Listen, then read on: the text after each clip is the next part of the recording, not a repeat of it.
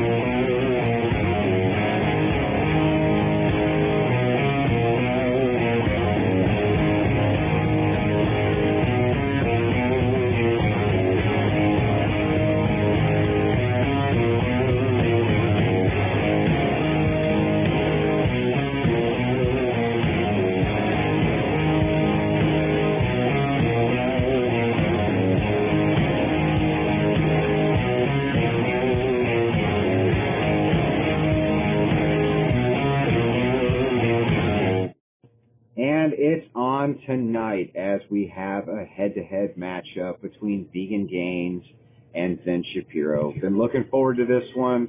Have a nice glass of Coca-Cola, which may or may not have alcohol in it, but I'm going to be enjoying it. Vegan Gains, take a second, shout your channel out to everybody where they can find you. Yeah, so you can find me on Vegan Gains on YouTube, and I do have an OnlyFans, so, Vegan Gains OnlyFans if you want to see me naked. Wait, really? Yeah. Oh, yeah. Like, that's not like a joke? No, I have an OnlyFans. Yeah, I do full nudes. Okay. Zen Shapiro, go ahead. What are you thinking at? Yeah, I disavow. I'm Zen Shapiro. I am now the co-host of The Crucible, formerly the in-house right-wing debater, promoted to co-host. I'm back from my paternity leave from the birth of my daughter. You can find me on Twitter and YouTube. I have my own channel that I don't post to very much. Just search up Zen Shapiro. Find me, but you'll mostly find me on The Crucible going forward. So happy to be here. So, co-host or not, there is no mercy on The Crucible. And if you suck, you just get your ass whipped. That's just the way that it operates. But anyhow, 7 minutes on the clock for both of you gentlemen for your opening statement. Jen, I'm going to set the clock right now. 1 second here. Go ahead when you're ready. Okay, so yeah, I am pro-life, anti-abortion. Essentially, the position is that is a human life, a human person in the womb. To kill that would be murder. So to justify, why that's a human, why that is a person, essentially it's that it meets all of the scientific criteria for what a life is, which is, being made of cells, DNA, having homeostasis, metabolic processes, growing, changing, reproducing, and reacting to stimuli. And what establishes it as a human person is that it possesses the DNA of a human being that is, distinguished from the mother and the father, and actually possesses the chromosomes of both the mother and the father. So that's what we're talking about when we say human being, from, my perspective. It's a living thing that is a human, that is genetically distinct, possesses chromosomes of both the mother and the father. And that occurs at the moment of conception. Sorry. That occurs at the moment of conception, and so from that, any point after that would be to kill a human being, which is to commit a murder. And some people I've seen, so that's essentially my argument, and I do want to kind of touch on what I'm interpreting Vegan Gains' argument to be. But some people I've seen have thought it's kind of like funny or ironic that it's like, well, he's a vegan, he values animal life, but then he's okay with killing unborn humans. And on the surface, that does sound like funny or like ironic, contradictory. I don't know. It does sound funny, but to be good faith and not just a hand wave, that it is actually consistent with the vegan worldview, where they claim to value sentient life. So what they're going to say is essentially that it's, they'll grant that it's a human life, but it's not sentient, so they don't place any moral consideration on it as a person per se. And if I'm getting it right, I'll let Vegan Gains clarify if it is wrong. But essentially they say, I value sentience and potential sentience for that which has already achieved sentience. So if a fetus has not yet achieved sentience, then there's nothing wrong with killing it. If it has already achieved the sentience, then it would be wrong to kill it or to end its sentient experience. And that's essentially their argument in a nutshell. My line of attack is going to there's going to be multiple angles, but first and foremost, what do you mean by sentience? What is sentience? How do you distinguish it from simple reactivity? What is the basis for invoking sentience, asserting sentience as some ontological state of being? Because as far as I know, there's not really any scientific consensus on it. You'll get a lot of different answers if you ask people what sentience is, what the conscious experience actually entails, and ultimately, again, how do you distinguish that from just a reactivity? Like, how do you distinguish a baby screaming from a plant giving off spores or whatever, or an ant running from sunlight under the magnifying glass? How are you going to say one is sentient and one is not? There's not really any basis for that other than, I guess, your preferences for what you interpret sentience to be. But it's going to be really hard to make an argument based on your preferences, because you're not going to have an ought for why I should agree with your preferences. Why ought we value your preference of sentience over the existence of a life, for example? So there, it's kind of the is to ought gap. Even if I do grant you what sentience is, why ought I even value it in the first place? So that's generally going to be the line of attack. And I think it's important to note that it is a philosophical debate, but we are, again, appealing to science to some degree or another. Both of us are. When I invoke life and human life at conception, I at the very least, have an overwhelming scientific consensus on my side. And I do have sources and studies to back it up, but essentially it's like 95% of biologists agree that it's a human life at conception, and there's no consensus whatsoever as to what sentience is or when it even begins. So there's not really any basis to make the argument that killing a sentient life is wrong, because what is sentience? So that's I think I'll wrap it up there. And I want to one other thing. When we get into these, like, why ought I value things, that's obviously going to be a meta-ethical discussion, which I'm happy to get into. But I do want to attempt to keep it on a normative level for as long as we can until we're forced to go to meta-ethics, which again is fine. But yeah, that's about it. All right, thank you for that opening. I'm going to reset the timer. Go ahead. Vegan Gains when ready. All right, so my position isn't necessarily either pro-life or pro-choice. Like you mentioned, I'm pro-sentience. I do believe life begins at conception, but I don't believe meaningful life begins at conception. For one thing, immediately after conception, the zygote that is created by the fusion of a male and female gamete does not contain a unique genetic code. There are two distinct nuclei that merely contain a separate genetic code from the mother and a separate genetic code from the father. It isn't until after a process called syngamy does the zygote then possess its own unique genome, where genetic information for both the mother and the father combine to create a distinctly unique organism with its own genetic code. Secondly, sentience certainly does not arise immediately after conception or even after syngamy. In all likelihood, sentience arises weeks after conception, perhaps the earliest time frame being around 8 weeks, gestation, or perhaps longer. If we only place value on a zygote or fetus having unique human genetic code and not on its sentience, I believe that position is in fact anti-pro-life, as this can lead to situations where we put mothers at unnecessary risk of disease or death, also that we can save a gross cancerous collection of cells which just so happens to contain living human tissue. And I have an example of a photo of a hydatidiform mole pregnancy, which I believe, unless he has changed his position substantially, Zen Shapiro would be in favor of trying to preserve this life. Can I share my screen? Okay, let me see if I can share screen. Yeah, just hit present at the bottom there. Yeah. Okay. All right. There's my screen. So this is a mole pregnancy. This is, in fact, living human tissue. So this is partly a human fetus that is alive, or at least was once living. So according to Zen Shapiro, if the only thing we value is, unique human genetic material that happens to be living, this is something that we have to save. And again, it's worth risking the life of a mother to save this for at least as long as we can. So I think any reasonable person would agree that's just insane.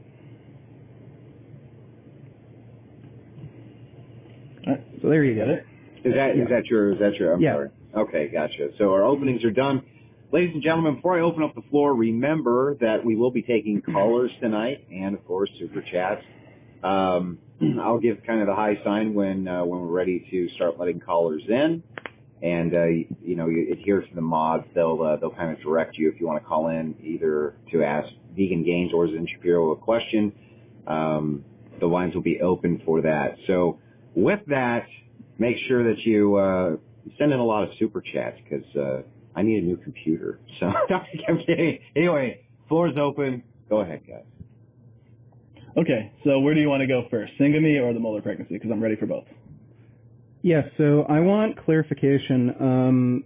Do you believe there are multiple criteria for a human life after conception to be valuable, which is, unique genetic code?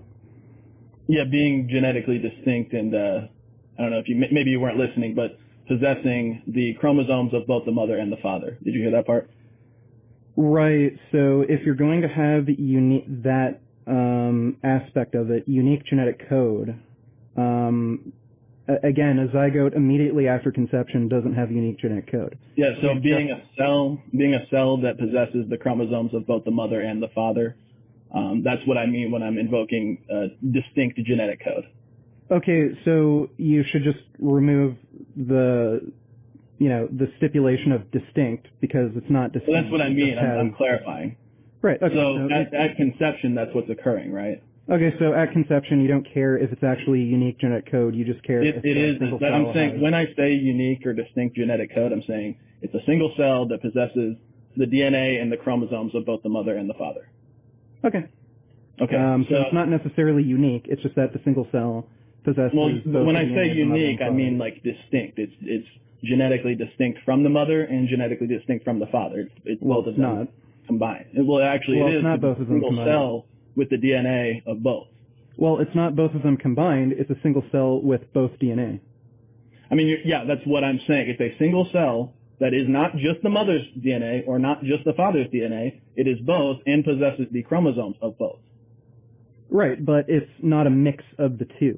It's not until okay. So when you have 23 chromosomes of the father and 23 chromosomes of the mother, and they come together in a single cell, they aren't coming together in a single cell until syngamy occurs. Okay, whether it's look, the syngamy thing, I mean, I can tell who you've been talking with, and I know your crew. Well, I didn't talk to him. I just saw your debate. Yeah, it's fine, but it's the steel man of the whole syngamy thing is, and anybody in the audience can look this up if you're interested.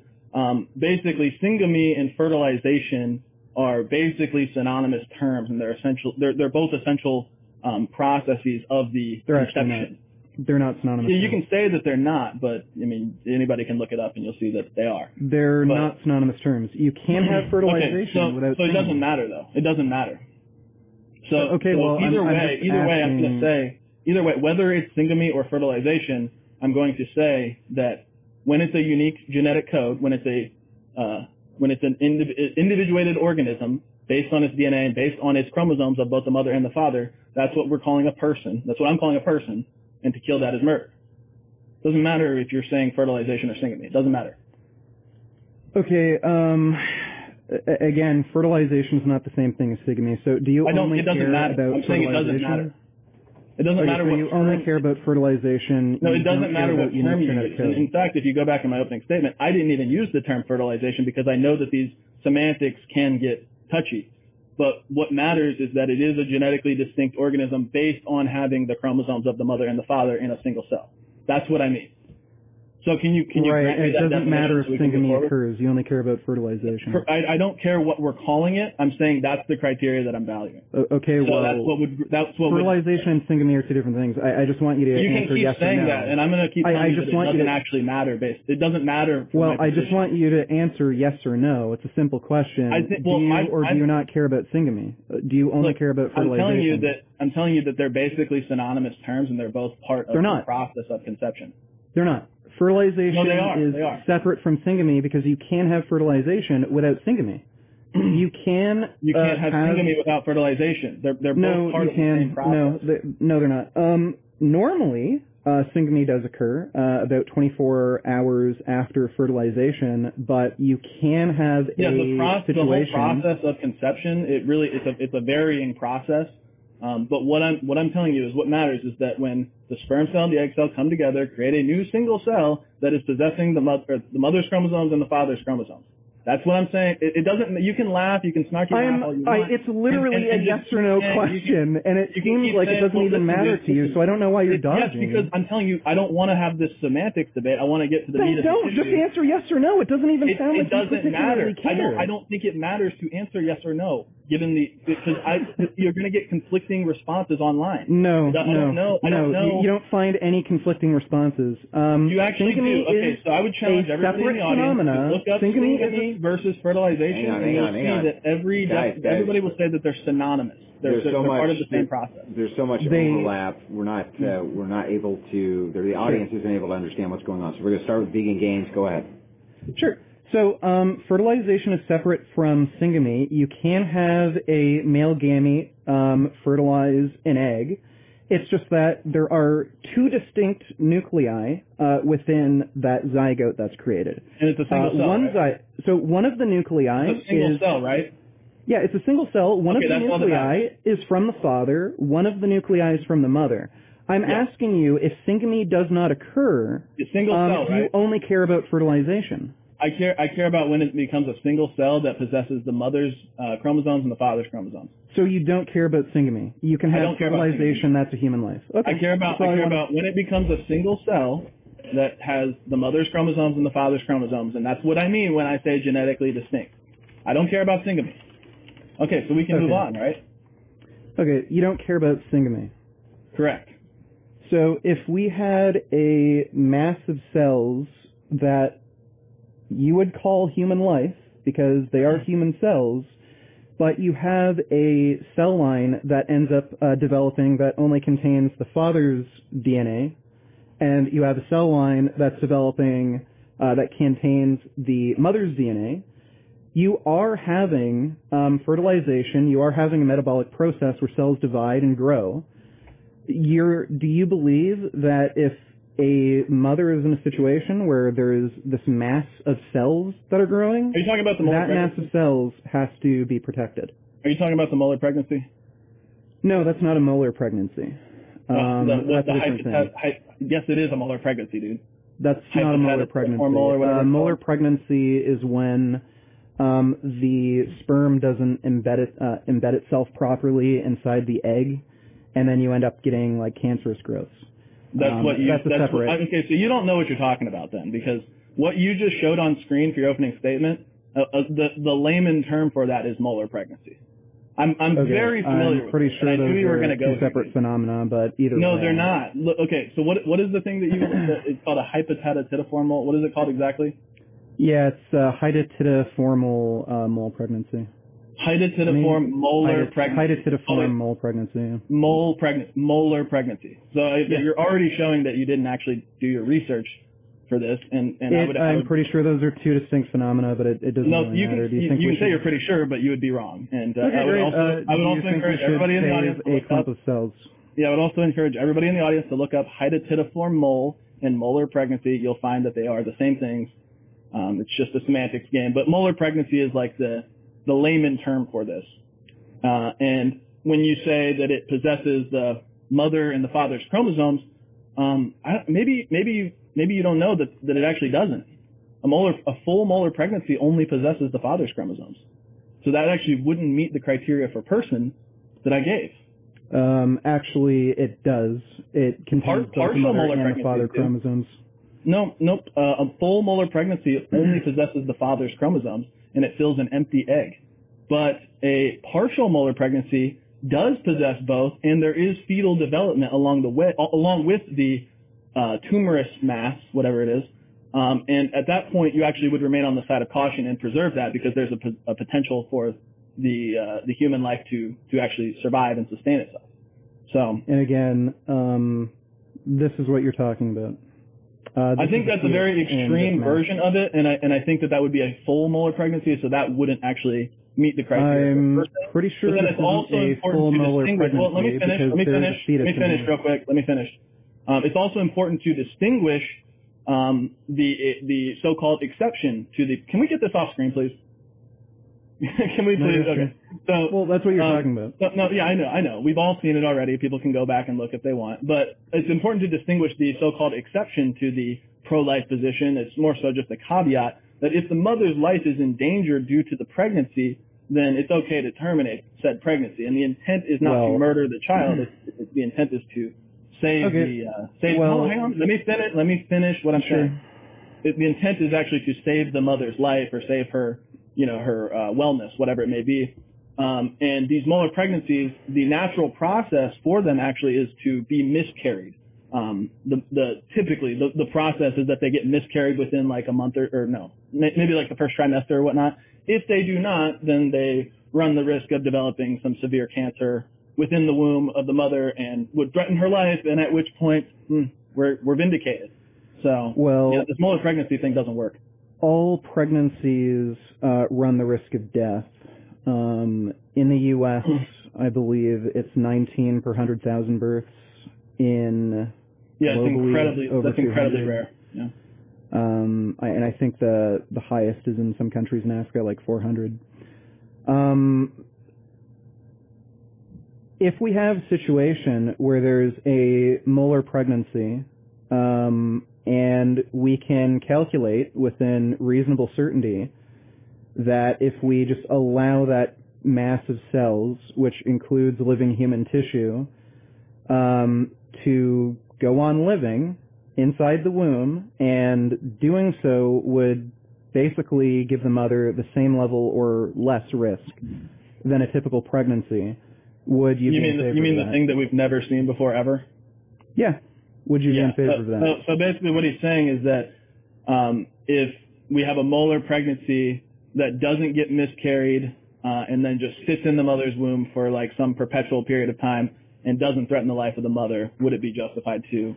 Well, I'm not saying it doesn't threaten the mother, but yeah, there are circumstances in the real world where the risk would be about the same as just having a normal birth, especially if you consider globally. Risk of birth. Wait, you're saying that if that a molar pregnancy that doesn't get miscarried, the risk of death is similar to a regular birth? That's just not the case, though. The molar pregnancies there certainly are cases. No, literally they're not. That's why they have to remove them after a certain period of time, because they become effective. Okay, sure. After a certain period of time, but you're in favor of again, trying to extend the life of that mass, correct? Well, it would depend if there is viable fetal tissue present that is still developing, or if What do it's you mean viable fetal tissue? Well, if it, again, viable meaning it's still sustaining itself and reproducing as a fetus normally does, and then developing a heartbeat, things like that. Those are just indicators. There's no one thing. But it's like we hang on. If we are looking at indicators that it is continuing to develop as a fetus does, and there's also this mass, then we're going to do what we can to preserve the fetus, and hopefully birth it as a normal child. But if it's a full molar pregnancy where there's no fetal tissue or no chromosomes of the mother, so it's just like fertilized an empty egg, then that would not meet the criteria for person that I invoked, and it would be permissible to remove that. Okay, so there's a few things going on. For one, you keep modifying the hypothetical that I propose and not answering the question. And two, you're adding like an additional stipulation to what human life is. I'm literally where the fetus has to develop properly, quote unquote. So if the fetus is developing improperly, quote unquote, you'd be in favor of abortion. If the fetal tissue is showing indicators of like continual development. Like, again, the first indicator would be like a heartbeat, brain development, organs, things like that. And then that would be an indicator that there's a viable life, a viable person still in the womb that we would want to preserve. But in which case we would err on the side of caution and try to preserve it. If it starts to threaten the mother, we got to do what we got to do. Is what it is, and it's sad. But again, that's not what we're talking about when we say abortion and murder. And then the full molar pregnancy, the only potential that has is to grow as not the criteria for a person that I invoked and only threaten the life of the mother. So we can actually just get rid of that as soon as we detect it. Okay, so again, you're just not answering my hypothetical. The hypothetical I gave you was assuming there's a partial molar pregnancy where if we let it gestate for a longer period of time to the point where again, birthing it would assume the same amount of risk as a typical pregnancy. Would you be in favor of preserving that partial molar pregnancy, assuming it has living human tissue? If the partial molar pregnancy is showing that there is a fetus continually developing and that can be preserved, then yes, we would want to preserve that. But if we're seeing that Dude, I literally just answered your hypothetical. You said if there is a partial molar pregnancy that is no greater risk than any other pregnancy, like those, 17 in 100,000 or whatever risk. You're modifying the hypothetical. Let me finish. I'm recreating your hypothetical as you stated it. You said if there is a partial molar pregnancy that is running the same risk as any other pregnancy, so no greater risk for death of the mother, would we want to preserve that? And the answer is yes, because there is a potentially viable fetus still growing in there. That's a human person that we would not want to kill. But if there is not a viable fetus growing in there, then that's not going to meet the criteria that I invoked. So it's fine. Again, in the hypothetical, it's assumed the fetus isn't going to obtain sentience. So let's say it's developing without a brain. Would you be in favor of, again, attempting to carry it to term, assuming? Well, that would be something that would indicate that it's not developing, that it's not progressing and is dying. No, you can have a fetus that develops without a brain. That's actually not terribly uncommon. And again, like I said, if there are anencephaly and hydrancephaly.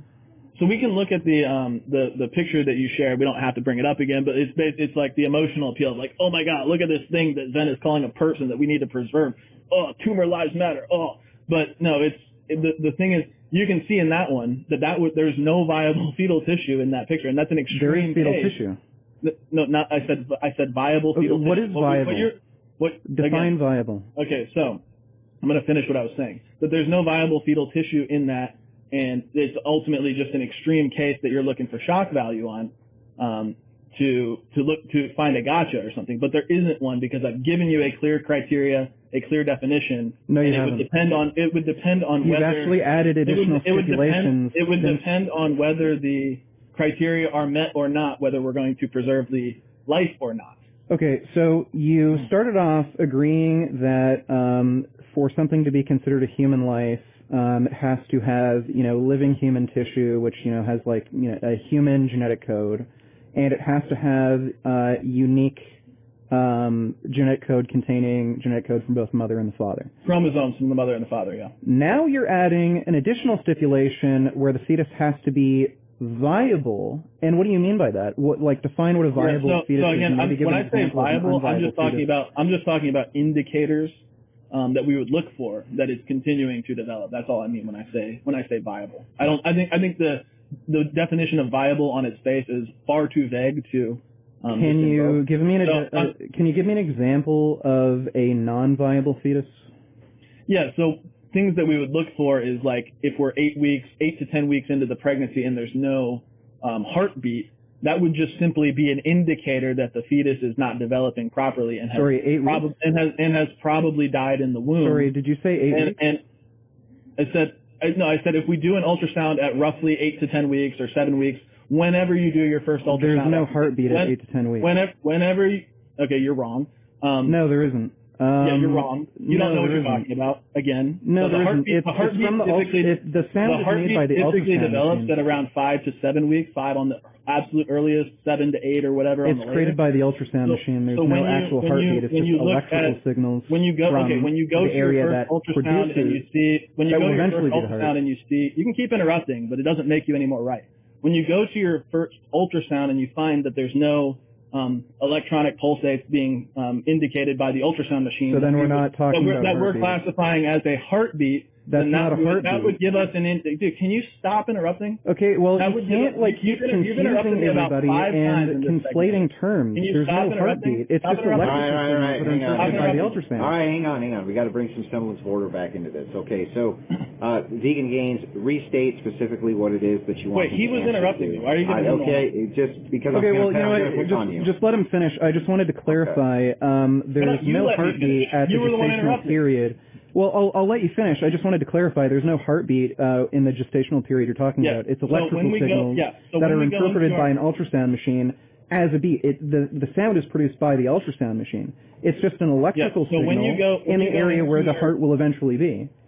Yeah. So when we go into your first ultrasound, because you asked me when you asked me what are some indicators that we're looking for, I said when you go into your first ultrasound appointment or whatever, and you do not see the pulsates from the ultrasound machine that would indicate a heartbeat or a developing heartbeat or whatever it is, that would show us that this fetus is not developing properly and has probably died, and at which point it would either miscarry or need to be removed surgically because it's not viable and it can only result in threat to the mother. And that's the same thing that would go on with the molar pregnancy. Okay, what if the fetus is developing without a brain? Well, I mean, I don't even know if we have the technology to necessarily detect that. Well, we do. But if it's maintaining a heartbeat and it's developing other organs and things like that, then these are continuing indicators that the fetus has the potential to remain viable, to remain alive, to remain living. So that would be still a living person. Remain living till when? A living person that we do not want to kill. Remain living till when? What do you mean living till when? How would I know? Well, you're trying to produce a definition of viable. Like, okay, a fetus without electrical signals, around their heart. Okay, well, it might still be alive. Again, there might still be living tissue that's replicating and shit. I don't know what you mean by you're giving a really vague definition of viable. I just like to know what you mean exactly. Yeah, again, I agree that the definition of viable itself is very vague and hard to go on. I'm using it as an indicator that the fetus is continuing to develop and continuing to sustain itself. When we look in an ultrasound and find that there is no heartbeat, that's usually a dead giveaway that the fetus it is no longer viable and is no longer sustaining itself. So that's what I'm saying. That's all I mean when I say viable. We don't need to, again, get caught up in these semantics that for some reason you love to play. I'm giving you a few more. I'll give you a few more minutes to have this line of questioning, but at some point I do need to explore your worldview. How long would you? Okay, so for you to be interested in preserving this fetal life, how long would the fetus have to be viable for? Yeah, as long as it continues to develop, as long as it continues to sustain itself. As long as it continues to sustain itself. Yeah, obviously with the help of the mother, but you know what I mean. Okay, so then you would be interested in keeping a partial molar pregnancy alive for as long as it can still grow. Yeah, assuming the fetal tissue is continuing to develop, then that's still a human person in the womb.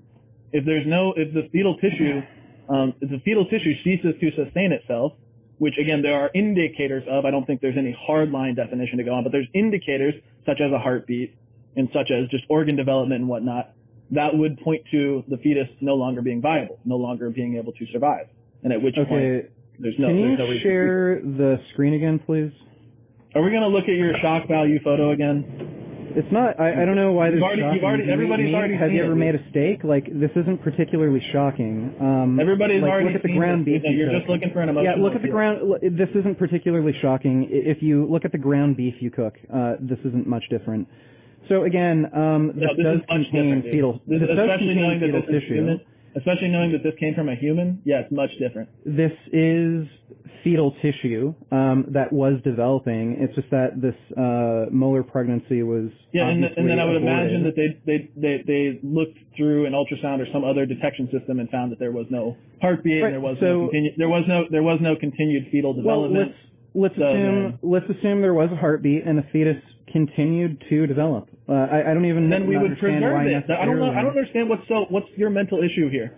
I don't even understand. If there is continued development and the heartbeat is remaining to pulsate, then we're preserving that because that's still a human being. That's still a human person. Is the heartbeat a necessary it's not, component? Because you could, in theory. Again, I don't know. Are your ears clogged or something? Well, I'm asking you, is the heartbeat a necessary component? There's no one thing that we are. It doesn't have to be one thing. I'm just asking you, does a heartbeat have to be a necessary component? Let me finish a sentence. Okay, so there's not one thing that we're pointing to determine that is a viable fetus, but I'm telling you, there are indicators that we look at, and the heartbeat is typically a dead giveaway. Once it has begun or has not begun after 7 or 8 weeks or whatever, those are indicators of whether it is a sustained and viable human life. If there's no heartbeat, then that's just an indicator, and then there's probably other indicators that I'm not aware of and that you're not aware of. I would imagine the best indicator would be an ultrasound showing growth of the fetal mass. Yeah, continued growth and continued development. So I'm asking if, like, a heartbeat is a necessary component to you considering a fetus viable, or is it part of... No, I'm saying that's an indicator that it's remaining viable. Okay, so the partial molar pregnancy photo that I showed you, that mass of cells, which includes fetal tissue, if that had no heart, but if you looked on an ultrasound that the fetal mass is still replicating and growing, like the cells are dividing, and it still has metabolic activity, you would be in favor of preserving that life as long as you can. Yeah, so if you look at it and there's no heartbeat, what I would probably say in that scenario is to give it some time and check again, like maybe in a few days or a week or whatnot. If there's still no heartbeat, then that the human person is not going to be able to survive, and it's likely already dead. Okay, so now it has to survive outside the womb. Again, that's just. Wait, this is totally different from what you're saying. So now a fetus has to survive outside the womb? You've got this major problem with interrupting. Okay, so this is just a typical indicator that we look for once the heartbeat has already developed or not developed at 7 weeks. Like if we see that there's no heartbeat at all, obviously it's a miscarriage or whatever, or a molar pregnancy. Prior to that, there are criteria for life that we actually can't even detect on ultrasounds. Like that's done in like test tubes and whatnot.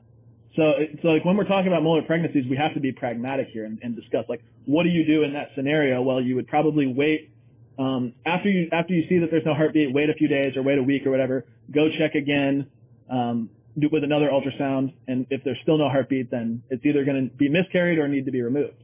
Because at that point, it only becomes a threat to the mother's life. Okay, you literally just add another stipulation saying that the fetus has to survive outside the womb. No, I didn't. You literally mentioned that the fetus. No, I said it's either going to have to be removed. No, you literally during your rant you said it has to be able to survive outside the womb. I never said that. It sounded like you did. Maybe you should lay off the soy. Well, Just making you hear things. I didn't say that. Yes, soy jokes. Haha. So, do you have any actual critiques, like internal critiques that are successful? I can just crush your head. I doubt soy, it. Really? Yeah. Yeah, soy. You and I doubt it. You want to set up a boxing match, dude? Yeah, let's do it. Okay, we'll cool. set it up another time. Okay, cool. But, you literally did just mention that one of the criteria that you would look for in considering a fetus viable is whether or not it would survive once born. No, I didn't say. I don't know where you heard me. You say mentioned that. It might have been a mistake, but you mentioned no, that. I didn't. Okay. So what I said was, if we can look and see that there's no sustained heartbeat, then that would be an indicator that the human person's life is not being sustained either, and at which point it would need to either be miscarried naturally or removed because it can only be a threat to the mother's life at that point. There's no potential for continued development of the fetus, the life, the person, whatever you want to call it at that point. So okay. So assuming, let's say, if this mass of cells from the molar pregnancy were to be able to just keep growing, if we put it in, like, I don't know, some type of vat or test tube, and like injected sugar and like minerals and nutrients into it, and it would keep growing, you would be in favor of forcing a mother to keep that mass of cells to term, assuming it had the same risk. No, you haven't. No, assuming it had the same risk as a normal pregnancy. No, I've already answered this. No, I don't know why you keep asking the same question. You haven't answered that. Yes, I have. So I told you that if we look and we see that there's no indications of the fetus continuing. Okay, there you go, changing the hypothetical again. You're just dodging. I literally gave you a hypothetical where the mass of cells keeps developing. Yeah, the mass of cells. Is it sustaining a heartbeat? Are the organs developing? Are there indications of it continuing to develop as what we know to be a person? Okay, totally different now. Totally different. Now it has to look like a person. Now it has to look like a person. I'm asking what's called a clarifying question. No, now this thing has to look like a person eventually for you to say that. You can't just give me. I never said that it has to look like a person. You literally just said that. Okay, then let me clarify what I said, since you won't clarify what you said. So when I said, are there indicators in this scenario that you're presenting? Are there indicators of continued development along the cycle or the sequence of fetal development in the womb? Are there indicators that it's continuing to develop like a normal pregnancy would, a non-molar pregnancy would, where the fetus is continuing to sustain itself? I would need to know that in order to answer your hypothetical fully. But if you're just going to say it's a molar pregnancy, I literally. If you're just going to say it's a partial molar pregnancy. Yeah, I literally explained that in the hypothetical. Yeah, so in this hypothetical, I can go through it again. Let me ask the clarifiers that we can go through. Is it maintaining a heartbeat? I don't see what that matters. You said as long as there's development. It matters to me in order to answer your question. Okay, let's say no. Well, then that's an indicator that it's not continuing to develop. Is it developing any other organs like brain, or liver, kidneys? Let's say it's not developing a brain, but it's developing liver, kidneys, other. I don't think that would actually occur where you could have no heartbeat but continue to develop. Okay, well, let's say the heart is literally I'll change responsible for delivering blood and oxygen to the other organs of the body. So if there's fine. I'll change the hypothetical so it sounds more realistic. Let's say this. I'll change the hypothetical so it sounds more realistic for you. Okay. Let's say this molar pregnancy, the fetus was developing a heart, its organ systems, but no brain. Well, then we're gonna try to preserve it and see that if a brain does develop and if it doesn't. So I don't believe that there would be a scenario where you develop a heart. Let me finish. There is. It's called hydranencephaly. Okay, how do you even know that there? How are you disagreeing with me when you don't let me finish? It's a condition called hydranencephaly. Babies can be born without a brain. So, if there is a condition where there's the heart organs, everything's developing, but the brain is either severely malformed or not even present at all, and it's still developing as a person, then that's fine to preserve, yeah. Okay, so you'd be in favor again. Assuming that's real. I haven't heard of this scenario. Well, Google it right now. You can look up hydrogen. Unlike you, I'm charitable. I'll take your word that it is a condition. If that does develop as and get birthed as a person, then that's fine. Like, why would we kill that? Yeah, there's no reason to. Right. So if there were a massive cells in a molar pregnancy, are you seriously going to keep doing this stupid hypothetical? That ended up developing a heart. All right. So we're now 15. I don't care. Organ systems, no brain. No brain. You would force the mother to have that child. Okay. So I've answered your hypothetical literally 5, 6, 7 Okay. times. Well, just say yes or no. It's very quick, and then we can move on. It's very quick, and then we can move on. No, it's not very quick because every time I answer it, you keep modifying. Well, that's the last time. If you answer honestly, yes or no, that's the last time I'll have to ask. No, dude, you've already asked the same hypothetical. Right. So if there was a molar pregnancy where the fetus developed all of its organ systems except a brain, you would be in favor of forcing the mother to take that pregnancy to term, assuming it had no greater risk. I wouldn't call it forcing, but assuming that there is potential for that child to actually continue developing and be sustained, then absolutely, yeah. Okay, so hydrancephaly is a different condition than what we're explaining. Well, I don't really care. So I want to. Okay, so listen, we're 15 minutes in. So listen. Well, just to clarify, you'd be in favor of risking the mother dying in a 19 out of 100,000 chance to give birth to a disgusting clump of cells that doesn't have a brain, but it has other organ systems. I don't think I said that, no. Because when you say okay, so you're invoking another condition on top of the molar pregnancy in order to modify cancer. It's a glob of cancerous cells mixed with human tissue. It just happens to also have a heart, other organ systems, and no brain. If the human tissue is continuing to sustain itself within the womb and develop, then we are preserving it, regardless of what condition it has. Okay, so no legs, no arms, no brain, just heart, kidneys, liver. Will you let me finish? And if there are indicators that it is continuing to sustain itself, such as organ development, heartbeat, things like growth of the fetal tissue itself, then that's how we know to sustain it. If those things cease, then there's no one indicator, but if those things cease to continue, then that's an indicator that the pregnancy is no longer viable, that the fetus is no longer viable, at which point we are justified in removing. So I've already answered all this. You're going to modify it again. I think I'm just going to reject that because we are 50 minutes into this debate. I haven't even gotten to explore your worldview at all because you just want to keep hitting me with these modified hypotheticals that aren't even actually grounded in reality. So I want to know this. What is sentience? Okay, two things first. What is sentience? Two things first. No, I don't care. Okay, you know what? I just want one clarifying question. No, I don't. No, I want you to tell me what sentience is. No, I want one clarifying question. So you would force a mother to carry a child to term and risk a 19 out of 100,000 chance of death. What is sentience? To give birth to a child that has no brain. What is sentience? Would you force a mother to give birth to a child and have a 19 out of 100,000 chance of dying to give birth to a child with no brain? What is sentience? Yes or no? Yes or no, and then I'll answer your question. I've already answered it. Yes or no, and then I'll answer your question. I've already answered it. What is sentience? Yes or no? You didn't. Yes or no, and then I'll answer your question. Yes or no, and then I'll answer your question. No, you didn't. It's yes or no.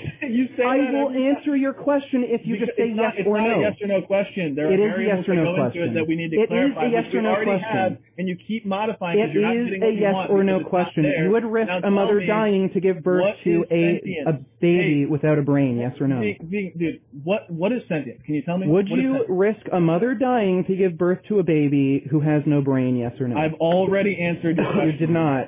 Would you risk a mother dying to give birth to a baby with no brain? Yes or no? We can't stay on this. Make him answer the question. Just yes or no, and then I'll answer whatever question he wants. And we'll go down the whole line of questioning. So from my perspective, if you're asking for a yes or no qualified question, a person doesn't have to answer it yes or no. It is a yes or no question. Maybe It's not, it's though. presented as a yes or no question, but I can't force a person to answer yes or no. They can answer the question how they see fit. What's the issue with answering yes or well, no? because there are clarifiers the baby that must be will made. There are let's say the clarifiers that baby must will be made. survive for a while after giving birth, but it has no brain. Would you force a mother to risk dying in the pregnancy to give birth to a baby with no brain? Like, I've already clarified this too. If the mother's life is in danger, no, well, every if you pregnancy let me finish carries risk. Every pregnancy carries risk. I literally stipulated this in the hypothetical, 19 out of 100,000 You can't chance. control yourself, dude. It's the I story. literally It's the story stipulated range. this in the hypothetical, Listen, 19 in 100,000 chance. If the mother's life is in danger, if it's legitimately Every pregnancy is danger. living is a threat to your life. Everything you do is a threat to your life. Obviously, there's going to be some 19 out of 100,000 chance. Would you take that chance for a mother to give birth to a baby? I've already answered this. If it's a sustainable, if the life is being sustained and continuing to develop, then there's no reason to kill it. Okay, so I've answered it. I've answered it. Now, okay, all right. So I just want it. Okay, I just want it to be known. He would force a woman to give birth to a baby without a brain and risk her dying to give birth to a baby with no brain. What is sentience? Okay, so sentience is the ability to have a subjective experience. Okay, and how do you identify that is occurring? How do I identify? Yeah. Well, the easiest way is to ask the organism whether or not it is capable of having a subjective experience. Obviously, you can do that with people who can speak. The way you do that with, say, animals or any other being, well, you'd look at structures that are similar in beings that we know have sentience, so like humans. If an animal has similar structures like a brain, nervous system, cerebrum, shit like that, chances are it's sentient. What's the actual indicator for sentience, though? Sorry? What's the actual indicator in terms of like the physical state? What is it that indicates sentience? Like the physical existence of like the brain or whatever. Like what is it? Like because certainly there's organisms that have brains that aren't sentient. Certainly. You'd have to give me an example of that. I don't know the sentience so the brain, I think the brain tissue begins to develop within 8 weeks of a pregnancy, but certainly that thing's not sentient. Like at 7 weeks or whatever. It could be. Yeah, it could be. Well, how would you know? Well, you don't. There are inferences you can make, and the greater amount of data you have, the greater amount of inferences you can make to deduce. But you don't actually know whether it's sentient or not, unless you can interact with it, which you can't. Well, look, we can interact with fetuses at that gestational age, and that's why we have. How do you do that? How do you interact with it? I mean, like talk to it, touch it, whatever. Like. Well, yeah. Again, you can use devices to actually directly interact with the fetus, like surgical devices. Yeah, but then what are you looking for that would indicate that it's sentient?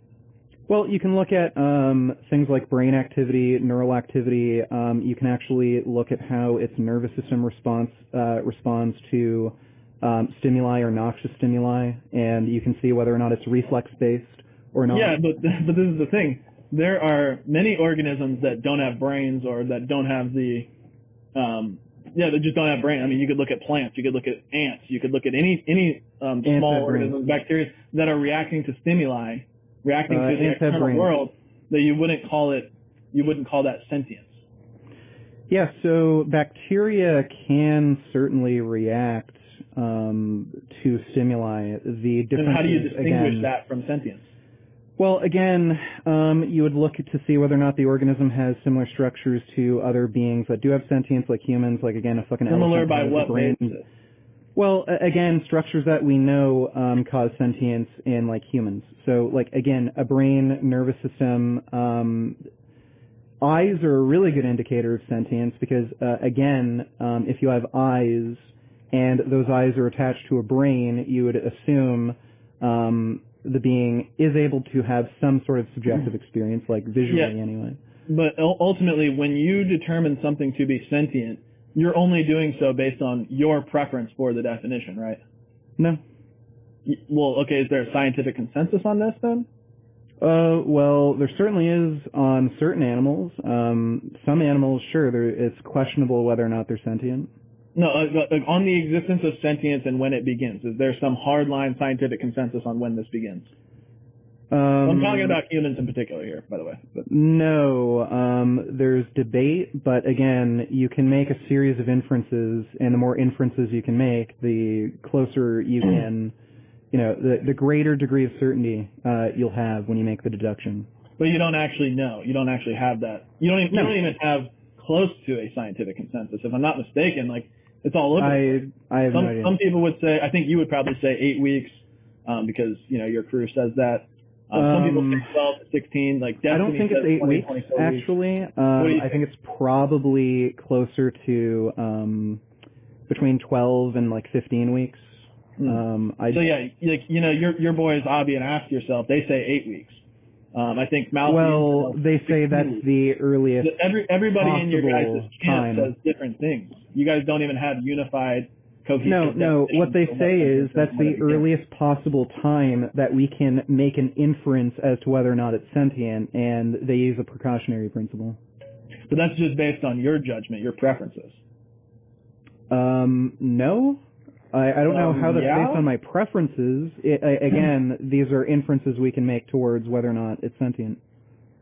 Yeah, you're just making an inference based on what you prefer to define something as sentient or not. Okay, well, let's establish this. Do you think a brain is required for sentience? I'm not sure. I don't know exactly. So if I cut your head off and removed your head, you think without a brain your body would be sentient? This is the thing. I don't think sentience. I don't know if there is any hardline indicator for sentience. I don't know what sentience actually means. Well, again, I think if you ask me, we can. Hold on. If you ask me, go ahead. If you ask me, sentience just means being or consciousness. I would consider them basically interchangeable. That it's just having or being awake, being aware of your surroundings. And I don't know if there is some hardline indicator of that. I mean, you probably need a brain, you probably need muscles, you probably need a heart, you probably need a lot of things. I don't know. I don't even know what the hell it means. Again, we can't know another mind, so again, we can make inferences towards whether or not something is sentient, and the greater amount of inferences you can make, the higher degree of certainty you have. Just like the example you gave about fetal viability. Again, you literally, it's the same kind of issue. The more inferences you can make, the greater certainty you can make a determination. Yeah, but in your worldview, okay, I don't necessarily want to go straight to the meta, but in your worldview, your epistemology is only granted in your preferences, and you don't actually believe in some standard for absolute truth or knowledge per se, justified absolutely true belief. You don't have a standard for that, do you? You're just agnostic on it? I don't know what you mean by that. Do you believe in an absolute standard of truth? Whether or not something can be true regardless of the presence of a mind? Yeah, and regardless of the presence of a human mind, objectively true. Yeah, objective means mind independent, so that would mean independent of any mind. Yeah, it's possible that something do you true know whether or not a mind exists. Yeah, do you believe that there are standards of absolute truth? That's what I'm asking. Do you believe that those exist? Well, again, I believe that something can be objectively true. We can go down a weird rabbit hole where all of our senses could be lying to us, and we have no capability of establishing an objective proof. Is that what you believe? We could be a brain in a vat. We could all be brains in a vat. Is that what you believe? Do you believe that? Well, I don't believe that. Well, it's possible that that's the case, but there's no reason for me to believe that would be the case. Right, but how could we identify something to be objectively true? Well, we have to make assumptions on a few fundamental things, like whether or not we can trust our senses. Yeah, that's what I'm asking. Given what you hold to in your worldview, do you believe that that's possible to identify something that's absolutely true, objectively true? It's possible, yes. And do you believe that there's a means to do that? I don't know. Maybe. So you're agnostic on it. But when you say we make inferences toward greater and greater certainty, you don't even know what the standard of certainty is. So you're actually just this is sophistry. You don't have a justification. You don't have a justification for certainty. Well, sure, we use the scientific method. Like, again, we have to make some assumptions. The scientific method like, presupposes a standard of certainty. Yeah, it does. Same as any kind of, same as this is the suppositionalist bullshit, right? You're assuming God exists. Everybody has presuppositions. You can't escape them. Yeah, exactly. So I'm just simply asking, do you have a standard that you presuppose to identify absolute objective truth?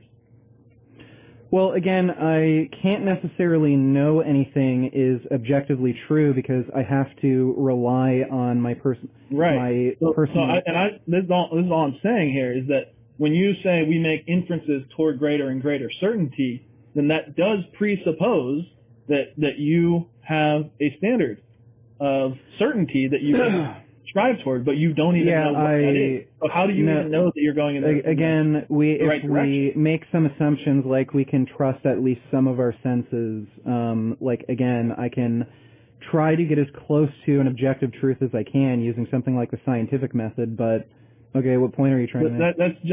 That's putting the cart before the horse. You need to have a standard of truth to be striving toward. What do you mean a standard of truth? Scientific method. A standard of truth that you're striving toward. Okay, to some extent, I can trust my senses. Like, what do you mean? Yeah, but you can say you can have some degree of confidence in your senses, but you don't know that there is an actual standard of certainty in your senses, do you? I don't know what you mean by that. Yeah, exactly. You don't know. So that's all I'm pointing at. So this is another thing that I want to get it back on track. We don't have to sit here and do that the whole time, though we can if you want. I don't know. When you say you value the sentient life, obviously you wouldn't be okay with killing somebody in a coma or somebody who's sleeping, right? Even though they're not currently sentient in that moment. Is that correct? Say that again. So you say you value sentient life, but obviously you would not be okay with killing somebody who's in a coma or somebody who's like asleep or something that's not really sentient in that moment, right? Well, people in comas are sentient. It's just that they're not conscious. I'm sure there's some type of brain injury you can have where you're no longer sentient in a coma, but like some of your functions are still working, like heartbeat. But no, typically people who are in comas, they are sentient. It's just that they're not awake, like consciously awake. Yeah, and that's where we're going to have a problem, because when I hear the word sentient, I almost just like it's the ability to, like, if you look at a dictionary definition, it's just like the ability to perceive things. But I don't know that a person who's in a coma is actually perceiving anything. I don't see that there's any way to identify. Well, there are at least some, and the only way to really know is to ask them if they wake up. Right, and if they can't wake up, if they're in a coma and they cannot wake up, obviously you would not be okay with killing them, even though they're not identifiably sentient in that moment, right? Depends. We put my grandfather to death after he had a heart attack and he was in a coma. Was that a murder? You could consider it a murder. I'm asking you. Well, I don't know. Like, from my perspective, I'd call that a mercy killing, not a murder. How do you actually distinguish that? If your hard line is valuing a sentient experience, my grandfather told us specifically and explicitly that if he ever wound up in a coma and if he were to wake up, he'd be like mentally retarded and brain damaged. Just kill him. Okay. And that's what we did. Let's just say somebody didn't give that indicator prior. Like they got in a car accident and were put in a coma and they didn't make and they're like, let's say my age or your age or something. They're in a coma. They're not able to, what's the word? Reciprocate communication. They're not able to tell you that they're awake or whatever. You clearly would not be okay with killing that person, right? Again, depends. Somebody doesn't necessarily need to explicitly state something like that to you. If you know somebody well enough, you can make a series of pretty accurate inferences to what. Yeah, but if they're in a coma and like maybe they have the potential to wake up or maybe not, would it be okay to kill them? Depends. Depends on what? I literally just told you whether or not you can make an accurate inference on what they would. But you don't. They're begging the question. You don't have a standard for accurate. What do you mean? You don't. We just went through this. I don't need to have an extremely accurate standard for when to mercy kill. You don't even have a standard at all. You don't know. You're agnostic on what accuracy is. You're agnostic on certainty, on truth. You can't use those words in a sentence and speak meaningfully. You're just, again, this is sophistry. Okay, great. What's your point?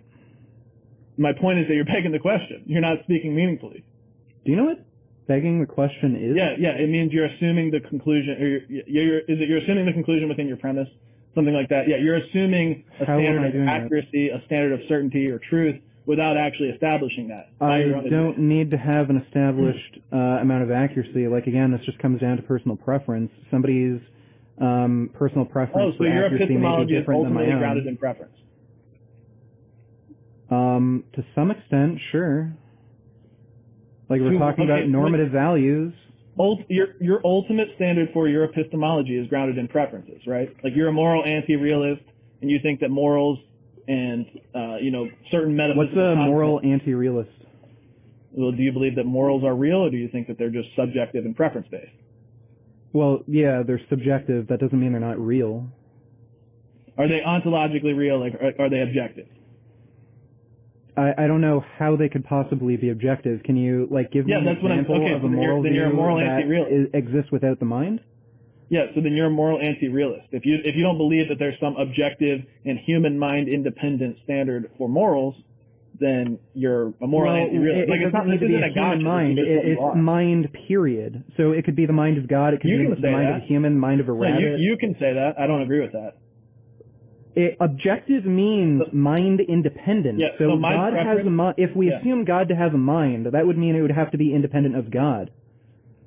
So if I just have a preference that the standard is actually being human-minded. Can you give me an example of a moral principle that exists without a mind? So if I just have a simple preference. Okay, you can't answer the question, can you? Well, no, because I believe that morals are objective, but they are grounded. Yeah, you can't answer the question. So give me an example of a moral principle that exists without a mind. If you would let me finish, I was answering.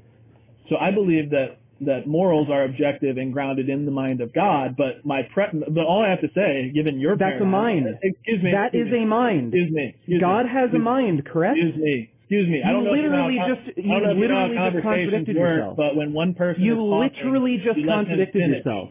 I don't know if you understand how moral or how conversations work, but you let the other person finish before you cut it. Well, I don't think you know how fucking sentences work since you constantly contradict yourself. If you would just let me finish what I'm saying, thank you.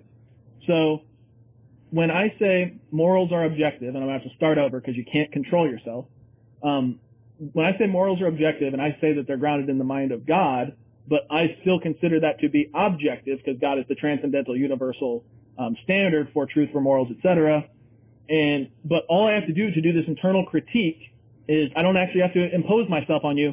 I have to say that all my preferences are that objective just means human mind independent, and that the mind of God would still mean something is objective, and that's my preference. And that's what my epistemology is grounded in, and so is yours, and you have no way to rebut that because it's all preference-based. You're not making an argument. Can you give me an example of a moral principle existing without any mind? Well, again, I think it has to be God. All I have to say is it has to be God. Yeah, so all I have to say is that it doesn't matter. You can define it any way you want. I'm not even. You can define it any way you want. I'm asking you to give an example of a moral principle that exists without any mind, including God's mind. Yeah. So my preference is that has nothing to do. That has nothing to do with what I just asked you. That literally has nothing to do with what I just asked you. You're just defining a word a different way. Hang on. We got to get some semblance here. Then we'll start with you this time. Finish what you're saying.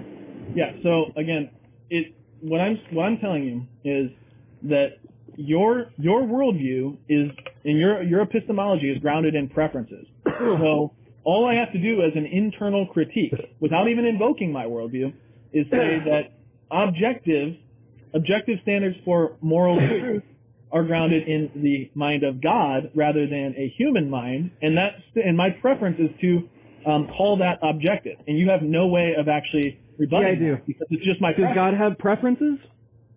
It doesn't matter. It's my preference.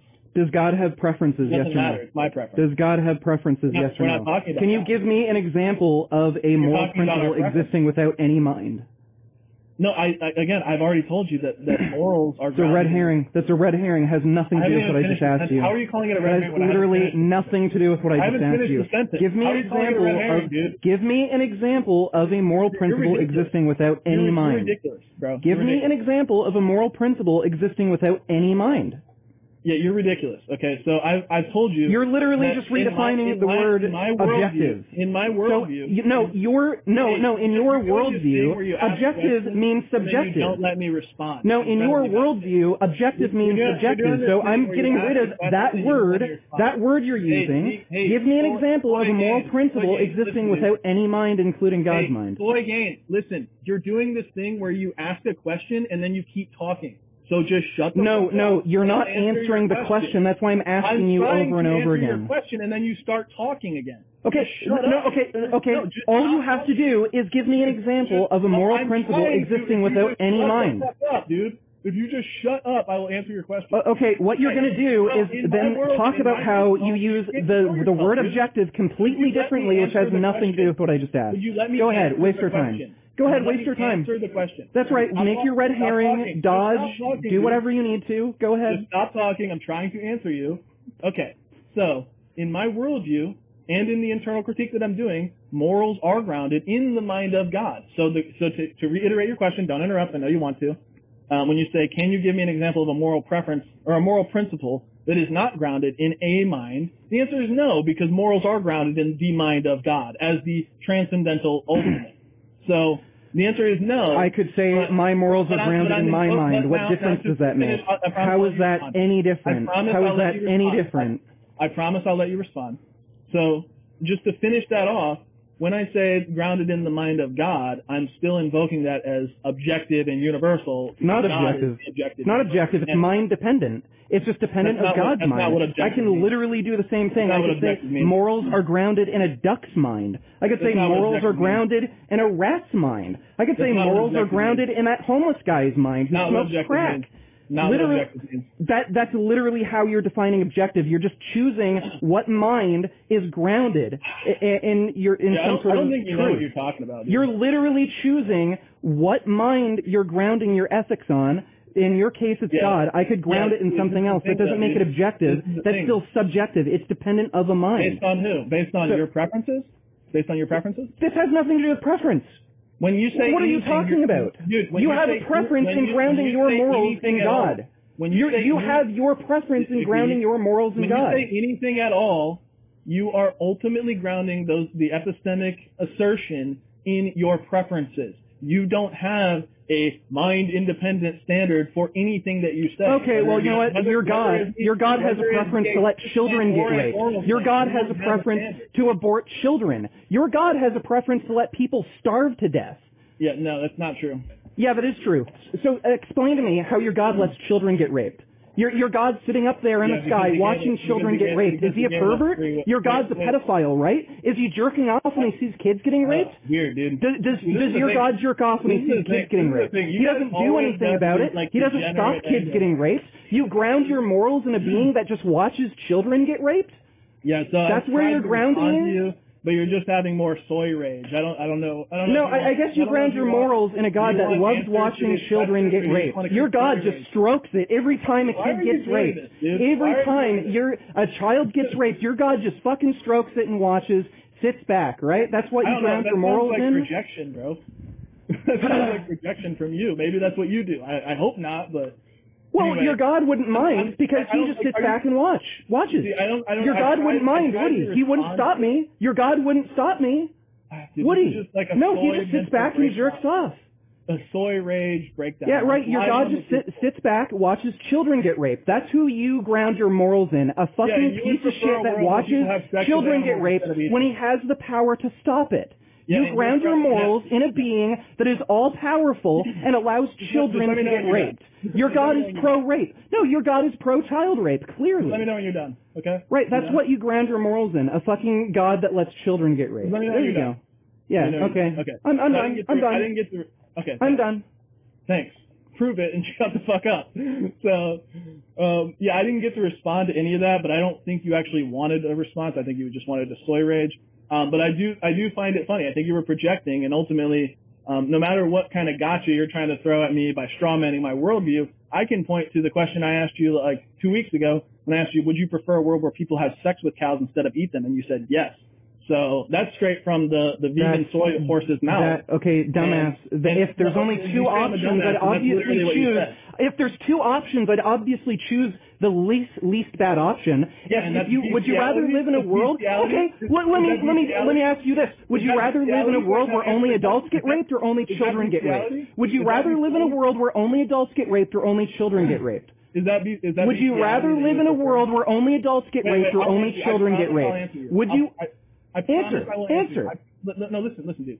Answer. No, no. The only thing that should go out of your mouth is one word: adult or child. Adult or child. No, you're just bullshitting right now. Would you rather live in a world where only adults get raped or only children get raped? If you just quickly answer one word answer: adult or child. That's all that should come out of your mouth. Yeah, I would prefer no rape. That would be great. No, that's not an option. You can either choose only adults get raped or only children get raped. Only adults get raped or only children get raped. Yeah, I mean, which world would you rather live in between those two choices? I don't know. They both sound so you don't know? So you're fine with either children or adults getting raped. You're agnostic. You're agnostic on whether or not it's okay to rape. See, what I can play those stupid fucking word games. They both sound horrible. I don't know. You're a fucking moron. Yeah, no shit. In a world where fucking cows get eaten and cows get raped, that's horrible too. You only gave me two fucking options, and you're playing these stupid fucking word games. You know what, dipshit? I just want to punch your fucking face in. Let's set up a boxing match because you're too stupid to fucking debate. I'm so sick of you. You're a fucking idiot. I'm going to scramble your fucking brains in so fucking hard, you're never going to be able to have a fucking debate in your life again. You're going to need to eat some meat first. No, I'm not. I'm not going to get a fucking strike. A boxing match. Legal boxing match. I'm not going to fucking come and find you and beat you up. Legal boxing match. I don't know. I think the soy is getting to your head a little bit. I do. But, that's where I get my fucking protein from, buddy. And guess what? I'm going to use that fucking to beat your head in. It's not good enough, bro. It's not. Seriously. We'll see how you do in a fucking boxing match, dipshit. Because we're winding it down. We are winding it down. I did want to get an answer. Like, I told you in good faith, I don't know what I would prefer, children or adults getting raped, because they both sound horrible. I don't know which one would be preferable, because like I said, they both just sound so awful. I can't even fathom it. But when you how about a world where God exists and lets children get raped, or a world where God doesn't exist? Whoa, relax. Let me. What world would you rather live in? A world where God lets children get raped, or a world where God stops children from getting raped? How about that? How about would you rather live in a world where God stops children from getting raped, or a world where God just lets children get raped? I would actually have to reject What's preferable? The premise because God gives us free will and He doesn't infringe upon. Oh yeah, right. You're all loving, all moral God lets children get raped. So that's an admission that your God's fine with child rape. Yeah, your God's fine with child rape. You just admit it, and that's what you ground your morals in. You ground your morals in a fucking being that lets children get raped. Hey, okay, listen, dude. When you said that there are more preferable worlds than the one that we have now, where people eat meat, you said that one where people don't eat meat but have sex with cows would be more preferable than this one, right? You did say that, right? Yeah, would a world where God stops children from getting raped, or a world where God sits back and lets children get raped? Which world would be preferable? What world would be preferable? What world would be preferable? What world would be preferable? Apparently, your God would prefer to live in a world where He lets children get raped. I've already answered this, dude. I told you. Your God has a preference to allow child rape. Admit it. Your God has a preference to allow child rape. He permits he permits children getting raped. Yes, we agree on that. He permits us to have free will. Yeah, He permits us to rape children. Well, no, he doesn't. Yeah, He permits us to. He doesn't stop. He doesn't stop us. Well, he doesn't stop us, does He? Because we act on our own free will, and He doesn't infringe upon. Yeah, right. And your God's acting on His free will to sit back and do nothing. Well, that's what. So He permits child rape. He's his own. Yeah, the all-loving, all-powerful being that you worship and stroke. And He creates us in His image, which entails that we have agency, and that we have free will to act as we choose, but there are still more. But your God doesn't act. But your God doesn't act in a way that would prevent child rape. Your God doesn't act in a way that would prevent child rape. Your God apparently has agency, which is why he gave us agency, but he doesn't use his agency to stop child rape. So your God is pro-child rape. No, your God is pro-child rape. Every time a child is about to get raped, God could intervene, but he doesn't. Police intervene, like law-abiding citizens who have moral values intervene, but your God doesn't intervene. Well, it's because he doesn't infringe upon our free will. I don't know if I okay, so we should just let children get raped? Should there not be a police force and just let children get raped? No, actually So no. apparently your God doesn't care about laws because he doesn't use his power to stop crime. Just let me answer you, dude.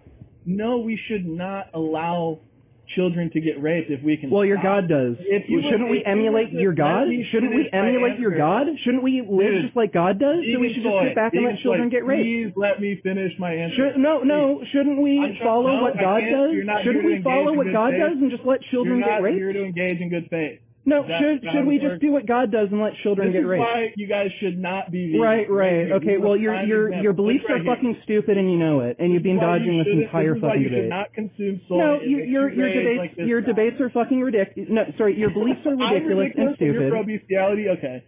Yeah. Oh, I'm pro-bestiality. Well, you're pro-child rape. No, I'm not. Yeah, you are. You're pro-child rape. No, I'm not. You worship a God that allows children to get raped, so you're pro-child rape. You worship a pro-child rape God. He just sits back and lets children get raped. I can play these stupid fucking word games just like you, dumbass. No, you're silly. You're a fucking idiot. Yeah. I think I've proven at this point that you're a fucking joke. You're a dishonest piece of trash. You're just a dishonest piece of trash. No. What do you mean? Listen, dude, I'm trying to engage you in good faith every time you talk and ask me questions. No, you're not. No, you're not. You accuse me of being pro-bestiality.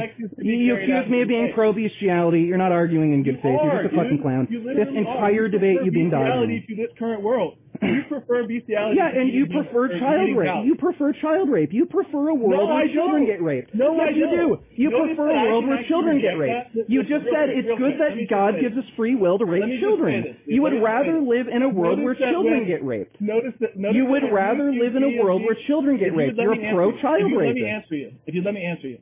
Notice that when you accuse me of being pro-child rape or whatnot, I immediately reject it because it's untrue. When I accuse you of you preferring bestiality to the current world, you sit there and dodge and deflect because you know it's true. You know that you prefer bestiality to eating cows. I would prefer the least bad option. Yeah, which is just bestiality. But you don't prefer the least bad option. Which is bestiality. You would rather live in a world that has child rape. You would rather live in a world that has child rape. I prefer the least bad option. All right. You would rather live in a world that has child rape. Guys, we've gone at it. We've got to wind down on the closing arguments. We've got a bunch of callers lined up. As Zen, you opened, I'm going to give you the last word on the close, and we'll let Vegan Gains go ahead and get this open first. Go ahead, BG. Yeah, so I think over the course of this debate, I've kind of proven that Zen doesn't actually care much about human life. He cares about sentient human life. Multiple times he slipped up and said, oh, if a fetus is viable, if it's going to live outside the womb, if it's going to develop with a brain and other organ systems that he considers valuable. So anybody who only cares merely about human cells developing in any sort of way, whether it's just skin cells that keep multiplying or like a heart muscle developing, it's absolutely ridiculous. This leads to a reductio where he's fine with forcing women giving birth to what are essentially cancerous tumors that just have some human tissue that's still growing. And again, throughout this entire discussion, he ended up slipping up and adding additional stipulations that suggest he cares primarily about sentience, not necessarily just human life, period. Appreciate that closing. Go ahead, Zen, whenever you're ready. Okay, so try to do a quick recap, and I'll try to be as charitable as I can, but I can't guarantee it. I really can't guarantee it.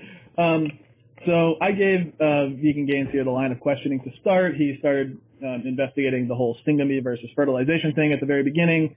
I think I gave fair refutations to that to establish what I mean when I say genetically distinct and why that is at conception or fertilization, and that it really doesn't matter what semantic term you want to use there to describe that. So that was rebutted properly. Then we got into the whole molar pregnancy argument, and he continued to modify hypotheticals after hypotheticals after hypotheticals to get what he wanted, but ultimately he couldn't because there isn't actually a contradiction there or any severe bullets that I have to bite. I'm saying that it's a human person. If there is, an indicator that it's continuing to sustain itself, like the fetal tissue and whatnot, and that it can be birthed and sustained, at the time of delivery, then there's no reason to kill it. And if you did, then that would be murder. And ultimately, there's always exceptions for if the mother's life is in danger. So there was really nowhere for him to go on that when he was exploring my worldview. I think that was all covered. And then when we get into exploring his worldview, I ask him what is sentience.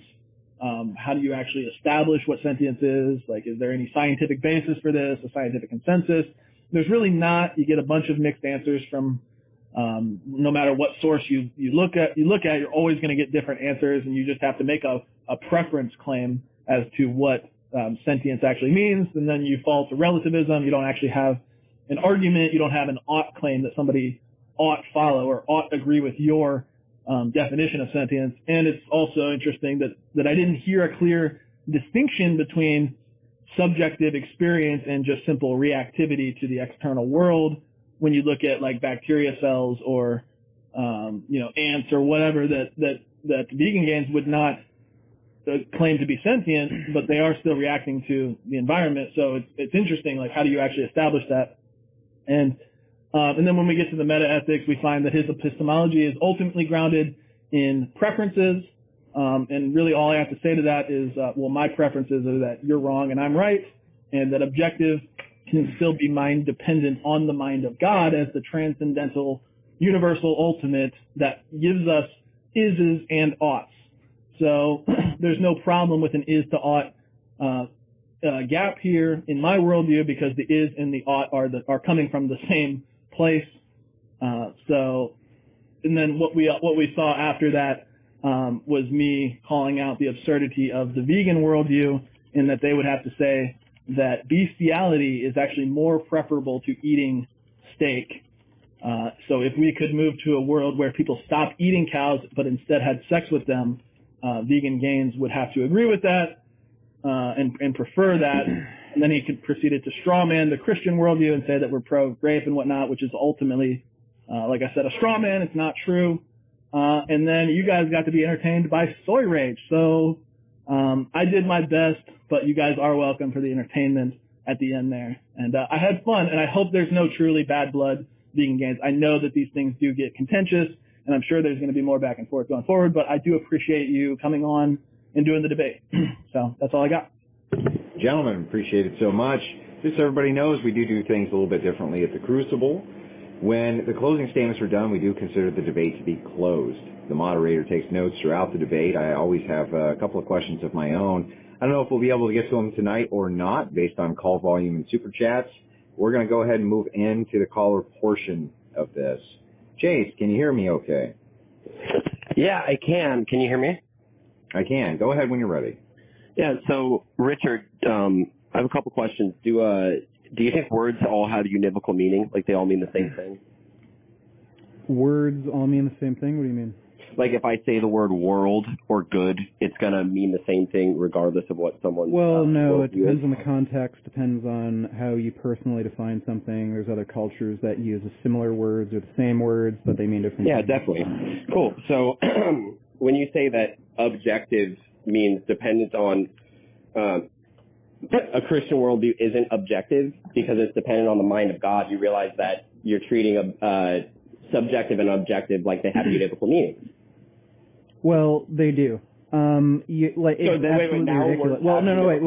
have univocal meanings now? You are completely, this is an equivocation. So you're claiming that just because words don't necessarily have a universal meaning, that means you can change the word objective to mean subjective, which is... That's not what it is. So, no, it's not. So, listen for a second. It's my time right now, Richard. He gave an example of morality that was dependent on a mind. That is subjective. It's my time.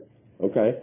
So, my question to you is, if I tell you, if you were trying to make me a vegan, if I tell you, yeah, subjective is going to be something that's human mind dependent, and objective is going to be something that comes from God. You're going to say that that's subjective? Yeah, it is. It's mind dependent. Okay, so that's, you don't know how to do an internal critique then, because an internal critique. Well, I did do an internal critique because I avoided even using either of those words, and I asked him to try to. No. I'm trying to help you. So listen. An internal critique. When you do an internal critique, you actually listen to what your opponent's definitions are, and then you critique them. Okay, the word duck means car. The word yellow means like sun. Like okay, well, you can be disingenuous. Mean any fucking different thing. I mean, if I was debating, it doesn't mean I can't do an internal critique just because I don't use those specific words. When you superimpose and you change, you superimpose your worldview onto another person's worldview, that's not an internal critique. Okay, so if I were to say murder is not killing somebody, and I don't know, saving a life means the same thing as murder, and I said, and I went and shot up a school, and I said, I murdered children, but in my worldview, it means I saved children. Does that mean, like, what's the internal critique there? I can't just completely and utterly change the definition of a word just to play this game. That's not what anyone did. That's not what anyone did. He did. So again, he completely changed the word objective to mean the opposite. No, you can look up the right definition, but all I have to say is that that's my preference. Like, what are you going to say if I just have a preference for a word meaning something that you prefer it doesn't mean? Then how do we resolve that? Well, that's great. I also sidestepped that whole issue, and I asked you whether to provide an example of moral values being dependent on any mind, and you couldn't. And you couldn't. And then when I asked you whether or not God has preferences, you kept dodging and you wouldn't answer the question. I never said I could. Okay, does God have preferences, yes or no? I wouldn't call them preferences, no. So God doesn't have preferences? So he has no preference whether or not children get raped? No, you don't understand our system. There you go. So, right. So God doesn't have preferences, so he has no preference on whether or not children get raped. It's okay. You've rambled and talked over people this whole debate. I'll get one more question before I have to leave. So, again, I'm not saying that you have to go and use all the same words when you're doing an internal critique, but you can't superimpose your definitions onto an internal critique. That doesn't work. That's not an internal critique. Yeah, yes, you did. No, I didn't. I sidestepped it. I even sidestepped the whole issue. I asked him whether. I'm sorry, Chase. I got a lot of callers that I got to get behind you. If you want to go ahead and respond to that, you can, VG, before I move on. Yeah, so I sidestepped the whole issue by not even using any of those words, and I asked him whether or not there are moral principles he can identify that are independent of any mind. He couldn't give me an example. Then when I asked him whether or not God has his own preferences, he just dodged that question completely until now, and then he said, oh, God doesn't have preferences. And then when I asked him, so he doesn't have a preference as to whether or not children get raped, again, couldn't answer, just dodged. Gotcha. I'm going to bring the next caller in. Why bad thing happen? Can you hear me okay? Yeah, can you hear me? Yeah, go ahead whenever you're ready. Albanian. Yeah, what's up, man? I just have one quick question. Let's say a homeless man gets hit by a car. Would it be okay for me to go and shoot him to put him out of his misery? Probably not. Why not? Well, again, because you don't know this person, you don't know whether or not he wants to be mercy killed. Yeah, but secondly, depending on the severity of the crash, he might be able to make a full recovery just fine. There's a bunch of factors where I'd say probably not. But let's say it's my subjective experience that he's suffering. Why shouldn't I kill him? Because I just have a set of preferences where I don't think that's moral. Okay, well, my set of preferences say it is. Okay, you know what? I believe in a God where I should shoot up schools. So why that thing happened. Seriously? Literally. I don't see how that stupid shit is any different than what you do. Oh, my beliefs come from God. My beliefs come from God. Okay, well, my beliefs come from God that I should shoot up schools. Oh, my belief comes from God where I should save homeless people. My belief comes from God that we should save homeless. You're literally just making shit up and adding God to it. You're literally just making. Okay, why? I just told you it's a set of of preferences. Your preferences are, you have your own set of preferences, and all you do is add God onto that, and you think that makes your preferences be more meaningful. So is Hitler just... Yeah, Sky Santa. Sky Santa makes your moral preferences meaningful. Okay. Okay.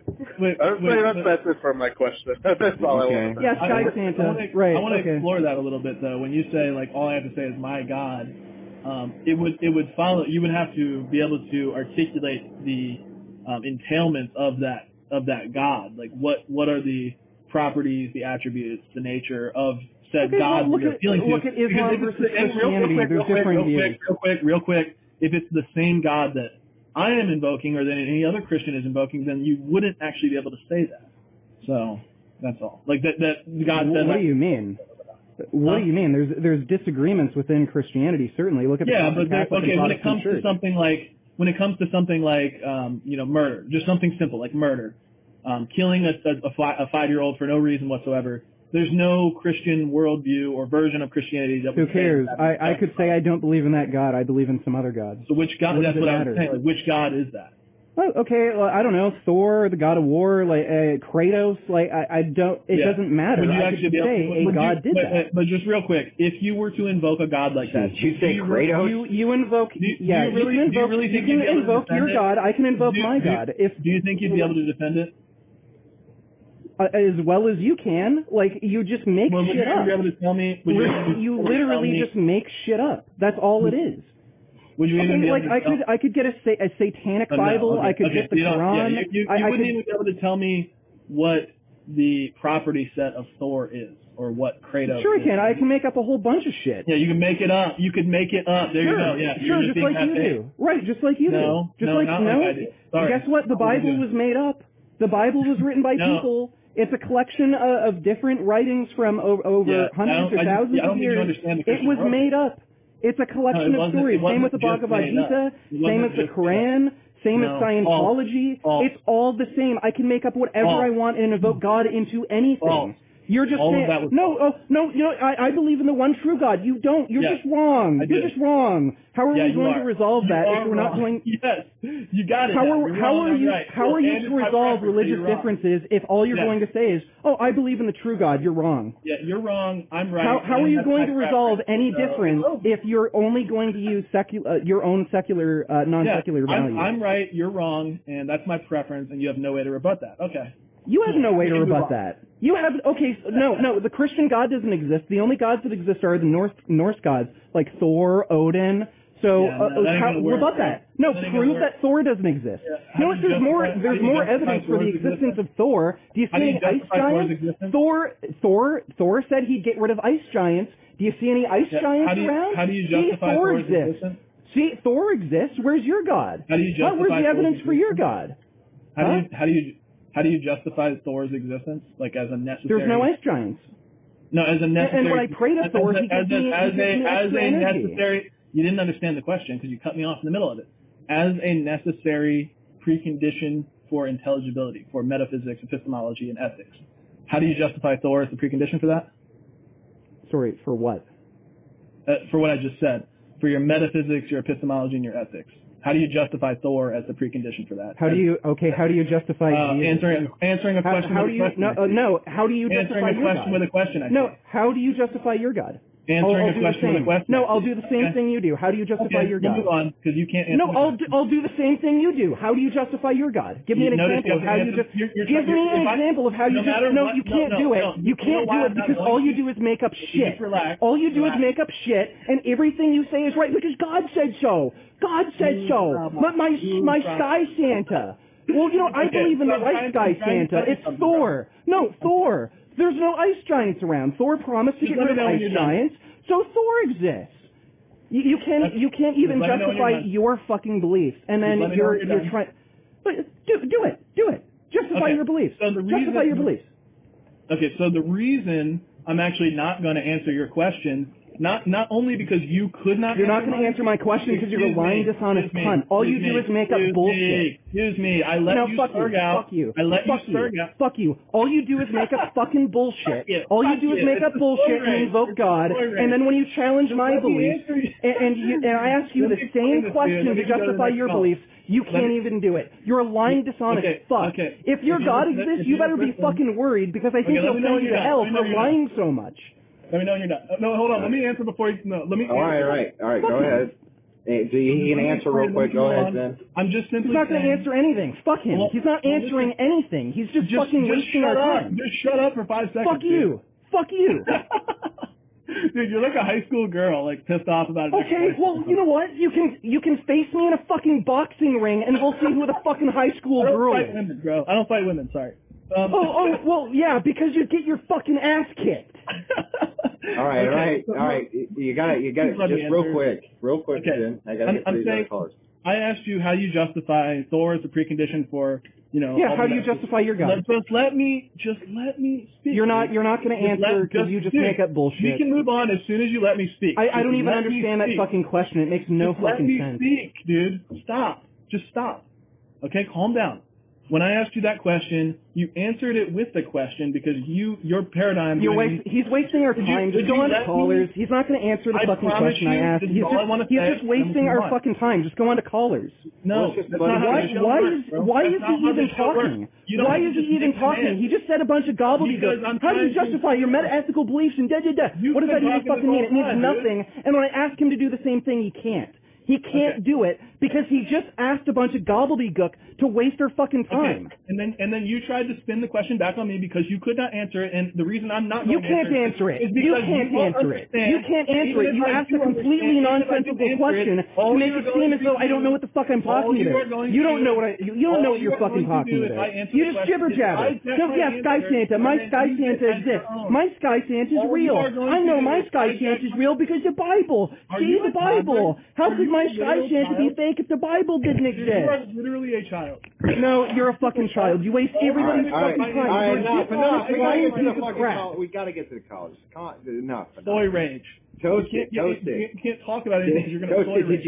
Did you have a question for one of the debaters? Yeah, first thing before I get to the serious one, Vegan Games, will you actually fight Zen Shapiro or chicken out like you did with Isaac Butterfield?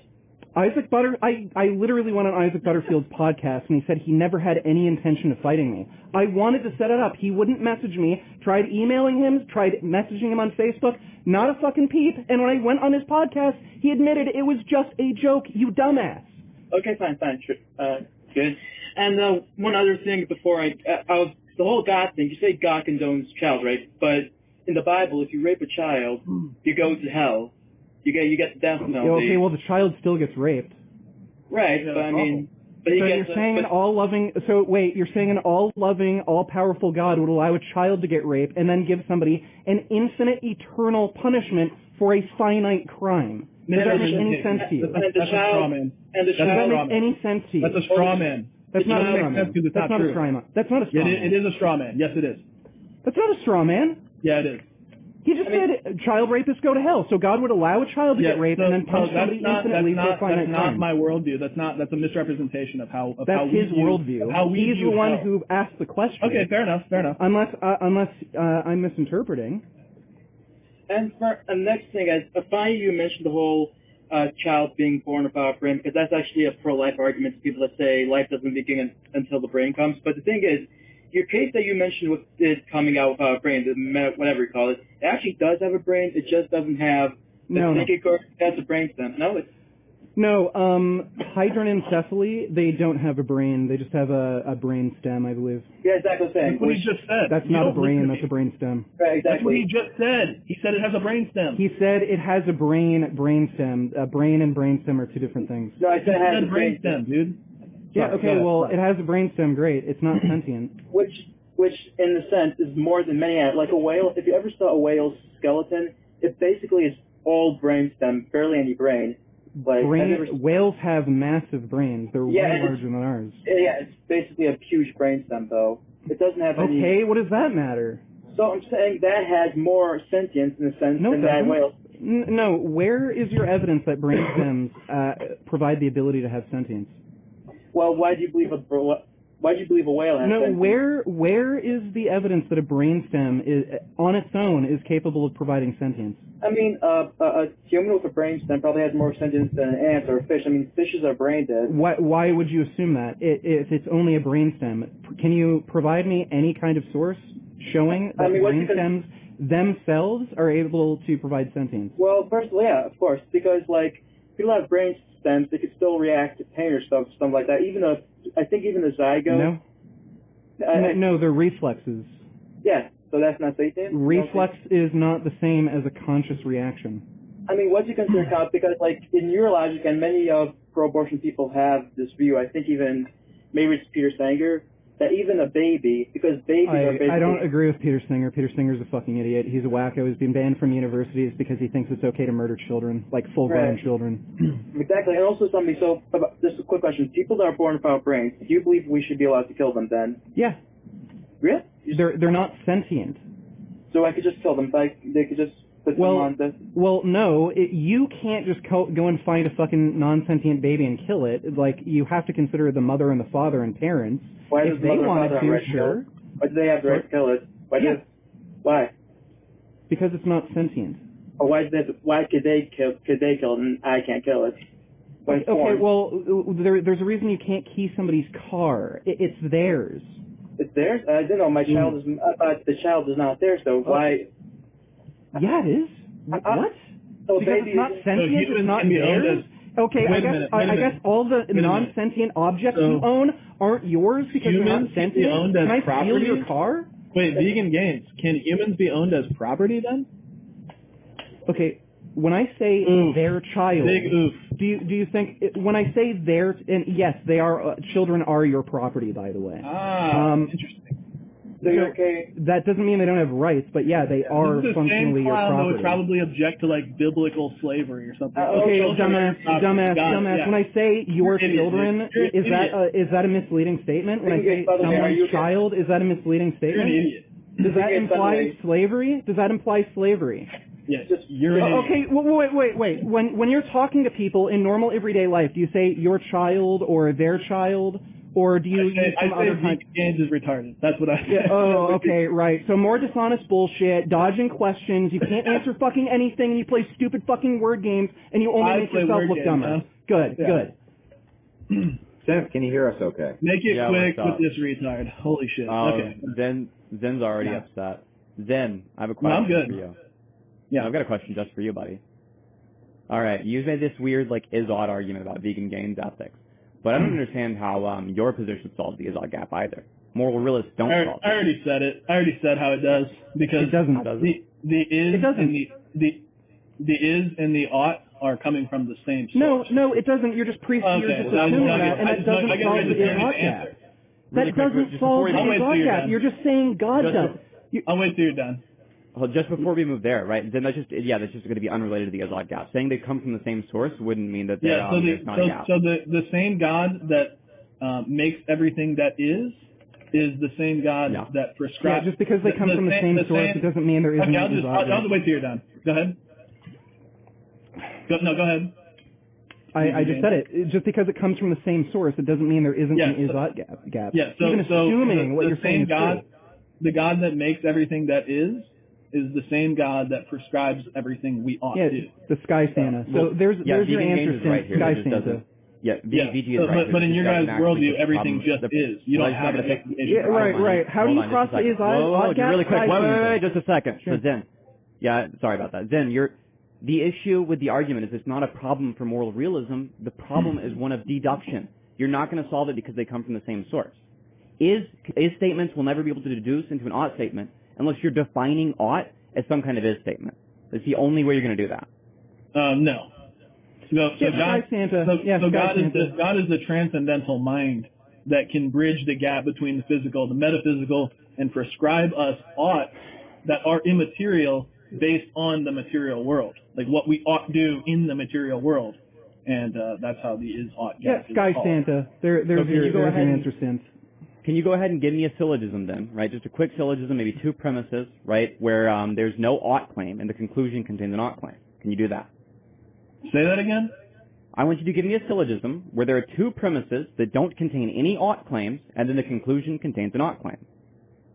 I'm not sure how you create a syllogism. I don't understand your question. That's what the is-ought gap is. Literally, that's what create a syllogism with two premises that have is statements and a conclusion that has an ought statement. I reject that as the criteria, dude. I'm just saying that God prescribes. He doesn't even know what he's saying. He's too stupid to understand any of this. He doesn't even know what the is-ought gap is, clearly. No, I do. In a materialist worldview that you guys both No, he doesn't. Like, we're literally asking you to provide a syllogism that crosses the is-ought gap, and you can't. And you can't, because you don't even know what it is. All right, dude. Do you want answers to the questions, or are you just going to keep... You're not giving answers. You're just saying stupid fucking shit. We're asking you to provide a syllogism that crosses the is-ought gap, and you can't even do that because you don't know what it is. I don't think you See how this guy wastes everybody's time? Nothing but stupid shit comes out of his mouth. He just doesn't know. I'm trying to answer the question. He doesn't know. You can't answer it. We're literally asking you a straightforward question to create a syllogism that crosses the is-ought gap, and you can't do it. All right, dude. Do you want? See, when he's in a corner, all he'll do is ramble. All he'll do is complain about you interrupting him, even though you're demanding him to answer the question, and then he'll just gallop around, try to distract from the actual conversation, make up stupid fucking excuses, or just completely deny, completely refuse to answer. Yeah, we're done. We've proven you're an idiot. You haven't proven anything because you haven't even let me respond to anything. You keep interrupting. We have, and you won't. Okay, so all I'm simply saying is that the transcendental mind of God that bridges the gap between the then create a syllogism that crosses the is-ought gap. Could you stop talking? Prove that you can cross the is-ought gap. Wait. Can you tell me why ought I create a syllogism for you? Because you want to prove that you can cross the is-ought gap because Sky Wizard, right? I don't care to prove it to you because you're just soy raising. There you go. Another stupid fucking excuse. No, it's not an excuse. There we go. Another stupid excuse because you've been proven to be an idiot. What if I just don't have a preference to give you a syllogism? There you go. Excuse. I don't know why you didn't do it. I don't know why you didn't dodge. Excuse, dodge. Waste everybody's time. Dodge. Waste everybody's time. Yeah, refuse to answer. Refuse to answer the question. Dodge.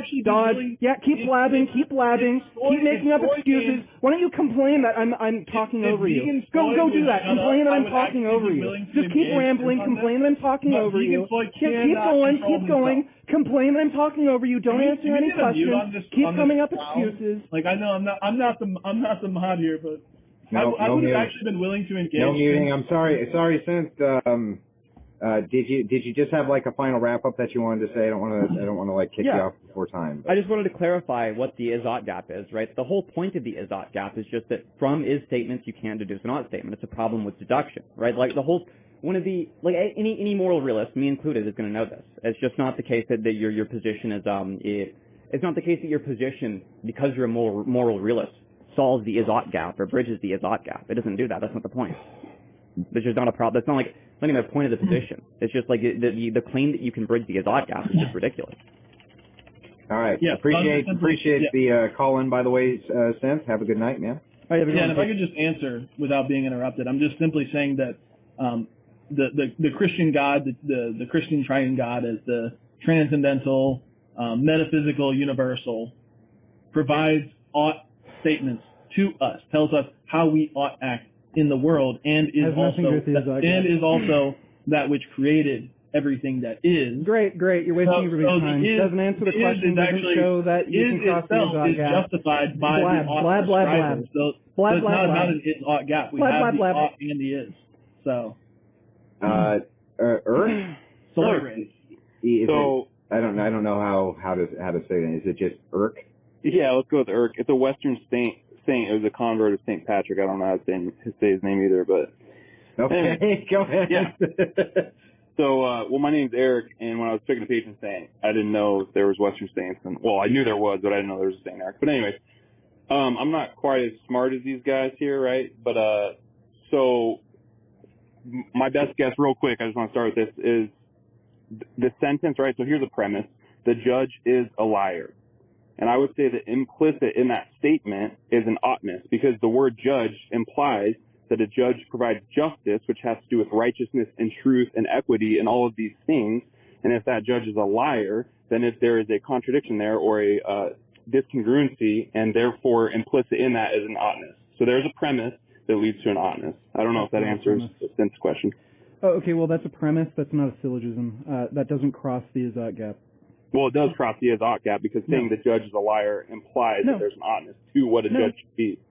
No, it doesn't. So a judge can be a liar?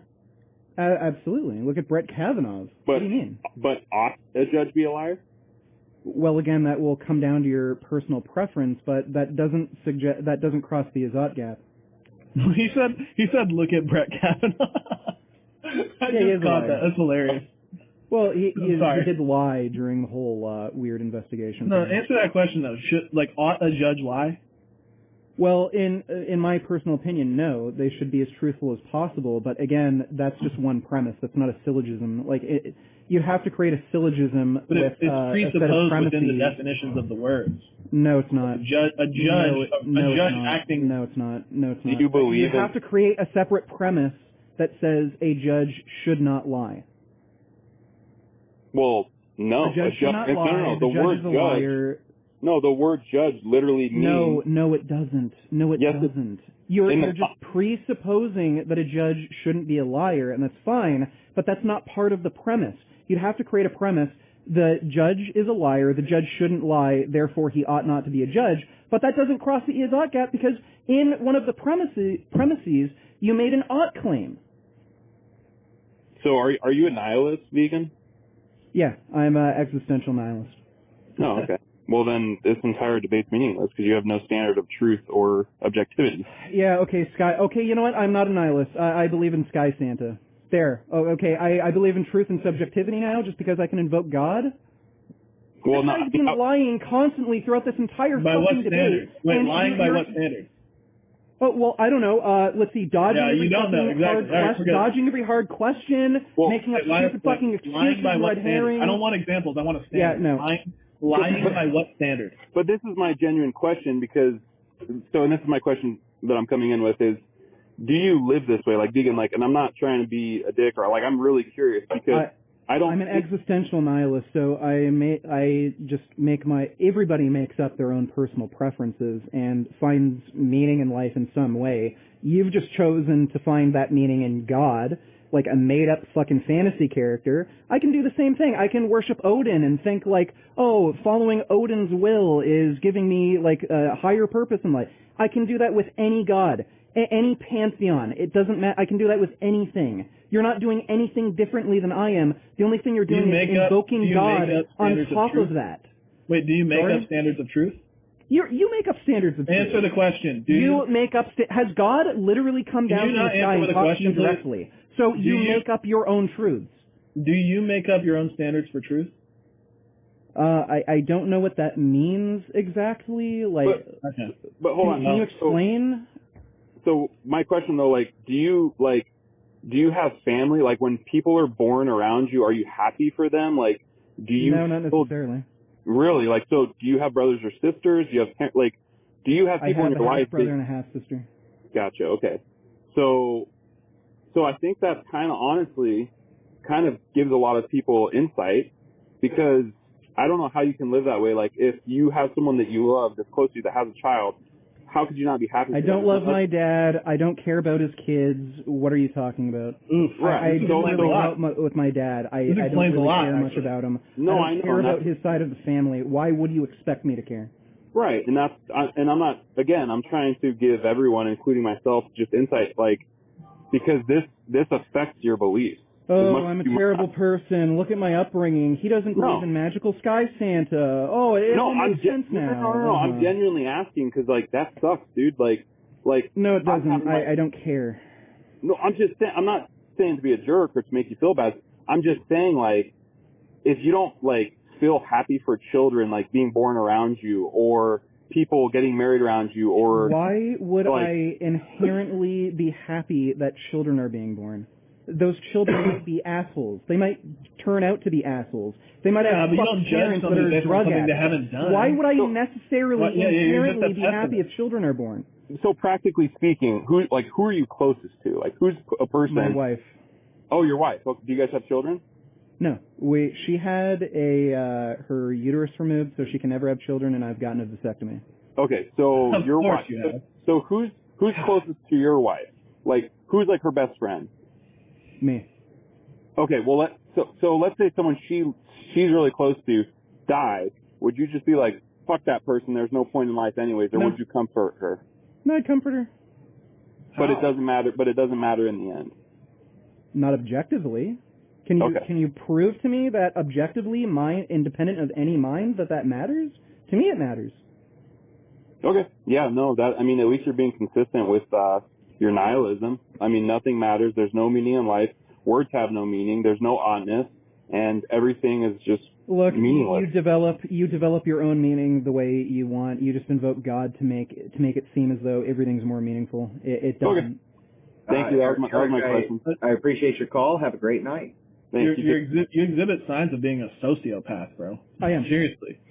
Or a psycho. I don't know. Did you say you're a sociopath? No, yeah. I at least have quite a few characteristics that would fall under the definition of antisocial personality disorder, particularly sociopathy.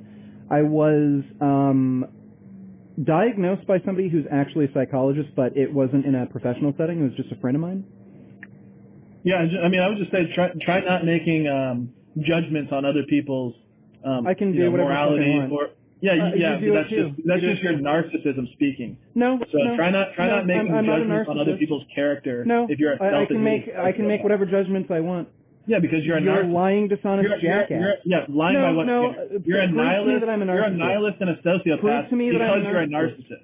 It's rooted in your own self. Prove to me that I'm a narcissist. What about me? By your own admission, all you care about is yourself, dude. All you care about is your own pleasure, your own happiness. I literally just said I care about my wife. How the fuck does that make any sense? How would you even? You're literally making shit up and lying. How would you comfort your wife? You literally make shit up and lie. I literally just told you I care about my wife, and then you say I only care about myself. You lied. This is getting very. Can I get an admission that you lied? I'll step back. Hang on. This is actually getting more personal than it should be getting. Yeah, I'm for a debate like this. Just so you guys know, that's outside the threshold of my comfort level. But I did, as you were saying that, there is one thing on antisocial behavior, vegan. Isn't narcissism a commonality with that?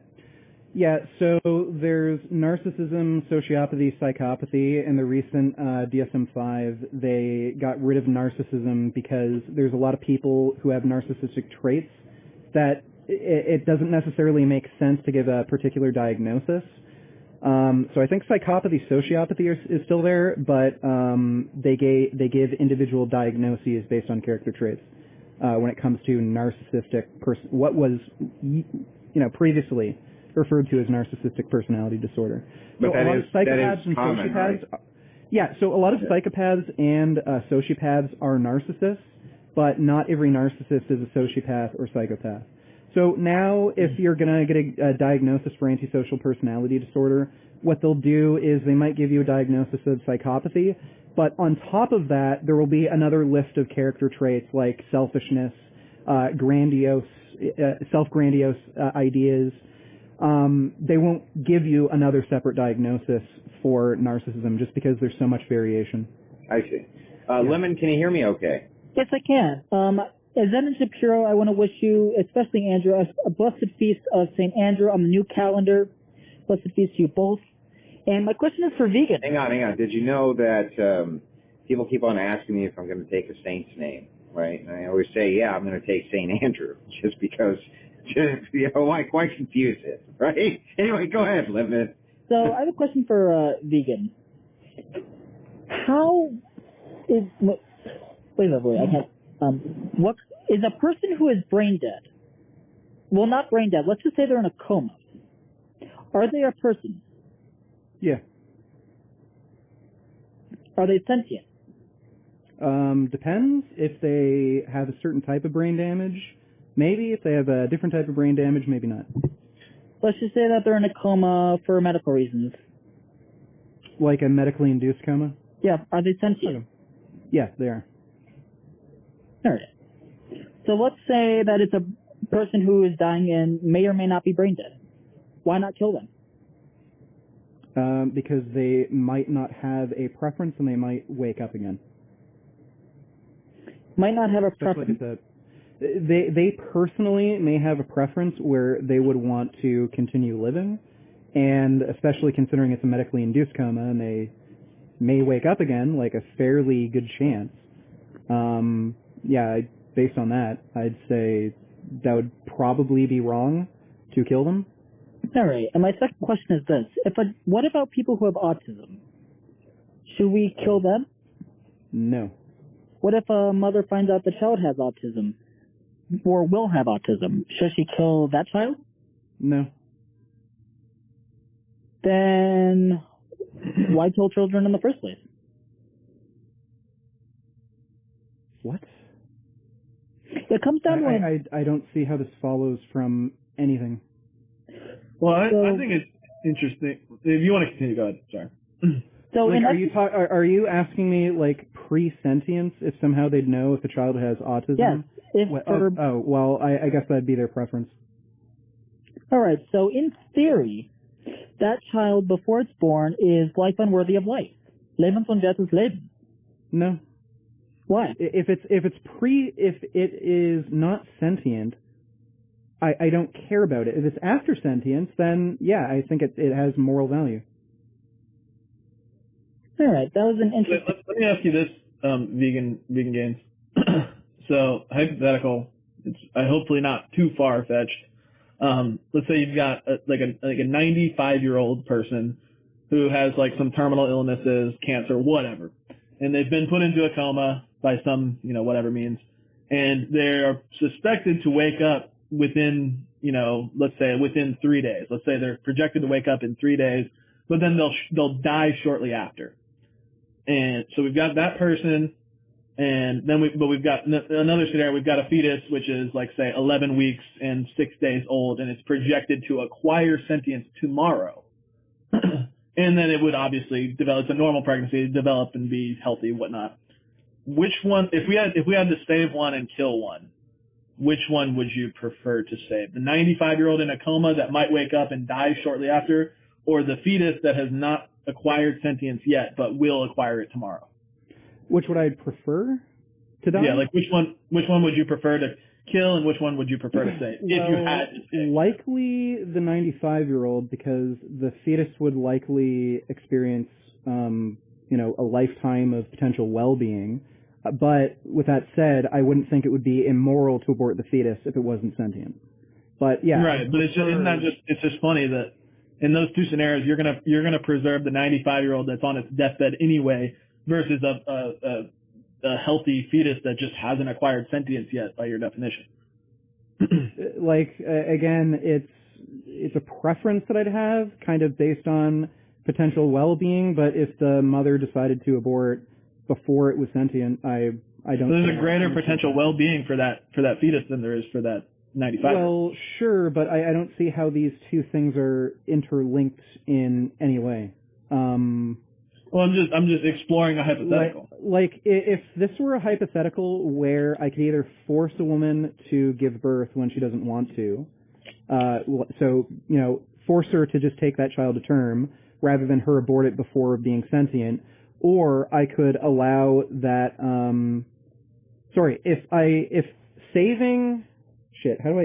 if these two things were linked where I could either save the child but force the woman to give birth, but I would end up killing the guy, or letting the guy live and then letting the woman, abort the fetus, I'd rather have the option where the mother has agency to choose. Yeah, I mean, I get it's just funny that in that hypothetical, but yeah. Okay, you got anything else there, Lemon? Sorry. Not that I know of. Thank you, everyone. It's been enlightening. Blessed peace to you all. Have a wonderful night. Thank you. Thank you so much for that call in. And then last call in for the night before we get to super chats. Tristan, go ahead. Hey guys, can you hear me? We can hear you. Go ahead. Awesome. Good to see you guys. So I've got a question for Vegan Games. You mentioned earlier, you used the term meaningful life when talking about sentience. Am I correct in asserting that? Yeah, I think I used that term, meaningful life. Okay. Later, just a few minutes ago, you said that life has no inherent meaning. So I'm trying to just get a gauge on what you mean. Objective meaning. Okay, so what is a meaningful life? What, based on my worldview? Oh, meaning is not objective? No. Okay, so sure. To you, what do you mean by meaningful life, and how do you determine that when determining whether it's okay to abort, to murder a baby? Sure. I think there's a degree where someone has a substantive degree of sentience. That could be human or animal. If somebody is not sentient at all, I don't think that's meaningful life where, you should protect it or give it rights or anything. So, like, say a plant. There is probably some sentient beings that only have, like, a capacity to, say, suffer. They can't experience any well-being. In that case, I don't think that's a meaningful existence, and I'd be fine with killing it. You'd probably be doing it a favor since it can only experience suffering and no well-being. But if you're talking about a, fetus that is sentient and can experience well-being, I would consider that a meaningful life.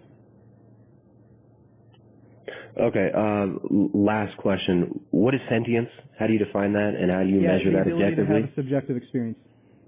Okay, how do you measure sentience objectively? Well, again, you can make inferences, and depending on how much information you have, you may be able to make more and more inferences that can come to a more accurate conclusion. Okay, so you can't measure. Can you measure it objectively? Well, you can measure. You can measure things that would suggest sentience objectively, like a neuron, say. I'm sure neurons exist without the presence of a mind. So if there's neurons in a being, that would maybe suggest capacity for sentience. It has a nervous system, a brain. Those things can exist without the presence of a mind. That would suggest sentience. So, again, it's a number of factors where you can make a more and more accurate inference. Okay, so the definition you gave of sentience, Vegan Games, the definition you gave of sentience was the ability to have a subjective experience, right? Yeah. What is a subjective experience? Do you understand that you can't infinitely reduce things? Like, what's a water bottle? No, I'm asking what is a subjective experience? I mean, you're arguing. It's an experience dependent on a mind. And you think minds don't objectively exist, right? Sorry. Do minds objectively exist? Sure. If there was a lack of any other minds, then a mind would exist. So now you believe in a mind, which remember when I called in on the last debate. Excuse me. Remember when I called in on the last debate? Remember when I called in? Hold on. Sorry, no. Remember when I called? I don't know if this is a mute button. I would like to finish. I don't believe. No, you may not. Excuse me. Vegan Game. Okay, go ahead. Just waste your time. Go ahead.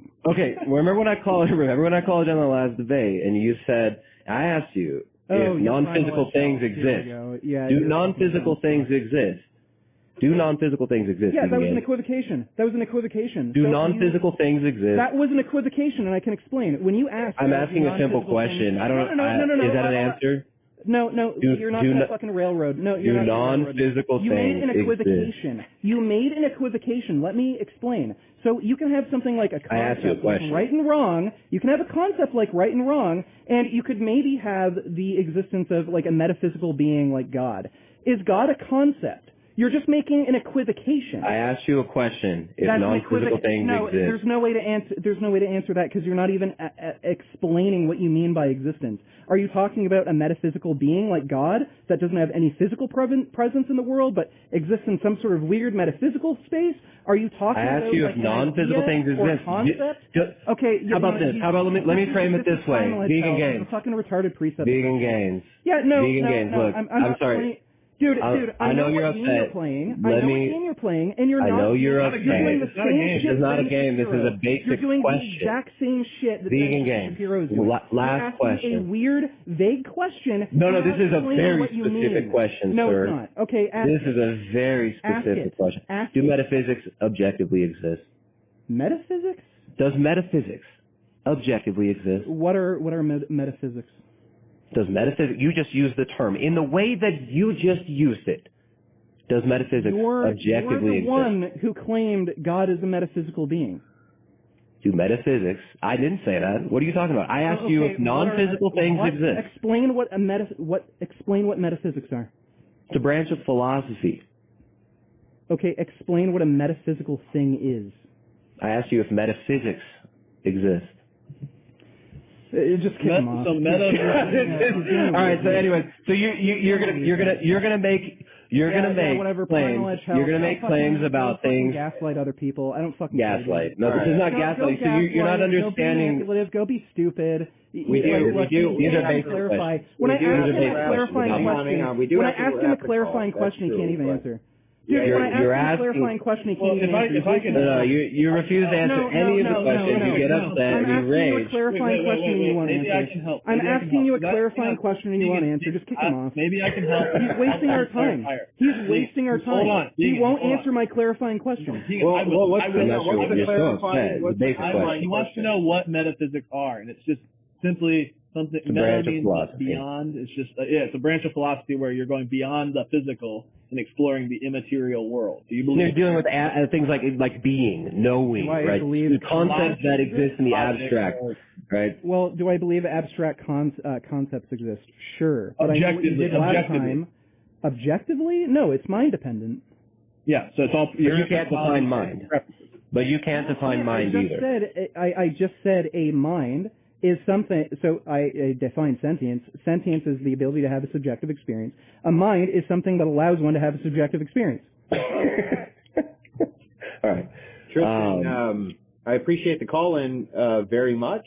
And where are you at? Are you still over on Primal Health?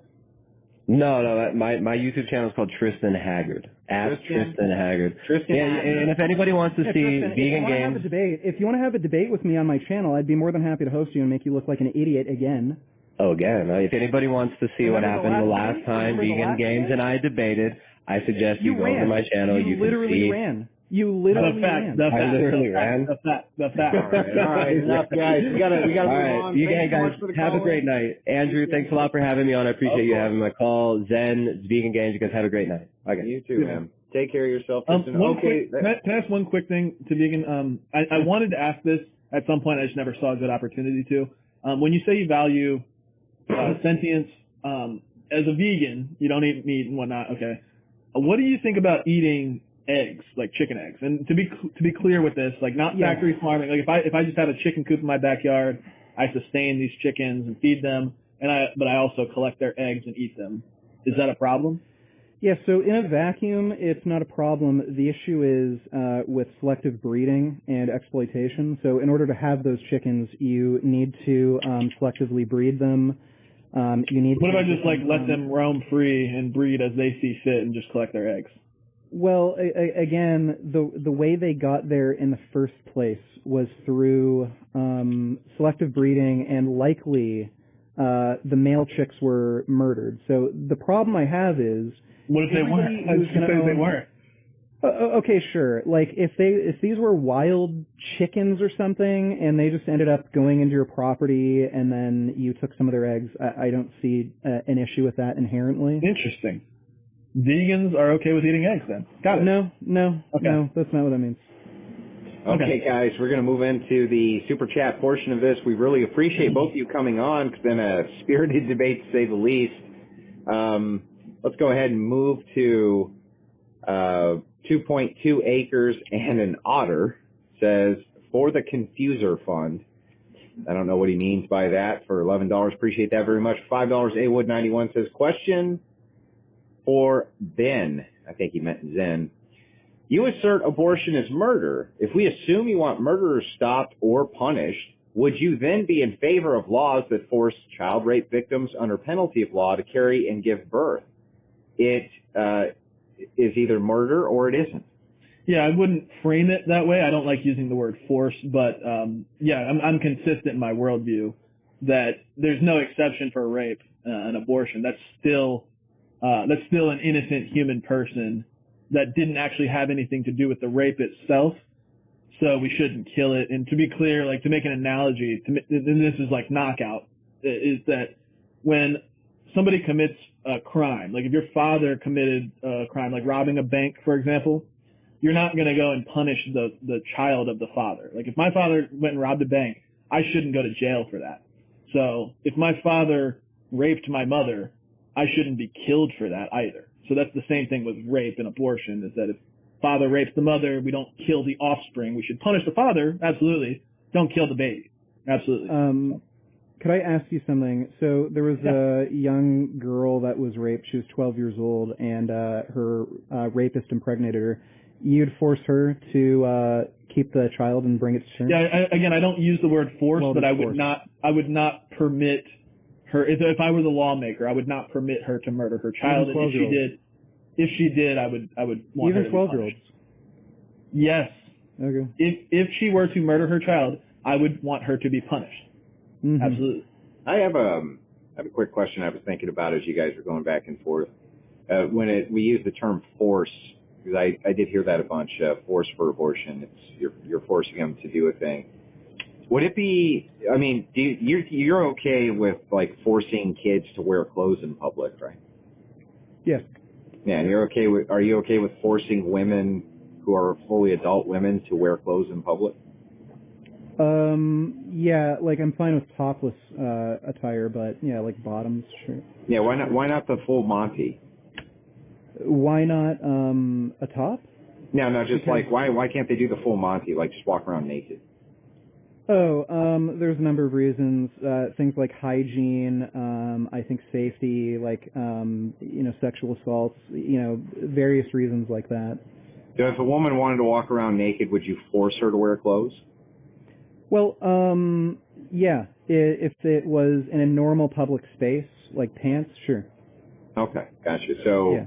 But not tops. Like men can walk around without a shirt. I think women should be able to. So, but in the commons, then it's not necessarily a bad thing that people get forced to do something that's against their will. Well, I think there's a big difference between forcing somebody to wear pants and forcing a 12-year-old rape victim to keep. I agree. There's a huge difference as far as that goes. I'm just talking specifically about force. It's fine to force people into doing certain things, but forcing a 12-year-old to keep a rape baby, that's. Yeah. What about forcing a child to be murdered because their father raped their mother? Yeah, that's fine. Yeah, bad. Okay, cool. Yeah, that's fine. Yeah. I think it's a greater. A child to be murdered because I think it's a greater rights violation to force a 12-year-old rape victim to. No, you don't. No, you don't. You actually don't think that because killing the child ends its experience and its potential for future experience. That's fine. Where the mother can at some point potentially and probably will. I mean, it's not going to be easy by any means, but probably will recover both. Physically and mentally, at least to the greatest extent that is allowable. Whereas there is no potential or possibility for recovery to being killed. So the murder of the child is objectively worse than the forcing of the mother to carry the baby. It's not objective. It's not objective. No, if you're going to use a word, if you're going to use a word like objective, prove with mind-dependent reasoning. No, prove with mind-dependent reasoning that it's worse. Yeah, I've already illustrated. Oh, next Sky Wizard. Yeah, right. Sky Santa.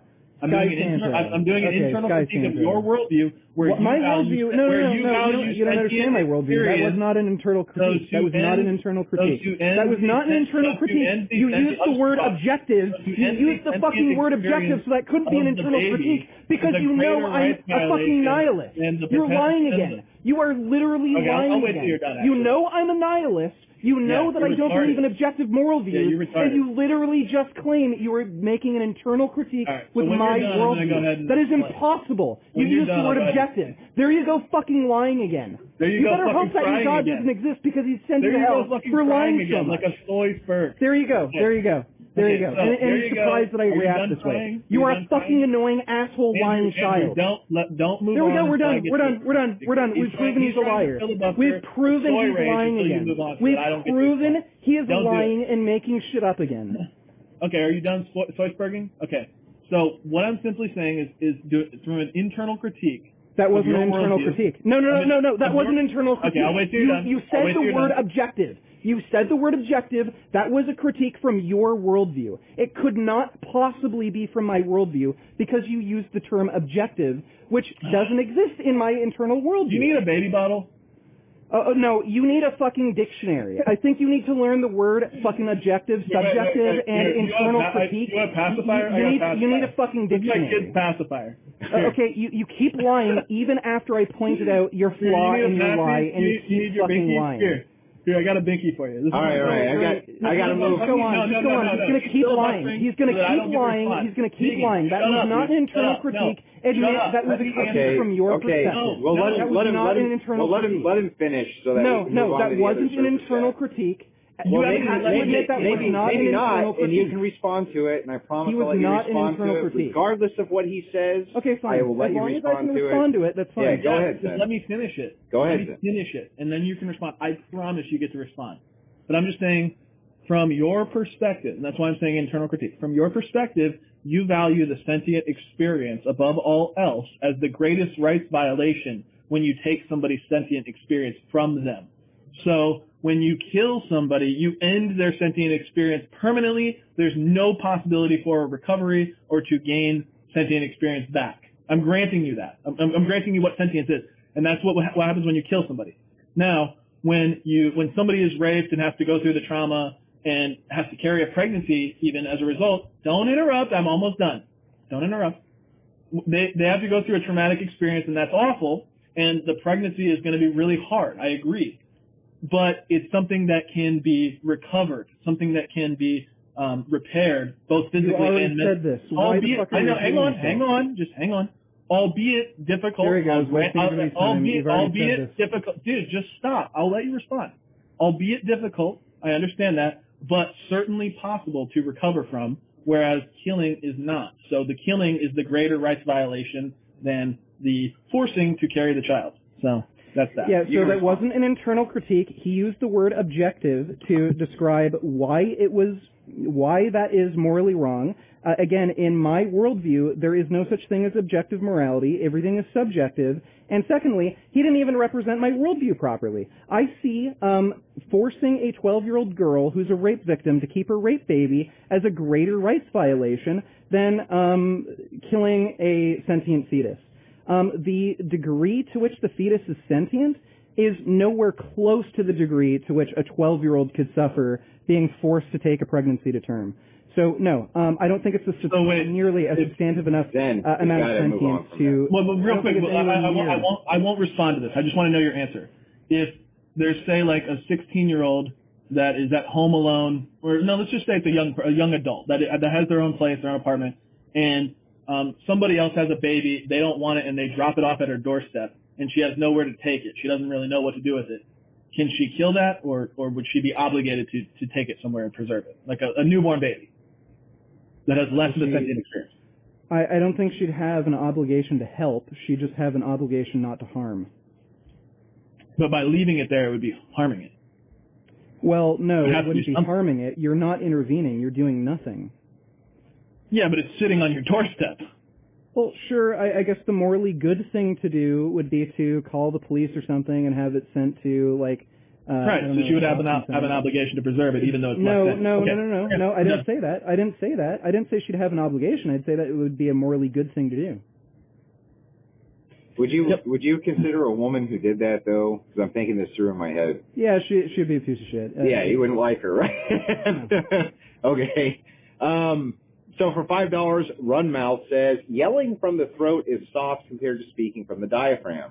That being said, how has veganism affected your voice, Vegan Gains? Obviously, you don't have to respond to that unless you want to yell at that for a second. Yeah, it didn't change my voice. My voice has deepened as my neck has gotten larger. $15 from Maurice. He says to Zen, congratulations on the kiddo. $15 from Sterling Fuentes. Your favorite kind of super chat, Andrew? Almost. Yeah, almost. All right. $20 from Face Palmer. He says, no message. There's no message entered. Now that is my favorite kind of super chat, the kind that says absolutely nothing. So I'm going to move through these guys so that we can get you out of here by that 3-hour mark. 2.2 acres and a bear for $2 says they always hold the fringe cases and exceptions. True. System Blower. Just justify it. Yeah, System Blower sends in a $2 super chat. Is eating an aborted fetus vegan? What the fuck? That's a fuck. What the fuck kind of question is that? Yeah, that is it. Like, yeah, yes, if I abort a fetus, or if somebody aborts a fetus prior to sentience being achieved and they ate it, would you be okay with that? Or is there anything wrong with that? You suck in the adrenochrome for like, skin cream or whatever, like. You're okay with that? I don't see anything wrong with that. There are people, by the way, who do eat the afterbirth.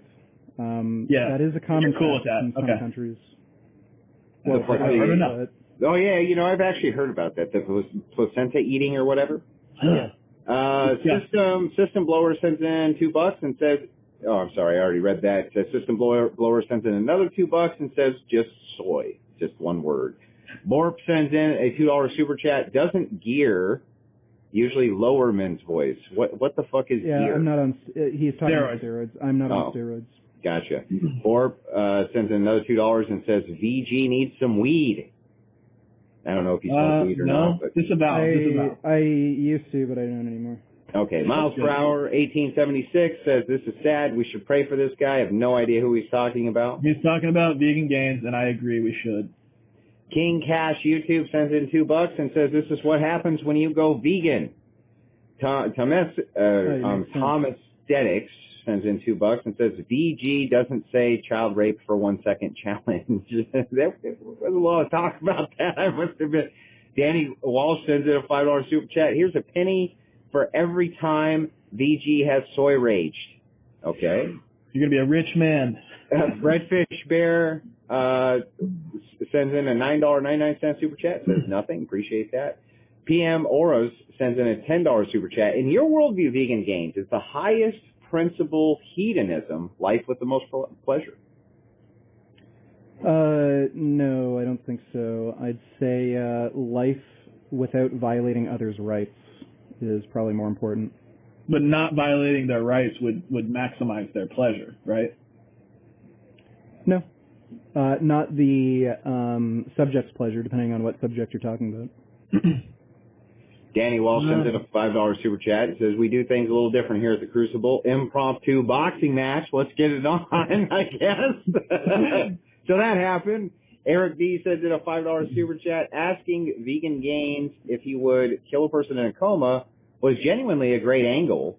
How could Zen have known VG put his grandfather to death, as he put it? I think that's interesting. By the way, if you want to take a second and correct that, you didn't mean you put him to death. That was like a turn of phrase, right? Okay. No, so you mean like you pulled the plug, or what do you mean? Yeah. Okay. Yeah, because when you know the inference of like if somebody says we put somebody to death, that's not generally used. Yeah. So, I see it as the same thing. Okay. Danny Walsh sent in $2 super chat and says on a scale of 1 to 10. How mad is Vegan Gains at his dad? Not particularly mad. It's just maybe a little more disappointed. Okay. 2.2 acres and a bear sends in a $2 super chat and says, on his period, yikes. Spartan Up North sends in $4, says, historical Jesus is fact. There are hostile sources in many archaeological sites to prove biblical accounts. Read history and drop the soy. Did you want to respond to that? Yeah, there's no historical evidence for Jesus. Jesus is a composite character. There's nobody from that time period with that name, and a lot of the dates in the Bible are wrong. That's just so absurdly false. He's a composite character. You will not find anybody from that time period who was named Jesus of Nazareth. No. How do you know that? He's a composite character. How do you know that? Because there's no archaeological evidence whatsoever. Is there archaeological evidence for George Washington?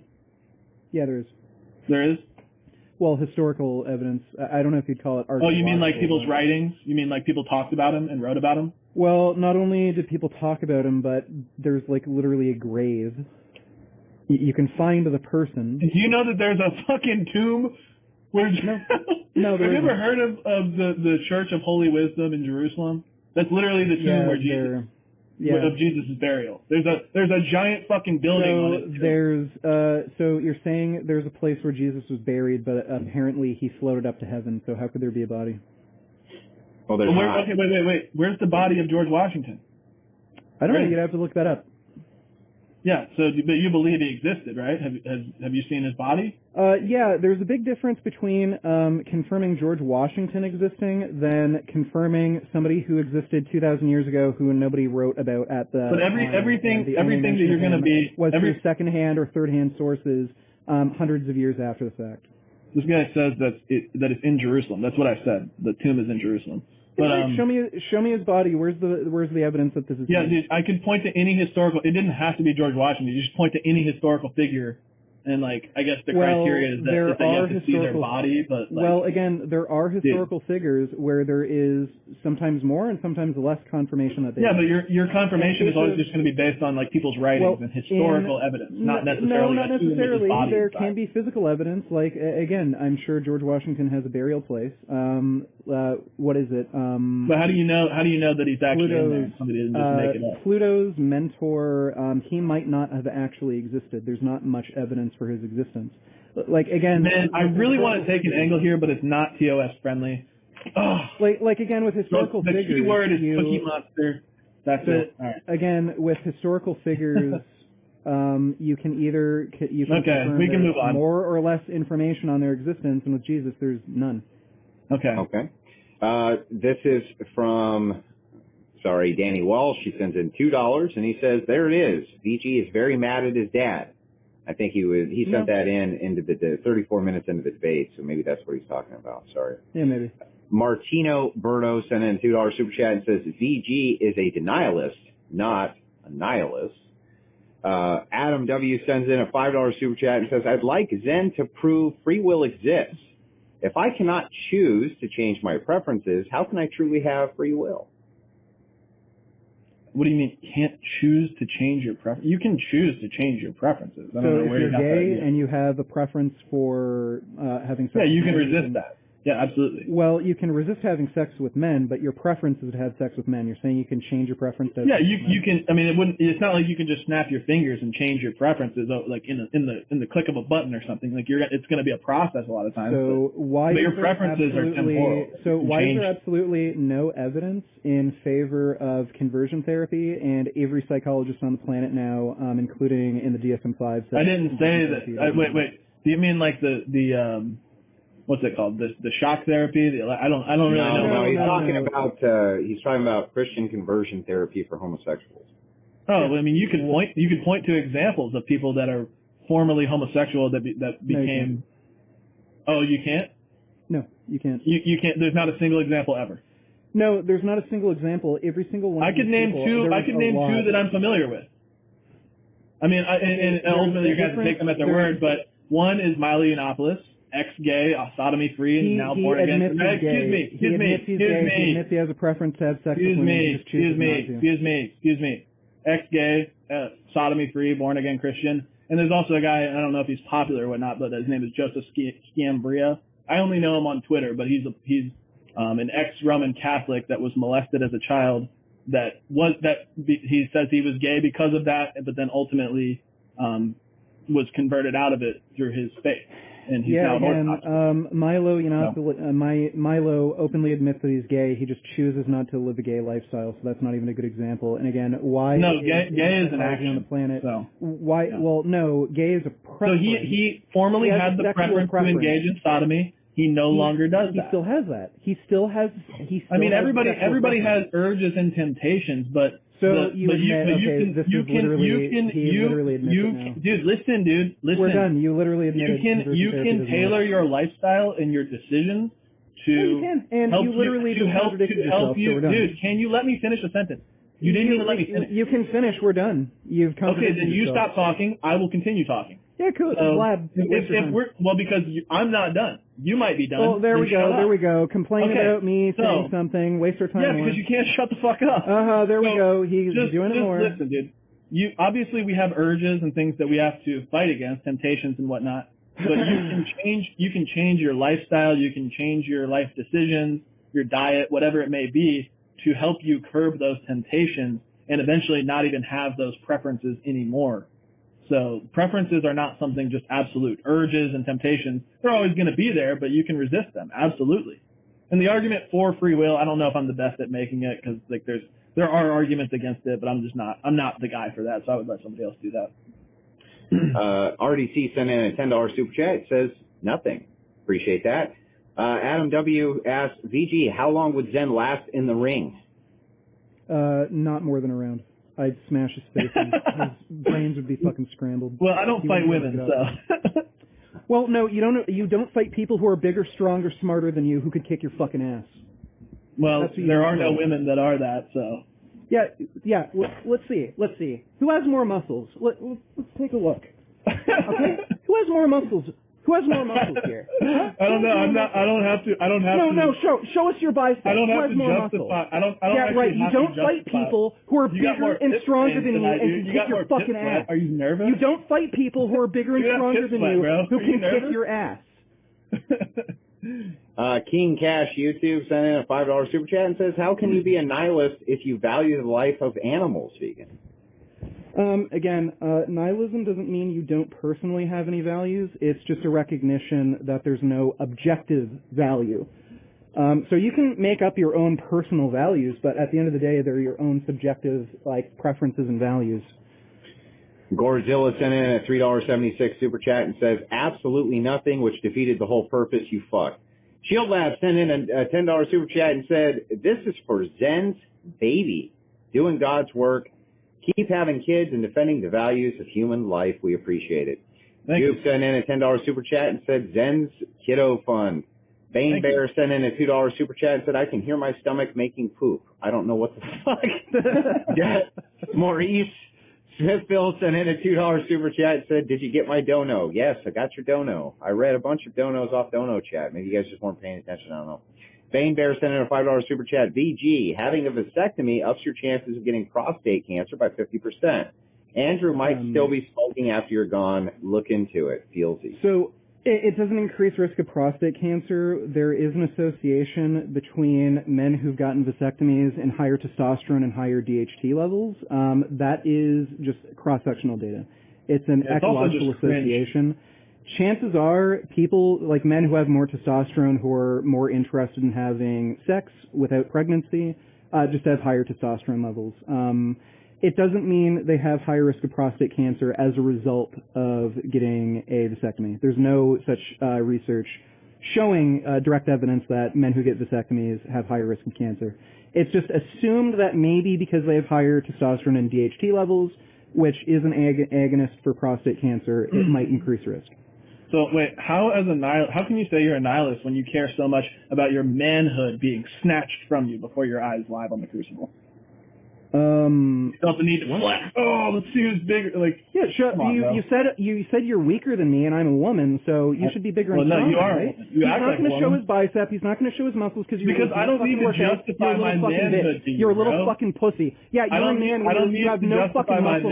You're a man when you're fucking weak as shit, and I could kick your ass. Right? You're a man? Would you be a man when I bend you over and fuck you until you love me? Would you be a man if I bent you over and fucked you until you loved me? Huh? Would you be a man then? Such projection, bro. You need to forgive your father. Christopher Hatch sent in a $2 super chat. Says, how tall is Zen compared to Richard? I'm 6'3". I'm like 5'8". Yeah, and I'm 270 pounds. Okay, you're mostly Really? You're 270 pounds? Yeah, I'm 270, 6'3", 270. Yeah, you wouldn't be able to keep up with me. Your cardio would be no, I have very good cardio actually. Because I work out unlike you, and I don't even need good cardio. I could hit you once in the face and you'd be crippled. You'd miss. You'd whine like a little fucking bitch. No, you whine like a little bitch. Your manhood is hurt, bro. I can tell. All right. Okay, good. Then we should set up that boxing match and you can prove it. No, dude, it's not going to solve your manhood. You have the little man syndrome. I don't think a fight would even. Sure. All right. That's why you dodge a fight. That's why you won't show us how much bigger and stronger you are than me. I think you need to do some introspection and seek some humility. Okay. Adam W sends in a $2 super chat and says, Zen, if I hate cheese, I can't will that away. I mean, I think you theoretically could. I don't know. But I think people do. Yeah, I mean, I used to not like a lot of stuff. I used to not like onions, and now I eat onions. I don't know. I don't know either. I'm just going to check. I think his point was there are some preferences that are immutable. In a lot of cases, food preferences are changeable.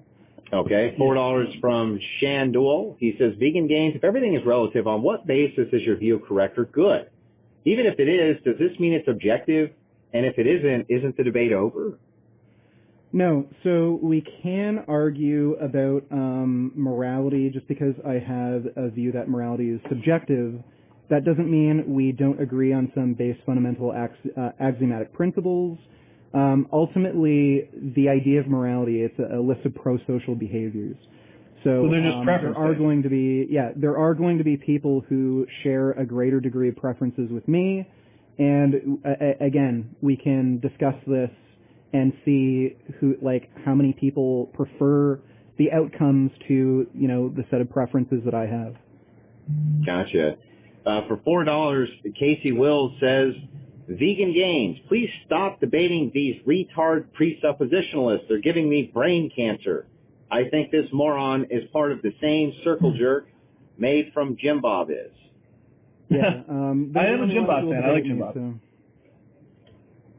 Yeah, well, I mean, we get those all the time for different things too. Sometimes Jim Bob didn't make you soy rage so bad. Well, a lot of times it goes the other way, where they're like, "Stop debating the retarded vegans. Stop debating." It's like people like to debate these issues. I'm sorry, they just do, and they like to do it with lots. And I think it's important to note here, vegan, that we the Christian presuppositionalists, as much as you may hate us, we are absolutely the most formidable opponents against the vegans.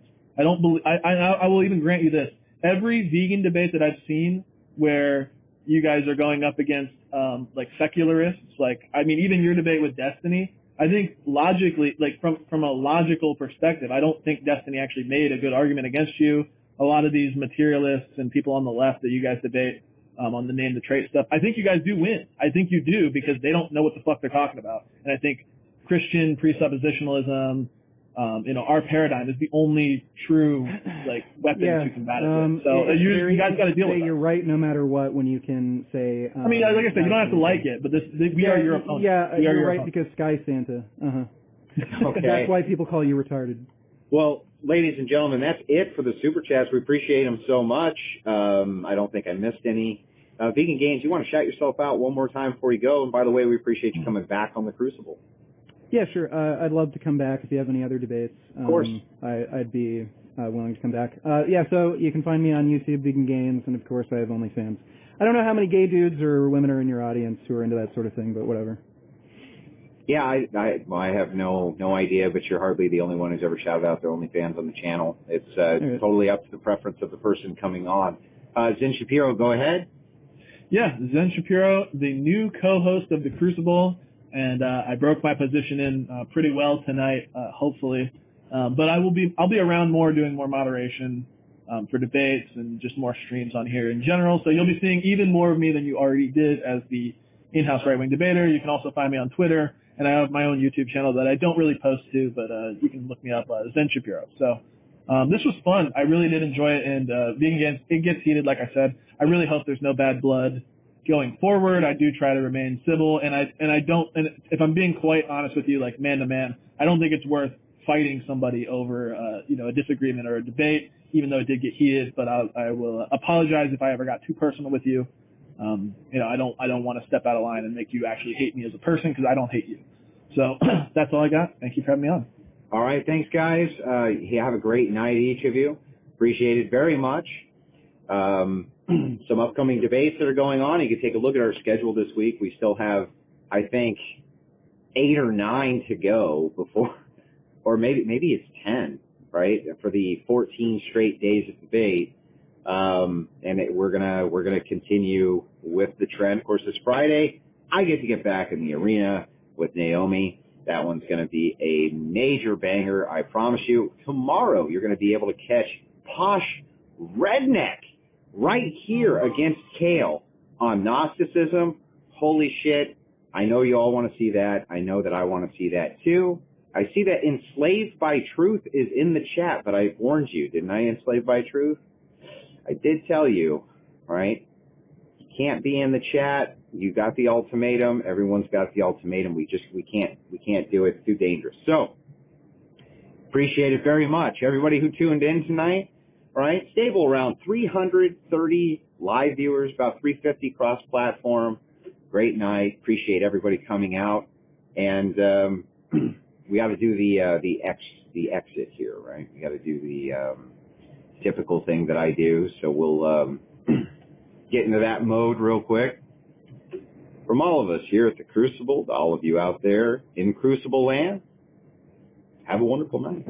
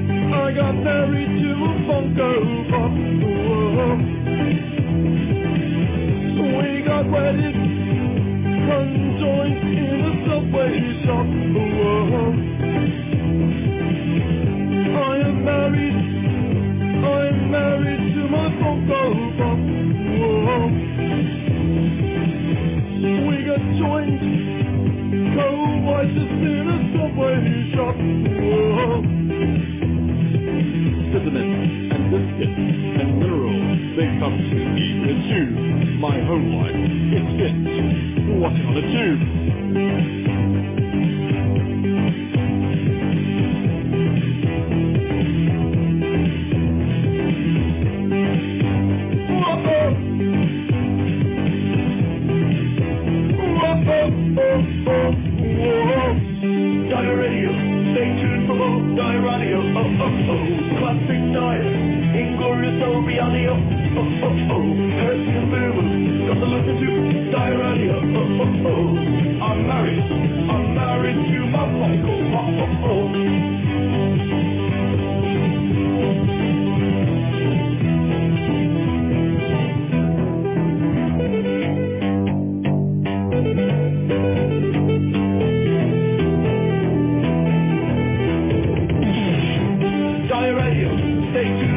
DyerRadio, classic Dyer, inglorious reality. Hurts and boomers, got to listen to DyerRadio. I'm married to my uncle.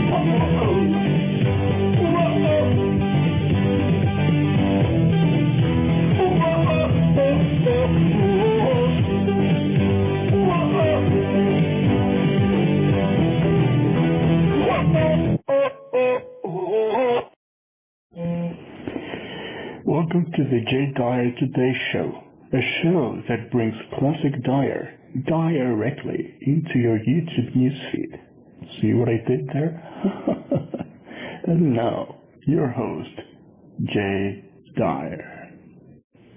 JaysAnalysis.com, we return with the discussion about minds, machines, and Gödel, and logic and the absolute.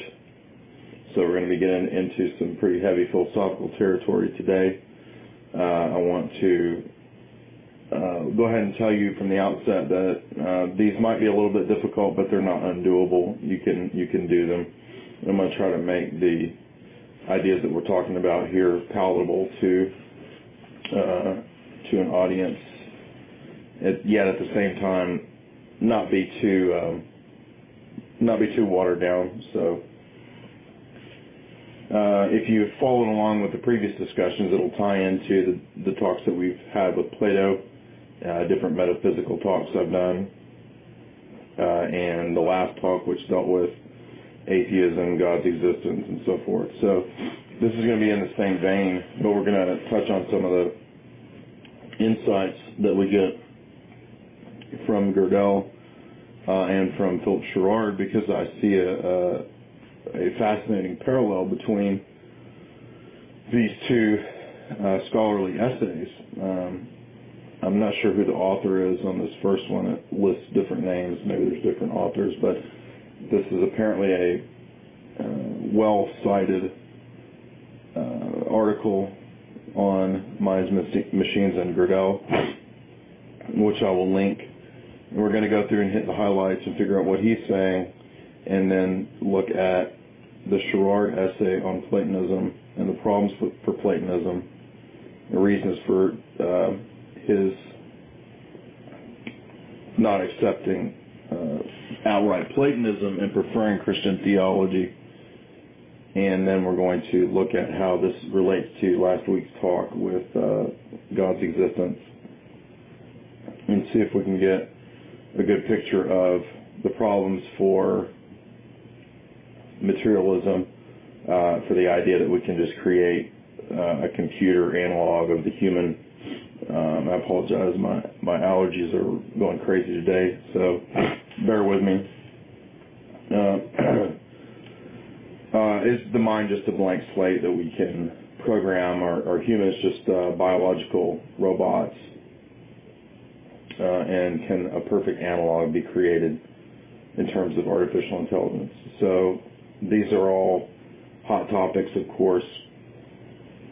And with transhumanism being the dominant force behind where the global elites are trying to take us in terms of a new religion, I think this is going to have a lot of relevance given, everything else that I write about at Jay's Analysis. So strap yourselves in. Maybe that's not the best salvo to start with, because that implies that this is going to be a wild ride. But I guess for us nerds, it will be a wild ride. So we're going to also talk about transcendental arguments and how that applies, because there's an interesting parallel between Gödel's theorem and transcendental arguments. So let's start with this essay, Minds, Machines, and Gödel.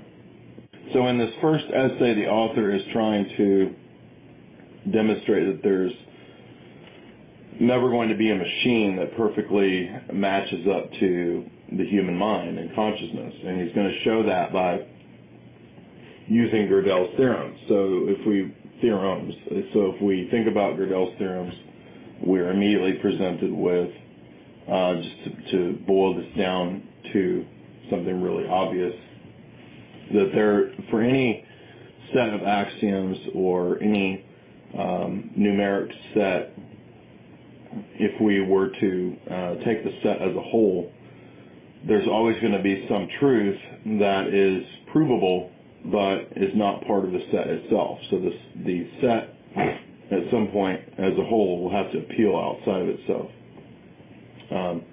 And there will always be some indeterminate aspect of the set that, again, is true, but yet not part of the set itself. And so Gödel had some debates back in the day with Bertrand Russell over this, and it kind of shook the mathematic world. But I'm one of those who believes that there are implications that go far beyond just merely mathematical sets, as opposed to those who want to restrict this to only being something true about formal mathematical or logical systems. But if you study philosophy and metaphysics, philosophy of science, you can see how this has implications across the board, because it also applies to to humans, and this essay is going to get into how that's the case. How does Gödel's theorem apply beyond just abstract math to something concrete? And the author's going to use the example of robotics or artificial intelligence to try to demonstrate that in the same way that there's an indeterminate aspect to the human person that goes beyond just merely being incorrect.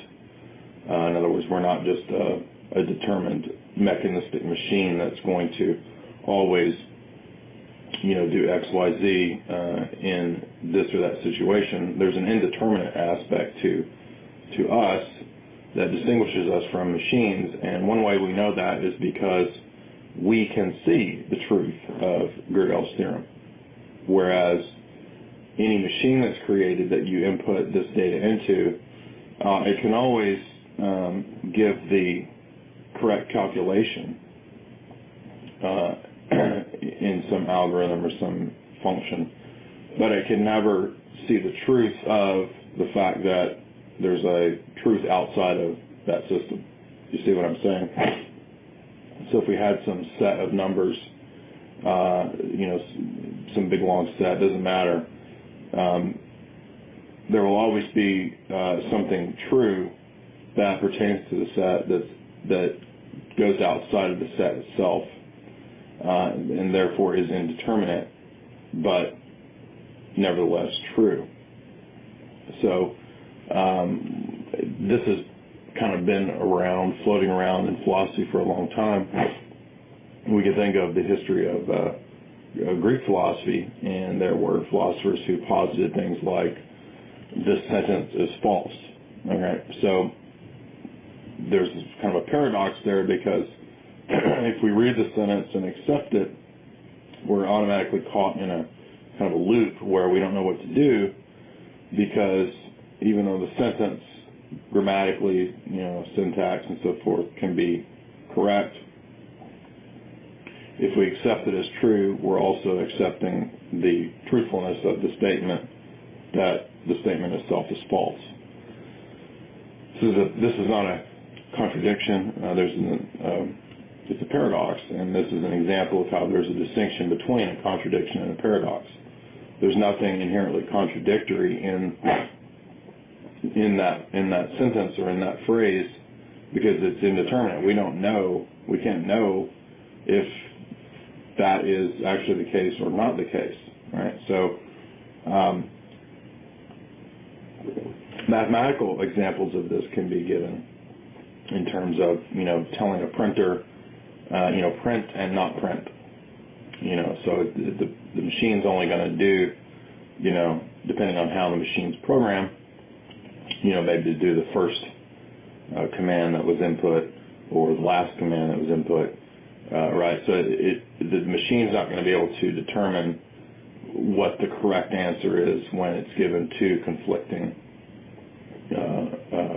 commands. So it's only going to be able to do what it's programmed to do. Nevertheless, there's not necessarily a true answer between print and not print. It just depends. So a lot of people have given all kinds of different examples of how Gödel's incompleteness theorems apply, to machines and computers and so forth. And we'll get into some of that, but I think as we go through this, it might become clearer.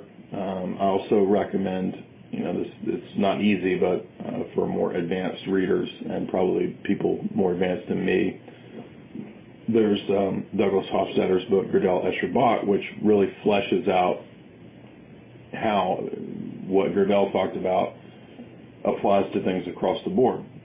So we see this exemplified in M.C. Escher's art, and we see it in things like Bach's Risserkar composition, which has this self-contained loop to it, and in order to, it's not as if the positions within the loop are false, but it's rather that we're always kind of stuck in this unless we have some higher something higher to appeal to step outside the loop, and then to conceptually or abstractly consider the loop itself, right? So this would apply to anything, the geometric formations of Escher's art, the programs that we put into a computer, software programs, the way it's written. There are truths that cannot be proved within the system itself, and that does not mean that the limitations of the axioms or the system are therefore false. And that's kind of what the key point here is. But rather, there are also metaphysical implications, I'm going to argue, that go beyond merely the abstract formal math. And this is where we get into the realm of theology and philosophy. So the author says, Gödel's theorem must apply to cybernetical machines because it is of the essence of being a machine that it should be a concrete instantiation of a formal system. It follows that any given machine which is consistent and capable of doing some arithmetic, there is a formula which is incapable of producing as being true. The formula is unprovable in the system which can be seen to be true. It follows that no machine can be a complete or adequate model of the mind, and that minds are essentially different from machines. So the argument here is kind of what I've been saying, that there will be truths that will go beyond the system itself. One of those truths is Gödel's theorem itself. And we know that Gödel's theorems are true, and yet we cannot translate this perfectly into any mathematical or arithmetical formula or any kind of algorithm that we or code that we would put into a machine, because we can always raise it up one level more. And so even if you rewrite your code to take that into account, it can always be raised to a higher level yet again. So add infinitum on into infinity. So there will always be something that the mind can do that a programmed machine can't do. So the author is going to get into objections to this argument and try to show how those objections don't hold. He says the Gödelian formula is the Achilles heel of the cybernetic machine, and therefore we cannot ever hope to produce a machine that will be able to do all that a mind can do. We can never, not even in principle, have a mechanical model of the mind. However complicated a machine we construct, it will, if it is a machine, correspond to a formal system, which in turn will be liable to the Gödel procedure for finding a formula unprovable in that system. This formula the machine will be unable to produce as being true, although a mind can see that it is true. And so the machine will still not be an adequate model of the mind. We are trying to produce a model of the mind which is mechanical, essentially that it is dead, but the mind, being in fact alive, can always go one better than any formal ossified dead system. Thanks to Gödel's theorem, the mind always has the last word. And so he's saying that the mind can see that Gödel is right in his theorems proves that the mind is not a mechanistic material machine that is purely subject to deterministic formal or deterministic natural processes. And so I pointed this out before. This in philosophy or theology is known as the deterministic fallacy. And this would say, if we adopt the mechanistic, Darwinistic, strictly, chemical, biological view in a reductionistic fashion of the natural world, then what we're left with is determinism. And many modern thinkers who adopt this view are, adamant determinists. They think that every action that we, engage in is actually predetermined according to a strict series of chain of causal determination. So you're just doing what your biological programming and the chemical reactions in your brain and body are, causing you to do. The choice that you believe you have is more of a mental fiction. It's a mental illusion. Now, the problem, of course, with the deterministic fallacy, which is a very easy one to refute, is that you can never know if this is true. Why?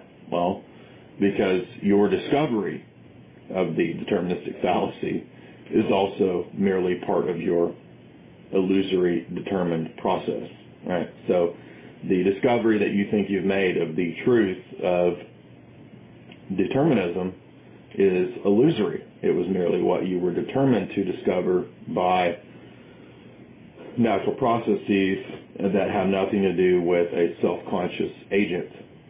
So that is, of course, self-contradictory, refuted nonsense. Nevertheless, it's something that moderns hold dear as a dogma. But to get back to the paper, we can see that he presents an interesting first argument here that the machine will always be like that. All right? The machine's always going to be like the kind of thing that the naturalists and the determinists think everything is. And so I heard, I think it was Alan Watt gave a talk where he made a good point that others have made in the past that I've read, that men tend to view everything like whatever their latest fascination is. And so because the computer is kind of the great, invention and idol of our era, it's only natural that humans want to then view everything like the computer. Everything is put into this model, so the simulation, the simulacrum is replaced for the reality, and we have this idolatrous, weird view that because we've created computers, well then that must be the sum total metaphysical explanation for everything, and so we get these ideas that the universe is a hologram. We're living inside a computer simulation. This has come out in the last few years as the dominant new idea in physics and quantum physics and so forth. Now, I'm not saying that everything about that theory is false, because I think what they discover is kind of just the substructure of reality itself. So I don't think that reality is an illusion, which this view would hold, and ultimately this view, finds connect with Platonism, and we're going to get into why that's problematic in a bit with Sherard's essay. But suffice to say, at this point, this is just men adopting a model, and Daniel Dennett has papers on this that I've read where he is very strict in his determinism and arguing that humans are just computers, more advanced biological computers. But again, the central refutation of this is simply to say that, well, if that's true, you could never know it, and it's self-contradictory, because your discovery of it is just a determined process. So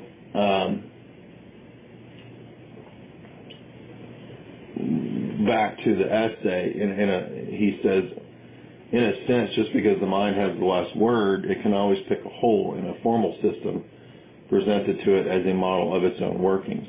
The mechanical model must be, in some sense, finite and definite, and then the mind can always go one better. So there's always this potentiality for consciousness, for the mind to step up, right, to go beyond the determined process of what the machine is doing. And this is itself a very good indicator, evidence for consciousness, as opposed to people like Dennett who want to stamp out consciousness, or Russell or Alan Turing. These are hard materialists who think that progress is contained in the idea of stamping out the psyche and the soul. Do not go away. DyerRadio will be right back after this message.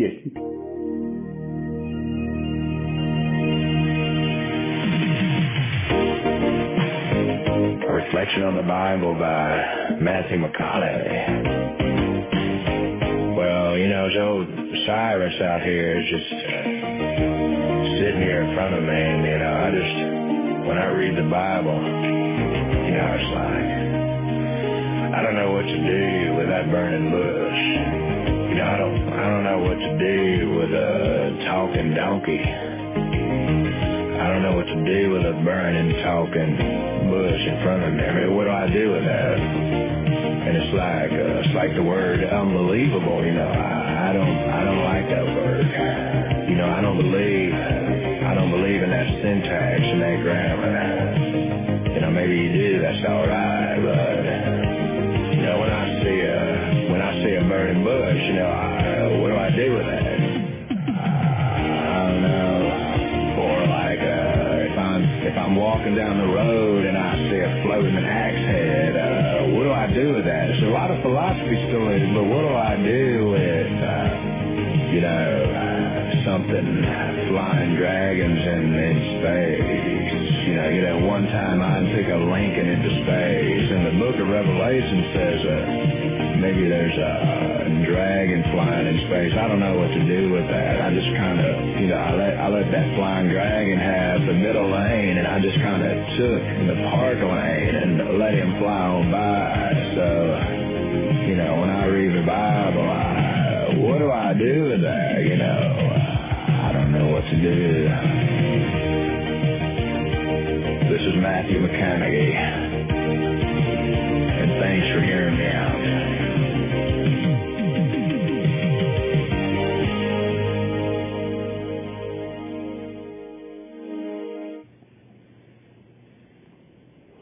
The theorem is exemplified, the second theorem is exemplified in the phrase, it is impossible to prove in a consistent system that system is consistent. And it really is that simple. And that's because you will always need to appeal outside of that system for some system-wide proof, right? So because the system is dealing with the system, if you're to ask, is the system itself true or consistent, the system can't ever demonstrate that. And so in the same way, I've applied this many times to metaphysics when we ask the question of, if we say, the question of, say, naturalism or materialism, you're never going to, if you have that view of the world, you can never prove that view of the world is correct. Because all you're ever going to get from the natural world is some other kind of image of the natural world. So if, in other words, imagine all reality collapsed into one type of thing, monism. So it's all just atoms, it's all just matter.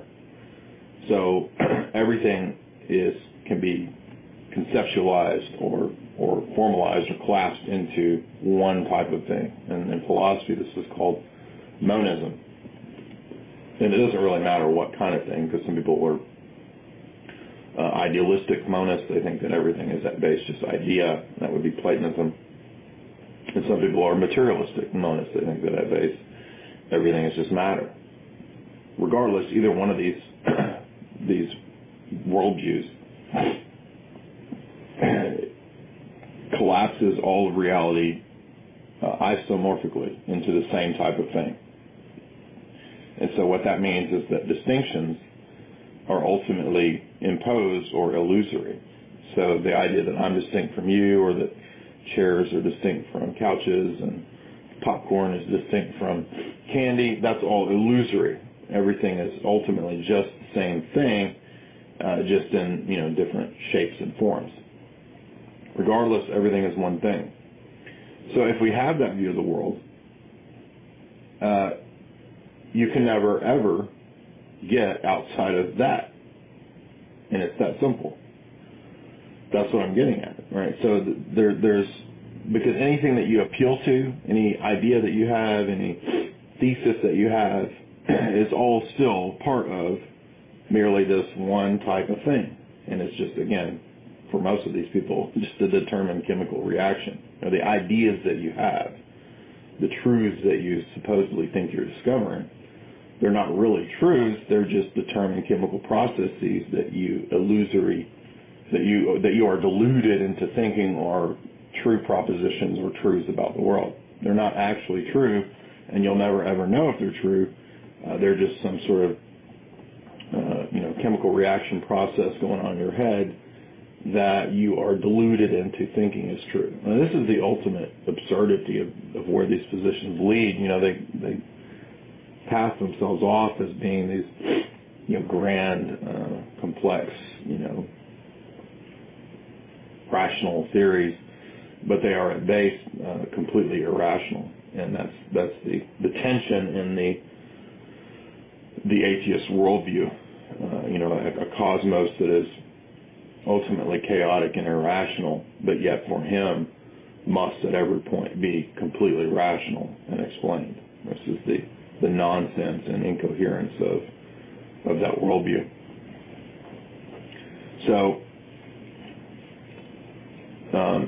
he's going to deal with an objection, the author, where somebody says, well, sounds like what you're saying is that you're making an argument for consciousness from the fact that humans are fallible and we do strange things and indeterminate things, and so because we can't always be predictable, then maybe all we have to do is write a computer program that is unpredictable. And he gives an interesting dialogue and discussion with that weird argument, because that's not really what's being said here. The argument is not that humans are merely predictable and then so therefore consciousness. That would be a non sequitur. But he's looking at indicators. He's saying, well, this is something that's different, between a mind and a machine. And it's not just being random or being indeterminate, because even if you write a program for a computer to say be random between 2, 3, 4, 5, 20 options, you still programmed into the machine that finite number of options, right? So it's still not answering the question, and it's still a determined process within the program, and it's still not the same thing as the mind, because it's still a finite set of limited axioms or options. Even if you program, even if you spend your whole life programming a bunch of different indeterminate options, it's still a determinate number of options.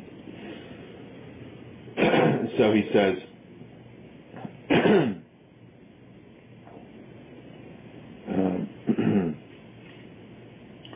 in terms of human minds, this is surely a characteristic of the mental operations of human beings. They are selective, they discriminate, they choose between true and false, and when a person is prepared to say anything and is prepared to contradict himself without any qualm or repugnance, he is judged to be crazy, or he has lost his mind. Human beings, although not perfectly consistent, are not so much inconsistent as they are fallible. So he's making a distinction between merely making an error and, consistently choosing to be inconsistent.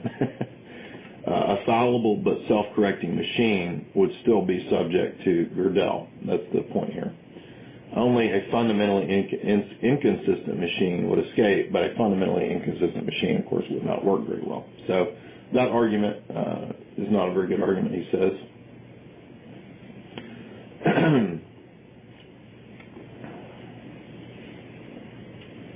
We should try to formulate anew our intuitive concept of number as we have our intuitive concept of a set. If we did this, we should, of course, recast our system. Our present axioms and rules of inference would be utterly rejected. There would be no question of our using and not using them in an inconsistent fashion. We should, once we have recast the system, be in the same position as we are now, possessed of a system believed to be consistent, but not provably so. And I just have my own question with this phrase. Now, if this applies to whole numbers themselves, whole numbers are infinitely divisible.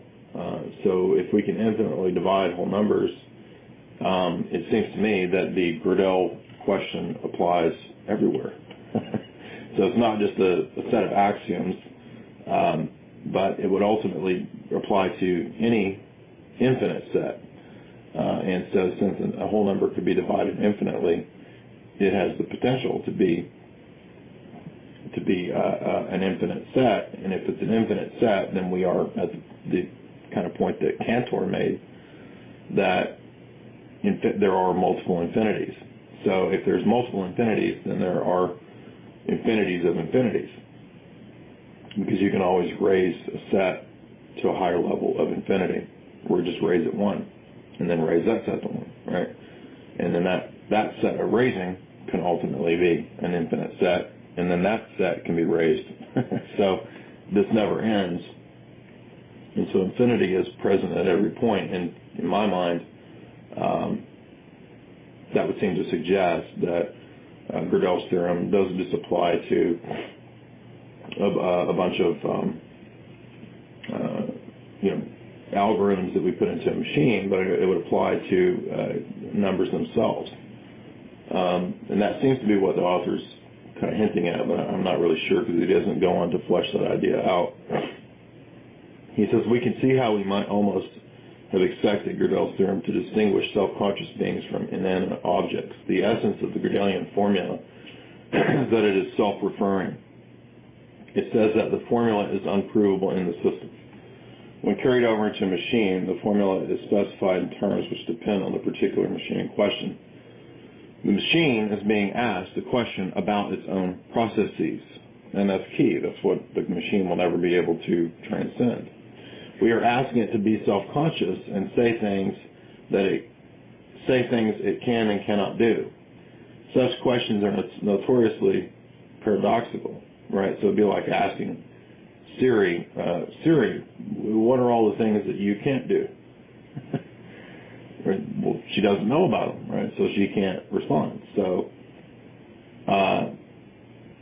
at one's first and simplest attempts to philosophize, one becomes entangled in questions of whether one knows something one knows and what it doesn't know.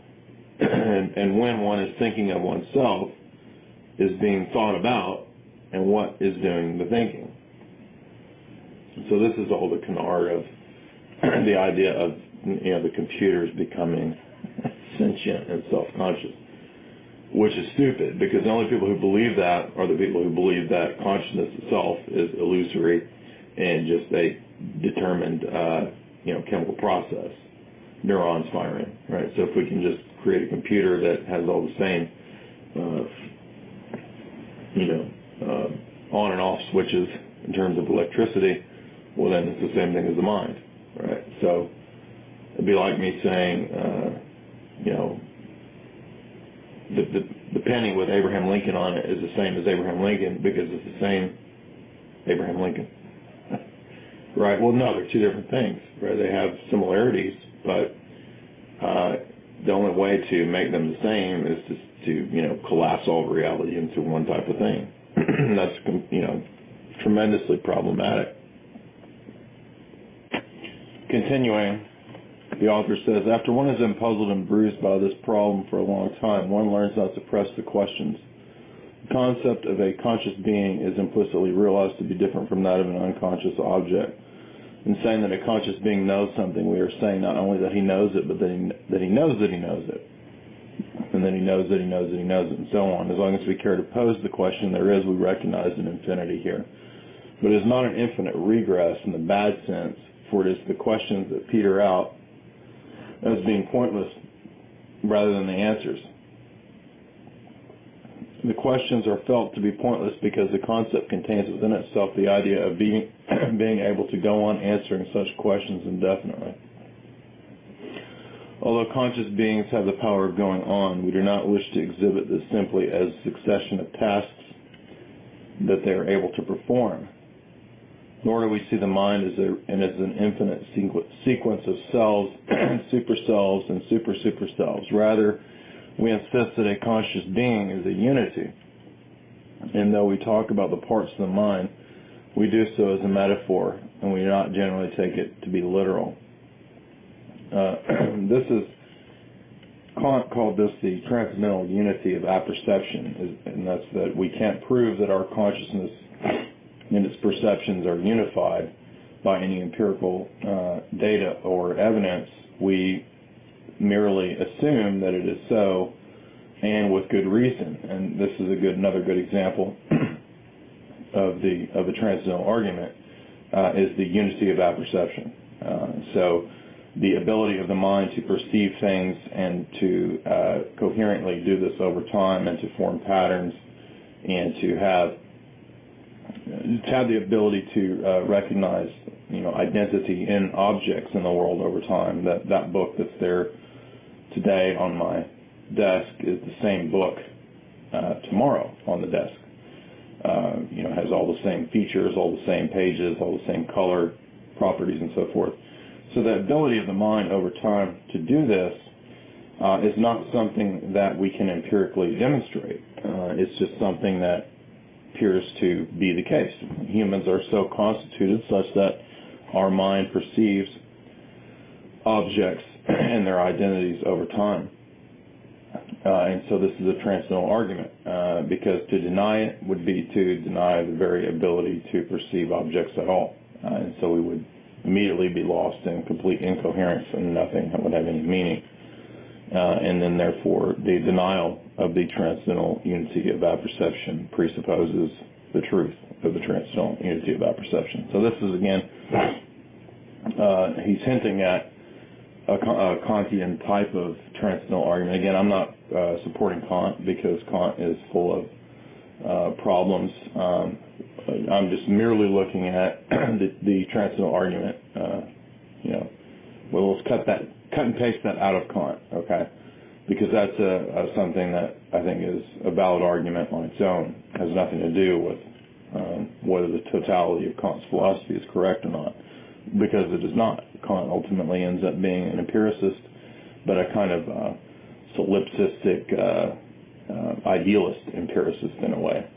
And that's a dead-end philosophy, as is Kantianism and the idea of separating the mind from being able to perceive natures and essences in the world in terms of realism.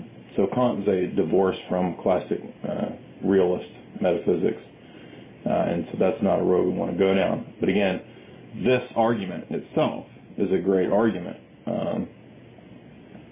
How could we prove that our perceptions are unities, are unified? By the fact that denying that would lead to absurdities and still assumes the truth of it, right? Because let's say I wanted to deny the unity of my perception over time.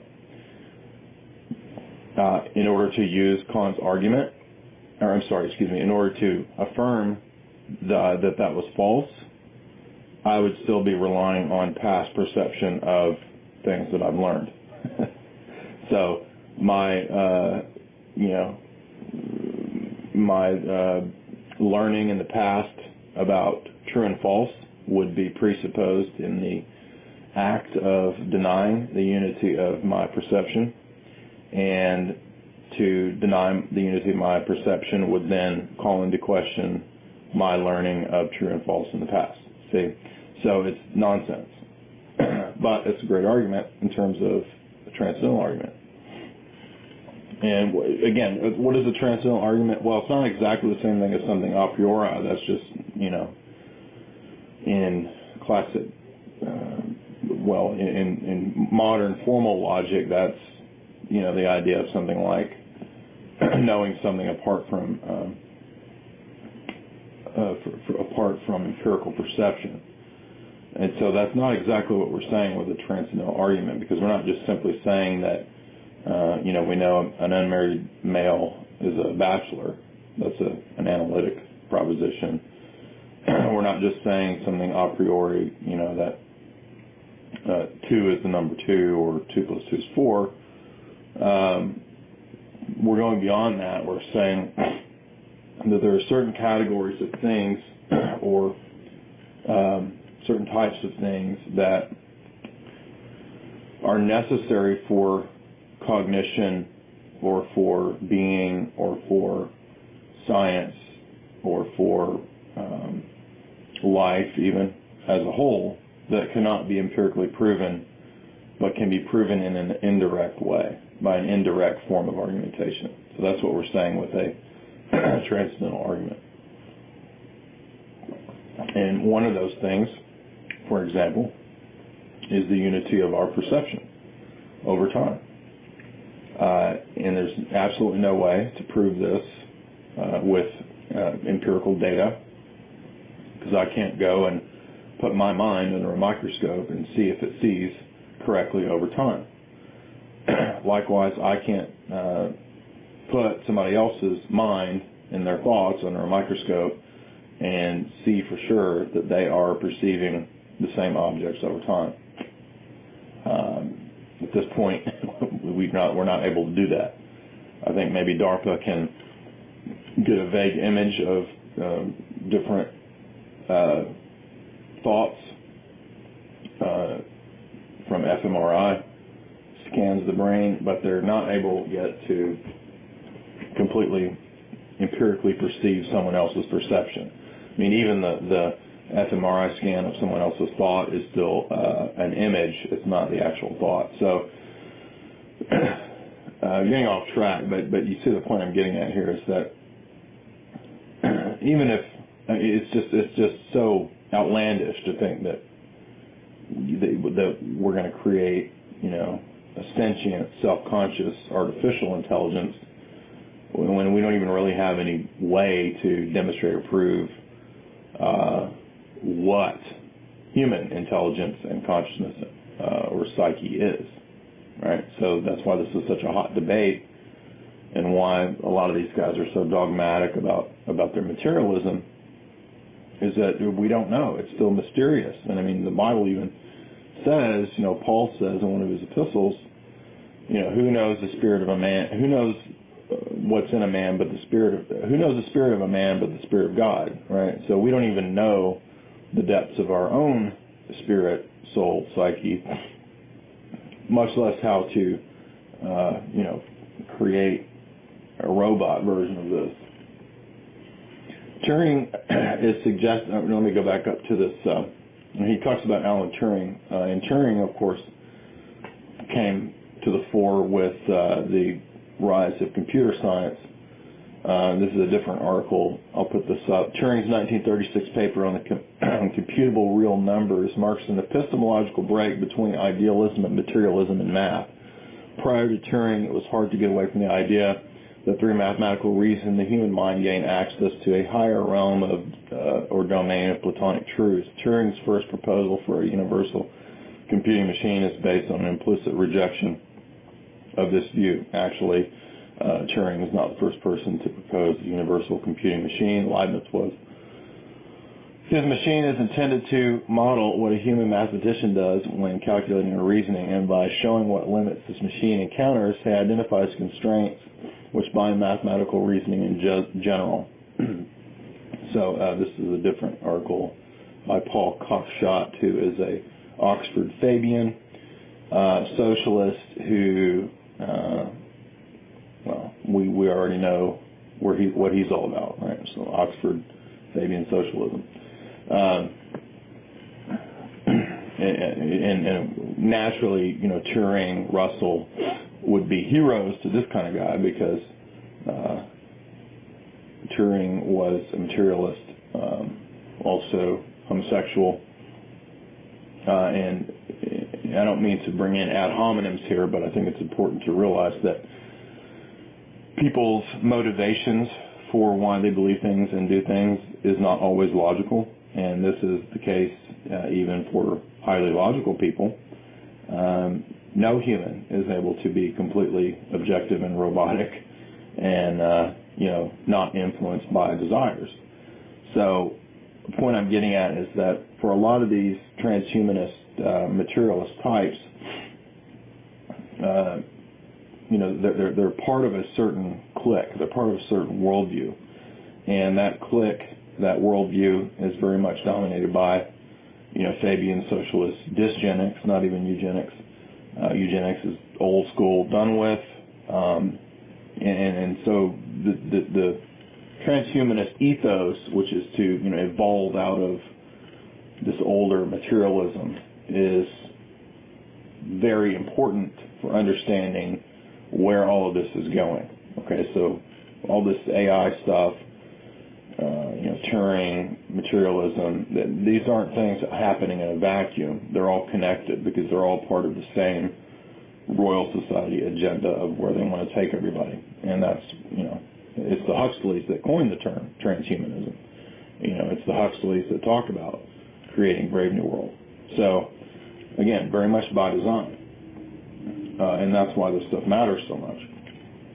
Do not go away. DyerRadio will be right back after these messages. You're eating a diet of industrial-produced soy fluff kibble. Your diet is trash. This is one of the most obvious reasons that so many of us are dealing with chronic inflammation, i.e. the inflammation of the gut being directly linked with inflammation of the brain. And when people say you've got a gut feeling about something, your gut is actually very much involved with your emotions at a physiological level. I'm not saying it's completely deterministic, right? But your gut health greatly affects your ability to deal with emotional stressors. Your gut health is crucial for the creation of neurotransmitters, right? Your gut produces compounds like serotonin if they're out of balance, either too little or too much, right? So a lot of people think that, oh, well, serotonin's good, you eat more of it. No, too much serotonin makes you miserable as well. And gut bacteria are crucial for the production of neurotransmitters. So your diet is crap. You're eating industrial slop, manufactured and designed to make you feel like crap so that you continue eating more and more of it, because that slight high you get from it, that little bit of dopamine you get from the crunchy / savory / sweet, the low quality salty sugary, not saying that salt and sugar are inherently bad, but the low quality salty sugary corn syrup based GMO soy sludge that you're eating is weaponized. Kellogg's was a company whose initial product line was designed to make people infertile, right? It was designed to decrease human libido, your libido being a measurement of your vitality, your energy levels. When you have low energy levels, when you're chronically inflamed, when you are malnourished, fertility shuts down. We see the fertility shut down in vegan populations, right? The fruitarians famously thinking that it's some badge of honor, and spiritual and physical cleanliness to lose your period if you're a woman. This is nonsense. Visit Tristana's channel at Tristan Haggard for more information on how to reduce your soy levels.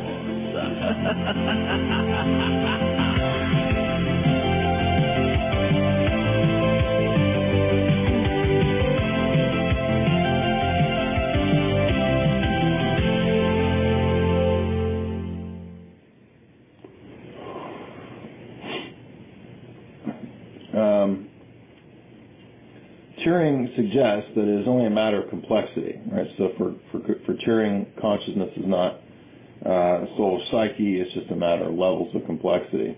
And that above a certain level of complexity, a qualitative difference appears.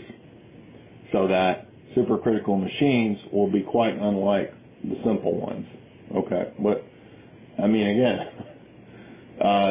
this doesn't solve the question, all right? So this is from a person who's already committed in his presuppositions, I'm speaking of Turing here, to materialism. So it doesn't matter what problems there are, it's a presuppositional commitment, right? Now maybe he does, you know, I haven't read all his work, so maybe he tries to deal with this. I know that one of my professors in my undergrad, my philosophy science professor, was a committed, dogmatic Darwinian materialist, and his whole life was centered around trying to solve the question of consciousness. Well, you're never going to do it, buddy. Sorry. Number one, you're not going to do it because you're committed to materialism. So what happens is, in other words, a lot of these guys end up being committed to proving what they want to be the case. That's what I'm trying to get at. How do I know that? Well, because I debated this guy publicly, and the argument that I gave against materialism is the same argument that I gave earlier about, determinism and so forth, right? So this guy, if I recall, was an adamant opponent of free will. So if everything was determined, then his discovery of materialism was also determined, right? And so therefore not an objectively true thing or an objectively true belief about the world. It was a determined chemical process in his mind.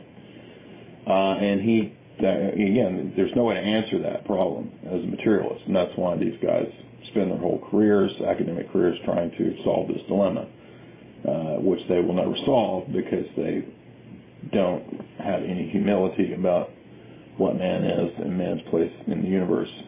They are worshippers of their own minds and intellects.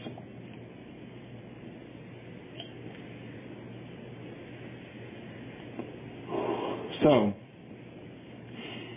the author goes on to say, what is at stake in the mechanist debate is not how minds are or might be brought into being, but how they operate. It is essential for the mechanist thesis that mechanical models of the mind shall operate according to mechanical principles. So he goes on to say that even if we did create a machine that appeared to operate with some indeterminacy and randomness, it would still not be the same thing as the mind, because it's never going to be able to recognize, that it's a machine operating as a machine, and it's never going to achieve self-consciousness, because self-consciousness within a determinate fixed system, again, like the Gödelian theorem, it never has the ability to step outside of its enclosed system. And so materialism as a monistic worldview is never able to get outside of materialism. That's the point.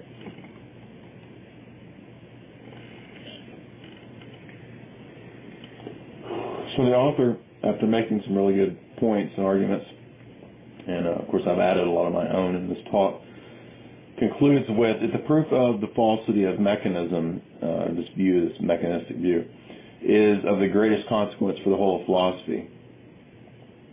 It is of the greatest consequence. Since the time of Newton, the bogey of mechanist determinism has obsessed philosophers. Exactly what I'm getting at. If we were to be scientific, it would seem that we must look on human beings as determined automata and not as autonomous moral agents. If we were to be moral, it seemed that we must deny science its due, set an arbitrary limit to its progress in understanding human neurophysiology, and take refuge in obscurantist mysticism. No, not true. Not even Kant could resolve the tension between these two standpoints. Well, so it's not, as if Kant is like the final word on this or something, like he's the greatest pinnacle of this question.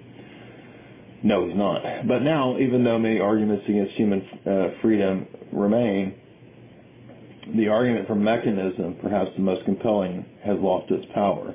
Well, that's true, right? But we didn't just need this argument using Gödel, because the argument from the determinist fallacy is a stronger argument, which this guy doesn't even reference it. But he does make a good point here that, as I've made in the past, that Newtonian atomism, even though Newton was, weirdo hermeticist himself and had all these esoteric views, the aspect of his thought which has come to still dominate is, causal determinism, mechanistic determinism. Just, viewing everything as a machine. So, this view just will not go away. And this guy wrote this paper in the 60s, and this view has even grown since then, right? So we have all the new atheists, and the new atheists tend to promote this as well. Like I said, Daniel Dennett, his papers talk about man as an advanced robot, completely determined, because obviously materialism is true. So these guys just don't even accept, arguments that oppose the position, because they're dogmatic presuppositional commitments. So,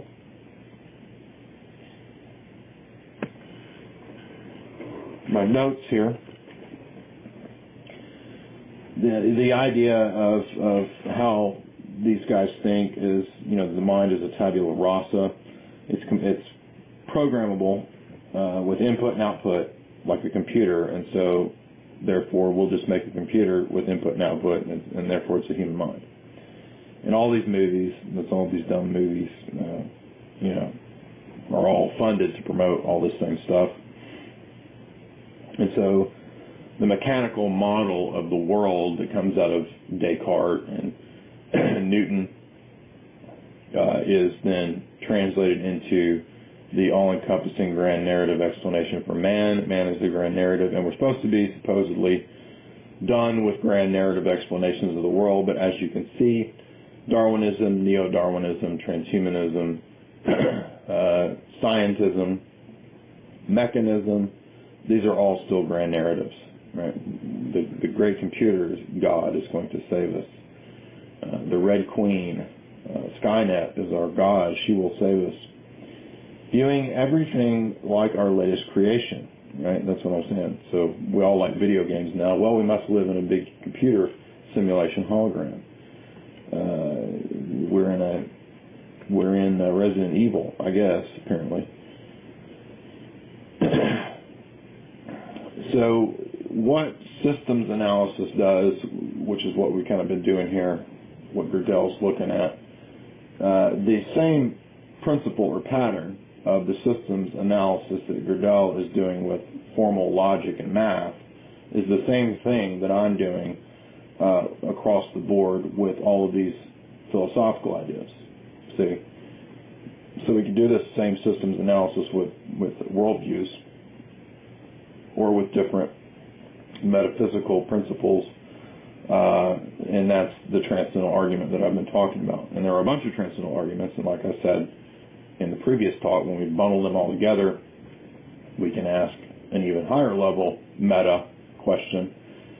Well, what holds all these other transcendental arguments together? How is there a unity of metaphysics and epistemology and anthropology and physics such that the world works in the way that we experience it? And this, in my mind, constitutes an excellent argument. And so I think, for God, I think that what Gödel is doing is presenting a formal mathematical, logical version of the transcendental argument as applied to set theory, but it's the same argument as I'm presenting. Right? I'm just applying it into different fields. Now, a lot of mathematicians have this Indian dude who was taking issue with this point and more in the materialist frame, and he was very furious about me saying that what Gödel is doing applies across the board. Well, Roger Penrose has a debate with a guy that's over this very question where he agrees with me that Gödel's principles apply far beyond just formal math and numerals, prime numbers. So the article that we've just cited here, Minds, Machines, and Gödel, I think proves that. It puts forth several strong arguments to show that Gödel's principles do not just apply to formal math, but they also apply to real-world things such as trying to build a computer that is a cyborg or artificial intelligence. It applies across the board in the things that Gödel, Escher, and Bach talks about. Hofstadter's book, right? The principle applies to things like things like music, compositions, Bach's Risserkar, and the art of M.C. Escher. And it also applies to philosophy. So that's where I come in, and I'm telling you that the things that Hofstadter applied to Escher and Bach, I'm applying to philosophy and metaphysics, and it's ultimately still just the same argument. And although it sounds very obtuse, obscure, difficult, it's actually not that difficult. It's the same argument. It's very simple, and it's just simply that without God, the preconditions for knowledge, the preconditions for metaphysics, the preconditions for perceiving the world, the preconditions for the self to exist over time, identity over time. Again, list them all, list as many as you want, transcendental arguments. Precondition for these transcendental arguments to work is God himself, right? And that is an argument. It might take a little bit of thinking and contemplating before it kind of becomes evident as to how that's an argument. But again, it's like the argument with the transcendental unity of perception. The transcendental unity of perception says that our perception of things over time is unified and coherent and in some way meaningful, and we cannot empirically prove that. Well, if we can't empirically prove it, how do we know that it's true? Well, it's true by the impossibility of the contrary, because denying it still affirms it and proves and assumes it, right? So this is similar to the sentence, the idea of the sentence, this is false. This is false is a grammatically correct sentence, but it's a paradox, and we have to go outside of that sentence to try to figure out what's going on here, right? Whether it's true, whether it's false, what's going on here. It's indeterminate. So in the same way, anything within some system, be it set theory, be it a philosophical worldview or system, we want to look for consistency, inconsistency, indeterminacy, and then the preconditions for how it's possible. How is it even possible for this philosophical system or mathematical system to be the case, right? So it's just a higher level question. It's a meta level question, right? So if we want an analogy, we think of meta-narrative, think of Midsummer Night's Dream. It's a play about a play, right? So it's a movie about making movies, right? There are many examples of this meta-narrative. A film about how films are made. Sorry, so it's a higher level. It's stepping up, right? Or, stepping down, however you want to conceive the analogy. Doesn't matter. Same principle. It's the same idea as thinking about thinking, right? I'm conscious of being in this room, but I'm also able to be conscious of myself as a conscious being in this room, right? It sounds like wordplay, sounds silly, but there's actually an important philosophical point in this, and that's what we're getting at. So, this article also shows, I might add, that science is very much based on philosophy and metaphysics, right? So this is a great on-the-ground example of how something like AI involves philosophy, and it involves mathematics, involves a bunch of stuff that's not empirically directly perceivable. So again, this should be obvious, but scientism is just the dogmatic religion of our day, and no one can question it.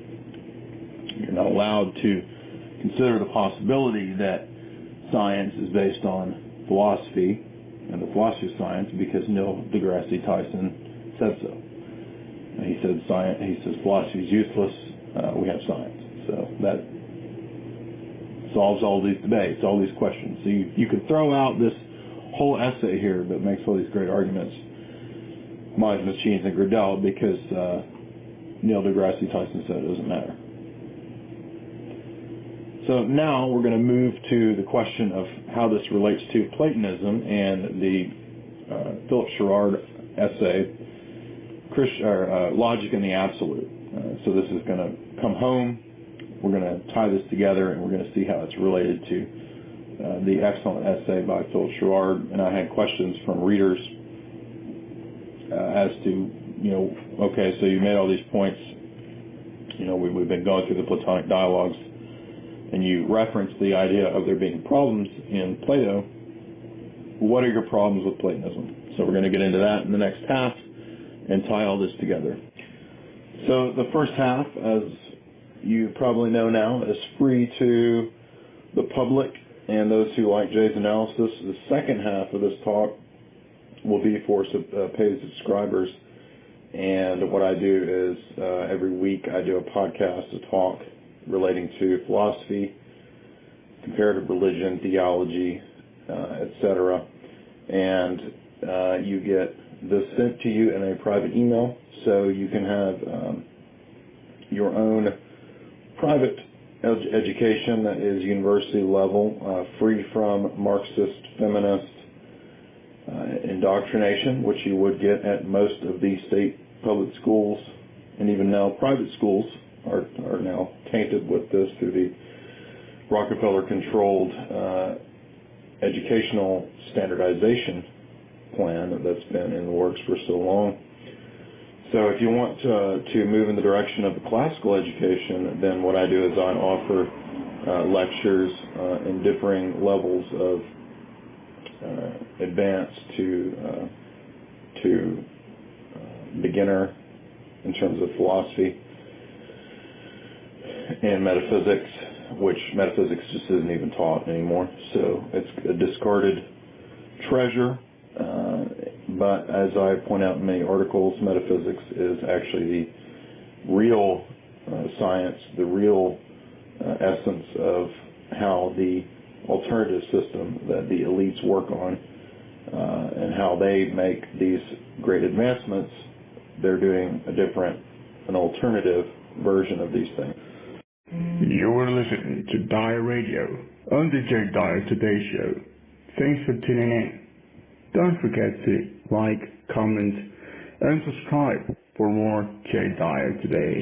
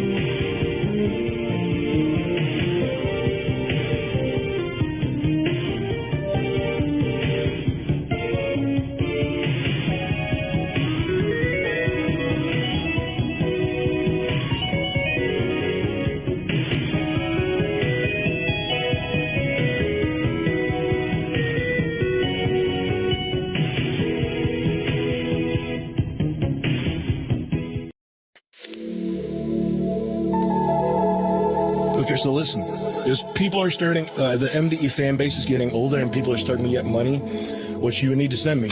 I've read this from multiple people though. And there's also the fact that like talented labor is kind of like going away. Like Zoomers don't want to leave the house. They want to do remote coding jobs and stuff like that. They don't want to do real actual jobs. So people are like making money. Yeah. Like some people are actually like in trades, doing HVAC, electrical, coding, web, whatever it is, they're making money. Yeah. So here's the thing. Do not adjust your quality of life to match your income. That's what people do. They start making 80K, 90K, and then they're like, should I get a BMW 3 Series? And they rationalize that like, oh, it's the cheaper BMW. It's like a starter BMW, but it's like a nice car. I should upgrade the other parts of my life to match my income. Don't do that. Continue living cheaply and just aggressively save your money. Like the only way to do it if you're impulsive or if you have ADHD or whatever is to gamify it, where it's like you're watching the number, like what you do is silver. Like I know you're not doing it because you like need more money. You're doing it because you want to watch the number go up. That's what you have to do psychologically to save money. But start doing that, and just that's all you got to do. And the other thing is, I've said this once or twice before, but it's so important, is when the iron is hot, you got to strike. When there's a window of opportunity, especially if you're doing something like, I mean, this goes for everybody. Like people are always blindsided. Like, oh, I can't believe I lost my job. I was with for 15 years. Well, yeah, like things change, and like you got comfortable, you got like not that good at your job. 15 years was a good run. Now you're broke. Now you're home at the gas station for roller food or whatever. Like when that window comes, especially if we're doing something creative, especially if you're like a YouTuber where people can ditch you, like people will drop you tomorrow if you're a whack. If something whack happens, like I said, if some comes out and is with a whack, people will drop you tomorrow. So you have to like when that window is there, you have to be totally maximizing it, and like don't spend, don't stunt, don't upgrade the quality of your life. And this will come for you too. If you're a young guy with no skills and nothing going on right now, and you're listening to this like, I don't make any money, like this will happen to you probably when you're like 31. Like once you get some age on you, you get some skills, you get like a network of people, like whatever it is that enables you to make a little bit of money. And this is not like a TikTok, like get rich in 1 hour type shit. Visit www.mdegslifehacks.com for more details on how to spend your money on us.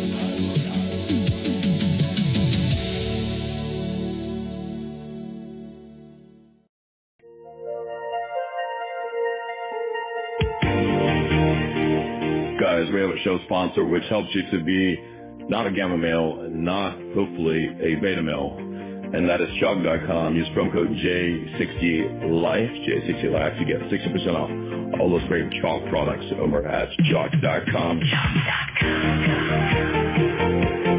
J60Life. J60Life. Chalk. To get 60% off all those great chalk products over at chalk.com.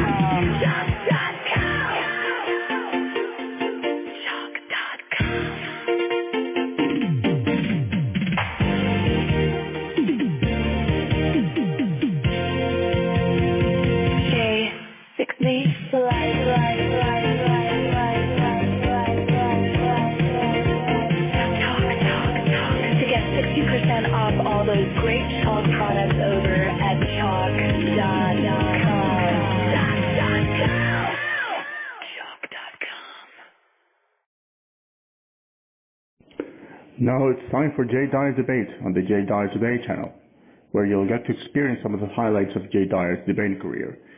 During this time, there will be limited ad breaks, allowing for a smoother listening experience while the debaters make their piece, so you can follow along more easily. Enjoy.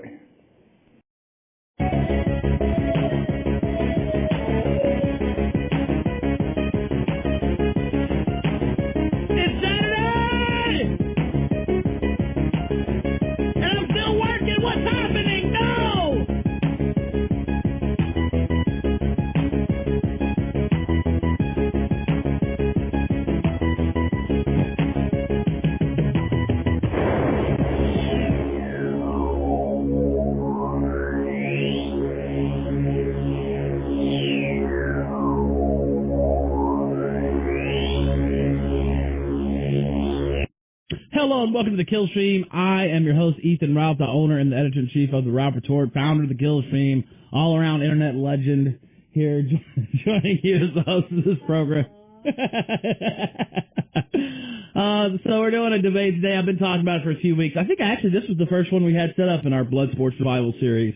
I consider it a bonus episode because a little off the beaten path, let's face it, for the type of stuff we usually debate here on the Kill Stream. But it should still be interesting. I'm going to let them talk about it mostly, but to explain how the debate's set up, it's not going to be like the one you saw last night. That's how we usually do it on the Kill Stream, and no disrespect, that's how I prefer to do it, but that's not how we're doing it today, and I'm in for the difference here. So I'll explain. We'll start off with Jay Dyer's presentation. It's slated 12-minute limit. Then Kurgan will have a critique for 8 minutes. Then Kurgan will have a presentation for 12 minutes, and then Jay Dyer will have a critique for 8 minutes. Now, originally those were supposed to be 15. I shaved them down to 12 because I just felt like 15 was a little too much. I think 12 will be fine. So it's going to be more of a point-counterpoint type of program today. So that's how we're doing it. Let me go ahead and join it and go ahead and get this thing started. I think Flamenco, what are you doing here? I just was seeing if you needed any help with anything, if you guys are taking... Well, I'm not even really going to be talking that much today. That's the thing. I do have a part. You know what? I have a part for moderator comments at the end. If you want to come in and get some thoughts, that'd be fun. Yeah. Well, like I said, I'm just mostly here to listen in. All right. Well, thank you, sir. All right. Well, that's good. We got Flamenco on tap, literally. Well, not literally, but okay. Let me go ahead. Let me return to the call. Kill my webcam. It's always pointed against the wall anyway, just in case.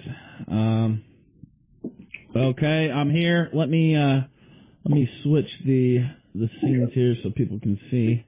There we go. So we have two different views here. We have the full screen and the traditional Killstream tube view. We'll start in the tube view. I'll probably switch back and forth during the program.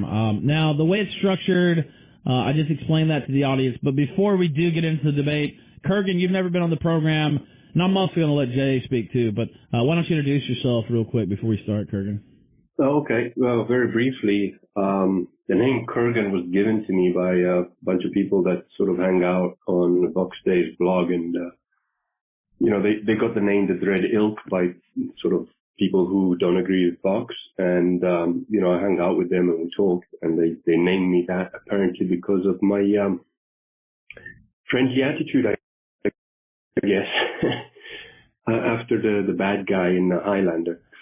And that's basically it. I became a Catholic only about 2 years ago, and I pretty much lived very much outside of the church for most of my life before that. And I sort of researched Christianity and everything for about 4 years before I got baptized, which was the result of a sort of road to Damascus moment. That's about it. I mean, if you want to know more, just ask me. No, it's fine. Yeah, just a little brief, because for people who don't know you. Now, Jay Dyer, you've been on the program before several times, actually, in high-profile visits. But, I gave him that opportunity, so if you want to add something yourself, go ahead. Yeah, just let me change hats real quick here over to the shark hat. That's my debate hat. Is that a Greg Norman? Is that Norman's logo, I think? Yeah, go ahead. This is my shark debate hat. All right, so yeah, I do jaysanalysis.com. I've done that for about 11 years, roughly. I'm the author of 2 books on Hollywood, film, and symbolism. I'm the creator of the TV show Hollywood Decoded. I have 2 books coming out this year on Orthodox theology and apologetics. I was in Roman Catholicism for about 8, 9, 10 years, somewhere in there. I was in the circles of Sedevacantism, so I think that I'm going to be more than able to debate this topic. So glad to be here. Thanks, Ralph. Oh, you're very welcome. Like I said, it is a little bit, I did have some people on Twitter be like, what? What are you guys talking about? Well, that's why we're here, and to educate some people and to get some, hopefully some good arguments going. Now, it's my understanding that you're slotted for the opening presentation, Jay, so I'll just throw it over to you, sir. All right. Well, yeah. So, like I said, I'm familiar with these movements. I was involved in these movements for many years throughout the 2000s. To begin my rebuttal to his videos, I think that's where I'm going to start. I know that we agreed to discuss specifically the topic of the vacancy of the Apostolic See. But in his videos, he made a basic blunder, which was that I made up a quote about martyrs outside of the Catholic Church not existing. And he faulted me for citing unum sanctum. In fact, I cited unum sanctum and Cantate Domino. Cantate Domino is Denzinger 714. If you're familiar with Denzinger, it's this big fat book of Catholic dogmas. So Denzinger 714 is actually referencing an older statement in Denzinger 246 and 247. Denzinger 247 is under Pope Pelagius II, and it states that there are no martyrs outside of the Catholic Church, that you cannot attain to the rewards of the Church. So if anybody wants to, they can pull up patristica.net, and they can look up Denzinger, and they will see Denzinger specifically says in 247 that there are no martyrs outside of the Catholic Church. Now, he didn't pay attention to my video because my video was actually directed at a specific group of Sedevacantists online, who are the largest online group of Sedevacantists. The whole book that I was covering in that lecture was by John Pontrello, who used to be in this group. So John wrote that book while leaving this group. This group believes that there is no baptism of desire. So he should have paid attention to the full talk, and he would have realized that I wasn't just citing unum sanctum, which talks about the necessity of being in union with the Roman bishop. I was actually citing unum sanctum and Cantate Domino in unison together. Now, if he wants to disagree with that group, that's fine. He can disagree all he wants to with that group, but that's what my video was directed against. It was a response to a 2-hour smear video that was done by one of the largest sedevacantist groups online. So that is what I wanted to initially address. That was his basic first mistake and blunder. A couple other mistakes I will address that he made really quickly, which was that he said that I said that there are no sedevacantist chapels, that it doesn't have an actual existing structure. What I said is that in substance, this is an online movement. Are there sedevacantist chapels? Absolutely. I've been to them.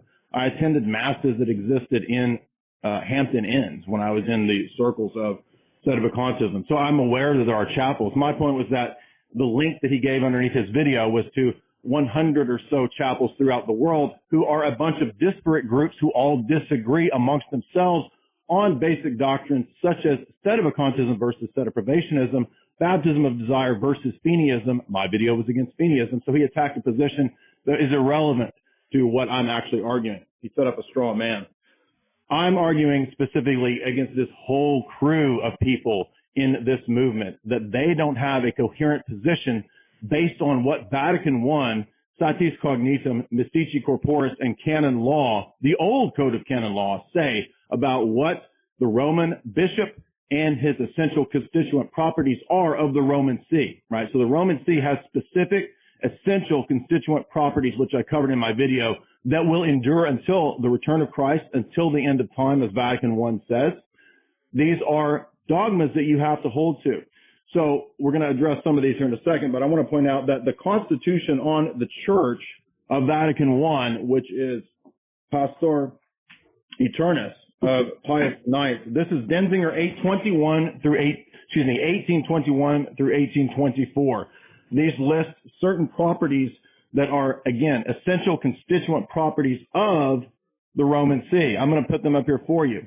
The first is Peter himself. Peter presides in his successors by direct institution of our Lord in perpetuity to the end of the world. So Peter himself is the beginning and foundation of the Roman Pontiff and the Roman See. Point 2 is the primacy. Peter possesses primacy over all bishops, and that includes universal jurisdiction, that includes disciplinary decisions, that includes extraordinary magisterium, and that includes everything that's ordinary magisterium as well that's universal. Vatican I makes it very clear that ordinary universal magisterium also must be accepted.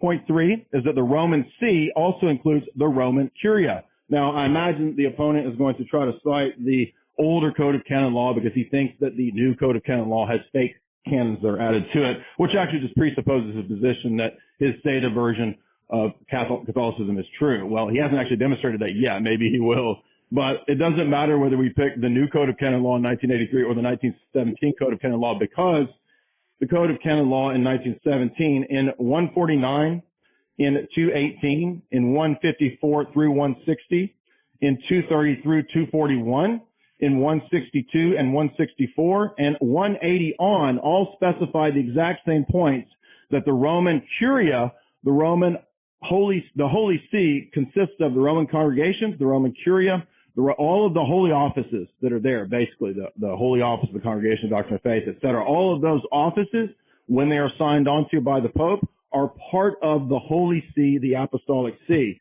This is what the sedevacantists don't understand and why they are wrong. You do have to accept the disciplinary measures of the Roman See.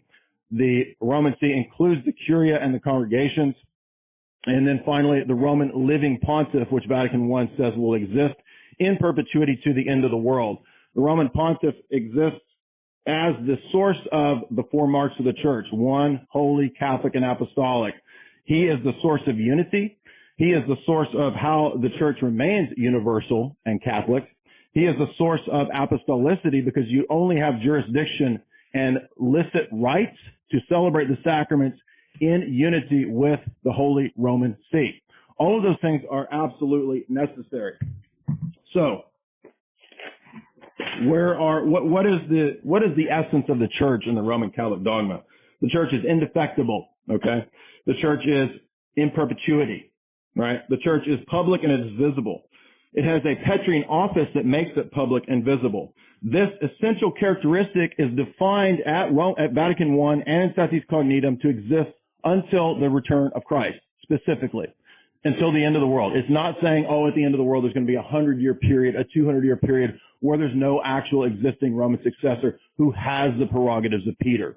So he's going to try to introduce some divide between guys in an office who are popes but don't actually have the authority and the charism of Peter. That's impossible. You can't have that. That's a direct violation of Vatican I. Vatican I specifies that you have to accept the Roman pontiff and the Roman curia, and who the Roman curia decides is the successor. This is the key linchpin that destroys all of sedevacantism, because they think that they can reject who the cardinals and the Roman curia elect as the pope. You cannot. You have no right to do that. The old code of canon law says you have to accept who the Roman curia accepts as the pope. And so he's laughing, but he doesn't understand that he has no right as a Catholic, an individual, to judge the Holy See. The old code of canon law says no man judges who the Roman curia accepts. So let's move on to where this is found. The essential characteristics of the Roman See are found, number one, in Denzinger 1821 through 24. Rome is identified as the actual seat. You can read the Catholic Encyclopedia on the Holy See, on the Roman Curia and the Roman congregations, that its decisions are final and that you do have to receive who they accept as the Pope. You don't have the right to judge who they accept and elect as the Pope. The Roman primacy is mentioned in these texts. There is also a living magisterial successor. Let me turn to one of the most famous traditional Catholic theologians, Ludwig Ott, Fundamentals of Catholic Dogma. On pages 279 to 281, he lists the very things that we just read in my description. He lists the primacy of St. Peter. He lists full and supreme jurisdiction. He lists that the Pope has the right to judge faith and morals and disciplinary decisions. Again, according to Vatican I, you don't have a right to reject the disciplinary decisions of the Pope. You don't have a right to choose who you think the Pope is. You don't have a right to decide which doctrines are ex cathedra and which aren't. You submit to the living magisterium. You must submit to the See of Rome, which includes the Roman Curia and its congregations. So for sedevacantism or sedepravationism, it doesn't matter. He's got some niche thing that he thinks will lead him out of this. Either one, it doesn't matter, because they have denied the fundamental constitution of the church to the end of the world, where for the last 60 plus years, they believe that they have the right in their own individual fallible decisions to choose who they want to accept and what they want to accept. So in essence, they have to reject not just the extraordinary magisterium of the last 60 years, which there are with Vatican II. Vatican II is actually dogmatic. It's the dogmatic constitution of the church. It deals with faith and morals. It is from the Apostolic See for all the entire church. That's all that's needed for extraordinary magisterial authority. He also has to reject the universal ordinary magisterium, which Vatican I specifically says is under the charism of Peter and is universal and is infallible. And in fact, the only thing that he wants to reject, if he wants to reject something which he can reject, is the non-universal ordinary magisterial teaching. But guess what? In Roman Catholic moral theology, you have to submit to that with docility. So what we have here is a invisible church doctrine. The idea that I'm going to be in union with a vacant or a see with a privation that's in the way for the grace of the charism. And he's made this decision on the basis of what he has determined from canon law, but Roman Catholic theology does not allow him to make the decision on who is the Pope and who's valid as Pope. This is why the Vatican I is very clear that there will be no defections of the Roman See. And for him to ever have a Pope again, according to Vatican I, it can never occur. Why can it never occur? Is it because bishops couldn't get together and elect another Pope? Sure. There are sedevacantist conclaves who have done this, who have gotten together and elected their own little popes, many of them. And they're actually more consistent than the sedevacantists or the SSPX, because they understand that the promise of Vatican I is that the perpetuity and the essential constitution of the church and its Roman office will continue until the end. So you can't have this 60 plus year vacancy. Why can you not? Because all of the Roman curia who would elect the next Pope, that's Roman dogma on how you get the Pope now. It's been codified for centuries. That's how the Pope comes to be. You can't have bishops who don't have jurisdiction, who aren't licit, electing a new Pope in Kansas or in Palmyra or wherever else the conclavists want to have it. That's why Vatican I destroys sedevacantism and sedepravationism, because they have to deny the perpetuity of the authority of the Apostolic See until the end. And they have to grant a 60 plus 100 year, whatever it is, vacancy of the Apostolic See. Well, guess what? If there's been a vacancy or a privation for that long, you don't have a curia who won't be Orthodox. All the curia are going to be heretics because they've accepted Vatican II. So you're going to have a curia of a bunch of heretics electing the next pope. That's impossible on the doctrine of the indefectibility of the Roman See. So this heretic actually believes that the Roman See has defected, as he holds a Nestorian stupid doctrine about how the Roman See has not defected because there are still successors, that he doesn't accept their magisterial teaching. So he's a heretic. All right. You finished up right at 12 minutes pretty much. Gave you a little extra 15 seconds there. And I'll show the same courtesy to Kurgan. He has 8 minutes, and his time begins now. Right. Now, all of what Jay has said is pretty much nonsense, and he refers to Ludwig Denzinger, the Catholic Encyclopedia. Ludwig Denzinger? You can't even name the people. It's all irrelevant. Hold on. Don't interrupt, Jay. Hold on. Be emotionally consistent. So he names these guys, and they're irrelevant because it's not canon law, and it's not papal encyclicals, which are really where the laws of the Catholic Church come from. Now, he did say two things that I do agree with. He said that no man has the authority to judge the Holy See of the Catholic Church, and as a Catholic, you cannot reject the magisterium of the Church. I actually agree with these 2 points. And let me explain why everything else that he said doesn't make any sense. It's entirely correct on these 2 points, but no sedepravationist is judging the Pope, nor ignoring the magisterium of the Church. In fact, quite the opposite. It's the very magisterium of the Church which put together the Code of Canon Law of 1917. The Code of Canon Law of 1917 identifies all the laws of the Catholic Church, and essentially Code 188 Part 4 says that a heretic, without anyone required to make any official pronouncement, becomes an invalid cleric right away. So this is a very sensible law, and most of the laws in the Code of Canon Law are very sensible and easy to follow. If you want to go into the details of it, at my blog at gphilosopher.com, I actually put up a written exposition of this. On the 7th of September, there's a blog post on it, so if you want to go into details, you can go there. Secondly, the papal office itself, in the form of the papal encyclical of Paul IV, Cum ex apostolatus officio, which Dyer refers to in his video, makes it abundantly clear that fake popes, impostor popes, heretic popes are not popes at all and should be completely and utterly ignored, as should any of their pronouncements, edicts, or promotions of the clerics. So, once again, I'm not going against the papal encyclicals or the Catholic dogma or the magisterium of the Church. Now, in his arguments, essentially, what Mr. Dyer is trying to do is saying that sedevacantists, he conflates them with, wandering bishops and trailer park popes, and that are just a small online movement. Well, if you go to ecclesia.luxvera.org, you will find that there are 364 churches made of brick and mortar listed there, 179 of them in the USA alone. So it's not a small online movement. And that doesn't take into account all the meetings that happen in, halls and people's houses with valid priests to do the sacraments. So it is a big movement. In the zeitgeist of the world, it's a big movement anyways, which is why Bergoglio is now sort of being exposed, him and the other pedophiles in the Vatican, almost daily. And he's gone from being the best thing since sliced bread to, now almost every nominal Catholic sort of doesn't like the guy. And why? Because the sedevacantist movement keeps growing, and its effect on the world is pretty impactful. I mean, the most famous film ever made on Jesus Christ, The Passion, was made by Mel Gibson, who is a sedevacantist who rejects Vatican II. So again, we're not rejecting the Pope, we're not rejecting the magisterium of the Church, and I don't really care what Denzinger, Ludwig, or the Catholic Encyclopedia says. It's irrelevant, because canon law is where actually the laws are stated. The papal encyclicals clearly state that we've had heretic popes. And third, I don't disagree with the fact that, the bishops vote the new pope in. The reason that sedevacantists are not doing that, and by the way, all the churches that are on that blog site I just gave, they are in communion, even when they do disagree on certain points. There's a thing going on at the moment between one of the bishops not following canon law in worldly matters and other people disagreeing with him, and yet, he refers people to other bishops that will give the sacraments that he denies to people that don't follow his authority.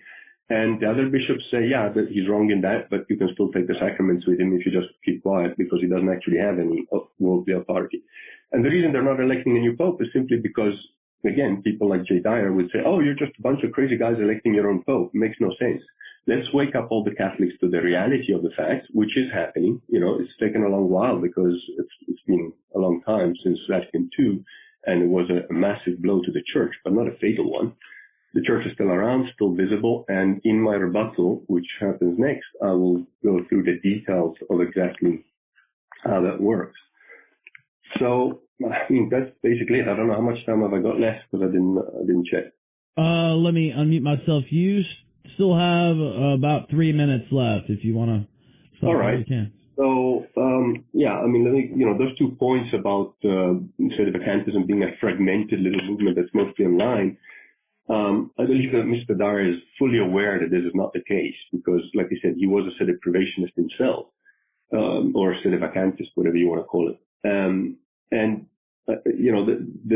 The fact that fake bishops of what I call the Novus Ordo Church, the new Orc Church, are being exposed daily, being child traffickers and child molesters, and the fact that the Pope is friends with Vera, a guy who is known to be child trafficking. It comes from the fact that a lot of people are going online to find out these details. And the Code of Canon Law is very, very clear on this. Now, the reason I reject the fake new Code of Canon Law is because the same fake invalid clerics who don't reject Vatican II put it together. So, the same guys who are heretics, not Catholics, not valid clerics, put together a new Code of Canon Law. And by the way, if you look at the new Code of Canon Law, it's designed to completely invalidate what the only valid Code of Canon Law of 1917 says. So, of course, I reject it. It's created by heretics. So that's it from my rebuttal. And let me know when I can start my. Yeah, that's it. By the way, I know we didn't agree to this, and you guys can refuse or not, but Chad is asking for a back and forth round. We can talk about that after if you want to do that. But it's your time for your 12 minutes now. Give me a second. Let me reset the clock, and you're on the clock right now. Okay. So now the main claim that he makes is that the head and foundation of the Catholic Church is the Pope, and without a visible and valid Pope in office, the Church fundamentally ceases to exist. This is basically what he's saying. Now, he refers to Mystici Corporis, which is a papal encyclical of 1943 by Pope Pius XII, and he refers to Satis Cognitum, a papal encyclical of Leo XIII, both of which these papal encyclicals happened after Vatican I, and Mystici Corporis refers to it. So it makes sense to use these documents as they're the most recent ones before Vatican II that explain some stuff about the Church. Now, Mystici Corporis is essentially explaining the mystical body of Christ. I totally reject what Mr. Dyer is saying about the fact that the Pope is, the complete head of the Church, and if he isn't visible, the Church ceases to exist for a number of very simple reasons. First of all, Mystici Corporis itself. There are 113 paragraphs in Mystici Corporis, and only 2, if you squint just so, and you look at it in complete isolation and ignore the rest of the document entirely, could you even remotely interpret them as supporting Mr. Dyer's astonishing theory? These are paragraphs 41 and 69. However, there are at least 16 other paragraphs that directly and unambiguously state that the only head of the Church is Jesus Christ, and that he acts through those he chooses on earth, including the lowest of the low in times of crisis. In particular, this refers to paragraphs 46 through to 60. Time prevents me to go into it, but we can go into it a bit more if we have more time at the end. Sure. In addition to these 16 paragraphs I just mentioned, there are more that clearly point out that the highest offices are not free from being taken over by evil and turn men, and that Jesus permits this as a teaching moment, really, so that those who do hold the faith can come to the fore in unexpected and almost miraculous ways. More specifically, paragraph 66, which warns us that even the most exalted are not immune to turning against the truth and the Church, and paragraph 86 and 87, which explain we have free will to go against Jesus, but this is not Jesus' fault because he wants us to participate in his realm and not be blindly obedient sheep who do things like robots. Paragraph 39 and 44 are both probably the paragraphs who most beautifully contextualize instead of atomize, which is what Mr. Dyer does with Mystica Corporis. We probably don't have time to go through all of them, but I'm going to read through paragraph 44 just because I think it sort of embodies the whole document quite well. And it reads as follows. Because Christ, the head, holds such an eminent position, one must not think that he does not require the help of the body. What Paul says of the human organism is to be applied likewise to the mystical body. The head cannot say to the feet, I have no need of you. It is manifestly clear that the faithful need the help of the divine Redeemer, for he has said, without me you can do nothing. In other words, everything that happens is because of Jesus. And it continues, and according to the teachings of the apostles, every advance of this mystical body towards its perfection derives from Christ the head. In other words, Jesus Christ is the head, not the Pope. The Pope is the visible representative on earth, and we'll get to that in a minute. Continuing, yet this also must be held, marvelous though it may seem, Christ has need of his members. First, because the person of Jesus Christ is represented by the Supreme Pontiff, who in turn must call on others to share much of his solicitude, lest he be overwhelmed by the burden of his pastoral office, and must be helped daily by the prayers of the Church. Moreover, as our Savior does not rule the Church directly in a visible manner, he wills to be helped by the members of his body in carrying out the work of redemption. And now, there's a little bit of a passage, I'll read it all anyway. This is not because he's indigent and weak, but rather because he has so willed it for the greater glory of his spotless spouse. So, dying on the cross, he left to his church the immense treasury of the redemption, towards which she contributed nothing. In other words, everything happened because of Jesus. The church didn't redeem anything. He did. But when those graces come to be distributed, not only does he share this work of sanctification with his church, but he wills that in some way it be due to her action. In other words, he wants us to be, co-redemptors and sort of help the realm along.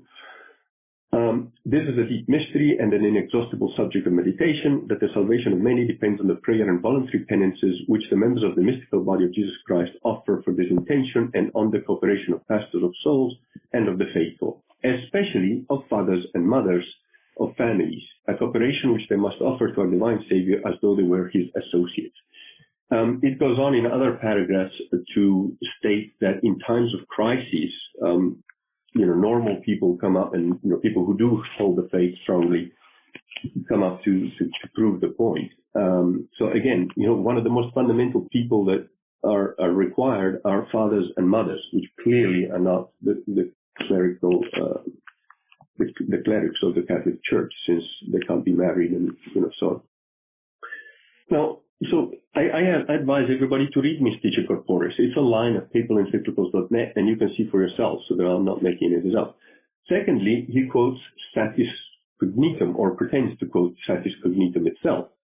And in order to try and support his idea, Mr. Dyer quotes something at 1 hour, 16 minutes, and 35 seconds in his video, Sedevacantism Proves Orthodox Theology. And I quote, I'm now quoting Jay Dyer, the Roman Pontiff possesses supreme jurisdiction in the Church, jure divino. It was necessary that the government be of this kind, since it belongs to the constitution and formation of the Church as its principal element. Its principle of unity, its foundation of everlasting stability, can in no wise come to an end. End quote. And he uses this as a supposed quote being definitive and conclusive evidence of his position as stated by Pope Leo XIII himself. There's only one problem. This quote doesn't appear anywhere in Satis Cognitum, and you can verify this for yourself, again, at papalencyclicalsonline.net. So once again, Mr. Dyer is simply either making things up out of whole cloth or conflating different things to make them into an unwholesome new mess. The historical objective fact that the Church has many times had no valid or visible popes is a fact. It happens every time between popes, and it happens when we have an anti-pope or a fake pope in the chair, which has happened again more than 40 times before 1958 in the current situation. But perhaps most damning of all is the papal encyclical, which Mr. Dyer mentions and briefly skips over, very briefly skips over it, which is interesting since this papal encyclical of Paul IV of 1559 unambiguously and directly spells out not only that there have been and could be again fake popes, heretics, and even validly elected popes that later become heretic and as such become completely invalid, it also very clearly and directly points out that any rules, laws, edicts, promotions made by any such fake popes are to be treated as completely invalid alongside with all the people that may have elected to various offices. In other words, the very opposite position of what Mr. Dyer claims is part of the Catholic Church official position. Anti-popes have always existed and will again, and they must be rejected in the absolute and in their totality. So again, the Church's very rules make it very clear that you can have fake popes. And fifthly, in his video, Mr. Dyer says, that the sacraments and all the bishops are invalid and therefore you can't have sacraments. Again, this is just nonsense. Whenever you have no pope on the chair or a fake pope, the bishops and priests continue to issue sacraments uninterrupted. So I don't know where it comes up with that claim. He then makes a bunch of other claims on sedevacantism, but I wanted to address very quickly what he said about, the fundamental things of the church according to Denzinger. I don't care who Denzinger is. There have been numbers of theologians all over the place. It's irrelevant. What the magisterium of the church says is what's relevant. Now, I do agree that the Pope does have primacy over all the other bishops when he's around. So if we do have a valid Pope, then you obey him, you listen to him, and, his word is law. That's fine. We just don't have one at the moment. So what we've got to go on is the magisterium of the church that has been left with us, and those bishops and priests who reject Vatican II and therefore are not schismatic heretics, parts of the new Novus Ordo Church. So why don't we elect a pope, which, by the way, again, Mr. Dyer tries to conflate, trailer park popes and the current bishops, which actually are sedevacantists or sedeprivationists. And it's just dishonest because all these bishops are in communing with each other. I know for a fact because I'm intimately involved with some of these things. And even when they disagree on certain ideas or principles, they still refer people to one another in terms of getting valid sacraments. Now, it would make no sense to try and elect a pope now for the very reason that, as we've discussed here and as we're seeing, most people have been defeated. Most so-called nominal Catholics, which are 1.2 billion, haven't got a clue because they haven't kept their eye on the ball, they haven't read the laws, they haven't read the canon law, so they don't know that they're being cheated. This is why there is such a strong education going on online, which bypasses the mass media, and it's happening. And again, the points that he made are just not what he said. So I think I'm done. I think I've got a couple of seconds left. But you have about a minute and 50 seconds left if you want to say something there. Well, he makes another bunch of claims about why, if the church had actually been infiltrated and hijacked, this proves indefectibility. But again, I refer to Ex Apostolatus Officium, which clearly indicates that we've had many anti-popes before, and that didn't crash the church, end it, or anything. As for the idea that, it's 61 years, so it's too much, there is no rule, no dogmatic principle, no papal encyclical that says, you only have X number of years without a valid pope before it all collapses. That's nowhere. That's just a Jay Dyer interpretation. That's me done. All right, you're done. Jay Dyer, you have 8 minutes and your time begins now. Yeah, one of the things I like to do when I can assess when an opponent doesn't know what he's talking about is refer to things that I don't think he'll know what they are. And we saw that just now. This guy is off the charts, arrogant, not even knowing what Denzinger is. Anybody who is fluent in Catholic theology at a basic theological level knows that Denzinger is not a fallible man with fallible opinions. Denzinger is the collection of Roman dogmas of the papacy, you buffoon. You just shot yourself in the foot coming on here, making hours and hours of videos, calling me a moron, and you don't know that Denzinger is the sources of Catholic dogma.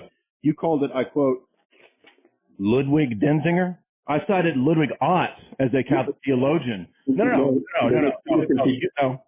So you don't know the sources of Catholic dogma. You see this 800-page book? I read it twice. You don't even know what it is. It's the sources of Catholic dogma. That's why everyone's laughing and you lost the debate in your first rebuttal. Now, let's get on to your claims. First of all, did I say that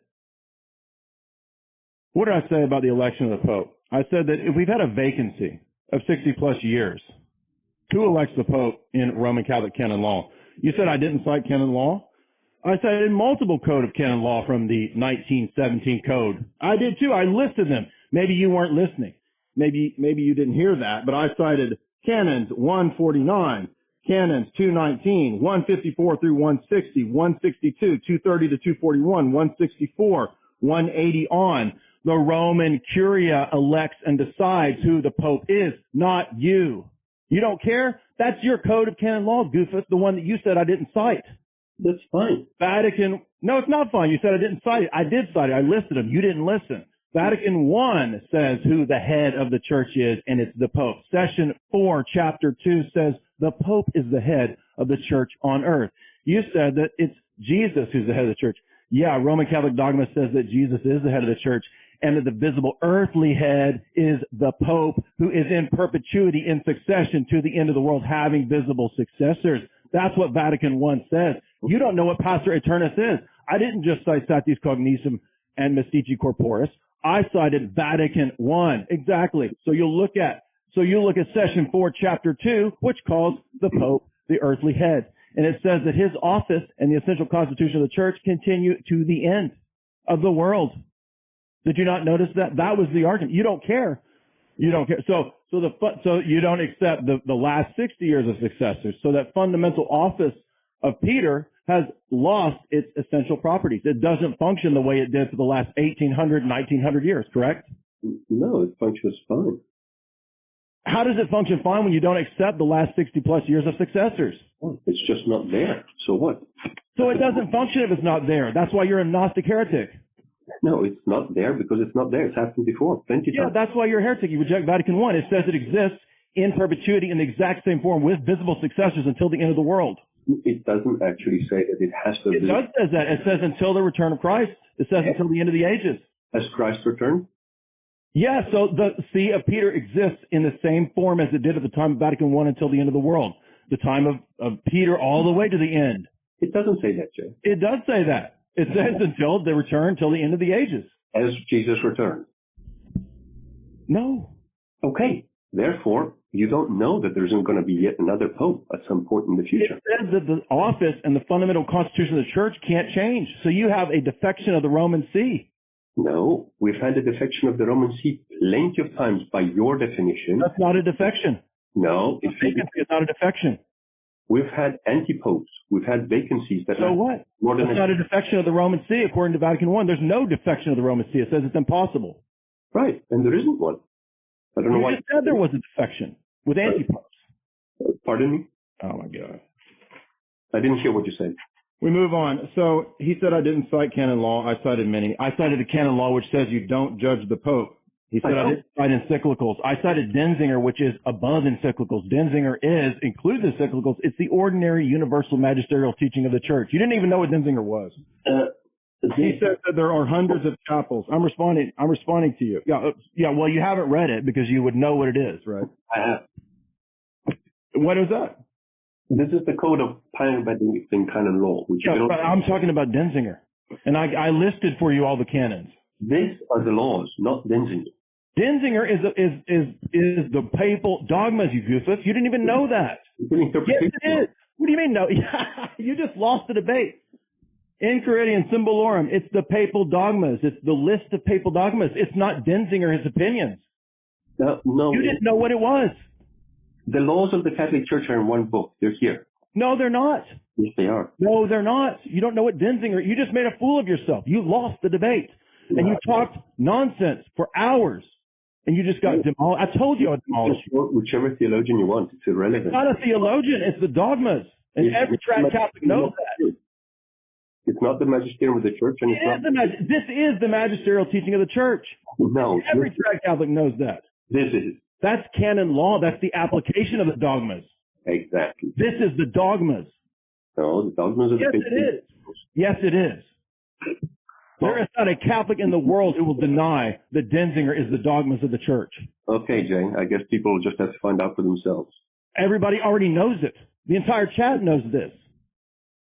Maybe your guys know that. Yeah, right. Yeah. Do you know where I got this? From a trad chapel, from an SSPX chapel. The SSPX are not Catholics. They're heretics. Right.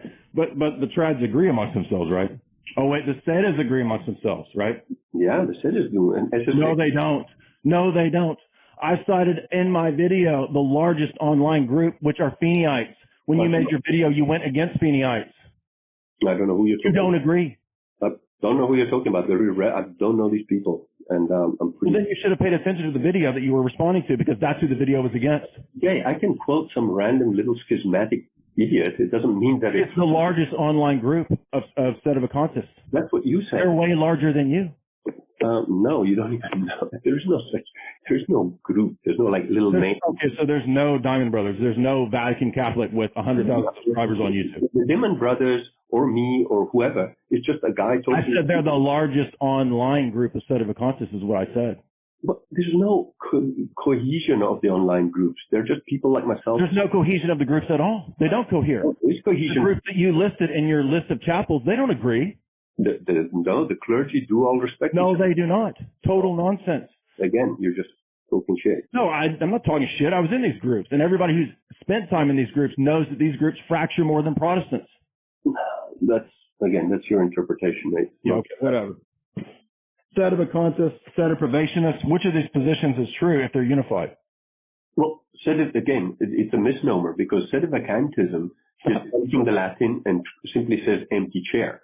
Now, the chair is physically not empty because it's filled by an imposter. So Sedeprivation is the correct term. And I don't know. I've never met a single so-called Sedevacantist that is actually not a Sedeprivationist. We all know that the chair is not empty. They're two different opinions. They're two different positions. No, by the way, I agree. That's one thing I said that I agree with you. That the Roman Curia, for the most part, what you're saying is that if Vatican II is heretic, then most of the Roman Curia are also heretics. Absolutely true. Yes, I agree with you. Yes, they are.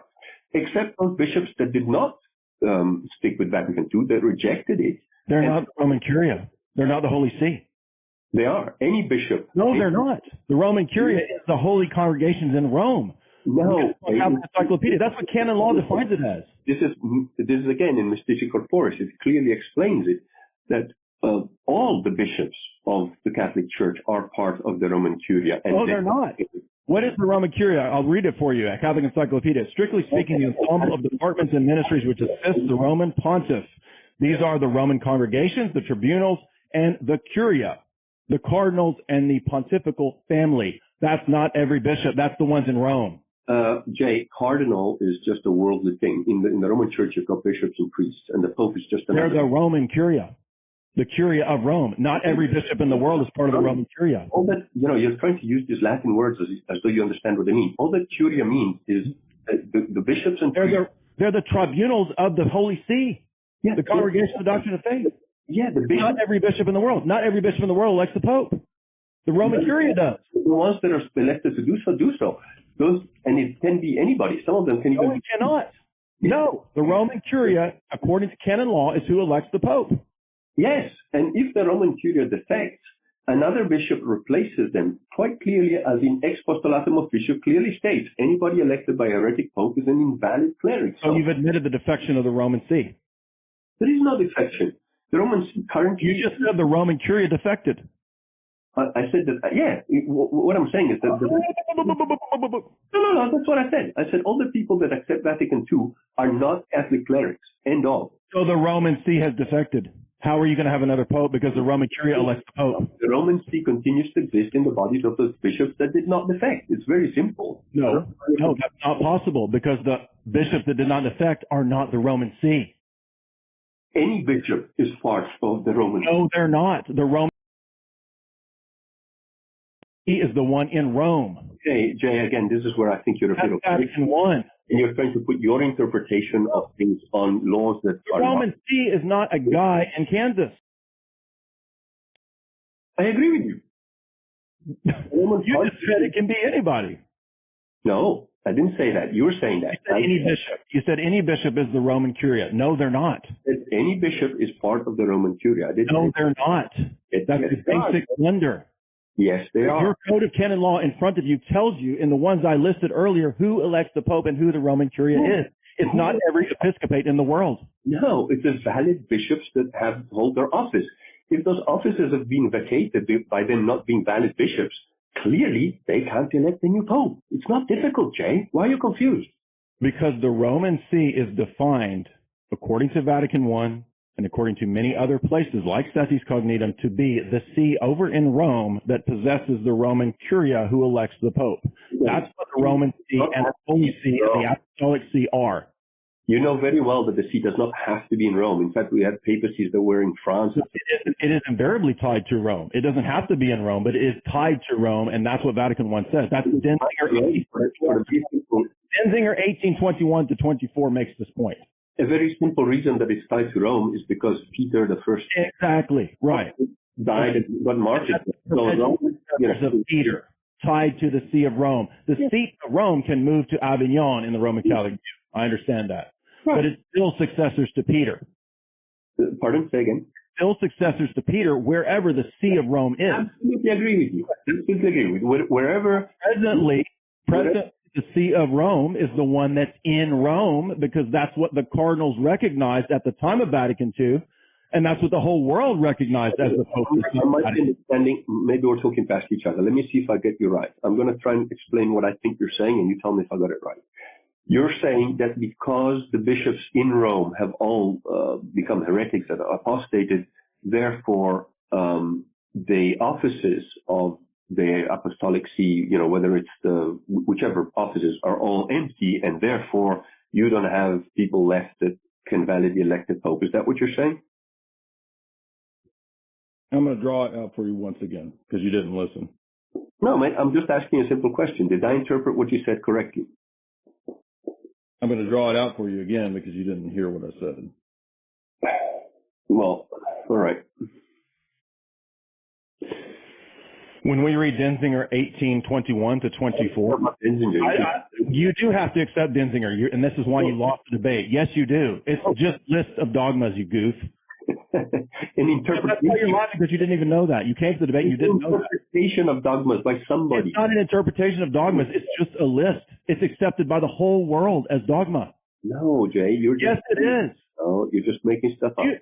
I'm making stuff up. Yeah. I'm making up that Denzinger is the sources of Catholic dogma and that it's accepted by the entire world. Are you aware that if you go to the Vatican website in the older encyclicals, they cite this? Did you know that? The rules of the church are codified in one. This is the dogmas. I'm not talking about the canons. Canons are part of dogmas. They're not the totality of dogmas. These are the rules of the Catholic Church. You've lost this debate by not knowing what Denzinger was. And all it is list of papal dogmas. It's all papal dogmas and encyclicals. Dogmas. It's not. It is. It is. No, Jay, the laws are here. They're simple to follow. They're easy. This is the dogmas. That's the canons. Yes. Canons are applications of dogmas. These are dogmas. The canon is the application of the dogmas. You need to admit that this is the source of Catholic dogma. You've said a very, very correct thing. The canon is the application of the dogmas. These are the dogmas. These are the dogmas. These are the dogmas. The Apostolic See cites Denzinger when it cites dogmas. The canon law is citing Denzinger at times. This is how you use them. End all. There is no a new copy. You don't even know what Denzinger is. I read this twice. This is nothing but papal dogmas listed. You're a moron. This is how the rules get used. Peter is defined according to Vatican I and Sessis Cognitum in his successors. The primacy is defined as universal jurisdiction in Vatican I, in Pastor Aeternus, to be very clearly in his successors to have full immediate jurisdiction in the Holy See through its congregations and its curia and its decisions. So you have to accept the juridical and the disciplinary decisions of the Roman See. The Roman See is the one that's tied to Rome because Peter died in Rome and he established his successors there. That means that prior to Vatican II, the only see that the world accepted and that the Curia accepted as the Apostolic See was the one in Rome. So in 1950, the only see that the entire world and the Roman Catholic Curia accepted was the one that was actually in Rome. So you have to demonstrate that there was a defection between 1955, 1963, and after the time of Vatican II, because the entire world accepted that as the Roman See. So that is the Roman See, right? Where did the Roman See go in its visible successors and its visible hierarchy? You say it fell to an episcopate that is not in Rome. Where is this visible unity? The easy answer is that it doesn't exist. There is no one holy Catholic Apostolic Church that exists in the Sedevacantists, because the Sedevacantists are not one. They're fractured into more divisions than the Protestants. The Sedevacantists are not holy. They don't produce saints. The Sedevacantists are not universal. They're not Catholic, because when St. Augustine argued against the Donatists, he argued that universality means the church throughout all the world consisting of the entire Orchimene. The Sedevacantist chapels, 300, give me a break, against 1 billion that recognize Francis? Come on. That's not a unified Catholic Church. And number 4, the constituent property, according to Pastor Aeternus of Vatican I, is that the Roman Pontiff lives perpetually in his successors until the end of the world. That means that this fundamental constitution of the indefectibility and unity of the Church cannot alter or go away before Jesus returns. In your view, it has altered and it has gone away into being something like orthodoxy. That's the irony here, is that if there is a 60-plus year acceptance of where we don't have a pope, then actually you're admitting the principle of orthodoxy, that we don't actually need the pope to guarantee the unity and succession of the church. Oh, I'm not saying that at all. Again, you're putting words in my mouth and you're conflating different things. Peter is the head of the church, and his successor, whichever valid pope comes after Peter, has primacy of office in the sense that they have the right to create the laws, hire, prior, whatever, do whatever, because the Pope has that authority. I've got no problem with that. You're saying that the Roman See was the one in Rome before 1958. Agree with that. I don't have any problem with that. That was the Roman See. Now, the problem is that after 1958, between 62 and 65, Vatican II came out. Vatican II is completely heretical. Therefore, the prudence of the church, prudence is one of the rules that we have to follow as Catholics, clearly states if a guy is heretic, you don't listen to what he said. So why do we go back to 1958? We can certainly say that since 1962, every pope that accepted Vatican II is a heretic. But if Vatican II was instituted by Angelo Roncalli, who took over on 28th of October of 1958, and therefore, he's probably apostate too, which is why we ignore him and don't listen to anything he said. And again, this is clear rules of the Catholic Church. There is, it puts the lie to your idea that there has to be a constant living pope for the very simple fact that popes die, and sometimes it takes years before you elect a new. I've already dealt with the vacancy. I've dealt with it in multiple places in the video, and you just ignored that. The problem is not a vacancy. The problem is not a vacancy. The problem is that there's a lack of a visible earthly head for 60 plus years, and there can't be another one because the Roman Curia is who elects the Pope. The Roman Curia is the congregations in Rome. It's quite clear in Mystica Corporis, Jay, that it clearly states that the Vatican I says it's a visible earthly head, successor to Peter, the living magisterium until the end. Yes, we're not at the end. We're busy. So where's the visible successor? The visible successor will happen once we have enough bishops. Where's he been for 60 plus years? How's he going to be? It doesn't matter how many years, Jay. It can be 1,000 years. It doesn't matter because there's nobody to elect him who's a valid. No. The remaining bishops are clearly. No, they can't. No, they can't. The canon law is clear who elects it. Yeah. Bishop. You just said canon law is dogma. Canon law decides who elects the Pope. All the people who would elect him are heretics and apostates on your view. No, in your view, because all the people. No, not my view. No, your view, Jay. Not my view. The bishops that remain faithful. You just said they defected at Vatican II. I'm saying that all the ones who accepted Vatican II defected. Yeah, and that's the Roman Curia. Not all of them accepted it. Yes, it is. No, name a person from the Roman Curia who didn't accept Vatican II. Name one. The bishops that remain. No, a member of the Roman Curia. Name a member of the Roman Curia who didn't. Again, I think you're also. Yeah, because you don't have one. Because you don't have one. Because you don't have one. There is no law at all that says that it's all. In fact, we have I listed all the canon laws in the 1917 code that tell you who elects the Roman bishop. You keep avoiding ex apostolatum officium, which clearly states that. It doesn't matter because it's prior to Vatican I, and Vatican I specifies where the Roman bishop comes from. That is. I have no problem with cum ex apostolatus officio. Well, it clearly states that we've had fake popes, that we will have them again, and that they are completely to be ignored, and anybody they elect is to be ignored. That has has nothing to do with who elects the Pope. Who elects the Pope in canon law? Those are valid Roman Curia. Can you name one member of the Roman Curia who didn't sign on to Vatican II? Listen, No. if all of Rome was nuked, right? Name one. 1960, Name one. Where's your visible episcopate? Name one. we have Bishop Sanborn, we have Bishop Selwyn. They're not members of the Roman Curia. They are by default. No, they're not. Was defective. No, they're not.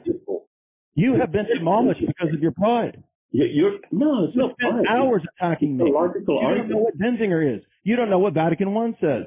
You don't know how the Roman Curia elects the Pope. Again, your autism is showing through, Jay. You're trying You call it autism because you got demolished. It is. It's some point of legalism that is nowhere written down. Legalism. You just said it's all canon law. You're the one that keeps appealing to canon law. I listed all the canon laws that tell you who elects the Pope, the Roman Curia. What you're saying is that if a basket player starts to take a golf club on the court, then we have to accept he's a basketball player. No, he's defected. He's clearly not playing basketball. He's no longer part of the basketball court. You don't get to decide that. You don't get to make that decision. I don't make that decision. Canon law does. Now, let me interject here.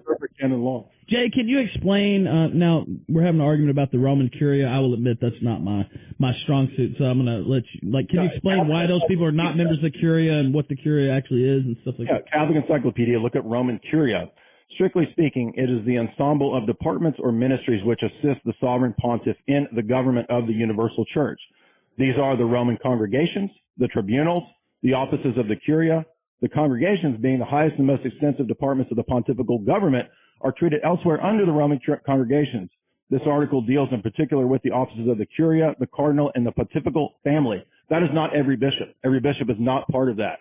He needs there to be successors and bishops who are part of this crew to continue his goofy church. No, but it doesn't exist, and that's why he can't name one. Now, that's Kurgan, why names aren't members of the Roman Curia. Kurgan, why do you disagree with his interpretation there, or what are your problems with that? Well, I disagree for the very simple reason that, according to canon law, a heretic immediately vacates their office by default. There is nobody needs to say anything. So Jay is correct. The Roman See can't defect, Goofus. That's why your position doesn't work. Can you let me answer? Let's Ralph. Go ahead and answer. So Jay is entirely correct when he says that currently the bishops in the Vatican are all heretics, pedophiles, whatever. They're scum of the earth as far as I'm concerned. He's right in that. So what he's trying to say, I believe, is that because the original official offices of the church, Congregation of the Faith, etc., are currently filled by imposters, there is no Roman See, and as such, you cannot elect a new pope. Now, that's absolute nonsense. Of course, if all those offices get nuked, let's say Rome got hit by a nuke instead of Vatican II, which is essentially the same thing. Well, so what? Does that mean that no single bishop on earth is no, obviously. It's impossible according to Vatican I. This is why he doesn't understand Vatican I. That's not possible according to the way Vatican I defines the perpetual successors and living magisterium. You have no living magisterium, and that's why you lost us today. Vatican I makes clear that there's not going to be an end of the vacancy or an end of the Roman See at the end of time. All right, go ahead, Kurgan. Finish your thought, and what's your why does his interpretation of Vatican I not hold water with you? Because his interpretation of Vatican I is just he's making it up. There is nowhere that it says that you have to have a living pope at all times and a living curia at all times. It doesn't say that. I didn't say at all times. I said until the end of time. You're misquoting me. I dealt with vacancies in the Apostolic See in multiple sections of the video. Vatican I is not talking about vacancies. Vatican I is talking about living successors in the magisterium of Peter until the end of the world, until the return of Christ. I've got one more point on that. If you let me reply, I'll reply. Go ahead. Let him get in. Go ahead.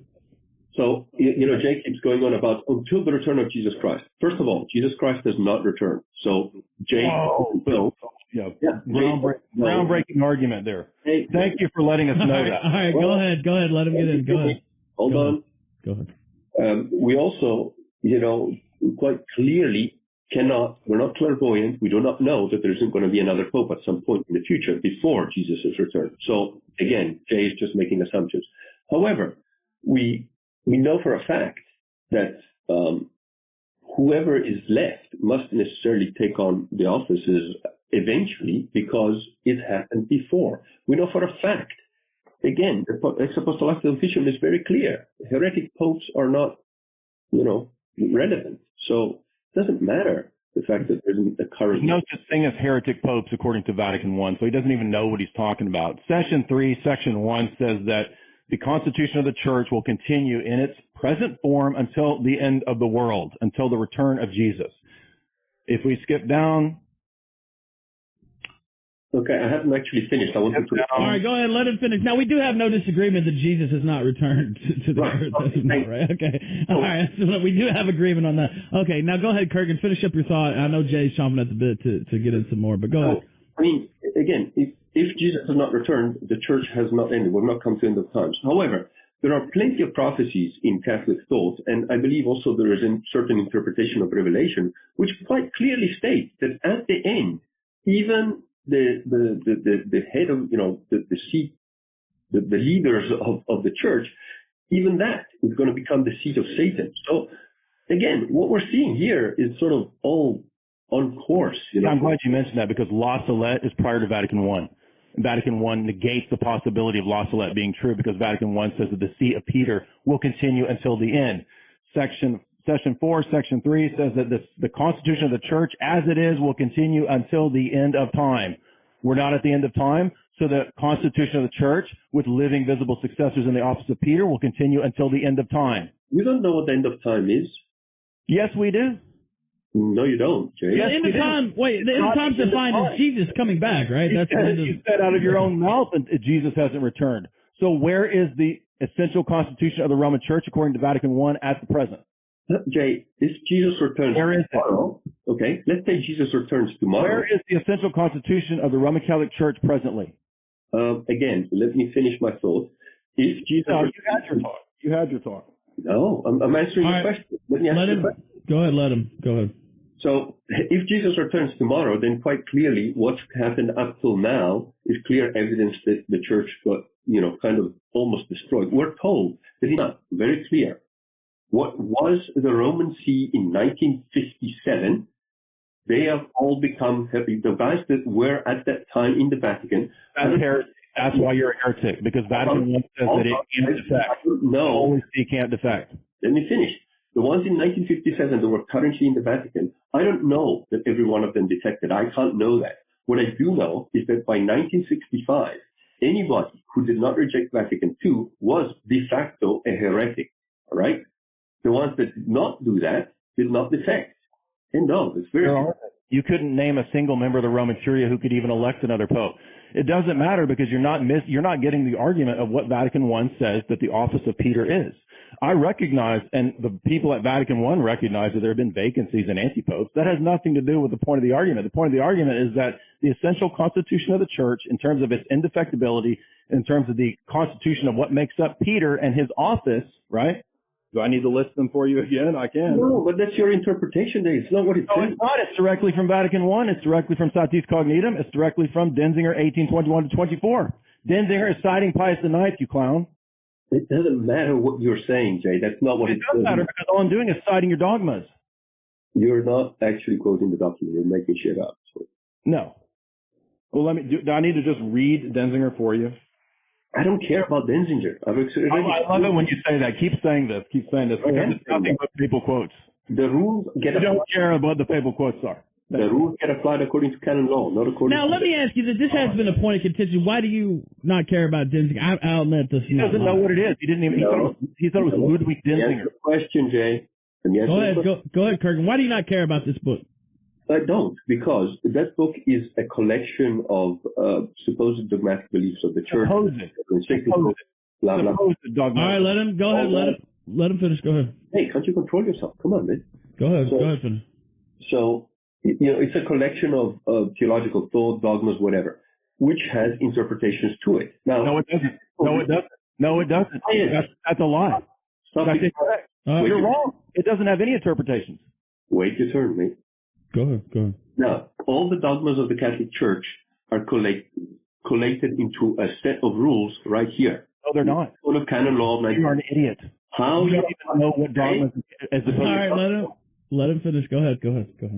So, the rules of the Catholic Church get applied according to this book and this book only. This is the book that explains how the laws of the Church actually work. regardless of your personal interpretation of this or that dogma, those are the rules. And it's a very clear document. So it doesn't matter if Jay believes this or that other thing. You follow the rules of canon law. End of. All right. So, now go ahead, Jay. This is what we get when we get a guy who makes videos channeling aliens and talking about aliens blowing up Mars. This is literally what he believes. On his website, he believes in past life regression therapy, which means that he believes in reincarnation, which is not a Catholic teaching at all. It's actually heresy. And everybody in the Catholic world, whether they're Novus Ordo or Trad, would know that Denzinger is not interpretations of dogma. It's just a list of Catholic dogmas. It's not opinions. It has no opinions in it whatsoever. It's merely a list of the papally approved dogmas. How do you apply those dogmas? The debate is actually over. How do you apply those dogmas? I'm done because the debate is over. I don't have a problem. I cited canon law at the beginning of the debate. I listed you all the canons. I listed you all the canons that tell you how the Pope is elected. How do you apply the dogmas of the Church, Jay? They're called canon law. Exactly. Thank you. So that's the only thing. No, it's not. No, it's not. And no Catholic in the world will say what you're saying. Now, let me ask you, Kurgan, he mentioned, he called you a heretic for some of your beliefs there, if you wanted to respond to that and the alien stuff. And all yeah, well, a lot of, the alien stuff, whatever. I mean, Jay's made videos. From reincarnation? Being on weed, whatever, like. From reincarnation? But personal. You channel UFOs and you want to call me out for weed? You channel UFOs. Hold on. Let me answer the question. Again, why are you interrupting? Why are you so scared? Let me answer the question. Scared. I told you I would call you. Be quiet. Control yourself. You're emotionally incontinent. Relax. So, sorry, Ralph. What was the question? So, reincarnation, he mentioned the alien. I was just letting you respond, on my website, like I said, I've only, officially become Catholic in 2017. So there's a bunch of stuff there. I mean, I lived like a fucking weird, heretic most of my life. So all the posts and whatever that I've done before the 25th of May of 2017 probably include a bunch of heretic stuff. So you renounce that, is that what you're saying? So, no, I'm saying that those belief systems have changed since they've evolved. Right. I evolved as a human being. Now, with regard to reincarnation, I know that the Catholic Church sees reincarnation as, a heretic sort of thing. And again, this is a finer point that would probably take a few hours to cover, so it's not going to get covered here, and I know Jay will attack this position, but there are ways that you could possibly accept that there is some form of reincarnation, although it goes against the sort of dogmatic beliefs of the Church, and it does so for very good reasons. Like, for example, right at the beginning of the video, Jay said that there is nobody that can, even martyrs fall outside of the Church. Regardless of whether they even die for the Church. Let me just read you a quote from one of the remaining died priests that answered the question I asked him, verbatim. Yes, you're right in thinking about salvation and baptism of desire and of blood. These are exceptions, not the general rule, and do not contradict the dogma of extra ecclesiam nulla salvis. Outside of the Church, nobody can be saved. This dogma is always true. But we have to consider how exactly someone can belong to the Church. The possibility does exist that someone doesn't belong to the body of the Church in foro externo, in the public outside form, but belongs to the Church in foro interno, in God's conscience. And in this situation, it is not of his own fault. Such a person can be saved. So, again, refuting what he is, autistically trying to say. All right, go ahead, Jay. I think it's just total nonsense. I'm done. I don't have anything else to say. All right, fair enough. You don't have any final thoughts? Yeah, I'll like to close my debate. Go ahead. And I'll give Kurgan the last. Go ahead. Okay. So I began the debate by talking about the 1917 Code of Canon Law. He likes to cite this as if that is the dogma. That's not the dogma. The dogmas are the dogmas. The canon law is the application of dogmas. That's two different things. Anybody in the world of Catholicism who's been there for more than a year or two should know in Catholic theology that the sources of Catholic dogma is not an interpretation of the opinions of any guy. It's not the interpretation of the opinions of Ludwig Ott or Heinrich Denzinger. It's just a list of papally approved dogmas. The Vatican has cited this document. All Catholic theologians in the world will cite that as the sources of Catholic dogma.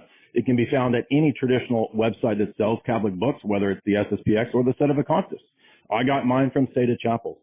So I cited multiple canons that tell you that the Roman Pontiff 149 218, 219, 154 through 160, 230 to 241 in the 1917 Code of Canon Law, as well as 162, 164, 165, 180 on, are very clear what the Roman Curia is, who comprises it, that they elect the Pope, and that they alone elect and determine who the Pope is, and not anyone else in the world. And he calls that dogma, then he needs to stick to the 1917 Code, which says that's who elects the Pope. I went on to talk about Denzinger in other places, such as 1821 to 24. I'm glad he keeps saying that Denzinger doesn't matter, because it just buries him deeper and deeper into his hole. I mentioned essentially that the indefectibility of the church is described in Pastor Aeternus, which is the decree of Vatican I, as well as if you look at Denzinger 1821 to 24, that is the specific section of Pastor Aeternus, which if he had known what Denzinger was, he would know that's what that is. The very thing that he pulled up a minute ago, his papers of Vatican I. The church is indefectible in the Roman Catholic system. The church is in perpetuity. The church is public and visible. It is public and visible according to its Petrine office. This Petrine office is the source of unity. Can there be vacancies? Absolutely. Can there be anti-popes? Absolutely. Can there be a vacancy such that the fundamental constitution and unity of the church changes? No. That's why Vatican I is very clear, and it doesn't matter what pre-Vatican I Marian prophecy said about the defection of Rome, because God denied those things. Vatican I says that the perpetuity of the successors of Peter, his primacy, all of those elements that are listed in Vatican I, in Statis Cognitum, the visible headship, which he denied in his first rebuttal on earth, that visible headship continues to the end of the world. It's not saying that there's no period of vacancy, but when the Roman Curia elects a successor, that is under the charism of infallibility. You don't have the right and the authority to judge the decisions of the Roman Curia as an individual lay Catholic. So if we were to be concise, I would say that the sedeprivation of sedevacantist theory is a theory, as John says in his book, the book that I was covering, on defection. It's a theory on the defection of the Roman See. But if the Roman See has in any sense defected, then Vatican I is not true. If Vatican I is not true, then neither is Roman Catholicism. So I would just direct people to my good friend who we led out of sedevacantism, John Pontrello, who has the excellent book, if you want to read more on this, The Sedevacantist Delusion, which is what my video was about. My video was directed against Feeneites particularly, not the other groups of sedevacantists who affirm baptism of desire. I don't really care about baptism of desire versus Feeneites in the Roman Catholic system. That video was directed against the largest online group of sedevacantists and their support of Feeneism.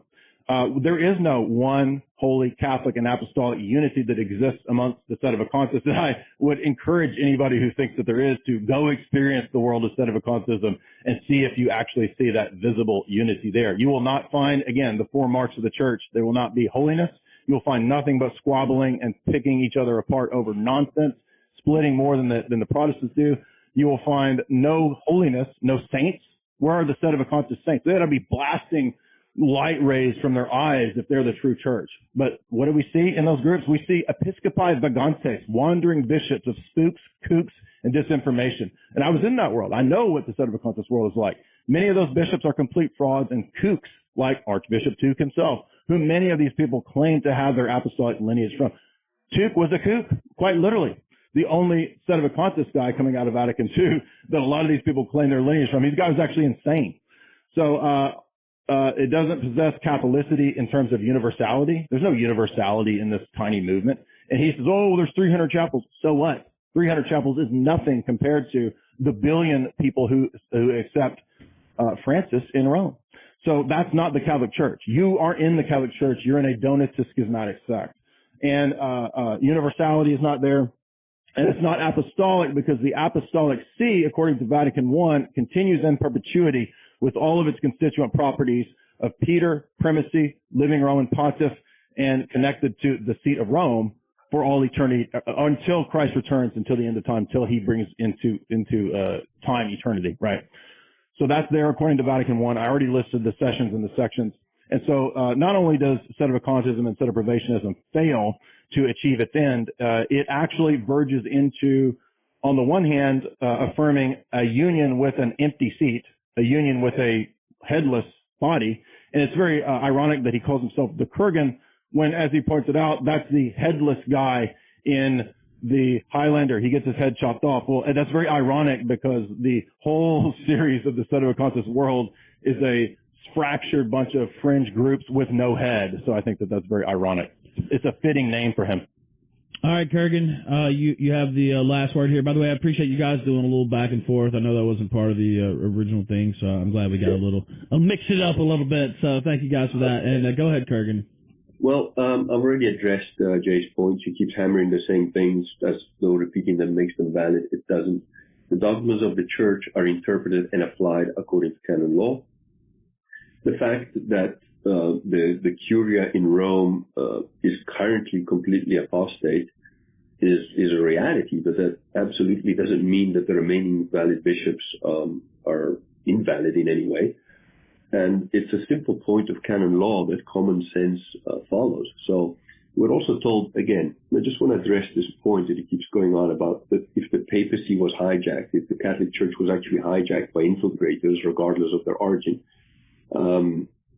this would somehow put the lie to the promise that the church will always be with us until the return of Jesus. This is demonstrably false in a number of ways. First, the papal encyclical of 1559 I've already referred to, Cum Apostolatus Officium, which makes it clear that apostate popes have existed, will exist, etc. Second, there is no timeline that tells you, oh, well, if you've got an apostate pope or a series of apostate popes for X number of years, then the church is no longer valid. Nowhere does it say that. Third, we're taught in the Bible by Paul that whenever men choose to delve into perversion, iniquity, and stray from the path, God gives them over to their perversions and passions. So we know for a fact that every single human on earth can choose to go down this road. And popes are not exempt from this any more than anybody else. Nowhere does it say that a pope is immune to this way that God has of sometimes dealing with perverts, liars, and other people of the lie. Fourthly, we're told in the Bible that many, in fact most, will in fact be deceived, and that the true path is difficult and narrow. Yet, we're also told that the church will remain with us right to the end, at which point eventually Jesus will return, for if he did not, even the elect, that is the most highly faithful servant, would ultimately be deceived by Satan as well. And here we have a perfect parallel of that. The church remains true and visible as long as you take the time to look properly, while the superficial fake Novus Ordo church pretends to be the real church and deceives millions and millions of people. That's why the Sedevacantists are starting to wake up a lot more people in the Catholic, nominally Catholic world, and they're becoming a force to be reckoned with. And lastly, fifthly, anyone that actually bothers to be a genuine Catholic and informs himself on Catholic dogma cannot in any logical or reasonable or true way make any kind of argument against the fact that Vatican II is a complete heresy and that anyone who does not reject it loses their office and as such the validity of being a cleric within the church without anyone having to say anything. I've written a blog post on my blog, which is gphilotto.com, on the 7th of September of this year. So if you look for that date on the blog, you'll find a logically laid out series of reasons why this works. It's been uncontroverted and unassailable, including by people like Anne Barnhart and whatever. So if you want to go to the details, go there. All we can say is that this has been a long time, but the fact that it's been 61 years is in no way means that there either won't be another pope or that Jesus will return at some point. Again, Jay keeps saying, the end of time, the end of time. You don't know what the end of time. You don't know what that looks like. You don't know whether it operates as, maybe there has to be 150 years of no popes and only a few remnant Catholics lying around in hiding somewhere while they're being persecuted. That is pretty much what almost every Catholic prophecy says it will happen in the end. So, again, he's got nothing. He keeps quoting Denzinger. The application of dogma is very clear and it's canonic law. That's it. You can't ignore that. Now you can say, oh, but Denzinger says this dogma, that dogma, that dogma. It doesn't matter because the magisterium of the church has created a document that clearly states how you interpret and how you enact those dogmas. So again, as I said, the man's got nothing, and I actually believe that his reason for doing a 2.5-hour video on supposedly a tiny group of schismatics online. Yeah, 100,000 tiny. Is because you do say that in your video. But anyway, is because I think he's a bit worried because there's only some, all it takes is if 10% of nominal Catholics become sedevacantist, that's going to be, a lot of people, there's millions of people that are going to suddenly become Catholic again. So that's my position, and that's it. All right, fair enough. Gentlemen, I think that's it. I appreciate you coming on the Kill Stream and doing this. Thank you very much. Oh, no problem, Jay. Thank you as well, man. Merry Christmas to both of you. Absolutely, yeah. Merry Christmas to you, Ralph. I got to get back to reading my Ludwig Denzinger here. All right. A lot of Ludwig Denzinger. Including the heretic in the hat. Got to read a lot of Ludwig Denzinger. That's when you lost the debate, by the way. Good night. Good night, gentlemen. All right, that was a little bit off the beaten path for our show, but I think it was fun. I saw some people in the chat. They thought it was a nice departure as well. So I'm glad we did it. It will be up on the podcast feed. Let me see. Flamenco, are you still here? Oh, Flamenco's muted. I think he might be playing a game or something. All right. I didn't know he was still here. Okay. Let me read these, though, because people did give me a little bit of money. Let me. Haywood Jablom says, where's the debate? Even if I agree with him, what the fuck? I didn't interrupt during the stream. I just let it go. Spanish Inquisition says, high energy Chaggot versus low energy Vox Day. Jack says, Jay started me on classic Bond films. Thank you, big guy. Thank you as well, sir. Haywood Jablomi, just subscribe monthly. The Rage Player says, LOL, literal Bible thumpers going on here. Pensive Cowboy says, calm down, Bob, man. Take the trip to Tel Aviv. Jack says, Jay, thoughts on your boomer meme being hijacked? I'm sorry that didn't get asked, but I just kind of let it go, like I said. Pensive Cowboy says, Nosferatu man fears Catholic dogma. Megu meme says, why is the Pope selected by man instead of by God? There's a longer answer to that, but I'm not necessarily equipped to give it to you. Cheeseburger 6 says, never been more sure about atheism. Thanks, guys. Pensive Cowboy says, take the flight, and he links this, which I don't know what this is. The Vatican Rag. I don't know that song. But thank you for that. Pensive Cowboy says, Pope Francis wants on, check the Vatican smokestack. I actually saw that during the show. Started chuckling. And then, here's a clip that Spanish sent in. Let me unmute YouTube so I can play this.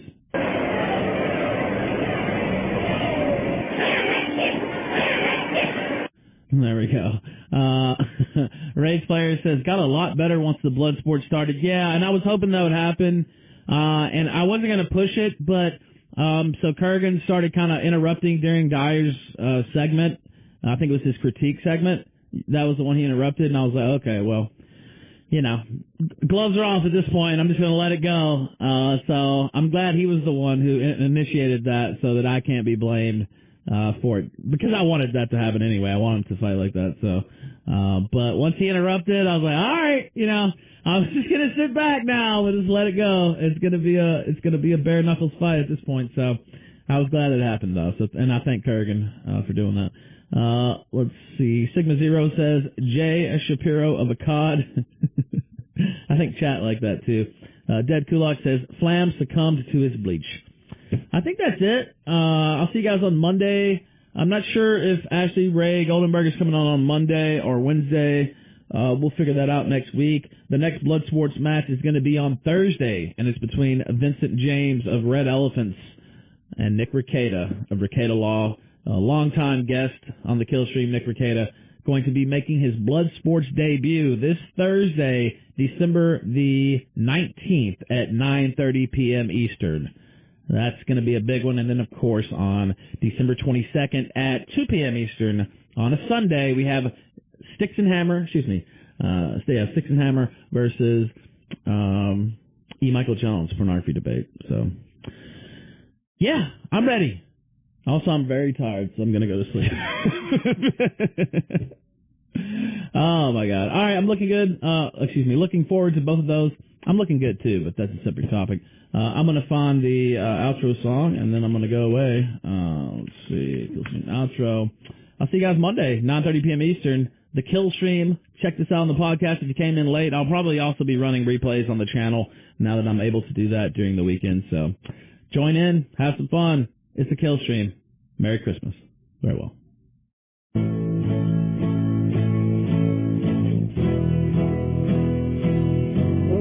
Yes, I'll open the box. Also, it is pretty amazing that we had 1,000 people watching a stream about esoteric Catholic dogma, so thank you. So the kill strip has been struck down again. Secret flags and reports, but we all know who's to blame. Can't afford the resort. Jihadi Jarbo's his name. Now you won't take them round, or all them channels you strike. So just delete your account. Sure the folders to find.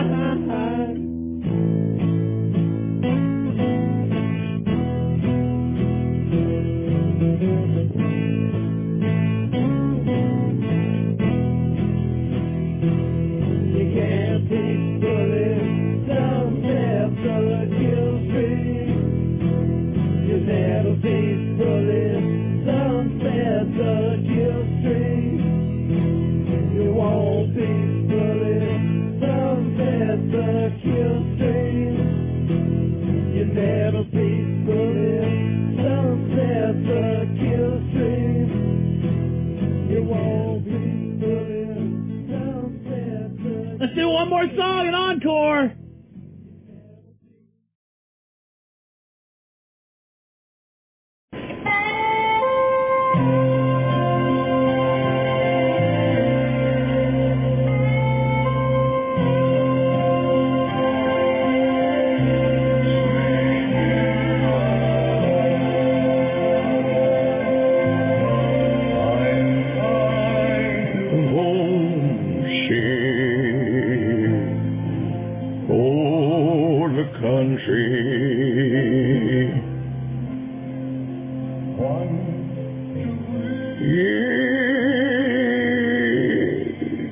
Well, hello there, friends. Welcome.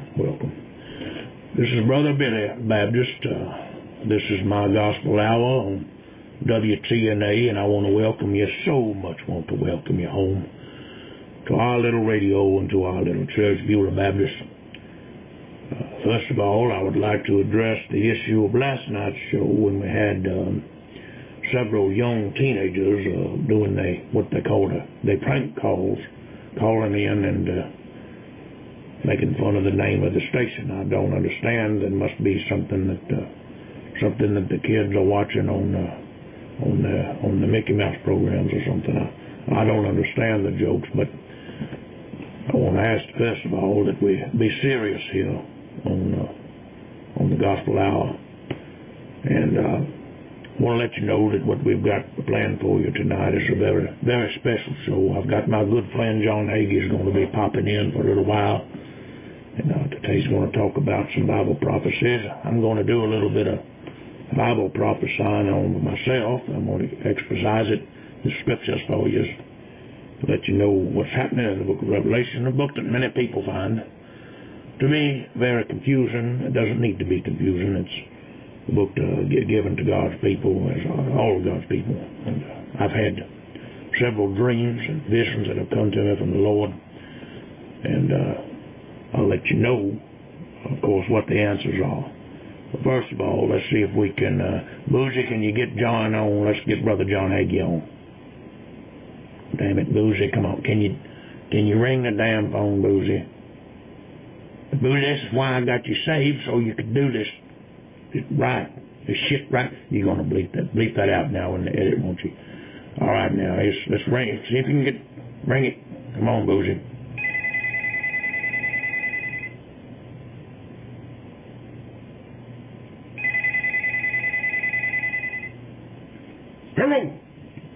Hello there, John. This is Brother Billy. I want to welcome you to the show, and I want to thank you for letting me call. This is John Hagee. I want to ask you all out there to buy my new book, In Defense of the End of the Times. Friends, we are living definitely in the end times.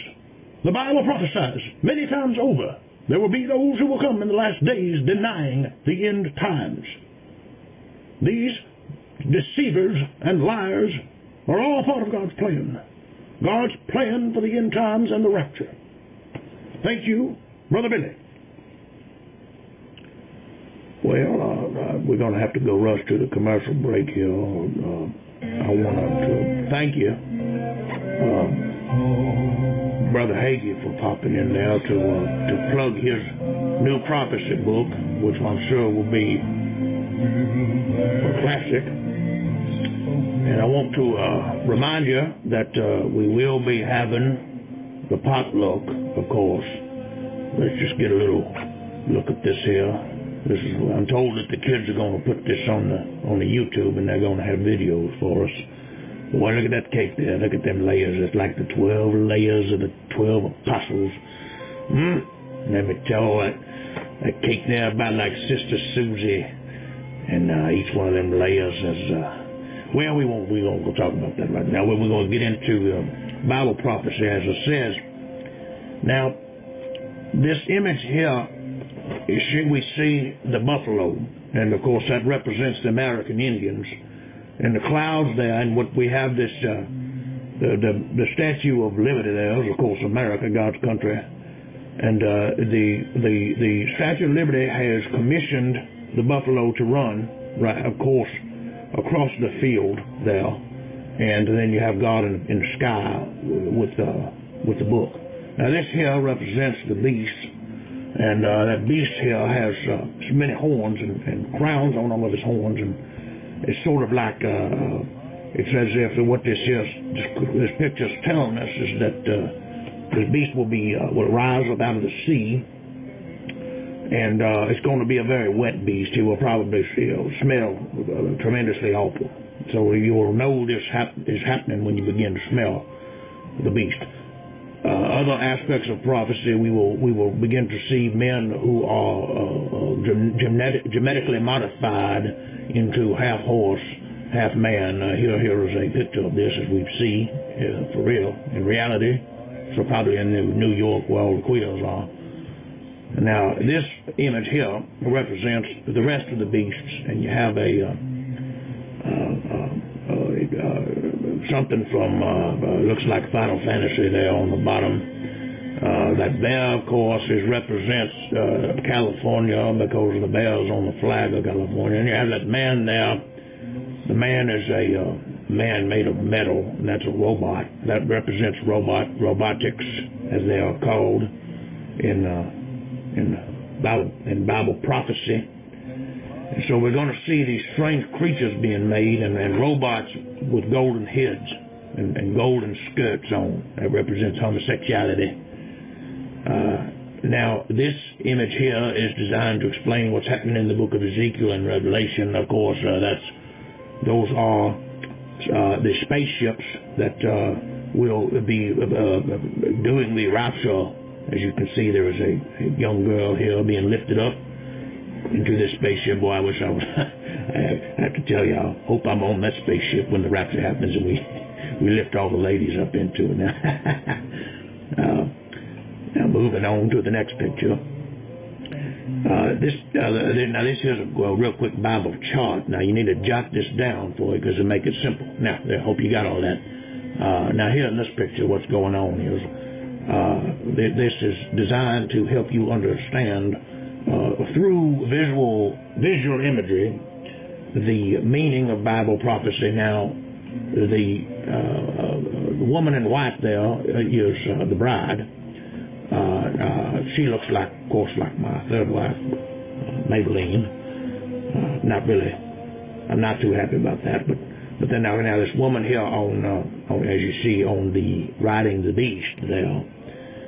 Now she looks like my second wife, and she's got her cup of that wine, that box wine that she was always. Alejandra couldn't get off of that box wine. She was always drinking. That's her there on the beast, with a cup of gold. And as the robot there is, again, as you can see in the background, next to the temple with the golden head and the homosexual golden skirt.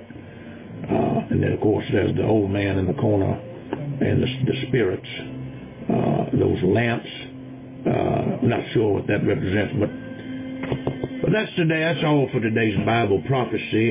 We want to go ahead and remind you that there's a potluck. Friends, are you needing something in your life? Perhaps you're hungry. Perhaps you're hungry for something that only can be fulfilled at the potluck. I'm talking about the great potluck, but I'm also talking about the potluck that we're going to be having here at Beulah Baptist. And of course, you'll see fine delicacies and dainties like that there, and you're going to see fine delicacies and dainties like this here. Now, old Sister Susie, we don't know what this meat is. She didn't never tell us. But friends, I want to ask you to come on down the aisle. Come on down the aisle of your heart. If you come down the aisle, friends, we'll let you eat the potluck. Friends, I'll put the potluck at the front of the church up there by the altar. And if you come down, I'll give you a bite of it. Come down and dedicate your life. Friends, this has been the Brother Billy Baptist Show, and we want to thank you. We want to thank WTNA Radio, and I wish I could say I could thank Boozy in there in the control room, but I can't. We hope you tune in again, and I hope the kids put up good pictures on that on the Unet, on the YouTube.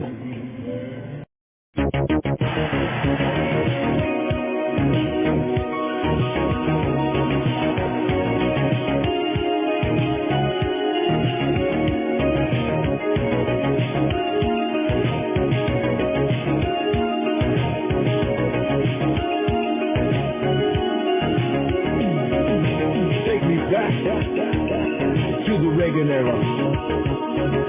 Wall Street, the Bulls and Bears, making moves, buying and selling.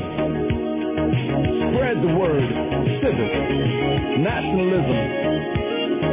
America to the ends of the globe. America to the black hole. Americanism. Boomer worldview. Boom. Boom. Boomer worldview. Retired to Florida. Buy a van. Key Largo. Montego. The Beach Boys. Mar-a-Lago. 401k. Reagan era America. Boomer Town. Boomer Town. Turn the time. Turn the hands of time on the doomsday clock back a notch. Don't blow us all up, Gorbachev. You like a Gorbachev. You like a skanky child from the UK. Gorbachev. Fucking Cold War, baby. Who won? Bitch. Soviets. Walls coming down. Van Halen. Ford Motor Plant. Pornography. To the edges of the globe. Pornography. Don't you know?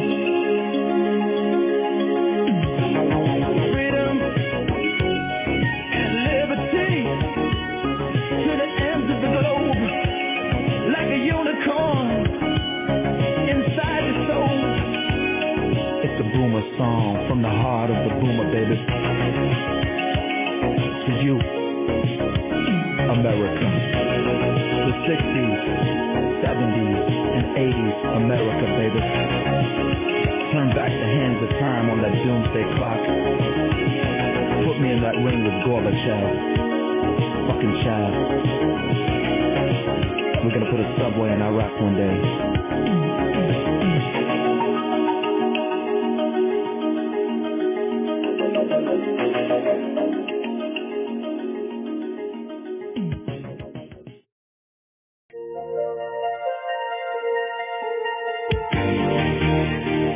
Guys, we have a show sponsor which helps you to be not a gamma male, not hopefully a beta male, and that is chalk.com. Use promo code J60Life, J60Life, to get 60% off all those great chalk products over at chalk.com. J60Life. J60Life. Chalk. To get 60% off all those great chalk products over at chalk.com.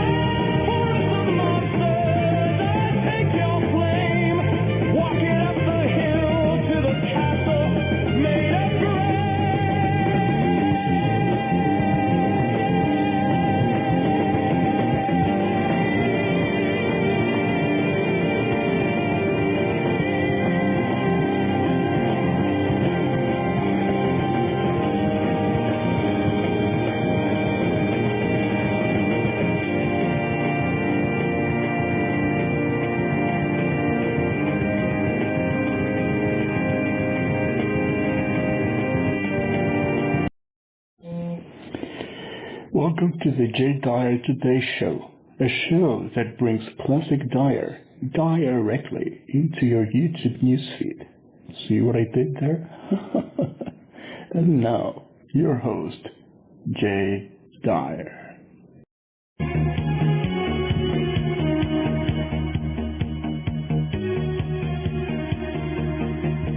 All right.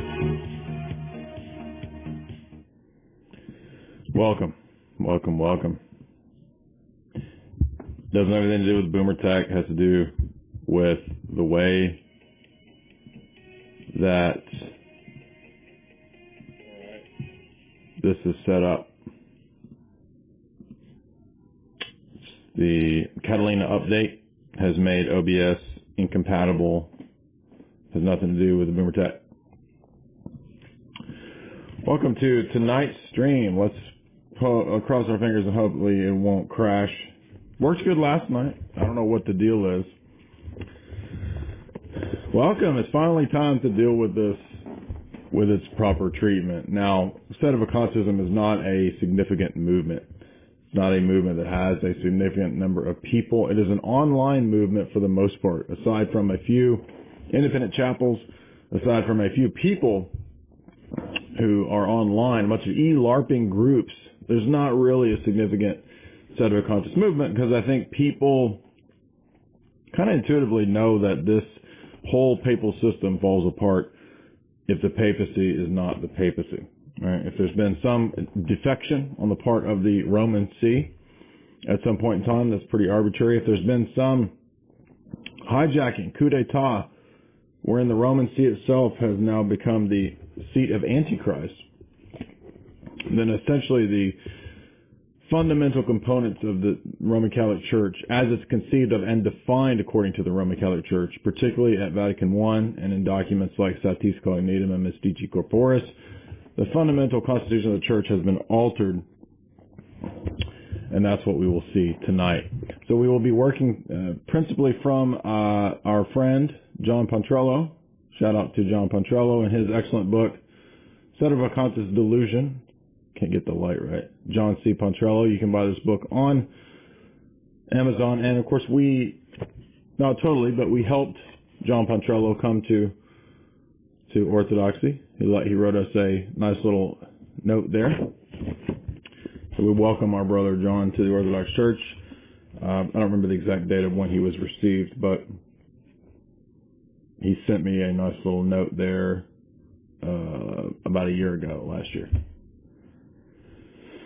So John's book is great because he was a very avid sedevacantist. I was myself for many years. I held this as an opinion even while I attended the SSPX. And so my reasoning was that although I don't have, obviously, the authority, no individual sedevacantist has the authority to actually dethrone, the anti-popes and install a new pope or something like that. We believe that privately, of course, a person had the right or the duty, you could even say, to reject a formal heretic who claimed to be the successor to the office of Peter. And of course, the bases upon which that was done were manifest heresy. Now, at the time when I first got into this, it was still the papacy of John Paul II. So this was many years ago. And the first exposure to the sedevacantist position I had was not what most people would expect. I was actually attending the Latin Mass regularly. I've been reading the writings of Archbishop Lefebvre as I was going to the SSPX Latin Mass. I'd already seen a lot of the problems in the Novus Ordo, and ironically, my Novus Ordo church where I came into the Roman Catholic system was fairly conservative. So there happened to be some people at that conservative Novus Ordo church who were big fans of the Latin Mass. And so they handed me some Latin Mass magazines, and they handed me some works by Dietrich von Hildebrand, and I read Marie Curie and AA 1025, and I started reading the Tan book stuff, right, because that was authentic Roman Catholicism. So eventually, though, you encounter this position of, well, what about this group, which is actually a 1,000-splintered cadre of sects that claim to be the authentic continuation of the Roman Catholic Church, who believe that the seat of Peter is vacant. And the seat of Peter has been vacant according to arbitrary decision by these various groups from various points in time, most of whom think that the last valid pope was Pius XII. So the apostasy then begins purportedly around the time of John the 23rd, perhaps later into his pontificate, whatever. There are some fringe groups who believe that there is a privation of the office of the papacy, set of privationists, at some arbitrarily decided upon time. There are some groups who are nonists who believe that it goes back to Pius IX. Regardless, they're all over the place, and they are just like Protestants. And not only is the modus operandi, the praxis of sedevacantism just like Protestantism, it actually holds the same ecclesiology of Protestantism, as we'll see. I know this because I went to Protestant seminary, come from the Protestant world. I was a student of John Calvin in my younger days, my late teens and early 20s, and I was a big fan and student of Bonson, as many of you guys know. So I studied Calvinist theology for many years. I read all the 1556 Institutes, both volumes. I read a lot of R.J. Rushdoony. I have Calvin's commentaries. I have a vast library of Calvinist apologetics and literature. I was involved in that for many years. I never got into Lutheranism, but I did have a phase of reading Luther. So I read 7 or 8 of Luther's books back in my early 20s as well, because I was really interested in all the reformers.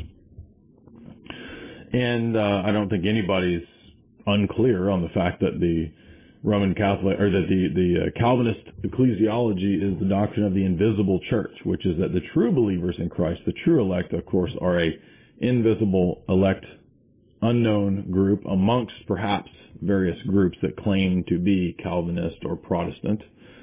And perhaps if you're a liberal Calvinist, you might even think that there's an elect amongst Roman Catholicism or Orthodoxy. But that's a little strained there, because they don't really hold the solas. But maybe somebody accidentally amongst Roman Catholicism or Orthodoxy accidentally holds the solas, so maybe they're part of the secret elect. But regardless, the Calvinist doctrine of the invisible church is that that's the true church. The true body is invisible. The visible Church of Christ is split and divided amongst countless sects. And it's up to anybody's guess as to which of these sects do and do not count. Is it groups that believe in baptismal regeneration, or is that a work that violates sola fide? Is it groups that believe in the real presence but also affirm unconditional election, or is the real presence idolatry? Depends on which high church, Anglican, or Congregationalist Puritan that you ask. Anyway, point being is that my introduction to the Sedevacanist thesis was Kumar Swami. So there are 2 Kumar Swamis. Ananda Kumar Swami was a perennialist. And if I remember correctly, his son, Rama Kumar Swami, wrote one of the first Sedevacanist books. I think you could probably find it on Amazon. It's not in print, I wouldn't think, but he probably wrote this in the late 80s, early 90s. And it was a long, 500-600 page book. And it was my first introduction to the idea that, well, maybe the solution to the problems of the liberalism and revolution of Vatican II is to prefer the idea that the seat has been vacant. Perhaps we can look to instances in the history of the church where there were interregnums, where there was a vacancy in the see, and maybe that could be a solution or a way or a model to figure out that there was some kind of coup d'etat, some kind of hijacking of the church around the time of Vatican II, prior to somewhere in there. And initially I thought, well, I don't really buy this, because I was still going to the SSPX, but it opened my mind to that possibility. I also read the SSPX treatise, right? Is Sedevacantism a false solution to a real problem? And as I was reading Lefebvre's books, I noticed that Archbishop Lefebvre almost seemed to kind of anticipate Sedevacantism. I mean, at times he gets really close, like in his letters, Open Letters to Catholics or whatever that book was called. And he almost sounds like he thinks that the Roman See has apostatized, that there is a defection, that perhaps we're in the last days, perhaps there's some sort of in extremis position that we're going to have to do. And I think that, a lot of people think, well, that was probably part of the reason for his justification in his mind for why he ordained the 4 bishops of the SSPX, which is ultimately what led to the excommunication by John Paul. Of course, we all know that the Society of St. Pius X has for a long time kind of been split amongst itself between people who have wanted to go back to Rome, Philae, and these people. I have had no contact or any interest in any of that world in many, many years. So I'm just remembering back to the way things were like a decade ago. It was around that time that I started looking into Orthodoxy, 2008, 7, so 11 or 12 years, I guess. Started looking elsewhere because, to me, it looked like the Sedevacanist position was really a dead end. And we're going to see tonight why it is a dead end, and why ultimately the Sedevacanist position is a denial of Vatican I in terms of the fundamental constitution of the Church, the way that Vatican I and the encyclicals around that time define the fundamental constitution and the essential components of the Church, as well as the nature of indefectibility. Now, as a Sedevacanist, I had, of course, many responses to these objections. But what I didn't have was an accurate understanding, as a Sedevacanist, of what the Roman Catholic position and dogma of the Roman See itself is. And that's very crucial because the Roman Catholic Church actually has defined what the Roman See is, how it relates to the fundamental unity and constitution of the Church in the Roman Catholic position. Right? We're not talking about Orthodoxy. We will see eventually how, by the way, as John Pontrello argues, the Sedevacanist position actually is more in harmony with Eastern Orthodoxy, right? And it's a logical progression that position actually leads one to Orthodoxy, as we'll see as we go through John Pontrello's argumentation.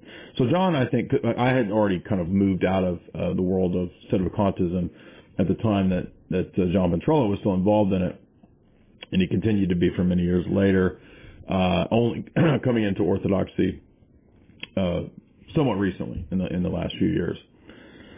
So John stayed within that realm. I didn't know John back in the 2006, 7, 8 period. A lot of the Sedevacantists do kind of know each other. They know of each other because it's a fairly small online world. It's not a big world. So people kind of interacted with ideas and websites and exchange positions. But we're not going to be focusing totally tonight on any specific group. We're going to undercut the whole position, and we're going to hopefully successfully do it to the extent that in terms of the actual objective position argumentation, there's nowhere else left to go for this ridiculous position, and ultimately it does end up ridiculous.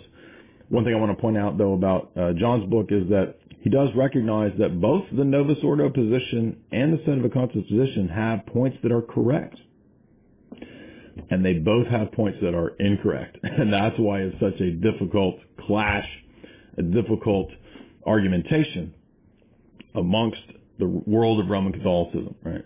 And of course we're not going to be dealing with the halfway house of the Society of St. Pius X tonight. That's not under the purview tonight. Perhaps in the future I'll deal with an actual SSPX position, because really all you need to refute the SSPX is to point out that the Universal Ordinary Magisterium must be adhered to. Vatican I is abundantly clear that you have to accept the Universal Ordinary Magisterium.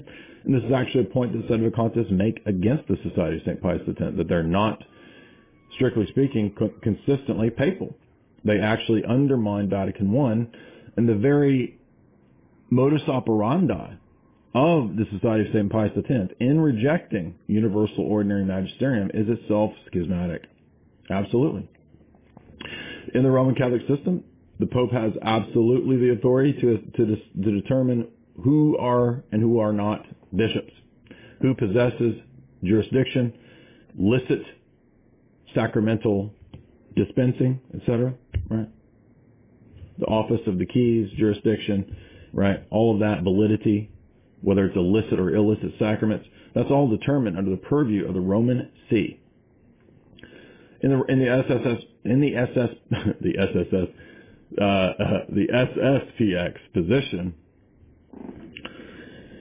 they take it upon themselves to determine when they would like to accept the ordinary magisterium, and they will, like a Protestant, pick and choose. Well, I will decide that canonization is not actually part of the ordinary magisterium. I will not accept the canonization of John Paul II, perhaps, right? I will, however, accept the canonization of Alphonsus Liguori and Augustine, right? Totally inconsistent. If you can reject canonizations, you can reject all the canonizations, obviously. So the SSPX position is inconsistent. Now, let's move then to Sedevacantism. I'm going to rehearse still some of my reading and trek down this road. Before we get to that, though, we're going to see that the Sedevacantist position has the exact same problem. Not only does it's correct to call out the SSPX in their halfway house and in their arbitrary rejection of the Universal Ordinary Magisterium, which is, according to Vatican I, very clearly under the Petrine charism. It's under the charism of infallibility. But you also have to accept the normative Ordinary Magisterium that's not universal. And you have to accept that with docility. You perhaps could hold that privately in your own opinion. You think that ordinary magisterium that's not universal is incorrect, but you cannot reject it. You do not have the authority and the right and the purview and the privileges to judge the first see. No man judges the first see. And so the way that the Sedevacantist position is going to try to maneuver around this will, of course, be to say, well, then that is not the first see. That guy over there, Frank, sitting in that chair there that's supposed to be St. Pete's chair. It's not the Roman See, and then thus I have solved my theological dilemma. Is that going to work? It's not going to work. So, but before we get to Petrello and we dive in, and this may take a couple lectures. I don't know how long we're going to be getting into this. Thank you. I will have to probably read these super chats as they come in because the new system, like the super chats, kind of disappear. I haven't figured out how to read all the super chats over time. Now, Petrello's book's not too long. It's about 240, 50 pages.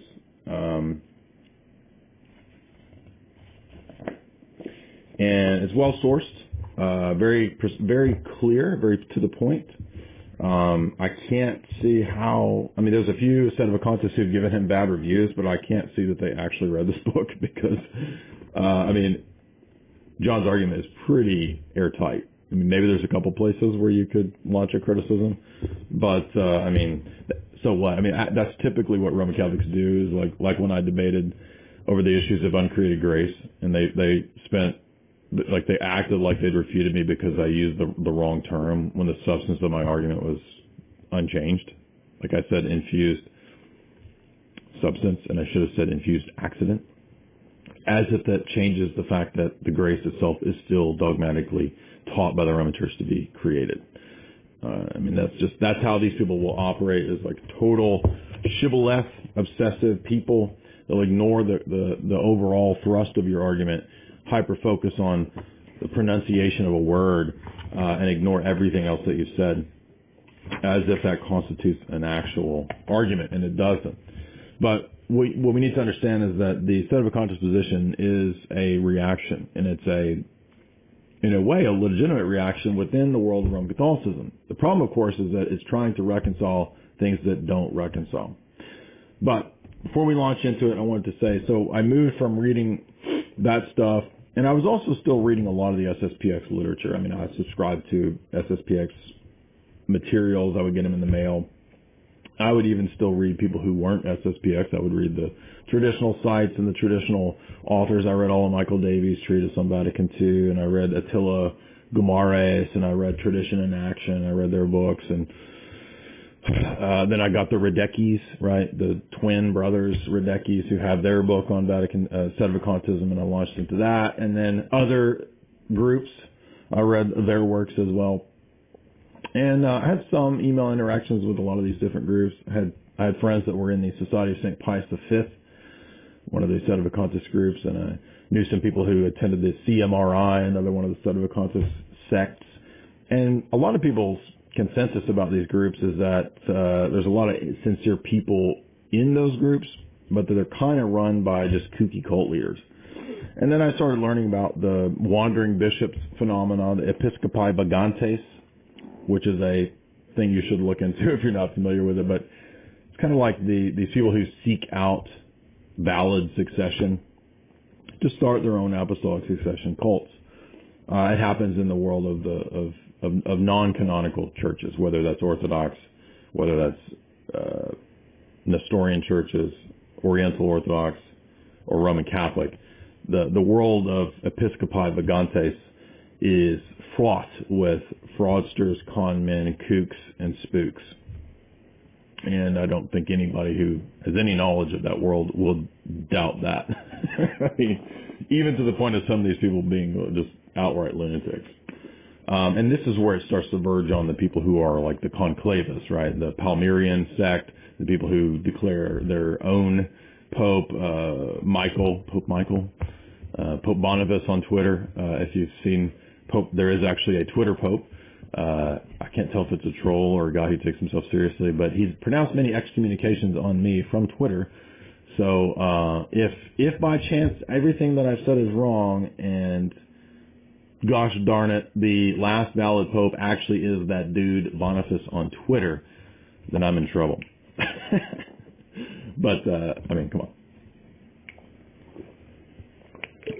Talk about clown world. So I read all that stuff, and then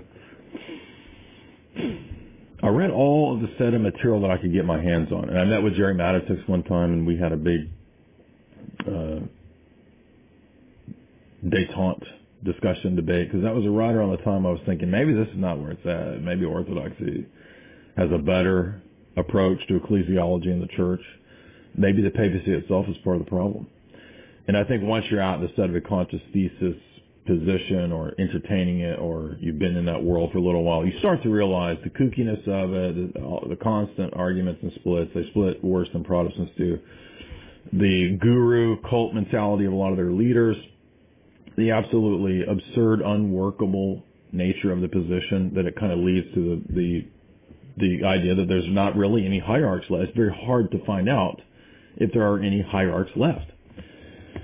And in fact, that's really going to be leading us to where the position comes to a dead end, because it's going to compromise on Vatican I's explanation of what indefectibility is, and Vatican I's explanation of what the fundamental constitution of the church is, namely that it is the office of the papacy, the living successors of the papacy, the jurisdiction that comes from being in union with the office of the papacy, and the successors in that office, right? So there's no, as we're going to say, there's no such thing as an invisible chair that everybody can be in union with and possess visible unity that then goes vacant and empty for 60 plus years with no possible way to have a new pope. And we're going to see that that's utterly now impossible with the Roman Church's own definition and explication of what the Roman Church's place in the church is. In fact, the Roman pontiff and his office, which ultimately can't be divided, by the way, as all the sedevacantists have to do. They end up with an Nestorian papacy, where you can be in union with a vacant office, but not the actual person in that office. And by the way, that actual successor and person is the guy in Rome. This is the key point that's going to crush all the sedevacantist positions, because that's actually already been defined, that the Roman Curia and who the Roman Curia elects is who's received and recognized and accepted as the Pope by the whole world. As David points out in his video, there is a receptionist theory that's part of Roman Catholicism. Right? The Roman Catholics love to say, oh, you Orthodox are so stupid for saying that the true council in part is the one that is eventually received by the church in time. Now, we don't say that's the only thing that makes up a true ecumenical or authoritative normative council, but that is part of what goes into how we know true councils, is that eventually the church, because of the promise in the Orthodox view of indefectibility, the church will recognize and know a true council from a false council. But in the world of Roman Catholicism, that reception theory, it's not just about reception, but in part it does rely on who the Roman Curia has elected and who has been received in the Roman Curia and the Roman See as the pontiff. And this is the fatal, crushing flaw to the sedevacantists, who have to divorce the See that's in Rome, because that's the Holy See, from the office of Peter, and thus have this invisible church that one is united to as a sedevacantist.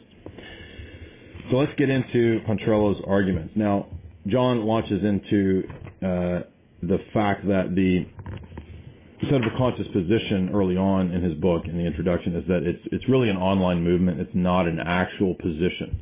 And this is very difficult when we contrast sedevacantism with Protestantism, because we see so many parallels to the Protestant movement. Now, I came out of the Protestant world, so I could see firsthand that, yes, a lot of Protestantism, it was very similar to the praxis of sedevacantism. But in theory, that alone is not going to refute it, because we could just simply say that, well, there's a lot of divisive groups, but our goal will be to find a true sedevacantist group amongst these endless Seda groups that all hate and condemn and excommunicate one another. So John talks about maybe that what we want to do from the outset is admit that, yes, there is clear contradiction between the pre-Vatican II teaching and the post-Vatican II teaching. So we will give the Sedevacantists credit for admitting and realizing that there's a definite contradiction. I mean, if we look at something like Unum Sanctum, it's very clear that there's absolutely no salvation outside the church, even for people who endure martyrdom for the name of Christ, if they are not united to the Roman See. So even martyrs don't exist outside the visible unity and structure of the Roman Catholic Church, according to Unum Sanctum, right, the famous dictum. That's night and day with what Vatican II says about the possibility of salvation for Jews, Muslims, atheists, etc., animists. And everybody knows this now, right? The documents of Vatican II have opened up the floodgates to all modernist liberal conceptions. So now we have people from the Twitter Pope. This is how laughable the Sedevacantist world is. The Twitter Pope here is going to excommunicate me. So another point, though, is that we wanted to point out too that the Second Vatican Council is very clear on, for example, ecumenism. If we look at pre-Vatican II encyclicals like Mortalium Animos of Pius XI, 1928 encyclical, it actually explicitly talks about the apostasy and the denial of the gospel that's involved in interreligious prayer meetings and services. Now, obviously, after Vatican II and with Assisi 1 and 2, in 1986, the Assisi meetings, and then the Assisi Part 2 that happens a few years later, and then with Pachamama and the Amazon Synod, obviously there has been an evolution, a change in the dogma from the time of Mortalium Animos, calling these actions explicitly apostasy, to now them being blessed by the Roman Pontiff himself, and as a part now of the extraordinary universal magisterium. Yes, Vatican II is magisterial. The fact that Paul VI says that it proclaimed no dogmas does not mean that it's not a dogmatic council. It's the dogmatic constitution on the church. It's in the catechism. It's the universal teaching of the Roman Catholic Church. Any Roman Catholic Church you join will tell you that you have to accept Vatican II. Obviously, it's dogma. That's a total trad myth, right? As if I only have to accept the things that are ex cathedra. No, you have to accept, according to Vatican I, the universal ordinary magisterial teachings, as well as the ex cathedra and extraordinary magisterial teachings. So the trad myth is nonsense. In fact, you have to submit to the Roman Pontiff in all of the Apostolic See's decisions, even the decisions that are disciplinary in nature, with docility. Right? You don't have a right to reject and judge the first see. And by the way, the first see is not an empty chair or an invisible Platonic form that you're united with. The only first see and apostolic see in the Roman Church is the one in Rome. That's the only one. There's no other one. And we're going to see that as Ventrello makes his argumentation. Now, as he points out, the Sedevacantists are correct to call out the SSPX on rejecting ordinary magisterium as infallible. And so that's why the SSPX position is not tenable. He's also correct to say that his own experience in the world of Sedevacantism is basically just a bunch of little tiny fringe cults and people who are desperate and unhappy and ultimately despairing. And that's why the Sedevacantist position, because it's pretty clear after you've been in it for a while that there's no possibility of the Roman Curia, and that's the only people who can elect the Pope, by the way, unless you adopt a conclavist position, as our Twitter Pope here in the chat is trying to do. The only people who have the authority from previous Roman decisions, pontiff decisions, to elect the Roman pontiff are the Roman Curia. And the only way that the conclavists are the people who think that they can reject or elect their own pope, and there have been a whole spate of these. Look up the Palmyrian Catholic Church.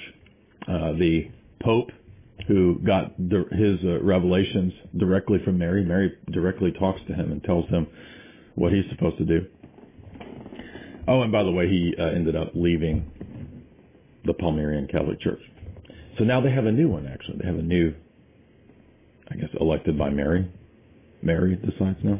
So what this does is it opens up the floodgates to, let's follow the apparitions, follow the latest apparitions, which is a bunch of nonsense.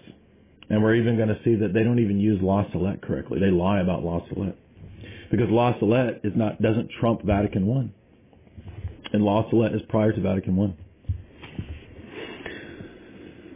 What constitutes the unity of the Roman Church? This will be the key thesis of his book, and we're going to look at Denzinger 714.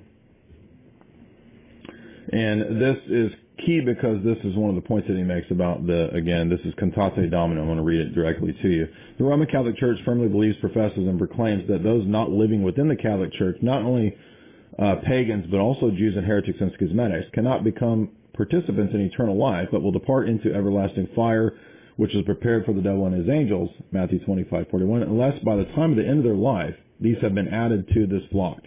And that the unity of this ecclesiastical body is so strong that only those who remain in it and in its sacraments, the sacraments of that church, are of benefit for salvation, and do fastings and almsgiving and other functions of piety and exercises of Christian service and produce an eternal reward, and that no one whatsoever almsgiving he has practiced, even if he sheds his blood for the name of Christ, can be saved unless he remains in the bosom and unity of the Roman Catholic Church. So that's Cantate Domino, and we know that is night and day contradictory to Vatican II's declarations on ecumenism, Dignitatis Humanae, all the different declarations that deal with it. Even Lumen Gentium has statements on this. In Dignitatis Humanae, it talks about how you can even be, like, God respects your Satanism. If you want to be a Satanist, God respects that freedom to follow your conscience to be a Satanist. But of course, this is not going to work because, as Pontrello says, the Sedevacantists are actually correct to go to Satis Cognitum, Pope Leo XIII's famous encyclical, and point out that heretics and schismatics remove themselves from the body of Christ, right? And then, because that's always cited by Sedevacantists, as well as Mystici Corporis, the encyclical of Pius XII, about the mystical body. So who is a Catholic? Well, a Catholic is a person who holds to all the dogmas, according to Satis Cognitum and Mystici Corporis. So in Pontrello's approach, he talks about the fact that we have to adhere to the way that the Roman Catholic Church defines its own conception of who's a Catholic and who's not. The next point that he goes to is he talks a little bit about cum ex apostolatus officio, which deals with vacancies, which deals with the anti-pope claims, right? It is the bull of Pope Paul IV, 1559. It's a codification of the explanation of ancient Catholic law that only Catholics can be elected pope. So you can't have a non-Catholic who's elected to the papacy. And if a non-Catholic was elected, then it would mean that the office becomes vacant. This 1559 papal bull, as well as the 1917 Code of Canon Law, are continued, or at least theoretically, as still part of canon law. Canon 188.4 says, through tacit resignation accepted by law itself, all the offices in the church become vacant ipso facto without any declaration of a cleric if a cleric, point 4, publicly forsakes the Catholic faith. And Pontrello points out that this is still part of Roman Catholic canon law, right? It does include in its present day code, as far as I'm aware, not just the 1917 Code of Canon Law, but the present Code of Canon Law, what was John Paul's update to canon law was like 1983 or something. It still includes the canon that there are ipso facto latae sententiae, right, excommunication, which is the excommunication where you excommunicate yourself. An example of this is abortion, right? In the Roman Catholic system, abortions lead to ipso facto.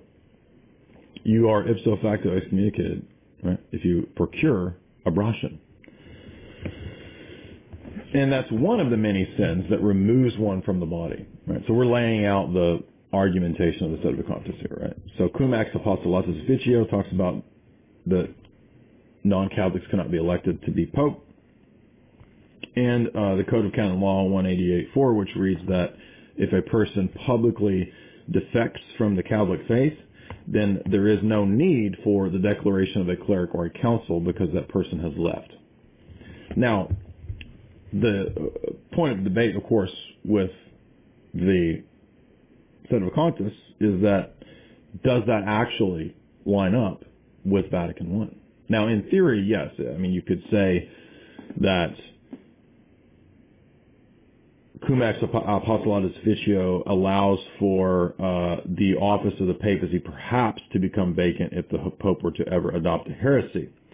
However, that's not the same thing as arguing for the indefectibility of the Church. Those are two different topics. Because as we'll see, Vatican I is very clear about the nature of the Church, its indefectibility, the office of Peter being remaining in the Church until the return of Christ, not just until some vague end of the world where, oh, we're going to have 70, 80, 100, 200 years of no Pope. No. The office of Peter, which is not just an ethereal, invisible church that you sign up for online through email. The office of Peter, meaning the successors to Peter in the actual Roman See until the coming of Christ, is what Vatican I says. So ultimately the issue, according to Controllo, and I think he's correct, is going to be not about debating Vatican II, not about debating the status of this or that Pope, but the indefectibility of the Church in the Roman Catholic system's definition. That is going to be the ultimate debate here.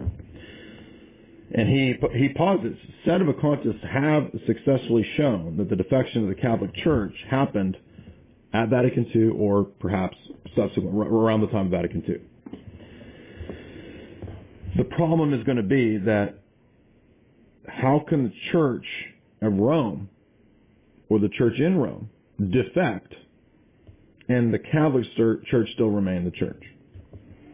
The post-Vatican II Church, then, is the real Catholic Church, and Francis is the real Pope because the Roman See does not defect and does not lose its fundamental, essential constitution, as we'll see.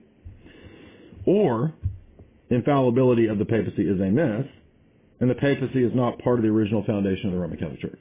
So the reasoning is going to be, I think, very clear from Pontrello, and I think he's going to make his point. So he goes on to say that this leads us to 5 points that we will discuss. A defection in the Roman See occurred in fact, or the vicar, which leads to the conclusion that the office of the papacy as the vicar of Christ is something accidental to the Church and not essential and fundamental to its constitution of unity. But it is, and that's going to be the key kicker here. He says that this leads Sedevacantists, point 3, to a papacy of desire, right? Many of the Sedevacantists debate baptism of desire, right? This is the goofy debate amongst the absurdity of the Roman Catholic world, right? Father Feeney and all this stuff. A papacy of desire? Is there such a thing as papacy of desire? Where the Church has lost its fundamental constitution, namely its visible head in the Roman See, amongst the Roman Curia, for 70 years now, or 60 plus years now. And so now we have a papacy of desire.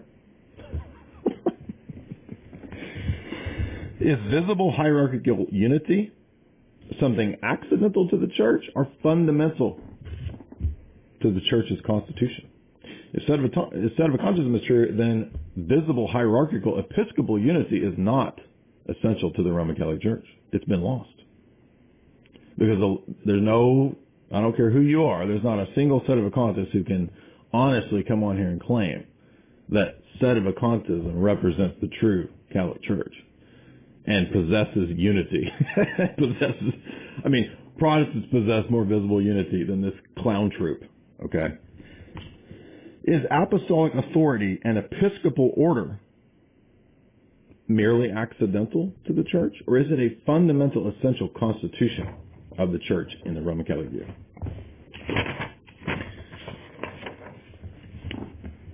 And I like that John Ventrello leads off with prelest, because if sedevacantism ends up in anything, not every sedevacant is necessarily in prelest, but it leads to delusion. It leads to the prelest, the delusion that you possess the bark of Peter, that you possess the unity of the church as an online ELARP cult, as a bishop in Florida with no one else, as a lunatic in Oregon or wherever these people are. Prelest, delusion, is the erroneous belief that is held in the face of all the evidence to the contrary. In Unum Sanctum, Pope Boniface VIII wrote, There had been at the time of the deluge only one Ark of Noah. This Ark of Noah prefigured the one true church, the Ark. Having been finished into a single cubit, it has only one pilot and one guide. Noah, and we read that outside of that Ark of Noah, all that subsisted on this earth were destroyed. Who do you think Boniface VIII is talking about? Boniface is saying that the office and successors of Peter are that one Ark. The Ark and bark of Peter, B-A-R-Q-U-E, are not shut up in some small town in the middle of nowhere.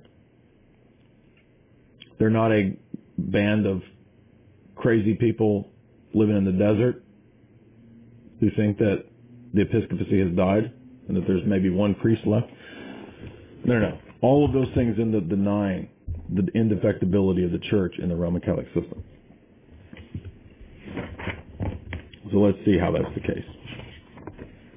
He begins his book by talking about indefectibility, and he talks about how the sedevacantists will get around the doctrine of indefectibility by saying that, well, Christ has promised to always be with the church, and he's promised that the gates of hell won't prevail against it, so it will remain essentially what it is. But that doesn't mean that there will always be a true pope at every time in the history of the church, and it doesn't mean that there can't be interregnums or significant periods of time where there's not a living pope. Okay. Let's break this down, though, because is that actually the definition of what indefectibility is, according to the Roman Catholic Church itself? Or is that the truncated definition of indefectibility according to sedevacantists to preserve the sedevacantist thesis? Exactly. Two different things here, because guess what? The Roman Catholic Church actually already has a definition and explanation of what indefectibility is and what its fundamental constitution and essential nature of its church are. And that's where the sedevacantist position will completely fall apart and break down. Because in order to preserve that thesis of sedevacante, they actually have to deny the fundamental constitution of the church, its components and constituents, and they have to deny indefectibility in terms of the way the Roman Church defines it. So they redefine indefectibility to be an ethereal, empty office, a vacant see that you can unite with by desire,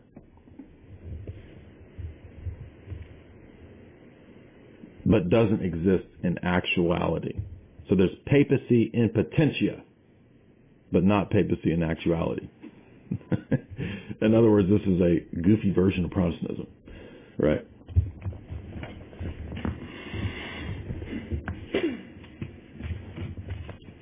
So let's look at the properties of the church. I think this is, I think John is citing from Vatican I here. We're on page 8 if you have the book.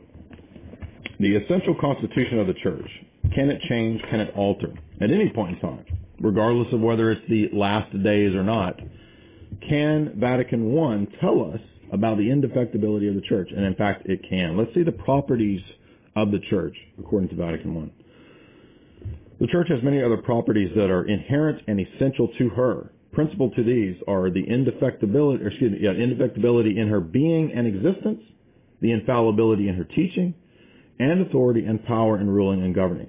These three properties or attributes are denied by all non-Catholic sects because they otherwise could not account for their own existence or assign any plausible reason to not belong to this one true church. This is Vatican I explaining itself, right? Section 5, Article 9. We must now explain these properties and attributes. Indefectibility. Indefectibility is a property by which the church cannot fail. It is that by which she cannot either lose or have diminished any of her divine qualities or gifts, even for a short time. The doctrine of the indefectibility of the church can be comprised in the following propositions. The whole church is indefectible. One part of the church, namely the apostolic see, is indefectible. The particular church of this or that diocese or nation may fall away. You got that? The entire church, corporately, is indefectible. Only one see is promised indefectibility, the Roman see. And any particular nation can fall away. Perpetuity is included in indefectibility. Although, rigorously speaking, God has ordained otherwise, the church could be perpetual without being in all respects indefectible, as a man remains the same being even unto death, although he fails in many respects, both in soul and body. Perpetuity imports continuation without interruption, but indefectibility imports duration and immutability as well. Indefectibility means, moreover, that infallibility. Infallibility extends only to those things that concern the church's teachings in matters of faith and moral, but it does not imply that she is to continue always to the end of the world, but that as long as she exists, she cannot err in these matters. Heretics, in regard to the indefectibility of the church, err on 2 points. The possibility of her defection and the fact of her defection.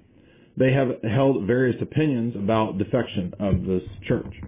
Some have held that the whole church can fail entirely for some time period. Some have said that the visible church can fail, but not the invisible church, as if these were two distinct churches. Other heretics affirm that although the church cannot fail entirely, she can do so in part, at least for a time, and even always by losing this or that attribute of perfection or retaining it, being maimed or vitiated. As to the fact of defection, all heretics hold that every sect of the church has in some way, in other words, all sects believe that they are justified because the Roman see has defected. Some date this defection to the Council of Constance, 1414, right? And then he goes on to cite, this is somebody talking about Vatican I. Let's see who this is.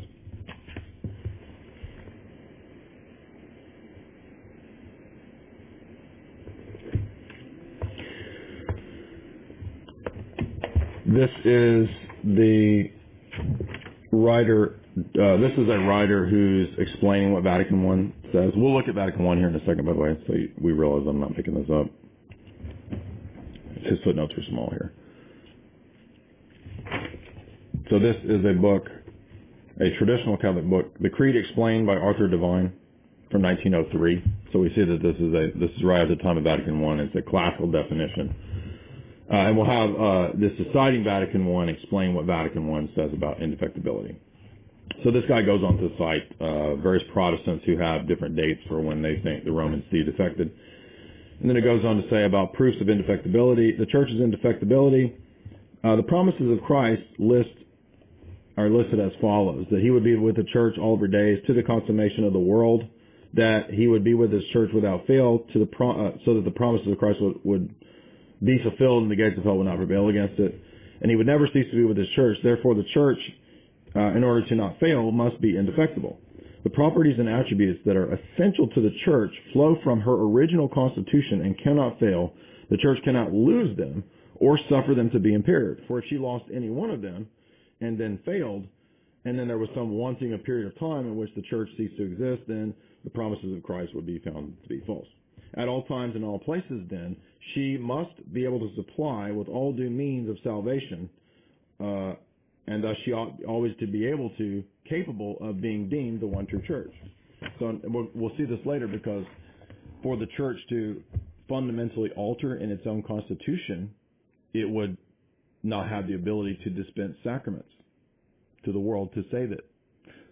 But in this goofy, stupid position, the Roman Catholic Church has defected. The Roman Church has defected. And now the true church resides amongst tiny fringe sedevacantist sects who don't have the ability to distribute the sacraments to redeem men. Except for a few groups who do think that they retain the succession, or the goofy sedevacantists who think that you can go to schismatic sects to get sacraments. So they think that valid sacraments exist amongst schismatics that you can get, and schismatics who don't have valid jurisdiction are dispensing the sacraments to save people. But you only have valid jurisdiction in union with the Apostolic See. So it's total nonsense. The church cannot lose her constituent properties. That is the key point here. So a lot of these sedevacantists will not include the important distinctions about the properties of indefectibility. They will truncate indefectibility to be there won't be a true pope who teaches error, and we only hold what the valid popes taught. That's not what the indefectibility and essential constitution of the church is, according to Vatican I and according to the definitions of Rome herself. The Catholic Encyclopedia, under indefectibility, it writes, among the prerogatives conferred upon the church by Christ, there are several essential characteristics. The church can never undergo any constitutional change that would make it, as a social organism, something different than it was originally. So the Roman Catholic Church can't be different from the one in 1200, from the one in 300, to the one in 1960. It can never become corrupt in faith and morals. It can never lose its apostolic hierarchy. It can never lose the sacraments that it communicates grace to men. It can never lose indefectibility. The gates of hell can never prevail against it. By the way, I know that every sedevacantist is going to say, yeah, we don't believe that it lost any of those things. But you do, and that's what we're going to demonstrate, because we're going to demonstrate that what's fundamental to what they're saying is the Roman See. This is the key point that destroys all sedevacantism. You can't have any of these things without what's fundamental to all of these, which is the Roman See. Now, and we're going to see, if sedevacantism is true, what they need to actually show is that a Roman See did continue past 1960, at least somewhere, right? I mean, you may have heard of the Cardinal Siri thesis. Now, this is not a really tenable thesis, but actually the Cardinal Siri thesis actually makes a little more sense, because if there was a valid successor that was elected and not John the 23rd or Paul the 6th, perhaps somewhere else there was an exiled valid pope, maybe the sedevacantist position would have a leg to stand on. But I'm sorry, where is the successors to Cardinal Siri? If Cardinal Siri was the right pope, the real valid pope, right, that would be a more consistent position to maintain the indefectibility and the essential constitutional nature of the church and the Roman See. And by the way, guess what we're going to see in a moment? You know what is part of the Roman See? It's not just an ethereal teaching office and papers and documents. The papacy is not papers and documents. It's a dude in a chair. And I'm not saying it's a magical chair, right? The chair could be thrown away. It's the dude who occupies the chair of Peter, the one in Rome.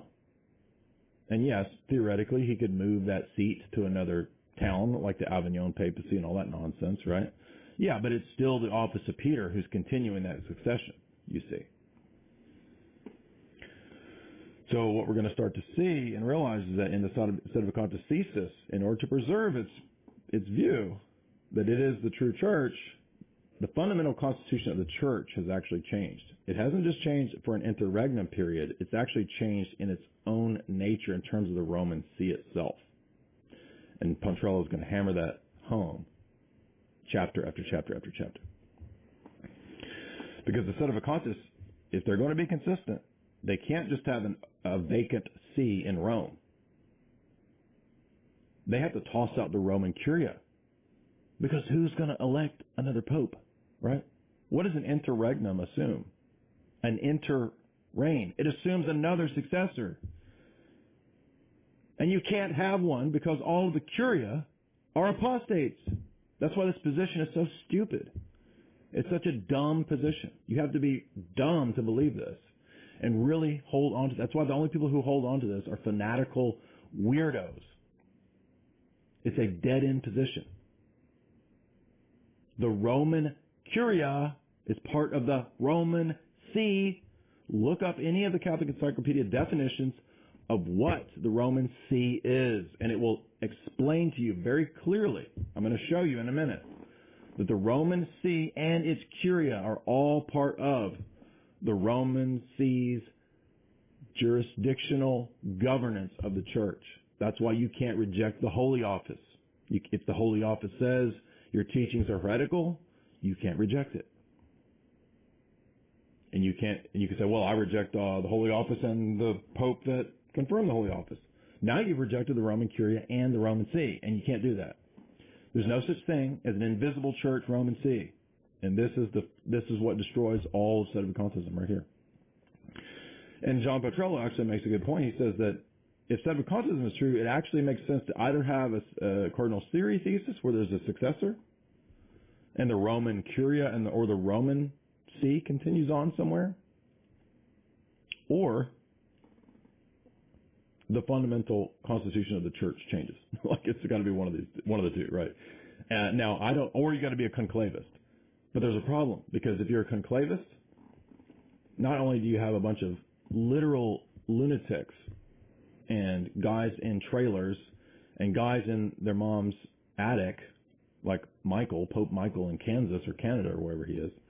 That's who you're going to go to? I mean, do you really think that Christ has bound up salvation and grace with some incel living in his mom's attic in Canada? Give me a break. If you're at that point, it's time to rethink this nonsense.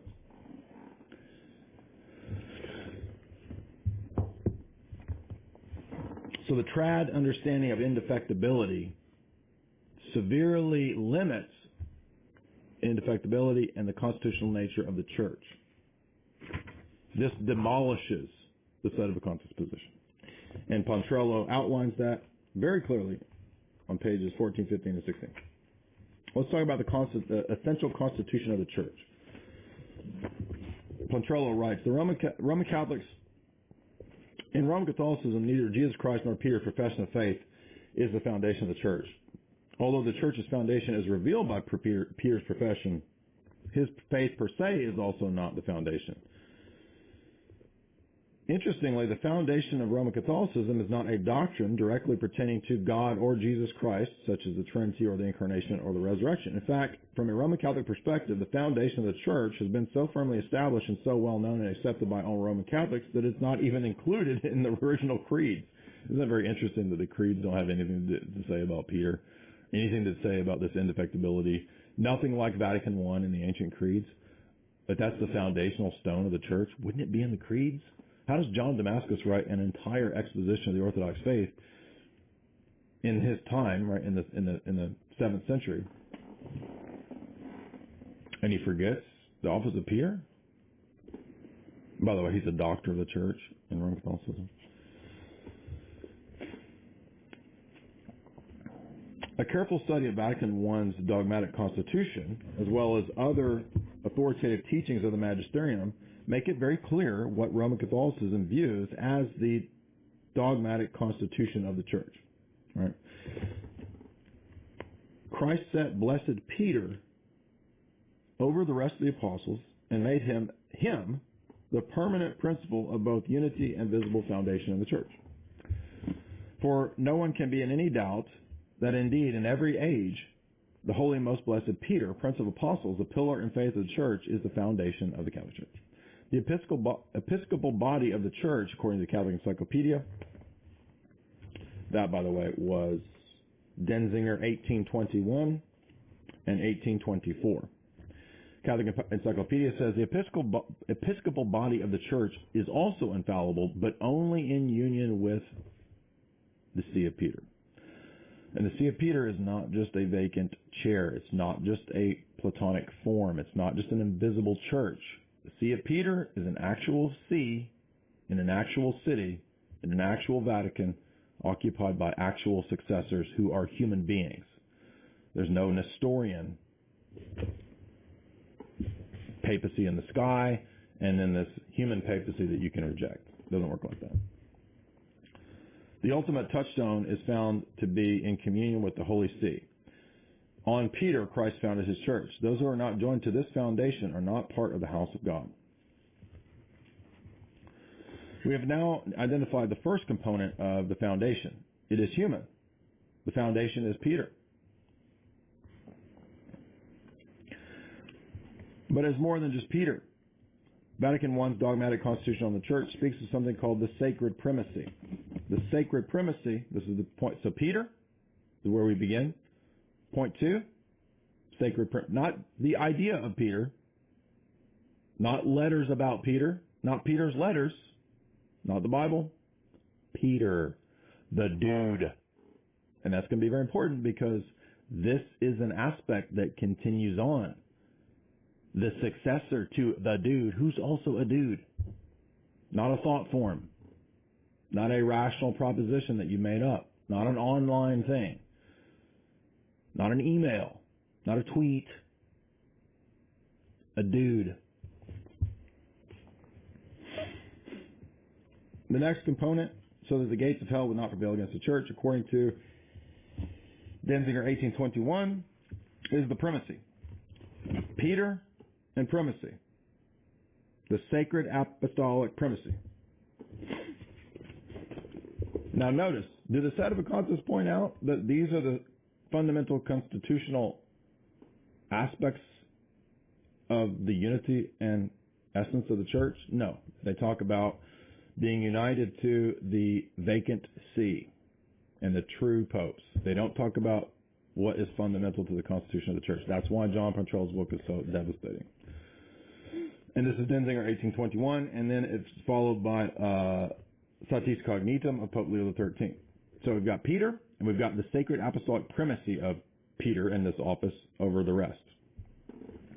The primacy is described as a primacy of jurisdiction, honor, and direction and control. It is universal. It is full, supreme, legislative, juridical, and punitive. Peter and his successor, his office, has sacred primacy that is legislative, judicial, and punitive. For our purpose, sacred apostolic primacy can be called authority. The Bishop of Rome is not just first in honor and direction, but also first in universal jurisdiction, authority, power, legislation, and punitive punishments. He can punish. He can say, you're out of here. 26 years after Vatican I, Pope Leo XIII wrote the famous encyclical Satis Cognitum, where he says, from the text of Vatican I, it is clear that by the will and command of God, the Church rests upon Peter as a building rests upon a foundation. Now, the proper nature of a foundation is to be a principle of cohesion and unity for all the parts of this building. It must be the necessary condition of stability and strength. Not a vacant seat, not an ethereal idea, not doctrines and letters, the actual seat of Peter and the dudes in that seat. How could he fulfill his office without the power of commanding, forbidding, judging, and using full jurisdiction? So, is that it? Peter, apostolic primacy? No. We're not done. That's 2 points. What's next? Next is Rome. Rome. Not tiny towns in the desert, not tiny towns in Florida, not tiny towns in some city. Not lame dudes on the internet, not idiots on the internet emailing like madmen. Not demons on the internet. Rome. What Rome? The Rome of Platonic ideas? No, the Rome that's over in Italy. That Rome, dummies. Rome. Watch the First Vatican Council dogmatically proclaim Rome. Denzinger, 1824. Up to this time, Peter lives in and presides always and exercises his judgments in the successors to the See of New Mexico. No. Wait, the See of New York? No, the See of Rome, R-O-M-E, Denzinger, 1824. which was founded by him and consecrated by his blood. Oh, so wait a minute. So there actually is a special place in Italy that is the Roman See. Therefore, whoever succeeds Peter in this see, this chair in Rome, according to the institution of Jesus himself, holds this primacy of Peter. So it just summarized the things that we just read. Blessed Apostle Peter is the foundation of this church. The apostolic total primacy and jurisdiction and punitive power of Peter is the second point. And this is the dude in Rome, Vatican I. You just got demolished. Is that all? No, that's not all. We're not done. So that is Denzinger 1824. Because they're going to say, we don't disagree with that. We agree with that. But there's no successor in Rome. Really. Let's see about that. What does it mean when it says Rome? Does it mean the city? No. Does it mean the diocese? No. Does it mean the Vatican City State? No. It means the Holy See of Rome. That's what Rome is explained to mean here. Is that just picking and choosing from the documents of the See? No. Sorry, trads. You have to follow the guy in that chair who succeeds. Who is the guy in that chair who succeeds? Do you get to individually pick which guy you want? Now, if that's true, which is what Sedevacantists and Praxis do, right? In their day-to-day, that's what they do. I'll decide back to Pius XII. That's the last one that I'll take. What do?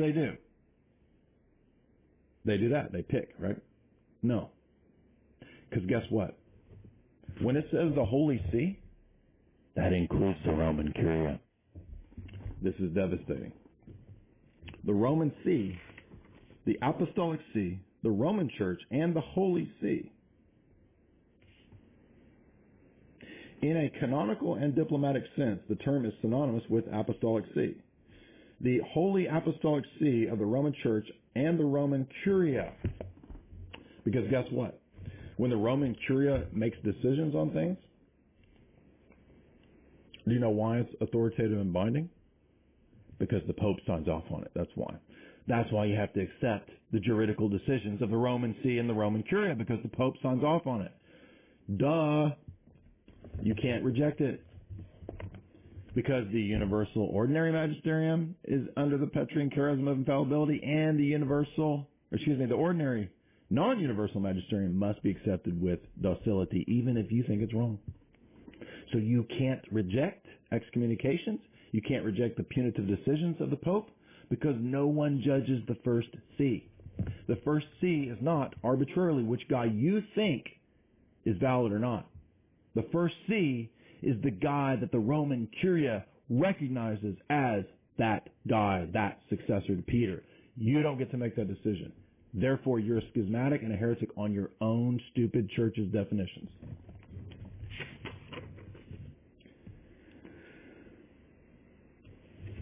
Thus, in order for Sedevacantism to maintain its dumb schism and heresy, it has to truncate what the office and see and extension and curia of Peter is, and to say that it is a vacant office that you're united with by desire through internet LARPing, when in fact Roman Catholic theology actually defines the Roman Curia as follows in canon law. What is the Roman Curia? The Holy See includes the central government of the Catholic Church. This belongs to its essential constitution. Canon 360 says the Supreme Pontiff conducts his business of the universal church through the Roman Curia. These acts are in name with his authority for the good and service of the whole church. Now, a Sedevacantists will say, well, but the Roman Curia isn't essential to the church because it didn't exist perhaps in the 3rd century. It didn't exist at some arbitrary point in time.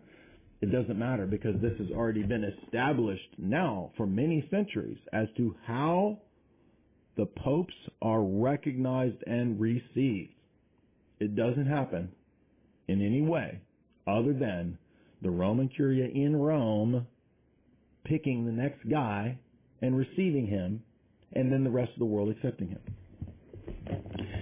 So in other words, for Sedevacantism to maintain its thesis, the fundamental constitution of the Church of the Holy See in Rome has to defect. It has to become apostate at some arbitrary time.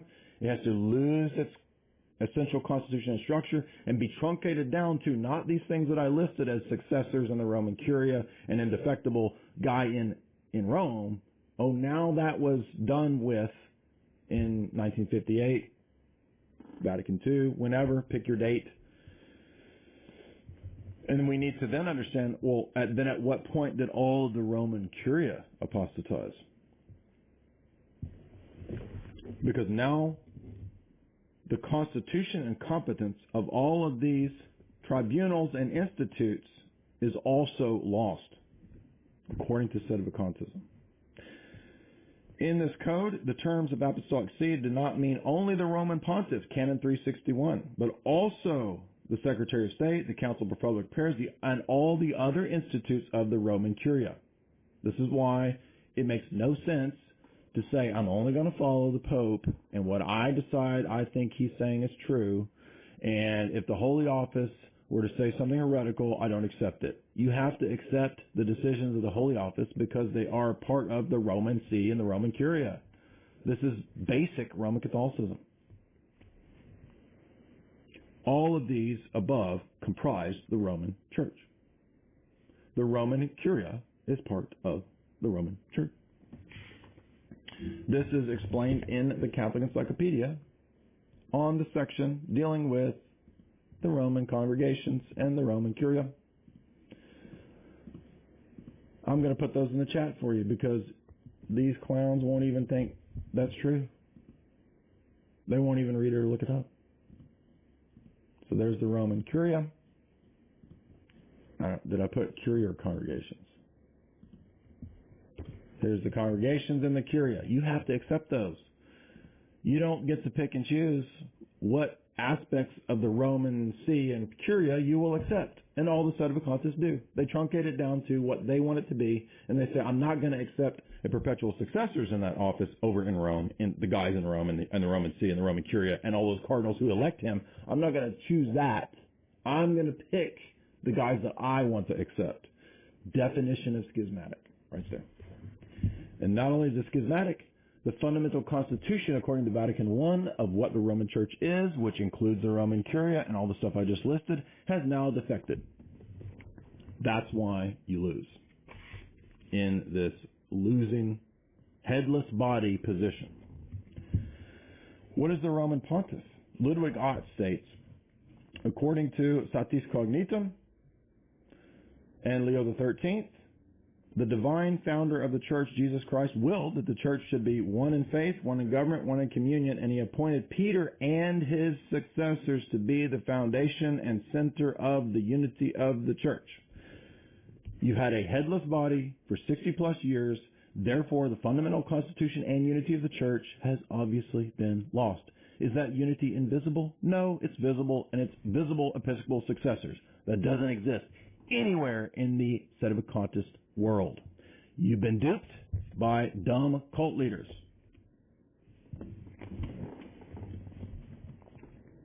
That's why when they try to these people try to respond to me, all they do is go against personal issues. They try to bring up personal nonsense because they can't actually argue this stuff. This book demolishes that dumb cult. Just on the face of it, it's obviously not true.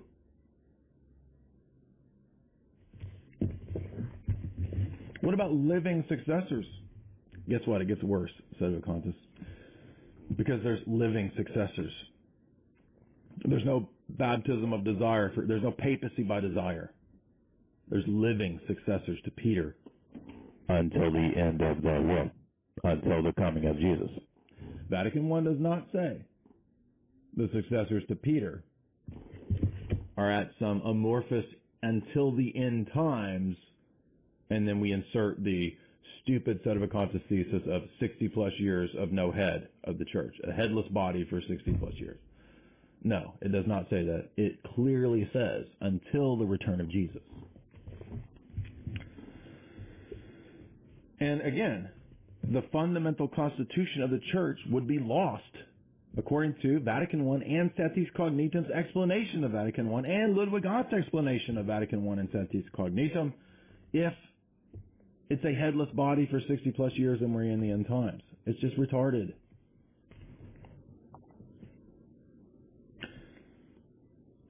Sedevacantists are forced to do an account of the church's defection near or at the time of Vatican II to make sense of this. Just as a human person has a physical head and a physical body, so likewise, according to Pope Leo, does the church. A visible head belongs to the essential constitution of the church. Because although Peter's life would come to an end, the church's unity and government established by Christ, according to Roman Catholicism, must continue in perpetuity with the same fundamental constitution. Leo XIII provides a meticulous explanation of this, as he says, the Roman Pontiff possesses supreme jurisdiction in the Church jure divino. It was necessary that the government of this kind, since it belongs to the constitution and formation of the Church, as its principal element, its principle of unity, its foundation of everlasting stability, can in no wise come to an end. Did you hear me? Satis Cognitum.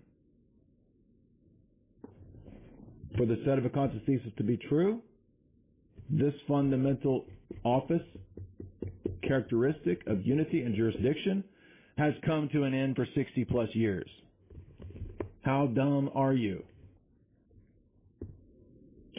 There remains, therefore, the ordinance of truth, the office of Peter, he's saying, the rock, and because Christ foresaw that the government of the church would need this, right? Therefore, it was conferred to Peter. He goes on to say, the bishops that are separated from Peter and his successors lose all jurisdiction.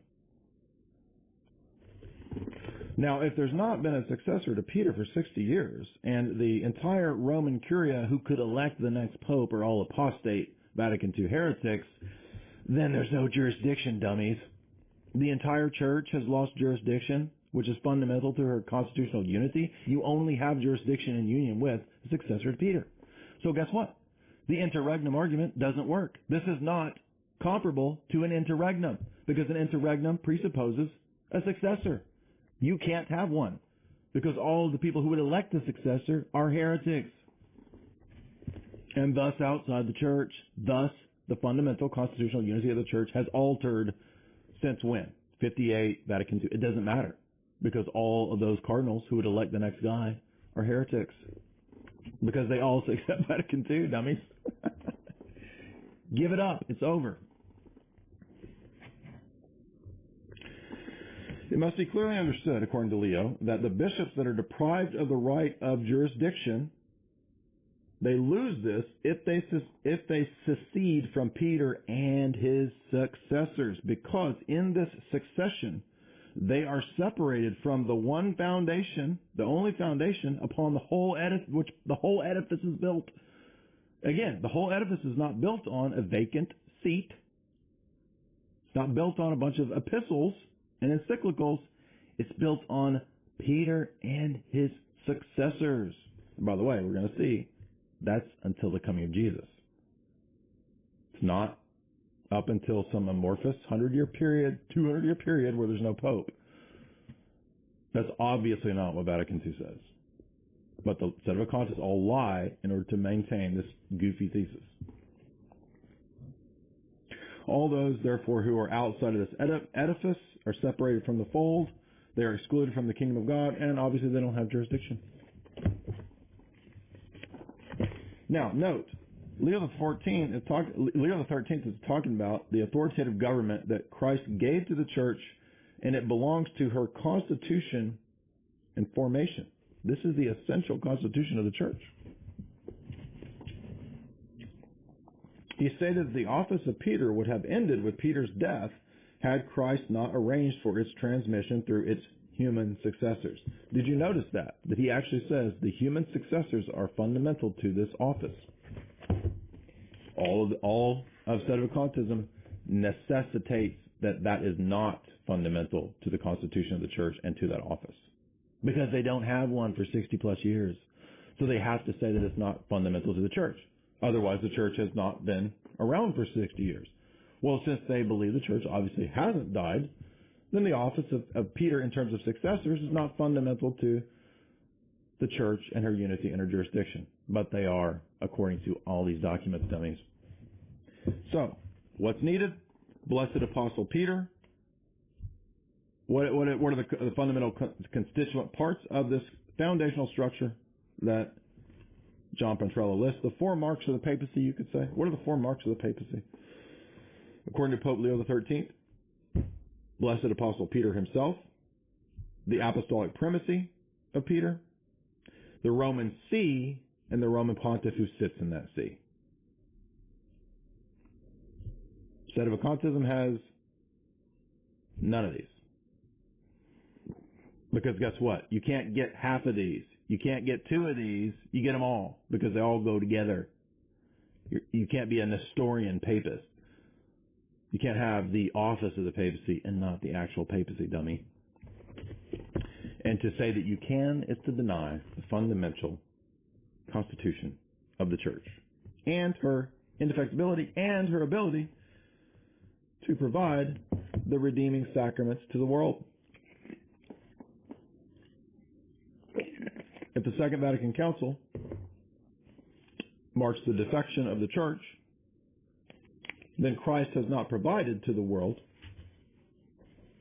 valid jurisdictional sacraments by which they may be saved. Where do the Sedevacantists get their jurisdiction? Oh, they don't have it. Because guess what? You only have jurisdiction in union with the successor to Peter. So they say, oh, it's an extreme situation. It's in extremis. Oh, but wait a minute. This was promised to continue in perpetuity until the return of Jesus. This is a threefold office of the bishopric of the episcopate. This is the next point. There's no such thing as all the bishoprics dying, all the bishops being in heresy. That's impossible. Because the indefectibility of the church is not promised to the lay faithful, the audience, but to the teaching church, the episcopate. The priests are not the episcopate.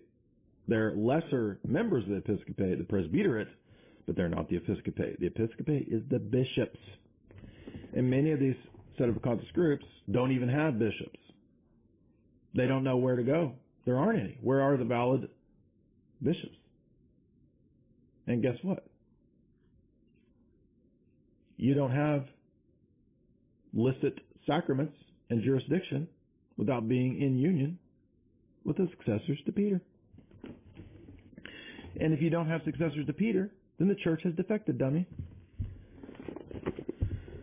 Hierarchy. What is a hierarchy? The hierarchy of the church is the royal office of the ruler of priesthood, the episcopal college in union with the Bishop of Rome and his successors. That is de fide.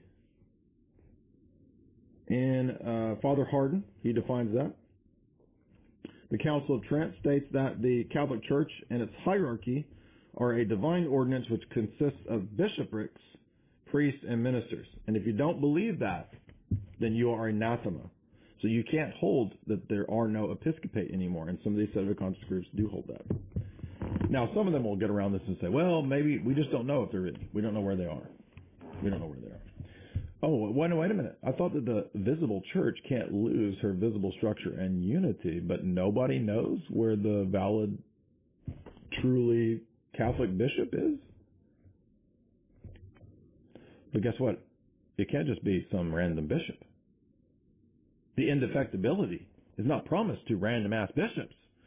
It's promised to one see alone. What was the see that was promised indefectibility? Oh, the Roman see. Where's that one? Oh, that's over in Rome. Now, again, maybe if you wanted to save this thesis, the cardinal series thesis could work, right? But that doesn't work. Because even if Cardinal Siri was some validly elected exiled dude, there's no successors to Cardinal Siri. Cardinal Siri's secret cardinalate that elected him doesn't exist. Where is it? Where did they elect Cardinal Siri's successor? Why did Cardinal Siri allow that to go away? How, if he was the true pope, then he failed and defected. Duh. Because he didn't allow or set up the ability for a new college of cardinals or whatever to elect a successor. Oh, well, maybe there's a secret cardinalate somewhere. Oh, yeah. Really? A secret cardinalate? Then the visible unity of the church doesn't exist anymore. That's the whole point of the Roman See and the Roman Curia. So that everybody in the world can look over there and say, oh, that's the guy who succeeds to Peter. It's visible.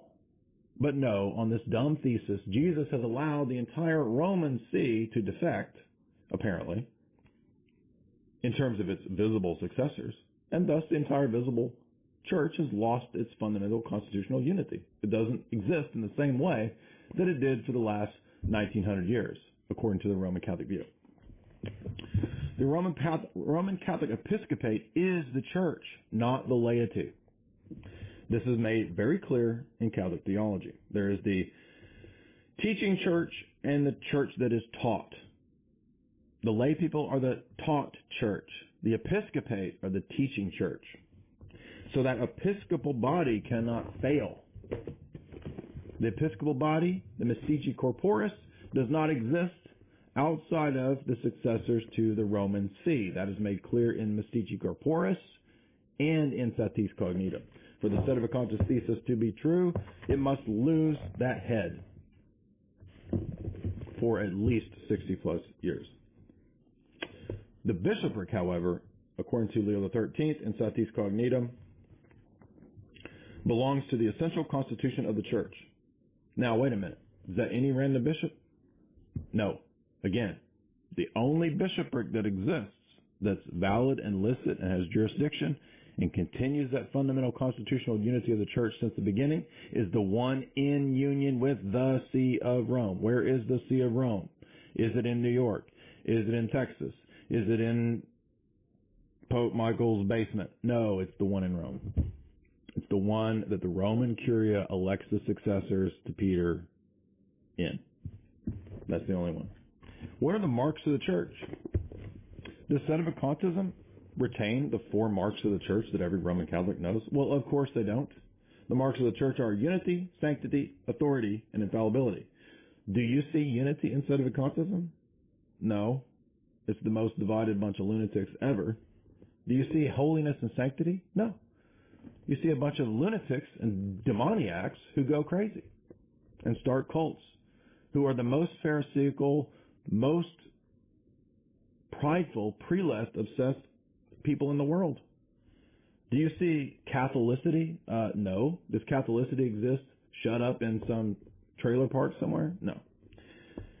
Do you see the divine prerogatives of authority and fallibility? No. Because these clowns change their ideas every few years, and they've changed their positions multiple times. All of them. All the Sedevacantists. Come on. Nobody can honestly tell me that any Sedevacantist group possesses anything close to the 4 marks of the true church.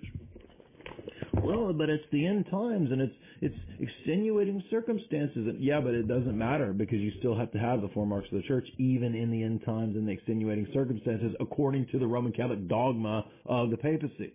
You can't cancel out what Vatican I says about perpetuity and succession under this generic, oh, well, it's just the end times. Oh, it's crazy times. It's just crazy now. We don't have to listen to the dogmas of Vatican I anymore because, well, it's crazy end times. It's just crazy. Where does it all lead? Invisible church, heresy of Calvinism. As Pontrello excellently notes, Sedevacantist churches have counterfeit foundations. Metaphorically speaking, Sedevacantists don't have any bark of Peter. They sail a foreign ship. They sail a schismatic ship. At worst, they have a crew of passengers out upon the open sea with no bark of Peter whatsoever. They are like Protestants in that they have a invisible church that they imagine they're united to, that has nothing to do with the actual See in Rome and its successors. And they arbitrarily ad hoc pick which guy they will say was the last valid successor to Peter. And it's so dumb because there's no way to ever have another successor to Peter again.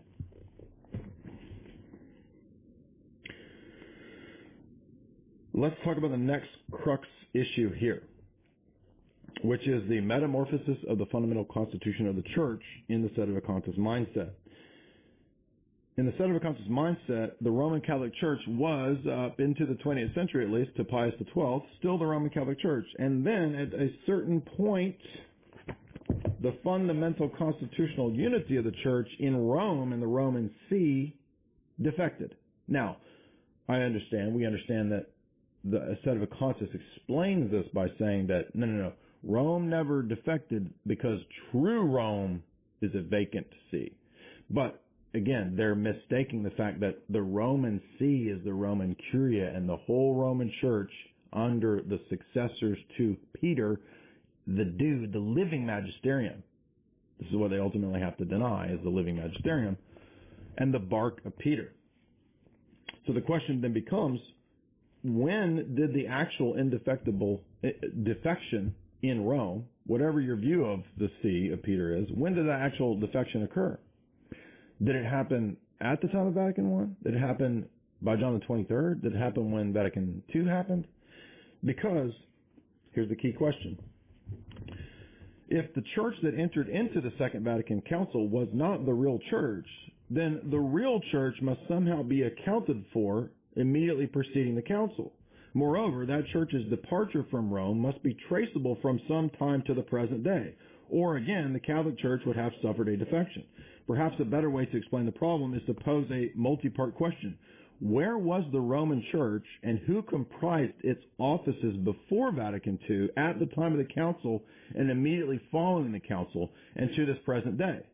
Let those who endeavor to answer this question take care to specifically address the Church's foundational component that comprises the Roman papacy and not merely pockets of the faithful in the scattered Sedevacantist sects everywhere. When one considers the Church's indefectibility as part of its essence, it should be clear why it is impossible that the bark of Peter could set sail from a point A in 1962 and become a different bark by the time it reached its destination at point B in 1965.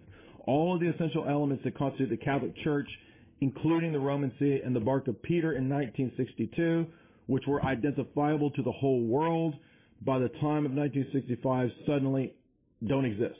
They're gone. Indefectibility in being or essence means that if the church that entered into the Second Vatican Council was actually the Roman Catholic Church, then the church that emerged from that council is still the Roman Catholic Church, unless it can be shown to have stood in opposition to a false church that somehow was exiled or illegitimately ratified a council. In other words, where is the true Roman Church in the Roman See, right? We'd have to have some kind of seriathesis, but nobody actually takes the seriathesis seriously. Pun intended. That doesn't work.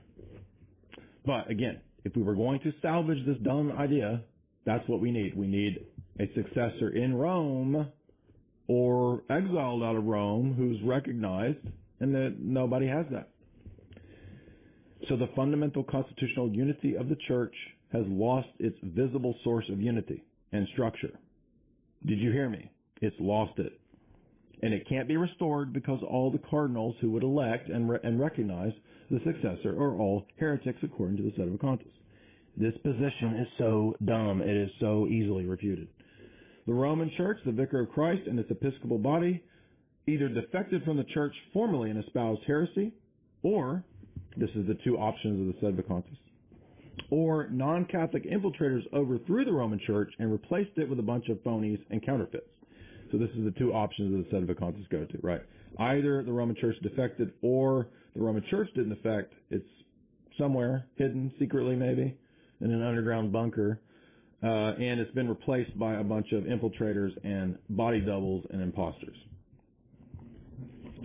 And he gets pretty funny here because now that would mean that the counterfeits now are offering 7 sacraments throughout the world that are all counterfeit sacraments, and the fundamental constitutional unity of the church has thus ceased.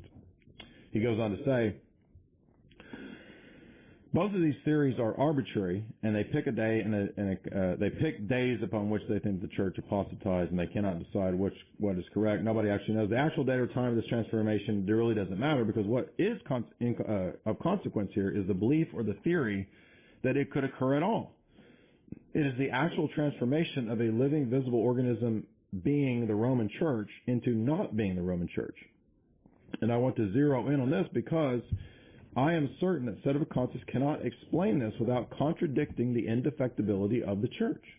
In fact, it is this belief that stands out as the first principal heresy in Sedevacantism, that a defection of the Roman See has occurred in some capacity. So, if one were to state Sedevacantism's fundamental premise, it would sound like this. At some arbitrary date or period, the Roman Church, the Bark of Peter, the mystical body of Christ, metamorphosized into an end times apostate church of the Antichrist. There you go.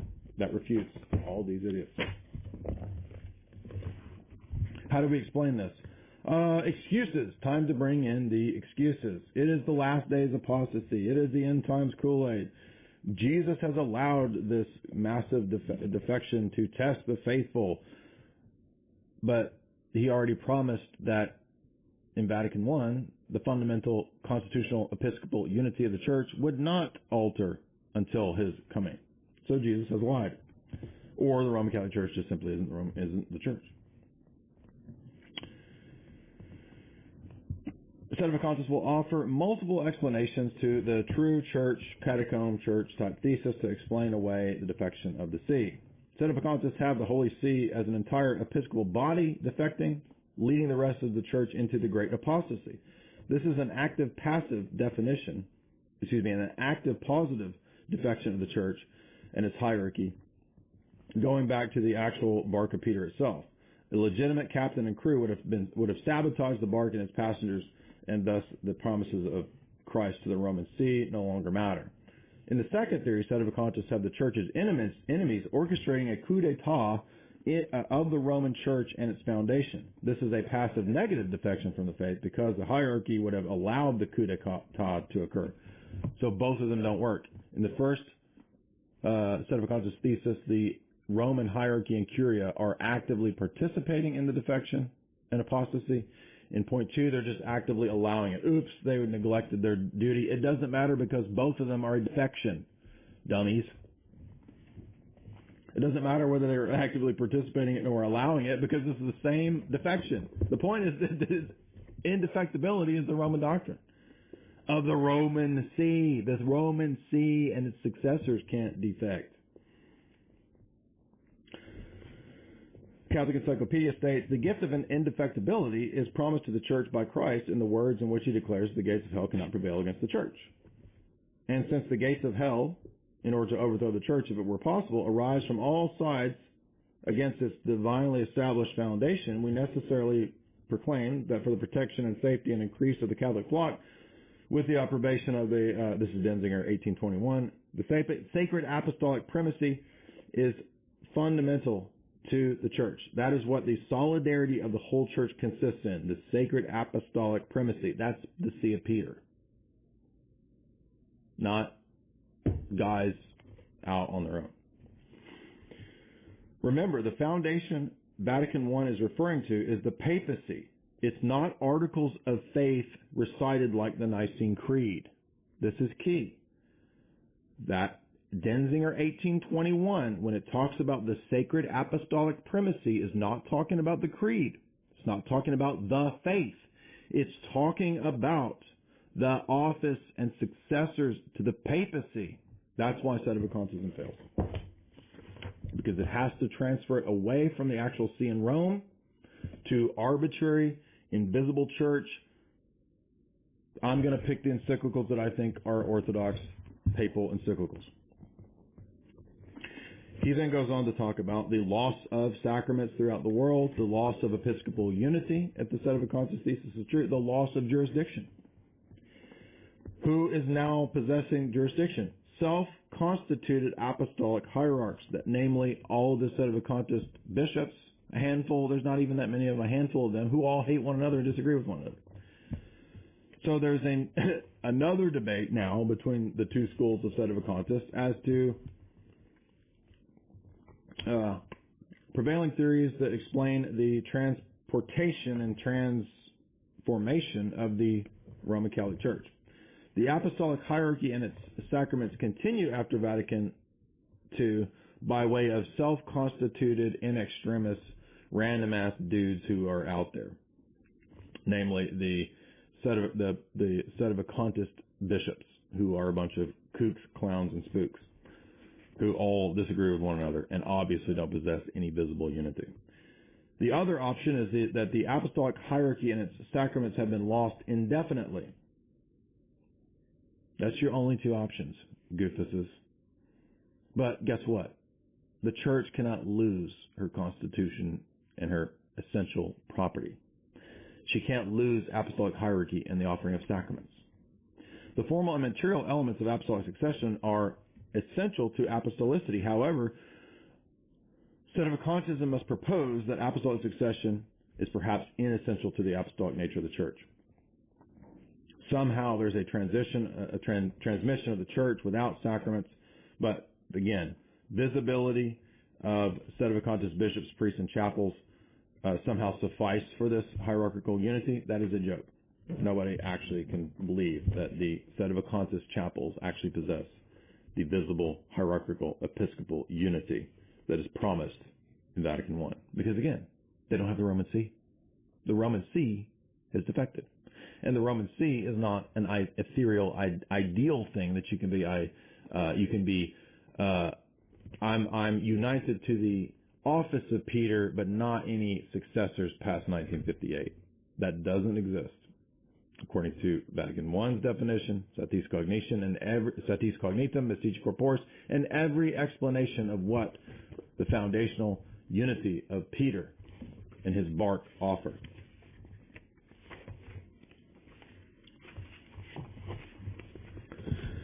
So Pontrello moves on page 54 to talk about to stress again that sedevacantism is actually a heresy, because it means that not only are the four marks of the church significantly changed and altered, the actual unity and basis of the church itself, the Roman See, is altered and lost or non-existent or missing. And any of those, it doesn't matter which one you pick, that actually is heretical, because it's a denial of Vatican I. How do we get to that? Well, because again, what are the four essential components of the papacy? Peter himself, the apostolic primacy, the Roman See in Rome with the Roman Curia, and the Roman Pontiff himself, the living guy, the actual successor. These are the things that make up the unity of the Catholic Church that's to continue until the return of Jesus Christ. You can't get one of these without the other ones. The church is not merely dogmas that you accept. You can't have a Nestorian papacy. You can't have papacy by desire. The papacy is the foundation of the Roman Catholic Church, and that is not just articles of faith, but the living successors in Rome. All sedevacantists must reject that to maintain their heresy. According to the doctrine of indefectibility, the individual parts of the Catholic Church can defect or apostatize, but never the main stem of the Church, which is essentially comprised in the Roman Church, because the Church is founded by Christ to be essentially juridical. The Roman Church is comprised not just of the Roman Pontiff, but all the ensemble of departments and ministries that assist him with the government of the Church, namely all the Roman congregations, the tribunals, and the office of the Curia, and hence why you must accept when the Roman Curia elects a pope. Obviously. That devastates the sedevacantist thesis. That is all from Oggetti in the Classic Catholic Encyclopedia. The Roman Church, the Vicar of Christ, the central government, and episcopal body of Rome have either defected from the faith at some arbitrary point in time, or the Catholic infiltrators overthrew it. Now, again, notice how both of these theses are ad hoc. The crux is that there is a contradiction in the sedevacantist thesis on the fundamental constitutional unity of the Church, its successors, its jurisdiction, and its indefectibility, because they have to divorce indefectibility from the actual see in Rome. and you can't do that. That alone destroys all sedevacantism. Let's look at some of the objections. What about the Avignon papacy? The Avignon papacy, we got you because the Avignon papacy was in a different city. Yeah, but it was the Holy See with a living successor in a different city. So it's nothing like the interregnum thesis, and it doesn't work at all for sedevacantism. And in fact, this is what Pontrello says. He says, if the Holy See were to relocate to a satellite location in a different geographical territory, you might have an argument. But you don't have that in sedevacantism. Sedevacantism has a defection of the See in Rome, and it contradicts the First Vatican Council. If sedevacantists would like to claim that this has happened in our time, then let them prove it by showing a real Holy See that has moved somewhere. If, however, the Holy See was taken over by a non-Catholic sect and disappeared, then the constituent parts of the Church have changed. The Holy See, here's another objection. The Holy See could have been driven out of Rome and into some secret exile. This would not contradict Vatican I, and we could still maintain the indefectibility of the Church. If the Holy See was driven from Rome, then it must be visible, and it must be known, or else the Roman Church has defected. Exactly. In that case, a sedevacantist needs to unveil for the rest of us the real Holy See that's not Frank and his Curia. Because the whole world thinks it's Frank and his Curia, you see. Where is the real Catholic Church with its fundamental papal office and its living magisterial successors? Oh, that doesn't exist in sedevacantism. Exactly. Because sedevacantism is obviously not true. And in fact, it's funny because actually Pontrello has some kind of joke replies here. One of the funny ones is that the Sedists will always say, "You're citing fallible theologians to prove infallible doctrines," and Pontrello says, "Which undercuts you because you're a fallible theologian trying to determine which see of Peter, which successor to Peter you will accept." Next, he goes to La Salette. Our Lady of La Salette predicts that Rome will lose the faith, become the seat of the Antichrist, and the Church will be eclipsed. Guess what? I guess Our Lady of La Salette didn't understand that in a few years, the dogmatic constitution of Vatican I would actually say that Rome cannot lose the faith and defect. Yeah. Sorry, but Vatican I and the promise of perpetuity trumps stupid Marian nonsense made up gobbledygook. We don't follow your Marian gobbledygook because the Marian gobbledygook's not true. Well, but we're in the end times. The end times mean that there could be a giant apostasy of the Roman Church. Again, contradicts Vatican I, contradicts the perpetuity and the fundamental constitutional essence of the Church, according to Vatican I, according to Sadis Cognitum, according to all the theologians after Vatican I who talk about what the fundamental unity of the Church is, and it includes Peter, his successors, the primacy, and actual magisterial guys in that see in Rome and the Curia. That's the only one. That's the only one. Do you see now that that's what Vatican I was declaring? Obviously that's what Vatican I was declaring. What other church is there? You can't cite pre-Vatican I debates about whether a pope can be heretic. It doesn't matter. It doesn't matter that Bellarmine debated it. It doesn't matter. Because Vatican I is explicit about what the nature of the church and its unity is, and how to find it, and how to ground it, and how it will be until Jesus returns. Not until an arbitrary decision that a bunch of kooks decide which last guy they will follow. Rome is Antichrist. If Rome is Antichrist, then the Roman See has defected and the indefectibility of the church is not true anymore. What about the Vicar of Christ? The next section, according to Pontrello, that is the next heresy of the Sedevacantists, is that the Vicar of Christ, the actual living guy, is actually non-essential to the church.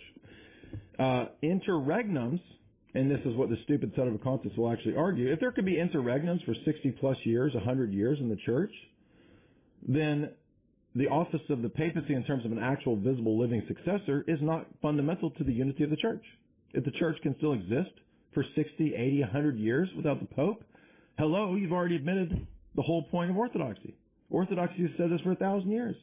We don't need the Pope. And we're still here without the Pope.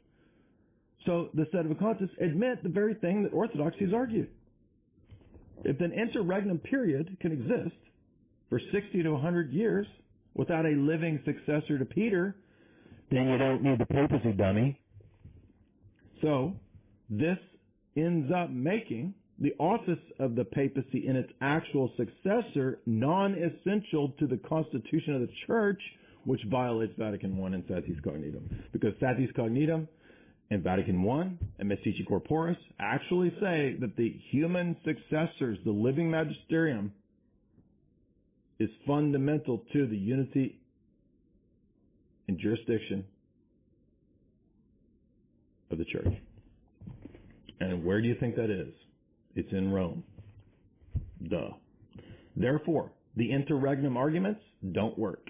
They actually undercut Sedevacantism. And how do they get around this? Interregnum assumes that you will get a new pope, but none of the Sedevacantists actually believe that you will get a new pope. All of the previous interregnums anticipated a successor. You can't have a successor in your stupid Sedevacantist cult because the Roman Curia are all apostates.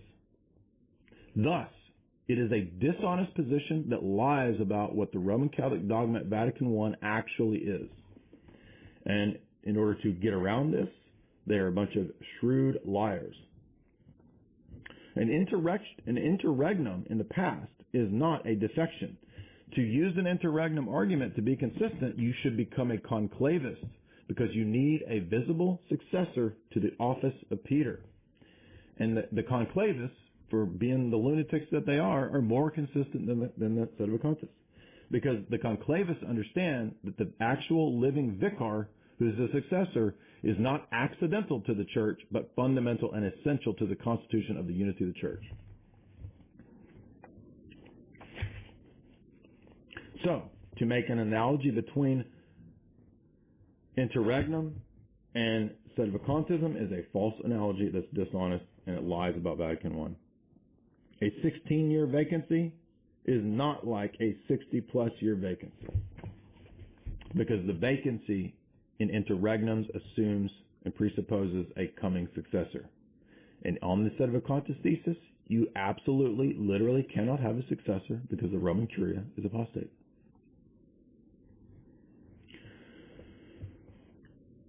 Can you have an indefinite interregnum? And this is the point at which we are going to cite the last people you thought I would ever cite, Brian Cross. Now, I don't support Brian Cross. I think Brian Cross is a goofus. But I'm going to cite Brian Cross because he actually has a good argument about the fundamental unity and nature of the Church in terms of its visible structure and its perpetual office of Peter. Now, Brian Cross is in communion with Frank, as are all of the people who write for Called to Communion. I don't even know if it's still, is it still even ongoing? I don't know. But if you're familiar with apologetics, you're probably familiar with Brian Cross's Called to Communion. The Reformation meets Rome, right? It's a bunch of debates between Protestant theology and Roman Catholic theology. But what Brian Cross has done in this essay that I'm going to link here is shown that you cannot have visible unity, Catholicity, jurisdiction, the administration of the sacraments for the world, the Roman See, without all these elements that we've been listing. And he's going to show that because the visible church still has to be there in terms of its episcopal unity. There's no invisible chair. There's no invisible office that you can be united to. So conclavists are more consistent because they don't believe in a pope only in potentia. They want to have a pope in actuality, right? To use the Aristotelian stuff. The Roman Pontiff, according to Vatican I, realizes in reality the actual unity of the Church by exercising this primacy. The Vicar of Christ is not an accidental addition to the unity and existence of the Church. Sedevacantists actually don't understand this. The Roman pontiff is nothing more than a bishop or patriarch on the Sedevacantist position. The way the Sedevacantists view the Bishop of Rome is actually the way Orthodoxy views bishops, because we don't view any single bishop as fundamental to the unity and structure of the church. The Sedevacantist view of the Pope and the Bishop of Rome is what we believe about bishops. That's the irony here. And they actually reject Vatican I, because they have to reject what Vatican I actually says about the Roman See and the papacy to maintain their stupid position. Thus, we have a body without a head, and the fundamental constitution of the see in the church, the Roman See, has changed for at least 60 years. The Pope, as we all know, is the head of the church in the Roman Catholic scheme. But for 57, 58, 59, 60 years, we've had a headless body. The headless body contradicts the promise of Vatican I. And so even the speculations of theologians who thought, well, maybe, like Father O'Reilly, you could have a 39-year vacancy. Actually, a 39-year vacancy contradicts Vatican I's teaching on the perpetuity. Because if you had a 39-year vacancy and the Roman Curia became heretical, which is the Sedevacantist view, then it's impossible now to have a valid pope, because all the Roman Curia are now outside the church, ipso facto. This is so dumb. So, what is the crux of this argument? We want to boil this part down. Let's look at Pontrello's points here. Everybody can see this, hopefully. The purpose of the church is the permanent duration of the work of redemption. This is summing up everything we've seen so far. The papacy is the foundation of the Catholic Church. The papacy's primary function is unity. Rome, the see in Italy, is the foundation of the papacy. Rome identifies who the Vicar of Christ is. The Roman Curia is part of that. The Roman pontiffs realize the unity of the church. That is the actual Roman pontiffs, not an invisible empty chair that you decide which ones you want. Pick and choose which encyclicals you'll accept. Visible unity of the Catholic Church is permanent. Union with the Holy See identifies who the hierarchy is and who the faithful are. Right? So once we understand these Vatican I points, right? This is all summation of Vatican I. We're going to see that this is the essence of what refutes the entire Sedevacantist thesis. The papacy's essential function is unity. The primary efficacy of the primacy's efficacy depends on a Roman pontiff in order for that unity to remain a permanent characteristic of the church. A perpetual papal successor is thus required. I will address this constitutional section here below. Rome is the foundation of the papacy. This is Denzinger. In all ages, all have known that the Holy and Most Blessed Peter, chief and head of all the apostles, is the foundation of the Catholic Church. He received the keys of the kingdom from the Savior and the Redeemer of the human race, and he, up until this time, he always lives and presides and exercises judgments in his successors, in his bishops, in that Holy See in Rome. That is what Denzinger says in 1821 through 1824. Here we are concerned with the Holy See of Rome. This is the diocese where the Vicar of Christ and the central government of the Catholic Church are located. We must remember a critical point, that Peter's primacy is permanently bound to Rome.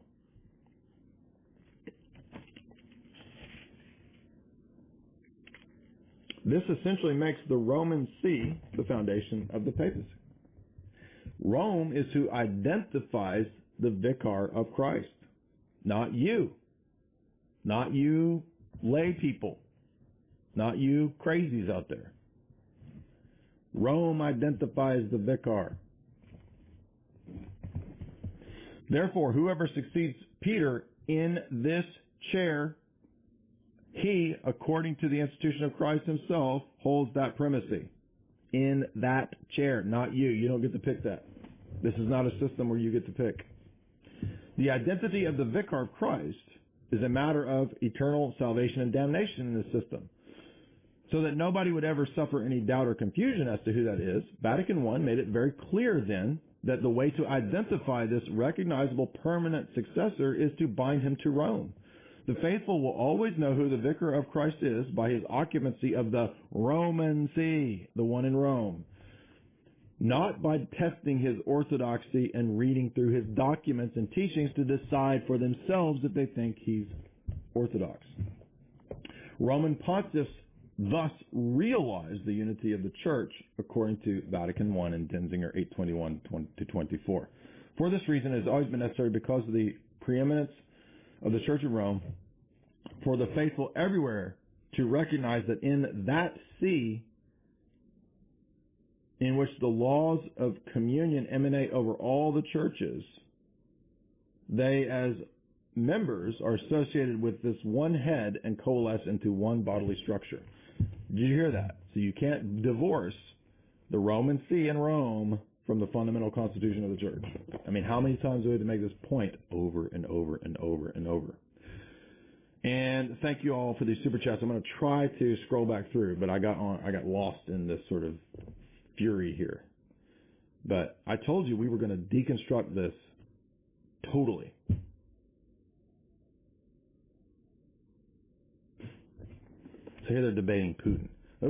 That's all they have, to come to the chat and debate Putin? What a bunch of losers. Jesus Christ, our Lord Jesus, established in the Apostle Peter a perpetual salvation and perennial good of the church. Perennial. That's at all times. That's not up until 1960 and then 100 years of no pope. Perennial. It is a firm rock that will endure unto the end of the ages.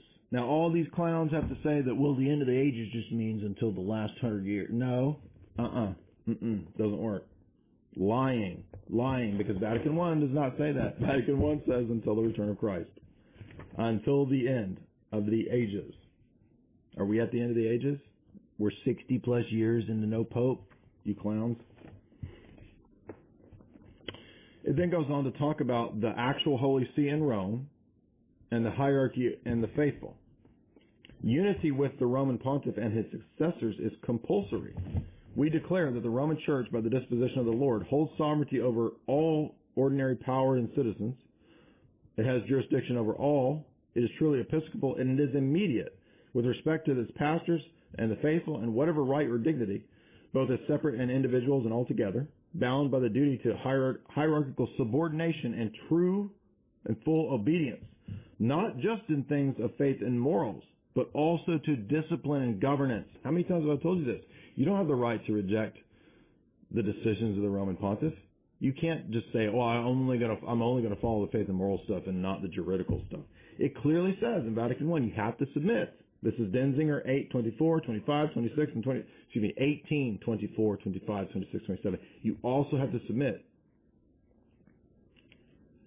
to his juridical decisions and to the decisions of the Roman Curia that the Roman Pontiff has approved. If you don't do this, then no Catholic can keep his faith and salvation, it goes on to say. Now again, I know that the perennial out of all these clowns is to say, we don't disagree with Rome, it's just that there's been no successors for 60 years. The Holy See cannot defect or fail. 195. The Holy See is not just an empty office. It's the actual successors, the four constituent points that we mentioned earlier. Since the gates of hell cannot prevail against the church, as if this were possible, we have thus a divinely established foundation. We judge it to be necessary for the protection, safety, and increase of the Catholic flock, that the sacred apostolic primacy, namely the papacy, cannot fail.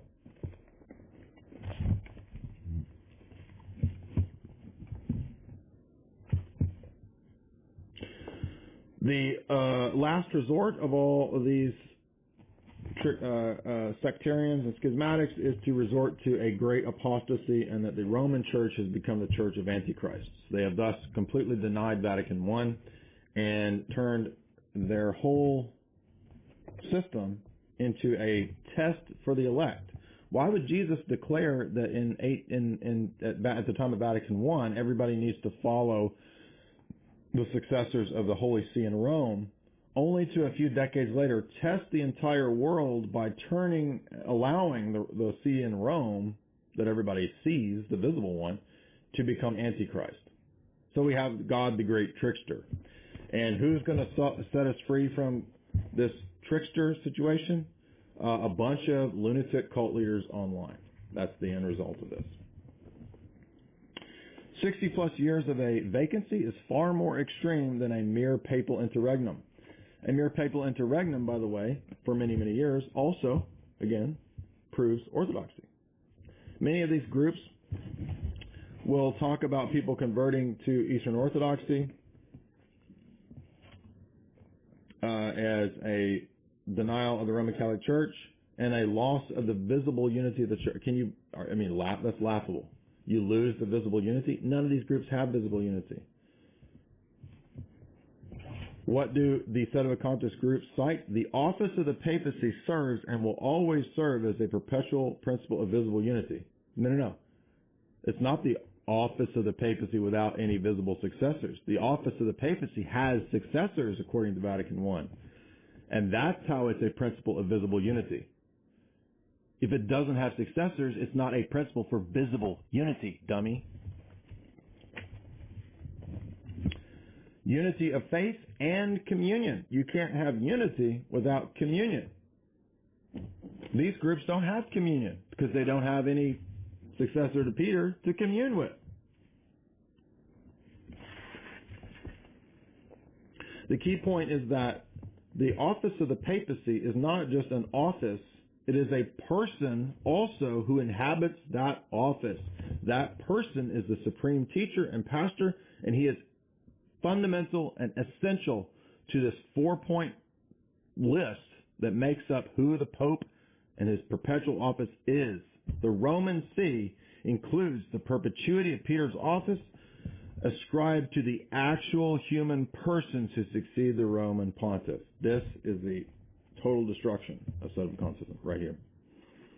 The Catholic Encyclopedia states that according to Pastor Eternus, the 4 chapters of the Constitution deal respectively with the office of the Supreme Head conferred upon St. Peter and the perpetuity of this office in the person of the Roman pontiff and his perpetual jurisdiction and supreme authority in all questions of faith and moral until the end of the world. What are the 5 key points that we want to remember according to these principles of the person of the Pope? Peter's primacy is the underlying basis for unity. The primacy is perpetually bound to Rome, the See in Rome, the one in Italy, not the one in your head, not online. The office of the papacy is the position of the primacy. The Roman pontiff must fulfill and exercise this office. These points are symbiotic in order to realize the end for which Christ instituted the church and the papacy, namely unity. Thus, in order to have an office of the papacy without an actual successor that you're not united to is actually a Nestorian ecclesiology. Sedevacantists insist that they have not severed their connection to the foundations, but instead that they are united in essence to the faith of Peter, and thus they are in union with an office that has no successors. This unmanned office is referred to as eternal Rome. But eternal Rome in Vatican I and in Satis Cognitum is the Rome with the successors in the See of Peter, namely the Roman Curia. That is the ultimate destruction of Sedevacantism.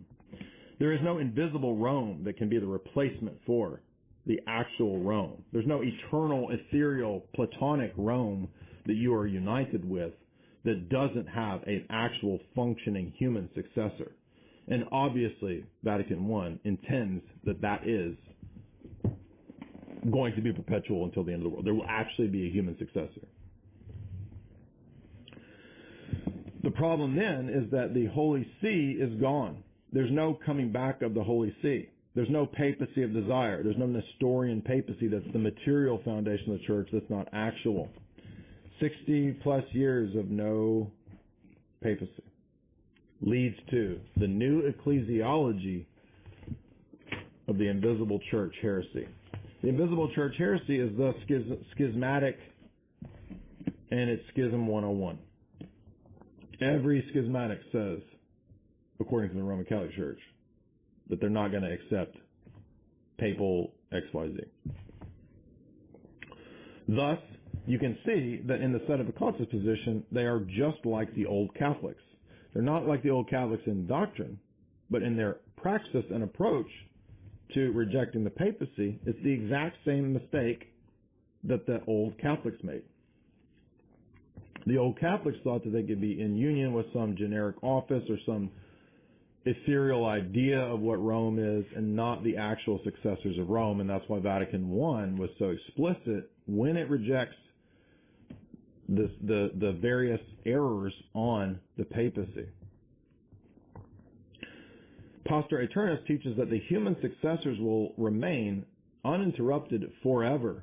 Vatican I Dogmatic Constitution on the Church, Session 4, says, moreover, the chief of pastors, Jesus, the pastor of the sheep, established in the blessed apostle Peter the perpetual salvation and essential good of the church, that by the same author will endure always in the church which was founded upon a rock, firm until the end of the ages. That's the one in Rome, according to Vatican I, not an ethereal, eternal Rome that these people made up in their head.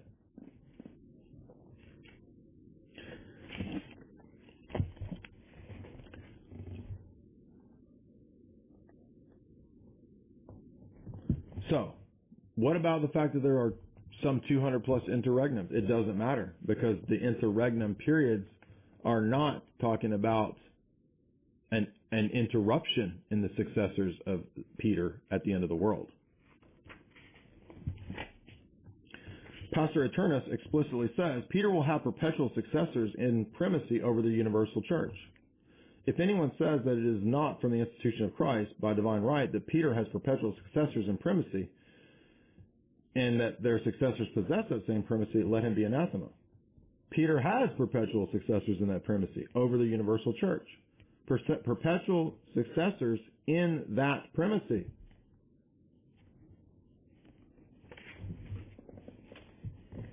They have perpetual successors, not mere primacy of the office. Perpetual successors. And all Sedevacantists must deny that there's been perpetual successors. They'll say, well, there have been up until 1958. And then they turn around and say, there's no perpetual successor for 60 years. I mean, this is total retardation. Ludwig Ott explains, the primacy is to be perpetual in the successors of Peter. Indeed, this primacy is promised by our Lord himself. The functioning of the primacy is to be preserved until the end by the unity and solidarity of the church, by the will of divine power, and it is to continue substantially unchanged until the end of time, so that the primacy must also be perpetuated. Peter, like every other human being, was subjected to death. Consequently, his office must be transmitted to others.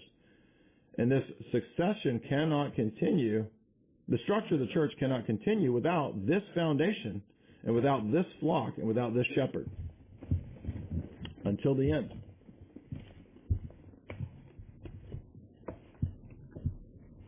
Most people cannot recognize the difference between a successor and a primacy. In English, the translation, the perpetual, is the adjective that defines the successors, not the primacy. It's not a successional primacy, or a perpetual primacy. It's perpetual successors. Peter will have perpetual successors who share that same primacy. And that is a refutation of the Sedevacantist heretics who talk about merely a perpetual primacy, not a perpetual successor. But as you can see, the definitions that explain how there's going to be unity presuppose that the perpetuity is to the successors, not just the primacy. And that's how Ludwig Ott explains it on page 282 of Fundamentals of Catholic Dogma. What is most interesting about Ott is that he reaffirms the fact that the Roman Pontiff belongs to the Church's foundation. The structure of the Church rests on the human successors to the Roman Pontiff, so that without successors, this primacy cannot be exercised and perpetuated. Obviously, the primacy cannot be perpetuated, but neither can the unity and solidarity of the church if the succession is cut off for some extended period of time, according to Vatican I. He's arguing that that would be the case. The second confirmation comes from the Second Vatican Council. The Roman Pontiff, as the successor to Peter, is the perpetual invisible source and of unity and foundation in the body, both of the bishops and of the whole community of the faithful. Obviously, if Christ really instituted the papacy, he did not intend for its vicar to be a sporadic presence in the church, as many of these Sedevacantist heretics imply, as if there could be 50, 60, 70 years without any successor. There's no vicar without a see. The Roman see is the only one that we know of. And even Ratzinger, right, will admit in Principles of Catholic Theology, 1982, page 198, that for the first millennium, the operation of the church was according to synodal Orthodox conceptions, not Roman conceptions. What is the summary that we want to stress here on this whole section? This is on page 150. The purpose of the church is to be a perpetual, permanent duration of the work of redemption. The papacy is the foundation of the church. The papacy's principal function is unity. The papacy's foundation is Rome. Rome identifies the vicar of Christ. The Roman Curia is part of that. The Roman Pontiffs realize the unity of Christ. Visible unity is permanent. Unity with the Holy See in Rome identifies this hierarchy and the faithful. Unity with the Roman Pontiff is compulsory, not you can't decide who you want, and the Holy See cannot fail or defect. All of those points totally refute Sedevacantism.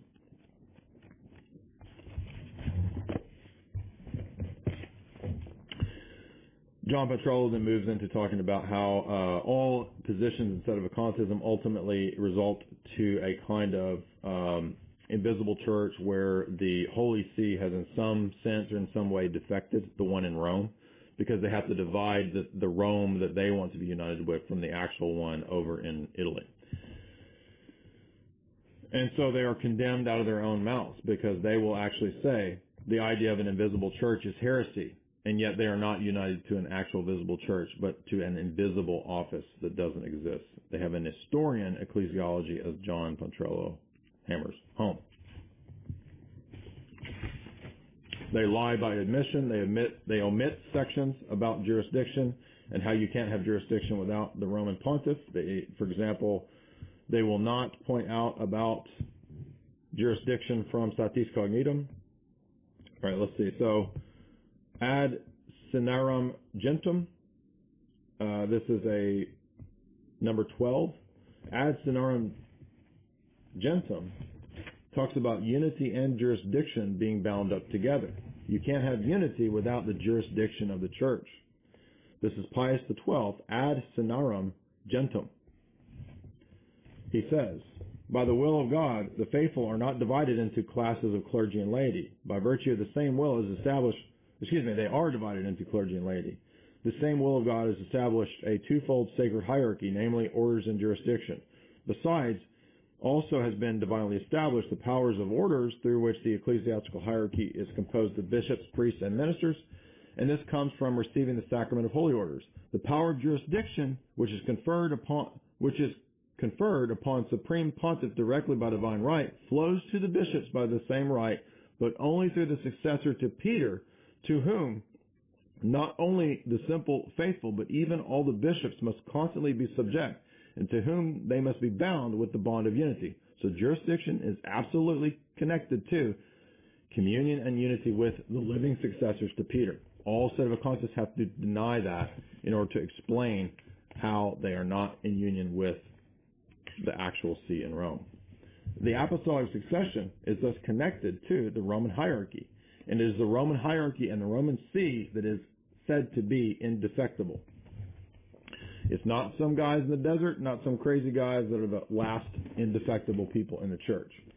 Rome cannot become the seat of Antichrist because the Roman see is indefectible. The Roman see has perpetual successors who are living magisterial successors, not an invisible Calvinist church heresy.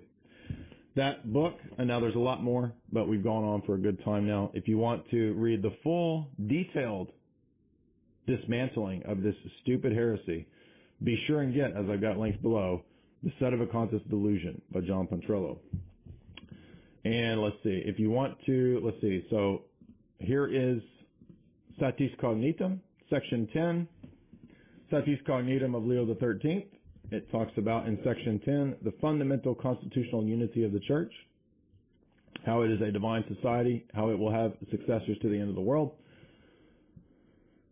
If you want to look at Mystici Corporis, the visible unity of the church and its constituent properties cannot change or go away or die. There's Mystici Corporis. If you want to see, as I said, the Roman congregations are part of the Apostolic See. The Roman congregations cannot be rejected.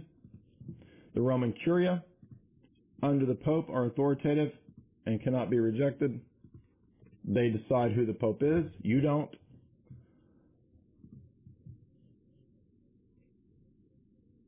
What is the Holy See? The Holy See is the one in Rome, not the one in a trailer park, and they decide who the Pope is, and that's supposed to be who's indefectible. Vatican I, here's the Constitution on the Church. You can see very clearly what it says. Here's Vatican I. Dogmatic Constitution on the Church, according to Vatican I. And it will go on to talk about, it's not that long. I recommend read the Decree of Vatican I. It's very clear about the perpetuity of the successors in the See of Rome. And let's be clear about the living magisterium. You cannot reject a living magisterium at any point in the church, even if there's an interregnum. An interregnum doesn't destroy the living magisterium. All the Sedevacantist pretty much have to deny living magisterium. And of course, then you can read about the indefectibility of the church from the classic traditional view. And you'll see that all the things that we argued tonight are directly from John Pontrello's book. Now, I can't see the super chats, and I know a lot of you guys sent, so we got quite a few super chats, but where are they? How can I read them?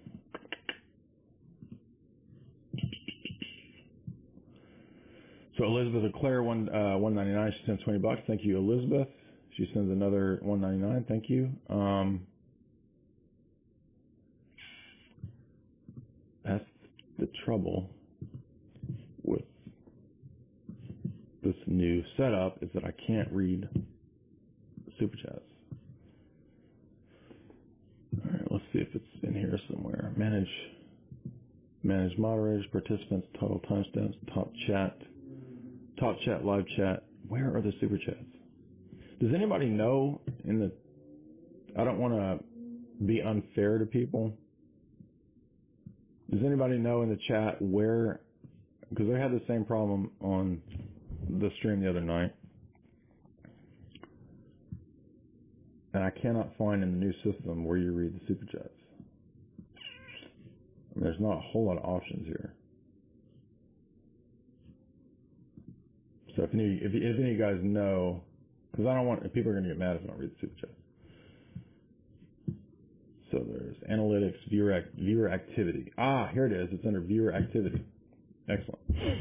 So Alyosha, $5. Please explain how a man grounded in coherentism is not grounded in foundationalism. Well, I mean, these are terms that could be useful either way. I mean, we don't necessarily have a problem with saying that we have foundational beliefs, but classical foundationalism is more of an assumption about how there are beliefs that are not theory-laden, right? So can I just look at the world and assume that causality is a principle, a maxim that's not theory-laden? Or does causality, if God exists, then causality means what it means according to the way God has constructed the world, you see. So I can't appeal to causality without the whole paradigm that makes causality coherent and sensible. But on the classical foundationalist model, the assumption is that, well, we all know there's causality, right? I mean, everybody knows that there's causality. So let's just look at causality and see if causality allows God to exist.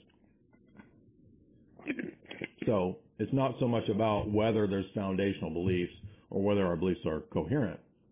It's more so about autonomy and whether there are principles or maxims that are not theory-laden. And they're not. There are no maxims that are not theory-laden. George's Journal, 99, God bless. Thank you. Wow. Fat super chat. Much appreciated, George's Journal. Free Thinker Silver, thank you for your work. Canadian 15, thank you. Free Thinker Silver, much appreciated. Jack, $5. Since man is born to a fallen state, can we get out of it? Well, we get out of the fallen state by participating in theosis, which is uniting ourselves to Christ through the Orthodox Church. So participation in her rites and sacraments, faith in the teaching.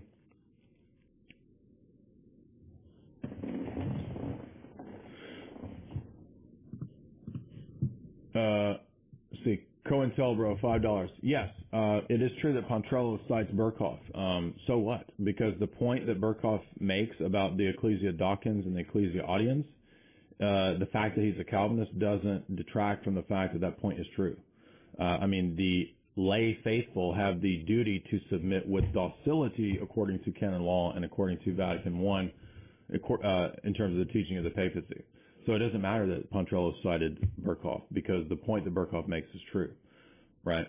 I mean, the episcopate is the teaching church. The faithful are the receiving, hearing church. So that's just a genetic fallacy because the argument and the point that Berkhoff makes is true. It's not being sneaky to cite a Calvinist when the Calvinist point is correct. Joseph Kerr, $10. If the Pope can invoke infallibility on matters of doctrine, then why does the Roman Catholic Church have any councils in the first place? Exactly. Why not ask the Pope to invoke infallibility on everything? Exactly. Why would there ever been councils? And we remember Eric Ibarra's answer to this. Well, if the Pope didn't consult people, if everybody just wrote to the Pope, Jay, the Vatican would be a giant stack of papers everywhere. He wouldn't be able to move around. So that's why we can just laugh at that, right? But actually, in praxis, yeah, exactly. I mean, why would the council spend 5 days examining Leo's tome to see if it was orthodox? But they don't care. They don't care about what actually happened in the context of the councils. They don't care about all the canons that actually contradict in the council's papal supremacy. They don't care. Rolfing Steaks, $10. Thank you, Jay. I believe that you're the best apologist of our time. Keep up your work, good brother. Well, I don't know about that, but thank you very much for that, your kind words. Definitely not. COINTELBRO, $2. Israel survived 70 years without a temple and high priest. Yeah, but you can't compare. This is that same guy that was in my Discord. You can't compare before Pentecost and the establishment of the office of Peter, right, to periods in the Old Testament. The periods in the Old Testament are before Pentecost and before the promise of the office of Peter and his successors in the Roman Catholic system. So your stupid analogy doesn't work. We already explained this to you, but you're too deaf to get this point. Elizabeth DeClaire, $2. Elizabeth DeClaire, $2. Thank you. Tamara Hathaway, $10. Thank you. You're on the road. It's very appreciated that you stream for us. Yes, thank you. But be sure, everybody, if you really want the full dissection, get John Pontrello's book. There's a lot more detail, but we've gone on for what, 2 hours? How long have we gone? I don't know. A long time. 2 hours and 30 minutes. I mean, you know, just get the book. It's not that long of a read if you are really into this topic, because he will decimate these positions one by one by one. And this is what Roman Catholics do. They find one footnote where he cited a Calvinist as if that means anything, as if the argument that Berkhoff makes isn't true, as if the whole book is invalidated because of one footnote. This is what they do. They have nothing else, right? All they can do is hour-long attacks on people's personal lives. But that's okay, because we're going to dissect the position, and that's what we did tonight. God bless you guys. Thank you very much. It's been a great dissecting here. I don't think there's any other... I mean, and by the way, if you watch the Sedevacant to sects and cults, it doesn't last. People don't last in these movements. Now, the cult leaders last, but the people in these movements, 2, 3, 4, 5 years maybe, and then they move on, because it's a dead-end position. And once you're at the point of the end times Kool-Aid and you make the predictions about who the final Antichrist is and you're proven wrong many times, it's over. It's over. So drop the cult. God bless you guys. You're eating a diet of industrial-produced soy club kibble. Your diet is trash. This is one of the most obvious reasons that so many of us are dealing with chronic inflammation, i.e. the inflammation of the gut being directly linked with inflammation of the brain. And when people say you've got a gut feeling about something, your gut is actually very much involved with your emotions at a physiological level. I'm not saying it's completely deterministic, right? But your gut health greatly affects your ability to deal with emotional stressors. Your gut health is crucial for the creation of neurotransmitters, right? Your gut produces compounds like serotonin, where if they are out of balance, either too little or too much, right? So a lot of people think that, oh, well, serotonin's good, you eat more of it. No, too much serotonin makes you miserable as well. And gut bacteria are crucial for the production of neurotransmitters. So your diet is crap. You're eating industrial slop, manufactured and designed to make you feel like crap so that you continue eating more and more of it, because that slight high you get from it, that little bit of dopamine you get from the crunchy / savory / sweet, the low quality salty sugary, not saying that salt and sugar are inherently bad, but the low quality salty sugary corn syrup based GMO soy sludge that you're eating is weaponized. Kellogg's was a company whose initial product line was designed to make people infertile, right? It was designed to decrease human libido, your libido being a measurement of your vitality, your energy levels. When you have low energy levels, when you're chronically inflamed, when you are malnourished, fertility shuts down. We see the fertility shut down in vegan ovulations, right? The Rotarians famously thinking that is some badge of honor, and spiritual and physical cleanliness to lose your period if you're a woman. This is nonsense.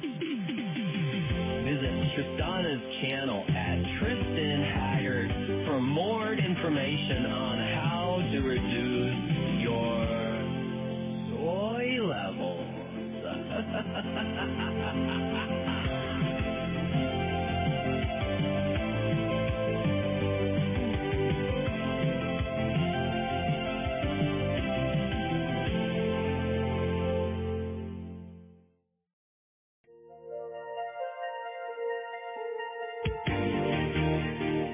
Guys, we have a show sponsor which helps you to be not a gamma male, not hopefully a beta male, and that is Chalk.com. Use promo code J60Life, J60Life, to get 60% off all those great Chalk products over at Chalk.com.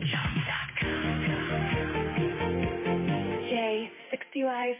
J60Life. Chalk. To get 60% off all those great Chalk products over at Chalk.com.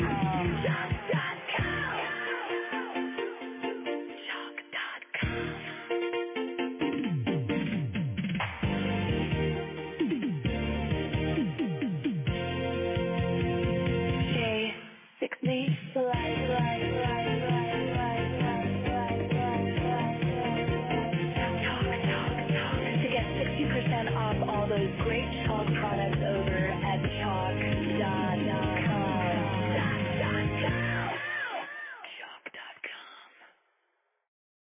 Cooper came back to me. Cooper came back to me. I cried out for you and you came back to me. 'Cause I love it with you and me, just you and me. There's no more dividing. We're all one together. Cooper came back to me. Cooper came back to me.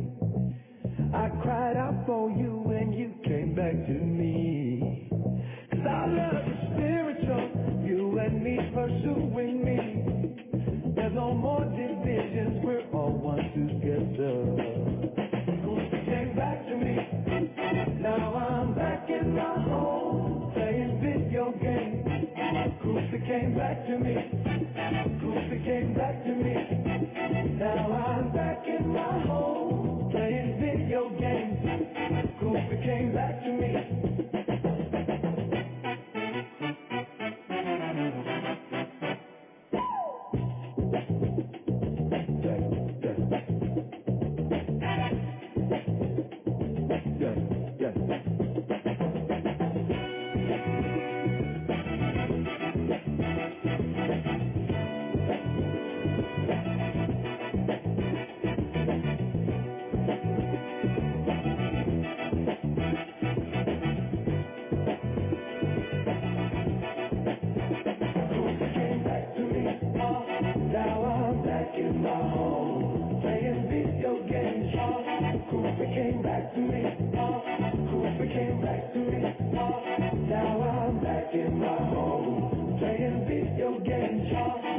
never came back to me.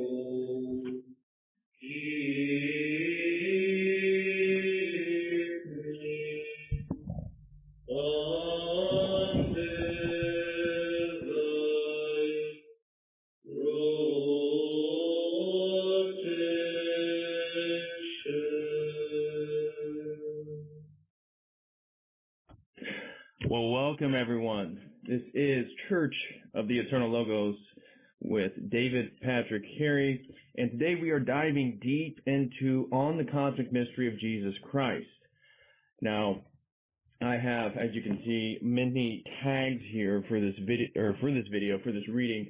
It's going to be a long reading, and if any of you guys are interested in who Saint Maximus the Confessor is, I recommend checking out a video I did, well, 2 videos ago, on who was Saint Maximus the Confessor. So definitely recommend checking that out if you're not familiar with who Saint Maximus is. But today we're going to be diving deep into the popular patristic series. So if you guys aren't familiar with this particular book series, I do recommend their stuff. I have multiple of them with St. Athanasius and Krill of Alexandria. And so we're going to be reading about 30 pages of the introduction because I think it really kind of sets the framework for the rest of the various sections Maximus is going to be covering in terms of the cosmic consequences of the incarnation. And so because I can't read the whole book, we'd be here all day, I probably am going to read about half this book in this live stream. But what we're going to be doing is, well, what I did going through it, so I've already read the whole thing, I reread it again, and what we're going to be focusing on is everywhere where he's talking about the Logos, everywhere where he's talking about Jesus Christ. Of course, the whole thing's about Jesus Christ, really, but sections of it are on his relationship to Adam and all this stuff. So some of the stuff we're going to be skipping, and I'll let you know which ones we're going to be skipping. But we're going to be hitting the introduction hard. Then we're going to be hitting the Ambiguum 7, Ambiguum 42, Athanasium 1, Athanasium 2, Athanasium 22, Athanasium 60, which is actually titled On the Cosmic Mystery of Jesus Christ, and then Opusculum 6, and we're going to read that whole thing. So that's what we're going to be getting into today, and without further ado, let's just start this deep dive and reading. So we're going to be starting on page 16. If you guys have your own copy, we're going page 16, and this is Maximus, theologian of the transfigured cosmos.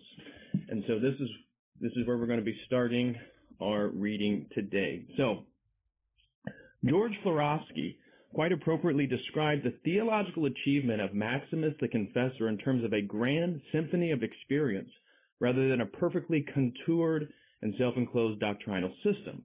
More recently, Krill Regan, again using the analogy of a symphonic theology, has suggested that Maximus's work is an extended and richly textured gloss on the Chalcedonian definition, which functions for him as a dense knot of implication, both visionary and interpretive, that holds the mysterious key to the world and its salvation. To be sure, Maximus's theological reasoning at times comes to expression in an exacting logic and use of syllogisms, which, of course, we always support the use of syllogisms, right? And he is often meticulously precise in the nuances of his theological language. Yet, all the while, theologia, as the aspiration to intimate knowledge of the Holy Trinity that must always remain grounded in and integrated with the contemplative and ascetic life of the Christian, entails for this Byzantine sage an intensive, ongoing, multifaceted intellectual quest into the foundations and future of the world created by God, recreated through the work of Jesus Christ, sanctified by the Holy Spirit, and summoned to an unprecedented and glorious deification. Questing after this grand mystery, and this part I highlighted here, questing after this grand mystery, as Maximus indicates in Athanasium 59 on 1 Peter chapter 1, verse 10 through 11, was the labor of the ancient prophets, from Abraham to Zechariah, and now in the vocation of every Christian whose natural, intellectual, and moral faculties are continually being stretched by the grace of the Holy Spirit. Maximus has been called a cosmic theologian, and rightly so. For Maximus the Confessor, the world, the natural world, and the world of the scriptural revelation is the broad and complex theater in which God's incarnational mission is playing itself out to full completion. Both the cosmos and the Bible tell us the same glorious story, as it were, the story of the Logos, who, in his historical incarnation and in his gradual eschatological epiphany in all things, reference to 1 Corinthians chapter 15, verse 28, discloses through the Logoi the providential principles of creation and Scripture, the magnificent intricacy and beauty of the transfigured cosmos. At the center of this cosmic drama, the true play within the play, is the hypostatic union of divine and human natures and wills. This is not only operative in Jesus Christ, but which truly is Jesus Christ.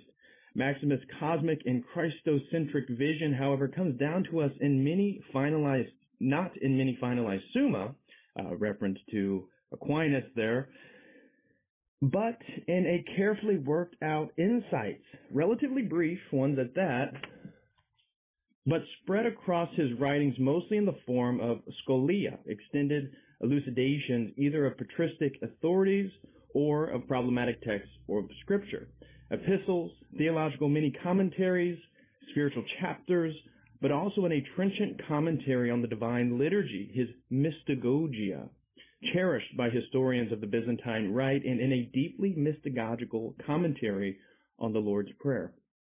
The cosmic scope of Maximus' theology has been analyzed from a wide variety of perspectives. From a cultural historical standpoint, for example, Avril Cameron has drawn attention to the dramatic transitions and cultural insecurities of Maximus' own time. In her view, Maximus, like John Damascene later on, was concerned to define the limits of the safe Christian world, a stable Hellenic Christian culture, by developing a thorough systemization of Christian knowledge that could secure Christian identity in the era of heresy and invasion following the reign of Justinian. Maximus, like other writers of his age, contributed to the formation of a discourse that provided for a secure sense of total order, the perception that all knowledge could be contained in one system embracing all things human and divine. Cameron's reconstruction is compelling and identifies a process of which Maximus himself, who makes few explicit references to the politics and culture of his time, may not have been directly conscious. We must constantly keep in mind that his theological vision did not simply aspire to a transcendent, timeless contemplation of the world, but also address the concrete context of a culture still undergoing redefinition, a culture rocked by the emergence of a whole new religious and political entity on the immediate horizon, Islam. Yet Cameron's observations on Maximus' discourse must be qualified by duly considering the confessor's own profound sense of the limitedness of human comprehension, our, quote, stumbling and staggering, unquote, and the quest of spiritual truth, and by his insistence on an ongoing theological quest that resists facile systemization as noted above. Obviously the Western model. From a philosophical theological standpoint, as Polycarp Sherwood and others have demonstrated, Maximus's cosmic theology constitutes a fundamental correction of the system of Origenism that remained an object of devotion within certain Eastern monastic communities long after its formal condemnation at the Council of Constantinople in 553. By this account, Maximus appears both as beneficiary and expander of the critical treatment of Origenism that the Cappadocian Fathers, especially Gregory of Nyssa, had already undertaken 3 centuries earlier. Hans Urs von Balthasar, honoring the achievement of Sherwood, concentrated even more attention on the Christocentric core of Maximus' cosmic theology and insisted on the centrality of the Chalcedonian definition in the confessor's cosmological synthesis. Lars Thunberg's important work on Maximus, in turn, has built on the labors of both Sherwood and von Balthasar, but moved deeper into the intricacies of Maximus' developing spiritual vision on the universe, with the mystery of Christ and creaturely deification as the key to comprehending the whole panorama. As Thunberg puts it, quote, "It is rather his visionary understanding of the person of Christ which is most important, not only for Maximus himself, but for the evaluation of his role. The hypostatic relationship between human and divine in Christ, as he understands it in his personal faithfulness, is to both Chalcedon and Constantinople, is alone able to manifest and safeguard the purpose for which man was crafted, deification, while preserving man himself unchanged in his natural makeup. It alone establishes man as an unchangeable union with God forever, if only he is willing, by divine grace, to receive the deifying powers as effective within himself. In Maximus's vision of the world, the incarnation of the second person of the Holy Trinity in Jesus of Nazareth holds the secret to the foundations, the architectural logoi of the created cosmos. Its destiny after the fall of created beings, the mystery of redemption, and the transcendental end, telos, of creation, the mystery of deification, wherein the prospect of even more or ever more intimate communion with the Trinity is opened up. Maximus's achievement, for one angle, is a panoramic commentary on the first chapter of Ephesians and on Colossians chapter 1, verses 15 through 23, the Apostle Paul's reflection on the mystery of Christ as the mystery of the world. Though filtered through a mature Trinitarian theology and Christology in which he shows his debt to the Cappadocian Fathers, we see in Maximus's achievement the echoes of Irenaeus' principle of cosmic recapitulation and a critical rehabilitation of Origen's masterful insight into the divine penetration and permeation of all things, reference to 1 Corinthians chapter 15, verse 28. In his various incarnations, in the logoi of the world, in the spiritual meanings logoi of Scripture, supremely in Jesus Christ, and ultimately in the virtuous life of the faithful, the Logos is the supreme divine mediator, while humanity, the microcosm of the created order and bearer of the divine image, enjoys the graced vocation of participation in Christ's mediation. Maximus develops his correlation most poignantly in Ambiguum 41 and Athanasium 48. Christ, through his ministry of incarnation, death, resurrection, and ascension, has overcome both the natural and the unnatural divisions within creation. Likewise, humanity shares in the ministry of cosmic reconciliation, or reintegration, as Thunberg calls it, through the multifaceted disciplines of ascetic practice, contemplation, and elevated mystical insight. So that is the first section within the introduction that I wanted to read. I'm just going to check the comments here, make sure everything's going all right.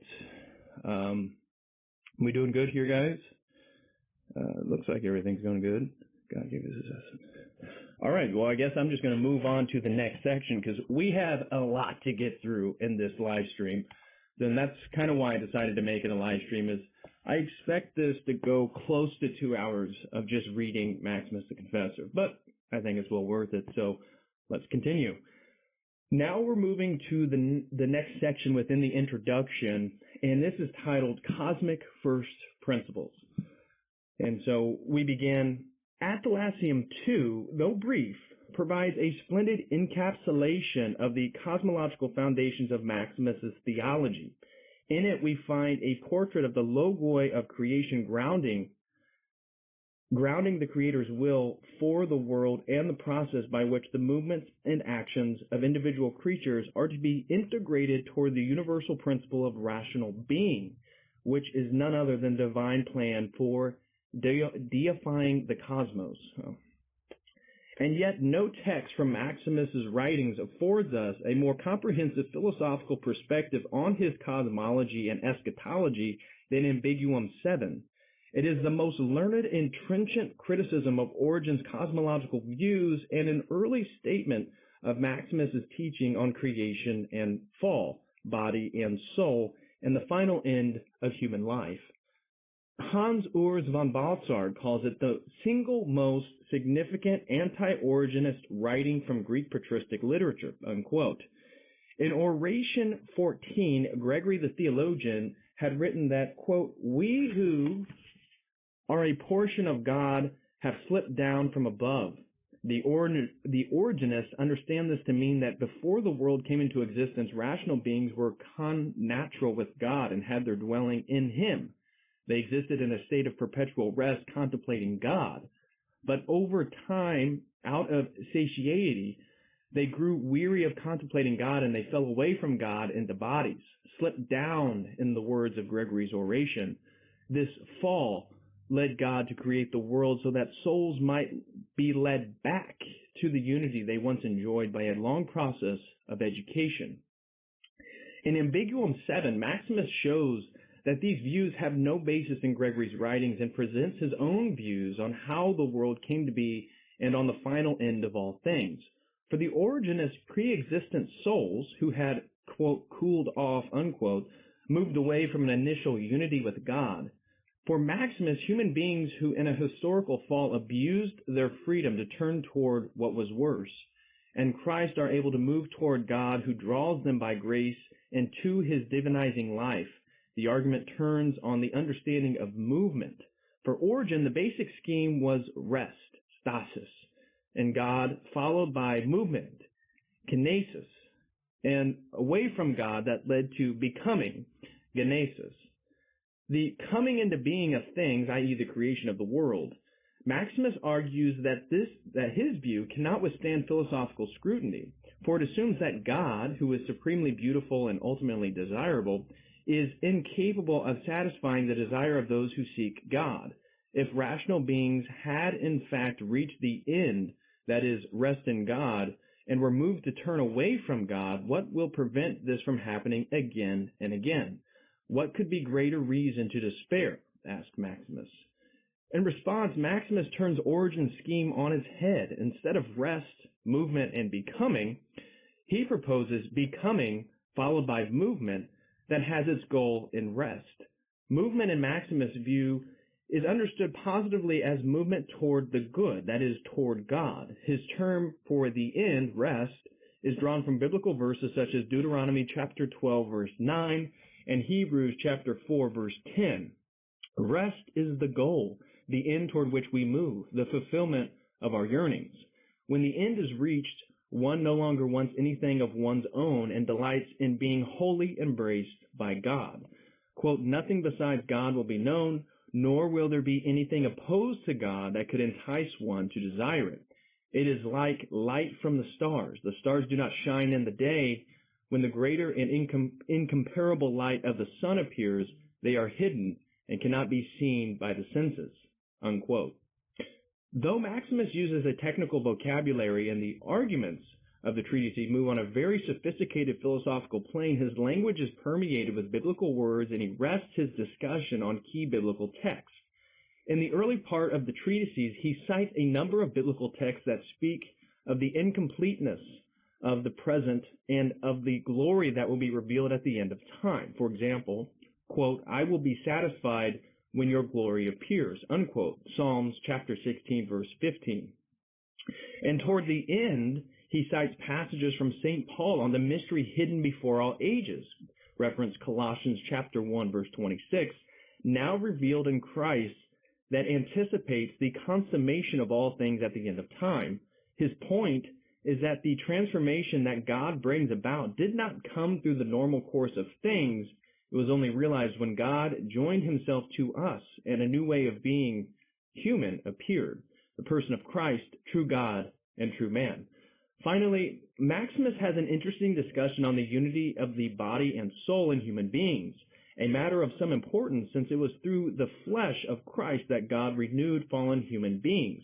It is foolish to think, as the Origenists claim, that souls existed before bodies. Body and soul are parts of man, and as parts, each necessarily has a relation to the other. Even the body, after separation from the soul, is not simply called body, but the body of a man, indeed the body of a certain man, even though it will be decomposed and be broken down into the elements from which it was composed. Therefore, the human being is composed of soul and body, for soul and body are indissolubly understood to be parts of the whole human species. The issue is so crucial to his correction of Origenism that Maximus refuses a lengthy discussion of it, or resumes, a lengthy discussion of it in Ambiguum 42, where he describes the distinctive but connected origins of body and soul and their synthesis in a single human species, and more importantly, the assumption by the new Adam of the first Adam's soul-body constitution. In the Incarnation, the Logos who created universal humanity fashioned his own manhood in a prelapsarian Adamic perfection. He himself modeled the perfect coexistence of intelligent soul and material body. While much attention has rightly been paid to the anti-Origenist polemic operative in Maximus's long dialogue in Ambiguum 7, the text's ultimate significance, like that of the Ambigua as a whole, must be measured in relation to his larger theological and spiritual enterprise. Seen this way, the correction of the Origenist myth is simply one component, an important one at that, in Maximus's integrative cosmic vision, in which the economies of creation, deification on the one hand, and post-lapsarian intervention, redemption on the other, merge as one dramatic plot whose thickness and internal connections can only truly be discerned from the standpoint of the mystery which is Jesus Christ, the mystery hidden throughout the ages, Colossians chapter 1:26, that discloses the providence and judgment of God operative in the logoi of creation. So we doing good still? Everybody's hanging in there? All right. Ambiguum 8 is an extended footnote to Ambiguum 7, revisiting the dilemma of how divine providence can be operative amid the weakness and suffering of corporeal existence, and with that, the question of why human beings find themselves in such desperate bodily conditions.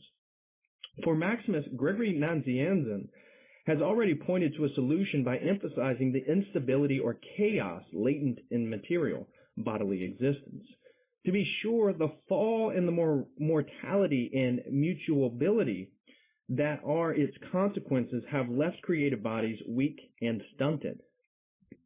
And like Gregory of Nyssa, Maximus is pressed to account for whether and how God foreknew the fall and shaped bodies accordingly when he co-created them with souls, a counter to the Origenist teaching that pre-incarnate souls fell into bodies suited to the degree of their sin. And I just want to note the idea of Origen that souls fell into bodies certainly takes a sort of Platonic dimension when you can think of the sort of realm of forms and his dualistic dichotomization between a sort of spirit or the sort of ethereal or the non-material versus the material. And so you can see those kind of presuppositions seeping in within Origenism and his belief that souls, have always existed with God and then slowly kind of fell into time and matter. I continue. On the other hand, bodies in their participation with souls have been created for ultimate deification. The mystery of embodiment is not constrained by a divine adjustment to the fall. Rather, teleologically speaking, bodies are called into partnership with souls to attain a full communion with God. Historical bodily existence is marked by inequalities and ambiguities, but these have become the very resources, as it were, out of which arises the new creature in Christ. Maximus sets in relief the deeply biblical theme of creation as a continuing act of divine resourcefulness, preserving, renewing, and transforming. In Ambiguum 8, as he does consistently elsewhere, Maximus draws out the ascetical implications of his cosmic theology. The great frontier for rectifying the dilemma of bodily weakness and inequality is the healing of the human passions which betray the penchant towards chaos that constantly attends life in the flesh. Maximus highlights the divine pedagogy that oversees the errant impulses and affections of embodied human beings. We must either learn severely by God's direct purgation and reorientation, or we must learn through our own present experiences to train ourselves against evil passions, or else, as Maximus further explains, we must look to imitate the example of the truly virtuous. In any event, exploiting Gregory Nazianzen's metaphor, humanity must resist allowing the, quote, flowing stream, unquote, of bodily existence to be subverted by the undercurrent of chaos. Bodily life may conduct us along in a way not completely in our control, but we are able to resist in acts of mortification and humility that serve at once to stabilize our own souls and to, quote, equalize the inequalities of life that are visible all around us.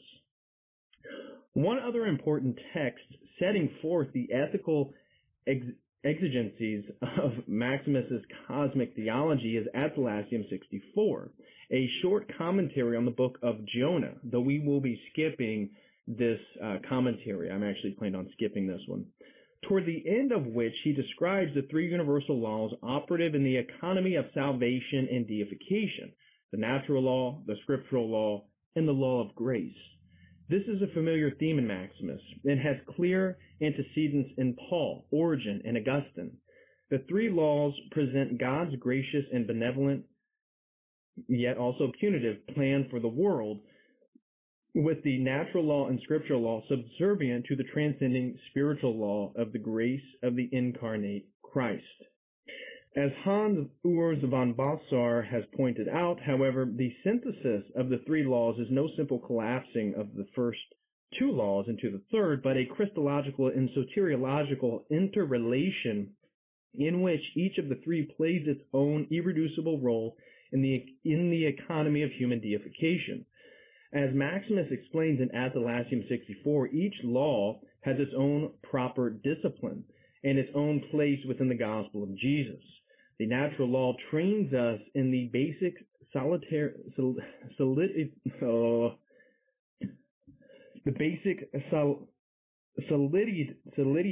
and single-mindedness appropriate to individual human beings who share a common nature. It is enshrined in Jesus' golden rule, reference to Matthew chapter 7 verse 12, Luke chapter 6 verse 31.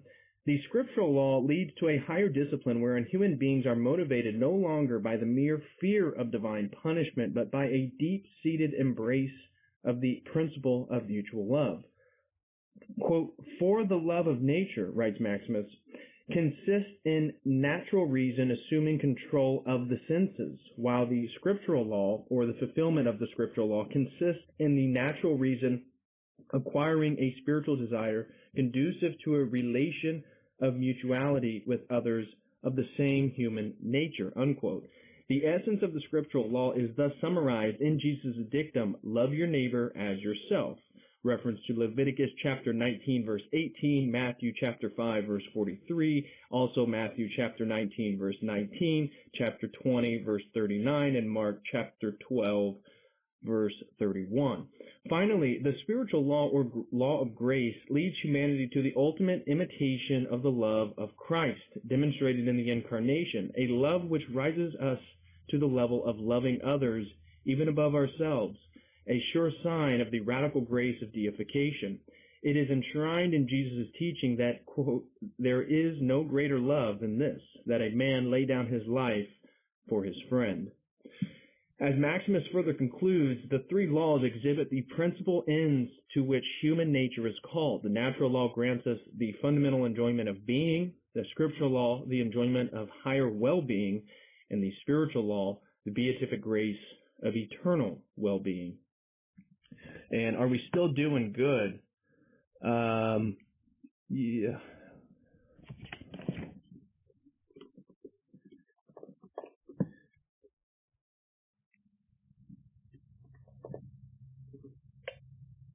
Just checking with you guys, making sure we are still rocking and rolling in here.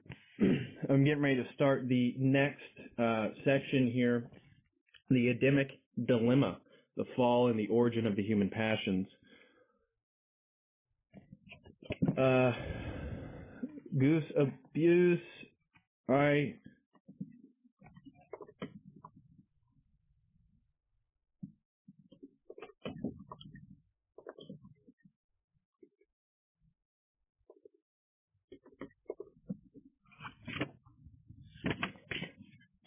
Okay.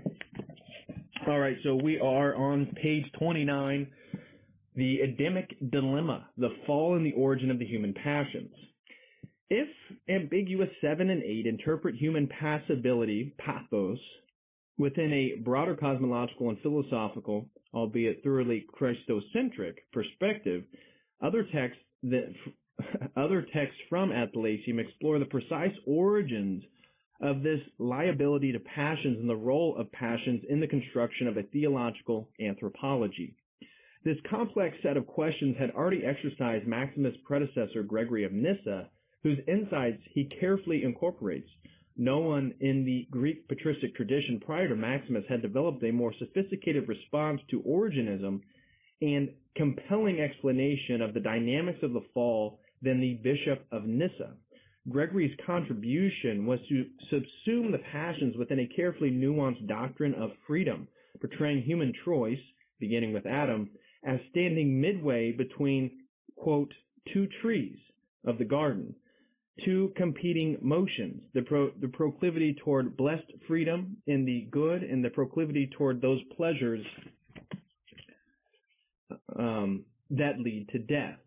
Because Adam originally forfeited his quasi-angelic state of freedom, resulting in God's imposing bodily mortality and passibility, the garments of skins, reference to Genesis chapter 3, verse 21, on the race, humanity has henceforth remained locked in an existential tug-of-war in which it seems the good cannot be embraced without ascetically resisting an opposite tendency, even though the opposite is a metaphysically non-entity, an illusion, invented, as it were, by humankind.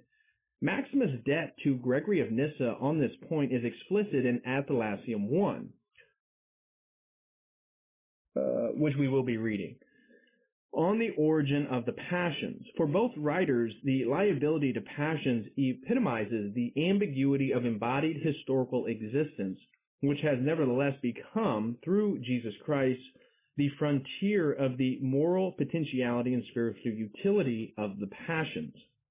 Maximus therefore carefully distinguishes between the passibility or capacity for being moved by God toward a final end, which is natural to creatures, and the liability to deviate and diffuse movements of the passions like lust, pleasure, fear, and grief that threaten to disintegrate the harmony of soul and body. The latter are accidents of experience, and yet in Maximus's urge to redeem rather than annihilate even those passions, these Gentiles of the soul, as he calls them, can through transmutation find a place in the economy of salvation and deification. Most basically, one needs erotic desire, converted through love, to cling ardently to God, just as one needs ire and indignation of the irascible faculty to fend off vice. In principle, a wide array of tractable passions could be reoriented in the service of the spiritual life. Athanasium 21 and 61 provide some of Maximus' most extensive reflection on the legacy of Adam's fall and the history, as it were, of human passibility. Maximus muses even less than Gregory on the angelic life of Adam before the fall. He downplays it doubtless for fear that the garments of skins, quote unquote, Genesis, reference to Genesis again, chapter 3, verse 21, like Origen's bodies might still be interpreted only as secondarily and punitively imposed. In fact, God created Adam already with the faculty of spiritual pleasure, a sublime passibility.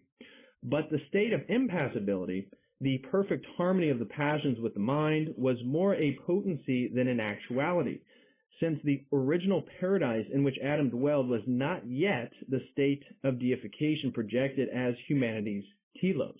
I thought that was really interesting. I hadn't heard that.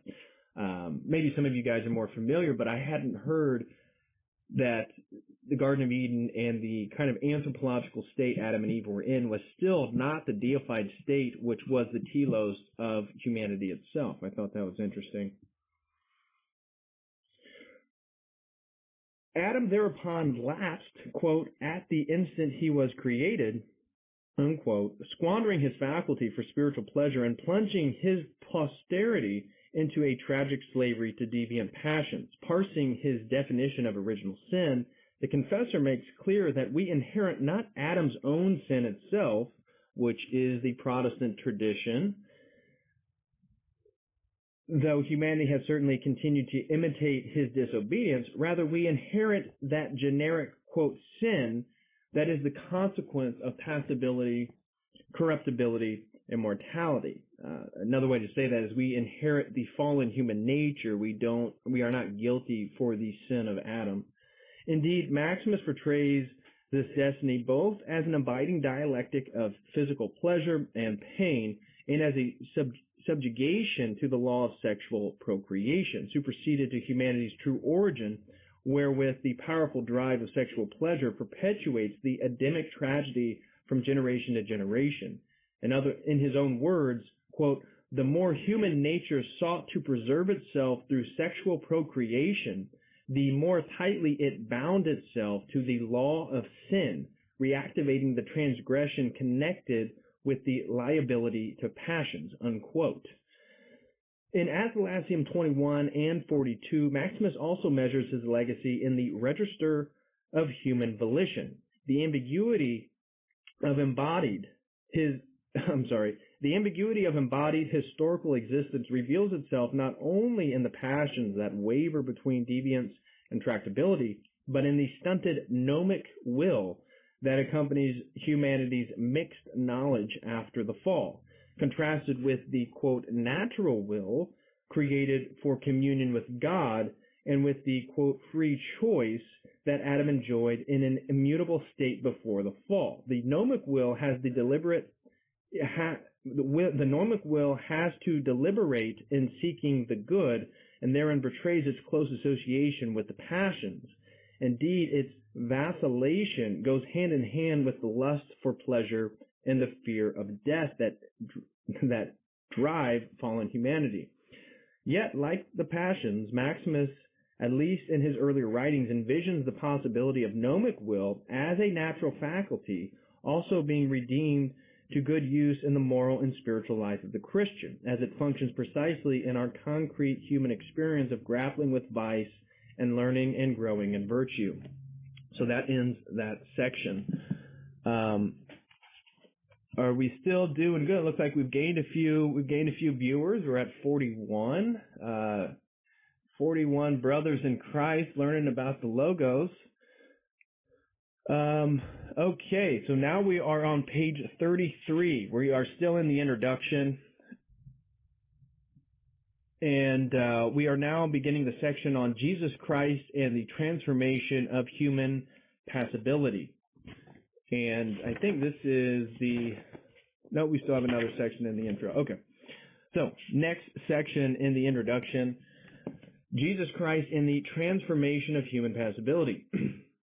The key to Maximus's teaching on the fall, human passibility, and the universality of sin is his conviction that the incarnate Christ assumes the whole legacy of human fallenness while not wavering from the divine initiative toward the deification of creation.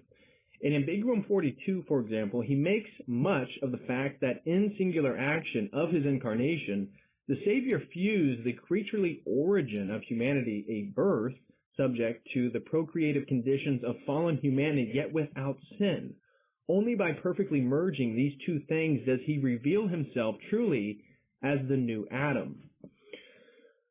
Rather than directly addressing the age-old question as to whether the incarnation would even have taken place had Adam not fallen, Maximus begins, as was noted earlier, with the mystery of the incarnation itself.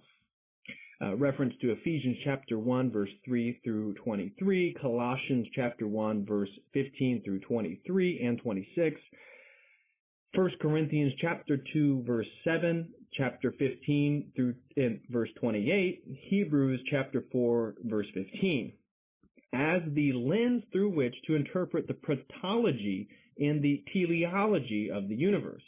So that's a big one. I'll say that again.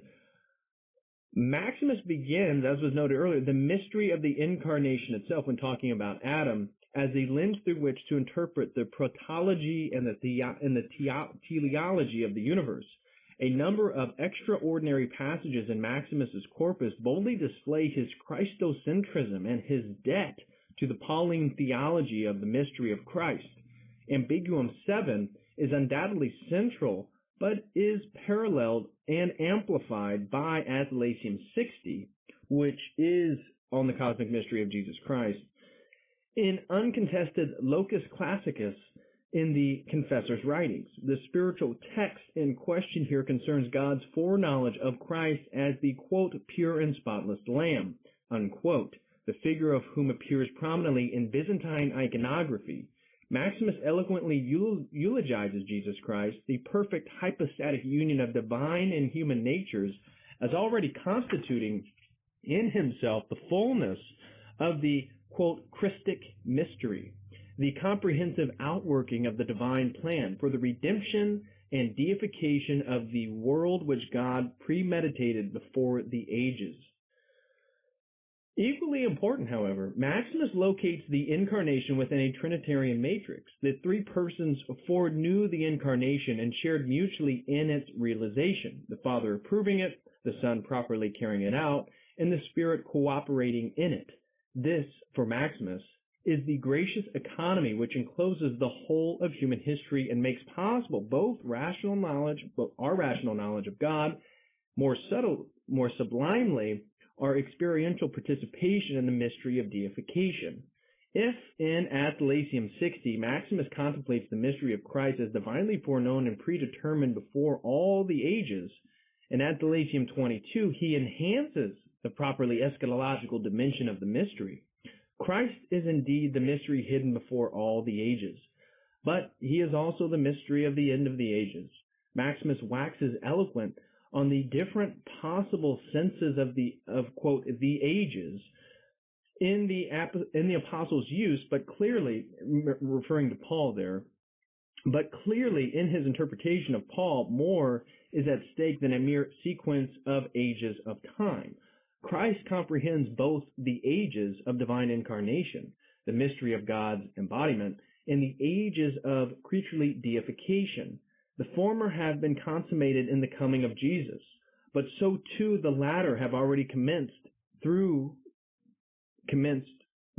there remains the definitive end, telos, when natural creatures, receiving in full the grace of the incarnation, will undergo an utter transformation, rendered thoroughly passive to divine grace, the ultimate, quote, passion of deification. Not surprising, given the sacred concern of Maximus and Thalassius to situate the ascetic life within the greater mystery of deification, a number of the Questiones ad Thalassium addresses the issue of how precisely the incarnation of God in Jesus Christ inaugurated a transformation at the level of human passibility, a transformation that turned the very stigma of our fallen nature into a resource for ultimate personal communion with God. Generally speaking, within these texts, Maximus endeeds to show how Christ took on himself natural human passibility, even the liability to deviant passions, but not the post-lapsarian peccability for that which Adam's posterity has stymied the good use of the passible faculties. In so doing, Christ not only resolves the legacy of the fall, but pioneers a whole new modality, a tropos, for human passion consistent with the soul's natural and perpetually graced desire for God.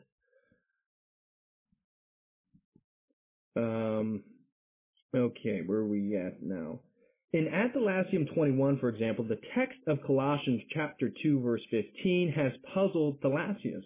The Greek is quite graphic in describing Christ as, quote, putting off or literally divesting himself of the wicked powers and the principalities in his incarnation.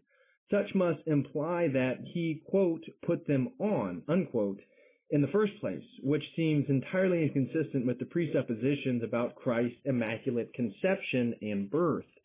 Maximus exploits this exegetical aporion and so visits an ancient Christological dilemma. Here, as in Ambiguum 42, he argues that Christ entered the world consistent with Adam's creaturely origin and created dignity, But what is more, for our sake, he subjected himself to the post-lapsarian procreative process of human birth in order that he might take on the liability to deviant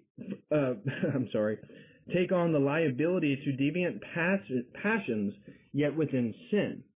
Reference to Hebrew chapter 4, verse 15. We know of this liability because Christ was inevitably tempted from the desert to the passion, and used this teaching precisely in order to dupe the opportunistic, quote, powers and principalities, unquote, enslaving our passions, and so heal our human passibility from within. Maximus makes the same tack in Athanasium 42, where he carefully elucidates Paul's bold assertion that Christ, quote, became sin, unquote, on our behalf, demonstrating his exegetical sophistication. Maximus identifies the equivocation of the term sin in Scripture and concludes that Christ, quote, became not the causal, culpable sin committed by Adam and all his posterity who imitate him, but the consequential sin that I caused, namely the passibility, corruptibility, and mortality that have been introduced into human nature. Again, difference of the inheritance of sin and the inheritance of human nature.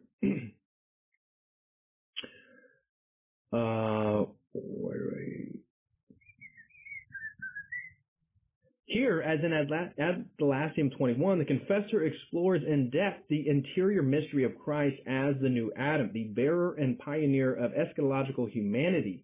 At this juncture, long before the monothelite controversy, Maximus was far more concerned with the dilemma born of the controversy over Origenism, or of how Christ resolves the mutability of human volition and concomitantly the vulnerability of or deviance of the human passions.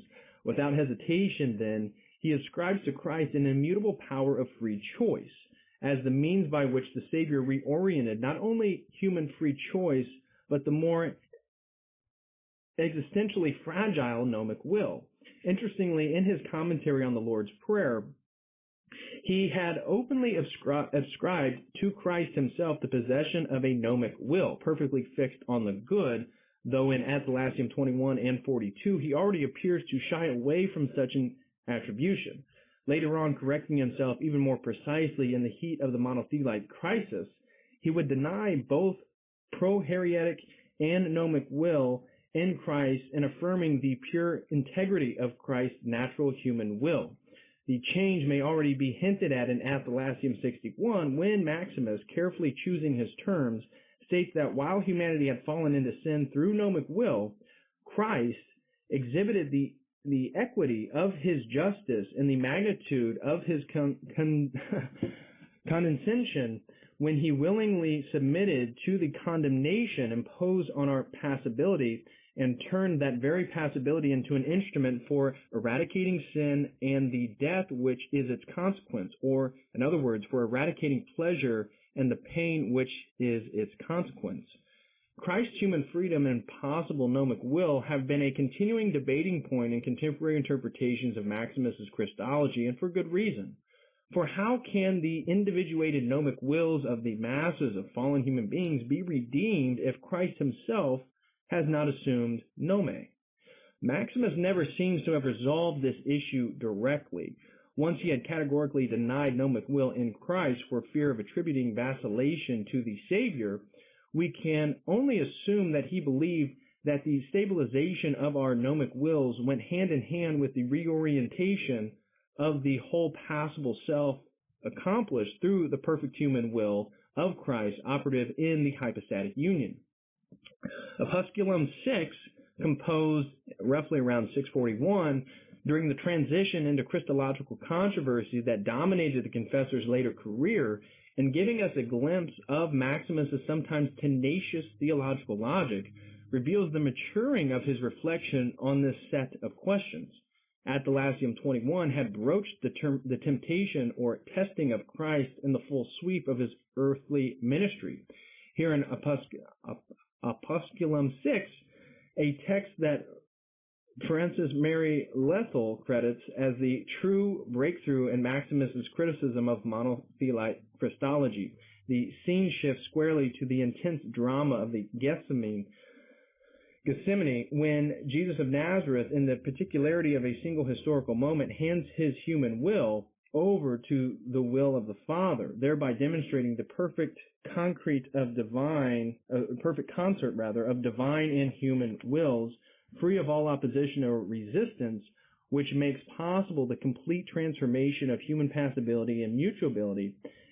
In the later Opusculum 7, and Maximus would expand at greater length at the significant interplay of wills in Gethsemane as a dramatic epitome of the incarnational economy as a whole.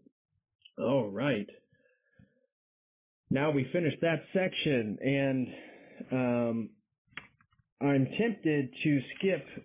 Well, there's quite a bit actually. There's some good stuff. I'm going to skip a part of this last section. Or I guess I'll just keep going. Last section of the introduction. Here we go. This one is on new birth and the Christian's progress in virtue.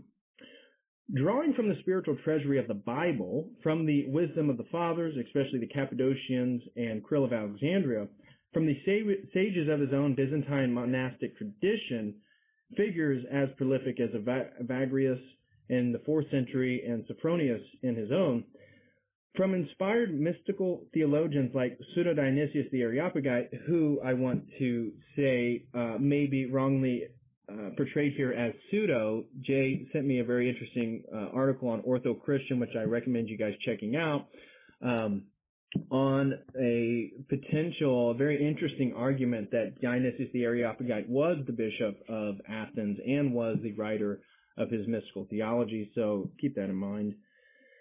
And from the breadth and depth of his own experience and theological ingenuity, Maximus the Confessor generated his own synthetic vision of the spiritual life of the Christian as a microdrama of the larger macrodrama of salvation history. Accordingly, all Christians are called to an ascetic life, broadly understood insofar as every believer must aspire through disciplined practice and contemplation, exercising every level of the life of the soul and the body to participate in the transfiguration of the cosmos, indeed, to be a miniature demonstration of its realization, and therefore thereby to share actively in Christ's mediation of the new creation. Given Maximus's integrative perspective, the pointing of the whole theological project toward the mystery of Jesus Christ and the deep structure of his spirituality, no text in his corpus is irrelevant to his theology of the Christian life. The text in this volume, however, most directly addresses his teaching on the conversion of human passibility and instrumental in the progress towards divination. The consistent theme in Christ's vindication of the divine plan for creaturely deification and his pioneering of a new mode, anthropos, for the whole of human nature, including the passible self and its faculties, which brings the Creator's plan to full fruition. Baptism for Maximus is the new birth by the Spirit that roots the believer in the ongoing transformative process. This new existential mode, according to the Ambiguum 42, baptism takes its place among the three births to which humanity is subject and which the Savior himself has honored. First, our original coming into being as creatures made by the image of God. Second, our baptismal birth, which confers the grace of well-being. And third, the ultimate birth of resurrection, whereby we attain to the grace of eternal well-being. Within the scheme, the incarnate Lord's own baptism, and now ours, secures for Adam's fallen posterity the spiritual birth and vocation that Adam himself had lost, a birth that shatters the bond of carnal birth and assumes adoption in the Spirit, simultaneously restoring God's intended plan, logos, for Adam and his race. Quote, for the Savior, the sequence was, first of all, incarnation and bodily birth for my sake, and so thereupon the birth in the Spirit through baptism, originally spurned by Adam for the sake of my salvation and restoration by grace, or, to describe it even more vividly, my remaking. God, as it were, connected me the principle of my being and the principle of my well-being, bridging the separation and distance between them that I had caused, and thereby wisely drew them together in the principle of eternal being. That is from Ambiguum 42. Atlassium 6 takes us further into the baptismal vocation as such. Here, Thalassius recalls for Maximus the long-standing dilemma of post-baptismal sin, given St. John's exalted language of the one baptized with water and spirit as truly born of God. How is it even possible for the baptized believer to sin? Such a question had come up much earlier in Byzantine monastic tradition, particularly during the Messalian controversy, in which certain radical ascetics had questioned the efficacy of baptism to eradicate sin and secure the Christian in a state of impassibility. Maximus's 5th century predecessor, Mark the Hermit, countering this Messalian anti-sacramentalism, wrote that, quote, Christ, being perfect God, bestows on the baptized the grace of the Spirit.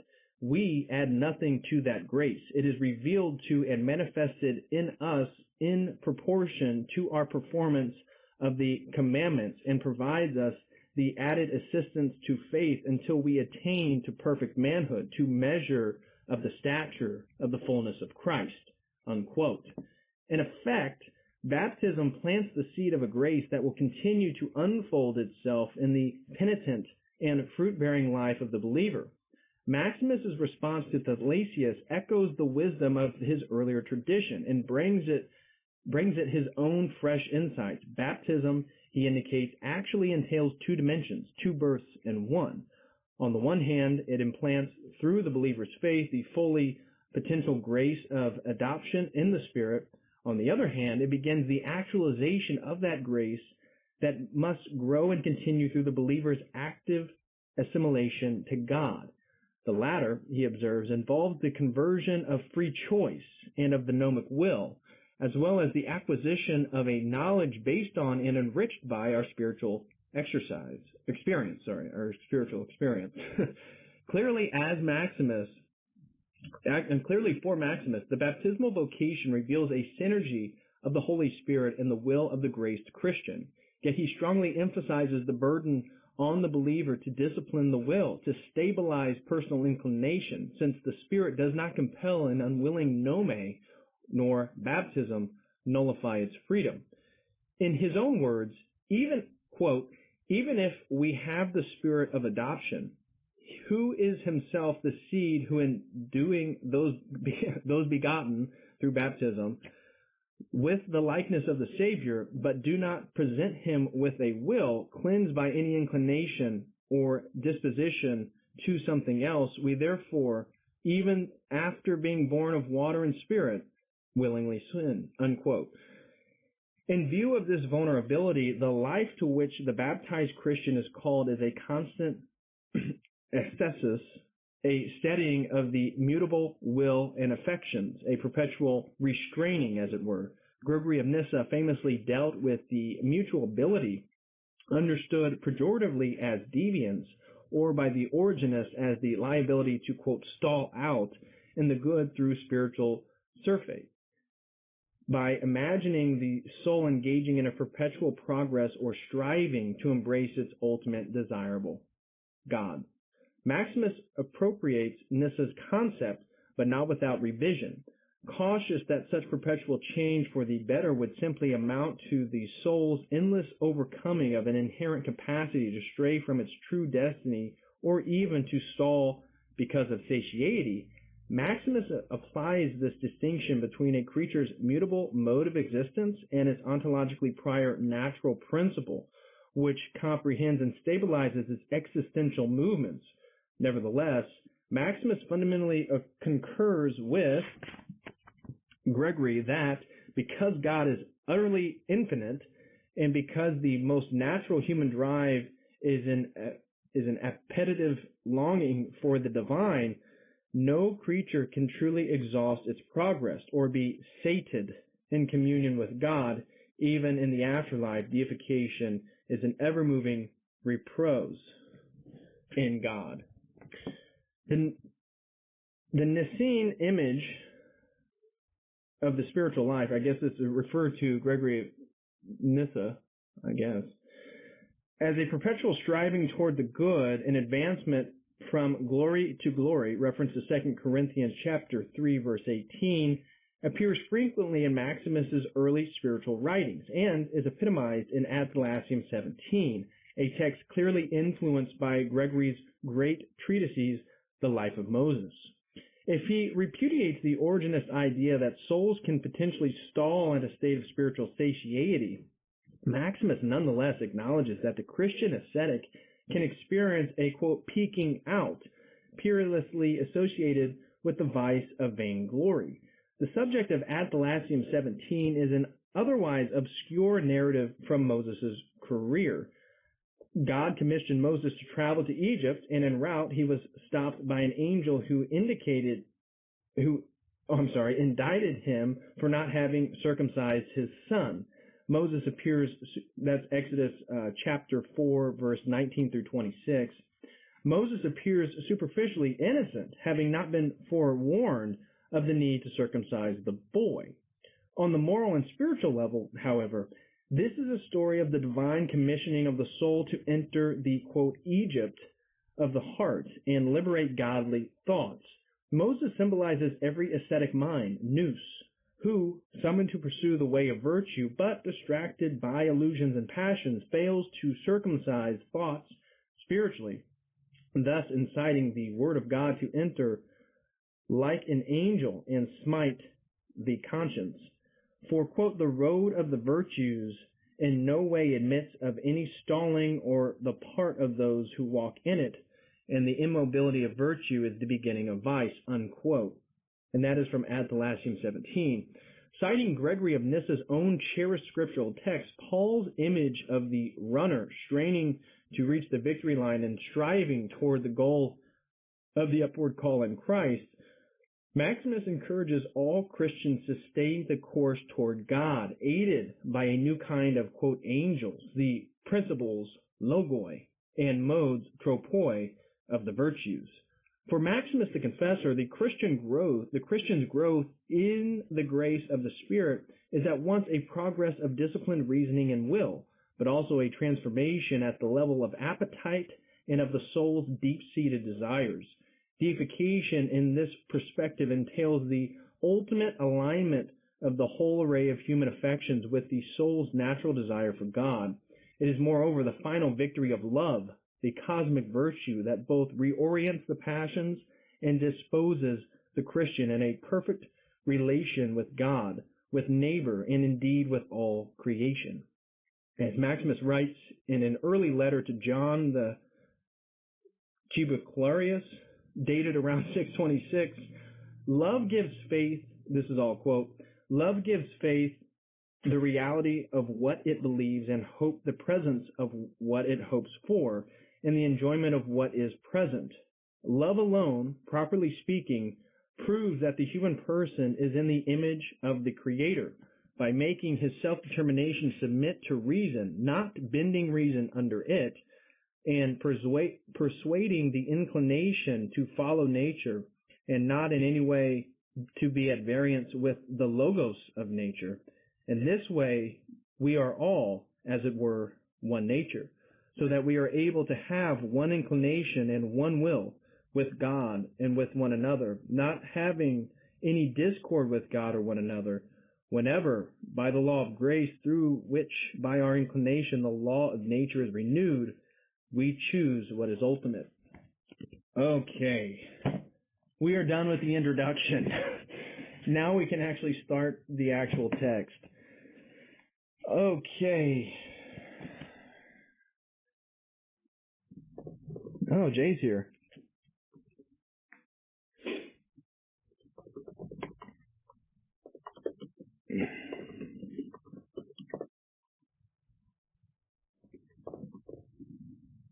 Everything still sounding good, guys?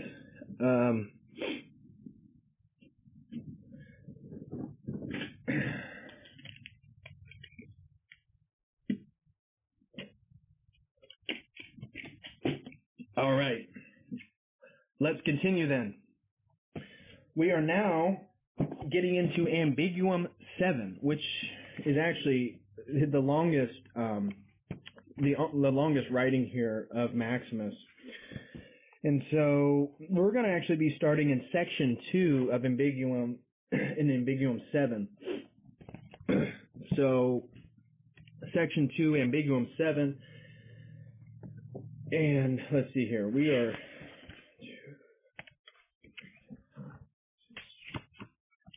Yeah, this is going to be... We're going to be reading pages 54 through 63. 54 through 63. So here we go. Ambiguum 7, section 2.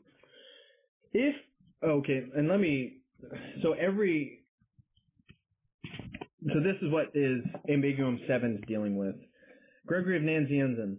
What does wisdom have in mind for me? And what is the great mystery? Is it God's intention that we who are a portion of God and have slipped down from above should out of self-importance be so haughty and puffed up as to despise our Creator? Hardly.